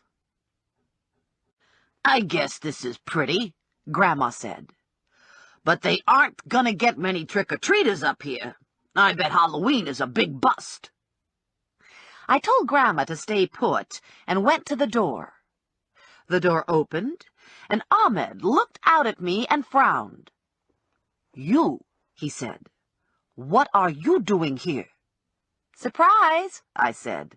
"I'm your driver." He looked over at the car. "And what's that supposed to be?" "That's a Buick." "There's an old lady in it." "That's my grandmother." "Forget it. I'm not riding with you. You're incompetent." I put my arm around him and tugged him to me. "I've been having a difficult couple of days here," I said in confidential tones, "and I'm running a little low on patience. So I'd appreciate it if you get into the car without a lot of fuss, because otherwise I'm going to shoot you." "You wouldn't shoot me," he said. "Try me." A man stood behind Ahmed. He was holding 2 suitcases, and he was looking uncomfortable. "Put them in the trunk," I said to the man. A woman had come to the door. "Who's that?" I asked the kid. "My aunt." "Wave to her and smile and get in the car." He sighed and waved. I waved too. Everybody waved. And then I drove away. "We would have brought the black car," Grandma said to Ahmed. "Only Stephanie's been having real bad luck with cars." He slouched lower, sulking. "No kidding." "You don't have to worry about this one, though," Grandma told him. "We had this one locked up in the garage so no one could plant a bomb on it. And knock on wood, it hasn't blown up yet." I picked up Route 1 and followed it to New Brunswick, where I moved over to the turnpike. I got on the turnpike and headed north, barreling along in the Buick, thankful that my passenger was still fully dressed and Grandma had fallen asleep, mouth open, hanging from her shoulder harness. "I'm surprised you're still working for this company," Ahmed said. "If I had been your employer, I would have fired you." I ignored him and turned the radio on. He leaned forward. "Perhaps it's difficult to get a competent person to do a menial job like this." I glanced at him in the rearview mirror. "I'll give you $5 if you'll show me your breasts," he said. I rolled my eyes and raised the volume on the radio. He slouched back in his seat. "This is boring," he shouted at me. "And I hate this music. Are you thirsty?" "Yes." "Would you like to stop for a soda?" "Yes." "Too bad." I had my cell phone plugged into the cigarette lighter and was surprised to hear it chirp. It was Briggs. "Where are you?" he asked. "This is your cell phone, right?" "Yeah, I'm on the Jersey Turnpike, exit 10. "Are you shitting me? That's great. Wait until you hear this." I'd been working all night, hacking into Shemsky's files, and I've got something. Late last night, he made plane reservations. He's supposed to be flying out of Newark in an hour and a half. He's flying Delta to Miami. You are the man. Hey, don't piss off a little person. Call the police. Call Morelli first. I gave him Morelli's numbers. If you can't get Morelli, call the station. They'll get in touch with the right people in Newark. and I'll watch out for Shemsky on the road." "I can't tell the police I hacked into the bank." "Tell them I got the information and asked you to pass it on." 15 minutes later, I slowed for the toll booth to exit the turnpike. Grandma was awake, looking for the tan Taurus, and Ahmed was silent in the back, arms sullenly crossed over his chest. "It's him," Grandma said. "I see him ahead of us. Look at that tan car that's just leaving the toll booth all the way to the left." I paid the toll and glanced at the car. It did sort of look like Shemsky, but it was the 4th time Grandma had been sure she'd seen Shemsky in the last 5 minutes. There were a lot of tan cars on the Jersey Turnpike. I put my foot to the pedal and roared up behind the car to check it out. The car was a Taurus, and the hair color seemed right, but I couldn't tell much from the back of his head. "You've got to get to his side," Grandma said. "If I come up on his side, he'll see me." Grandma pulled a .44 Magnum out of her purse. "Everybody duck, and I'll shoot out his tires." "No!" I shouted. "No shooting. You shoot one single thing, and I'll tell Mom on you. We aren't even sure it's Alan Shemsky." "Who's Alan Shemsky?" Ahmed wanted to know. "What's going on?" I was riding right on the Taurus's rear. It would be safer to put a car or two between us, but I was afraid I'd lose him in traffic. "My father hired you to protect me," Ahmed said, "not to go off chasing men." Grandma leaned forward, keeping her eye on the Taurus. "We think this guy killed Fred." "Who's Fred?" "My uncle," I told him. "He's married to Mabel." "Ah, so you are avenging a murder in the family. This is a good thing." Nothing like a little avenging to bridge the culture gap. The Taurus took the airport turnoff, and the driver checked his mirror as he merged with traffic, then turned in his seat and took a quick, disbelieving look back. It was Shemsky, and I was made. Not many people in Jersey driving a '53 powder blue and white Buick, probably wondering how the devil I found him. "He sees us," I said. "Ram him," Ahmed said. "Disable his car. Then we'll all rush out and subdue the murdering dog." "Yeah," Grandma said. "Plow this baby right up his behind." In theory, that sounded like a reasonable idea. In practice, I was afraid it'd result in a 23-car pileup and headlines that read, "Bombshell Bounty Hunter Causes Catastrophe." Shemsky swerved in front of me, jumping out of his lane. He passed 2 cars, then swerved back. He was approaching the terminal, and he was panicking, determined to lose me. He changed lanes again and sideswiped a blue van. He overcorrected and crashed into the back of an SUV. Everyone stopped behind the accident. I was 4 cars back and couldn't get closer. No one was moving. Shemsky was boxed in with his right front fender smashed into his right front wheel. I saw his door open. He was going to bolt. I hurled myself out of the car and hit the pavement running. Ahmed was behind me, and behind him was Grandma. Shemsky pushed through the curbside check-in, dodging people with kids and bags. I lost him for a moment in the crowded terminal, then picked him out just ahead of me. I ran as fast as I could, not caring who I knocked over. I lunged when I was almost on Shemsky's heels, and I snagged his jacket. Ahmed grabbed Shemsky half a second after me, and the 3 of us went down. We rolled around a little, but Shemsky didn't put up much of a fight. Ahmed and I had Shemsky pinned to the ground when Grandma came clattering up on her patent pumps. She had her gun in her hand and both our handbags tucked into the crook of her arm.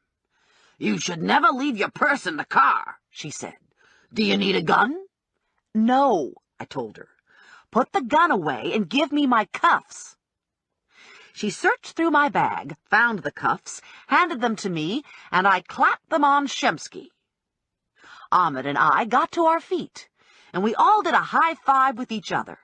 Then we did a down low, And then Ahmed and Grandma did some complicated hand thing that I couldn't get the hang of.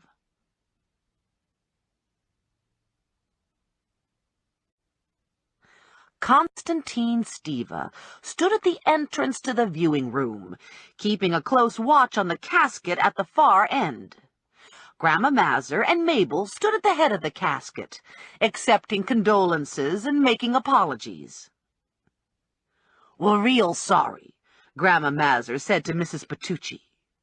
"We had to have a closed casket on account of Fred was in the ground 2 weeks before we found him, and the worms had eaten a lot of his face." "That's such a shame," Mrs. Pettucci said. "It takes something away when you can't see the deceased." "I feel just like that, too," Grandma said. "But Steva couldn't do nothing with him, and he wouldn't let us leave the lid up." Mrs. Pettucci turned and looked at Steva. Steva gave a small sympathetic nod and smiled. "That's Steva," Mrs. Pettucci said. "Yeah, and he's watching us like a hawk," Grandma told her. Alan Shemsky had buried Fred in a shallow grave in a little patch of woods across from the pet cemetery on Klockner Road. He'd claimed he'd shot Fred by accident, but that was hard to believe since the fatal bullet had gone dead center between Fred's eyes. Fred had been exhumed early Friday morning. The autopsy had been done on Monday, and now it was Wednesday, and Fred was having an evening viewing. Mabel seemed to be enjoying herself, and Fred would have been pleased by the crowd he got, so I guess everything turned out okay. I was at the back of the room, to one side of the door, counting the minutes until I could leave. I was trying to be as inconspicuous as possible, staring down at the carpet, not especially anxious to engage in conversation about Fred or Shemsky. A pair of motorcycle boots entered my field of vision. They were attached to Levi's clad legs I knew all too well. "Hey, hot stuff," Morelli said. "Having fun?" "Yeah, I love viewings. The Rangers are playing Pittsburgh, but that can't compare to a viewing. Long time no see." "Not since you went into a coma fully dressed in my bedroom." "I didn't wake up fully dressed." "You noticed." I felt my face flush. "I guess you've been busy." "I had to wrap up the case with Treasury. They wanted Vito in Washington, and Vito wanted me to go with them. I just got back this afternoon." "I caught Shemsky." This brought a smile. "I heard. Congratulations." I still don't understand why he felt it necessary to kill people.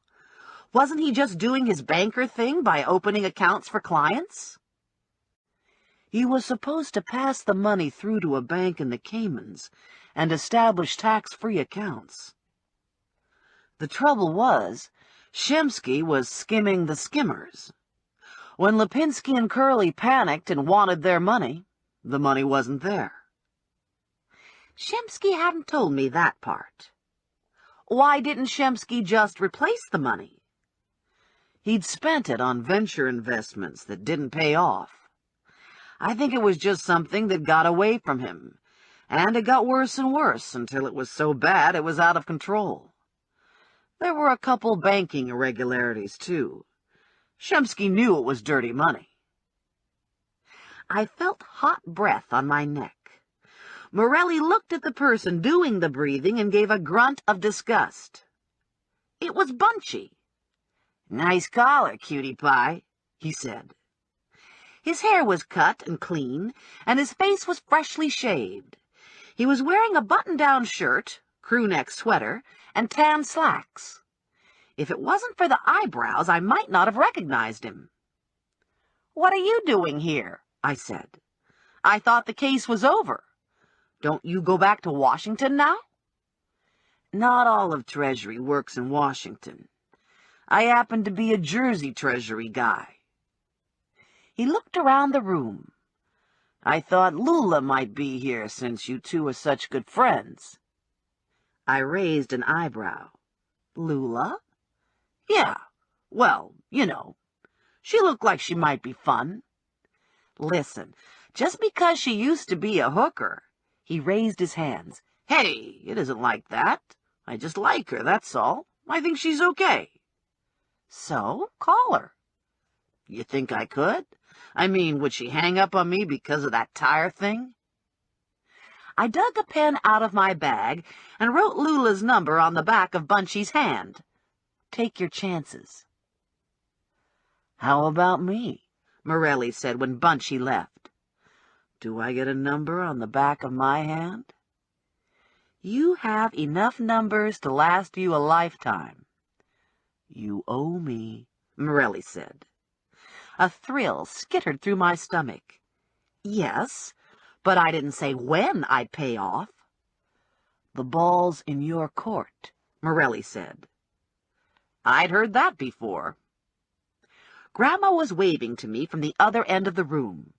Yoo-hoo, she called. Come here a minute. I have to go, I said to Morelli. He took the pen from my bag and wrote his number on the back of my hand. Ciao, he said, and then he left. The viewing is almost over, Grandma said. We're all going over to Mabel's house to see her new bedroom set and have some coffee cake. Do you want to come with us? Thanks, but I think I'll pass. I'll see you tomorrow. Thank you for everything, Mabel said to me. I like this new garbage company you got me much better.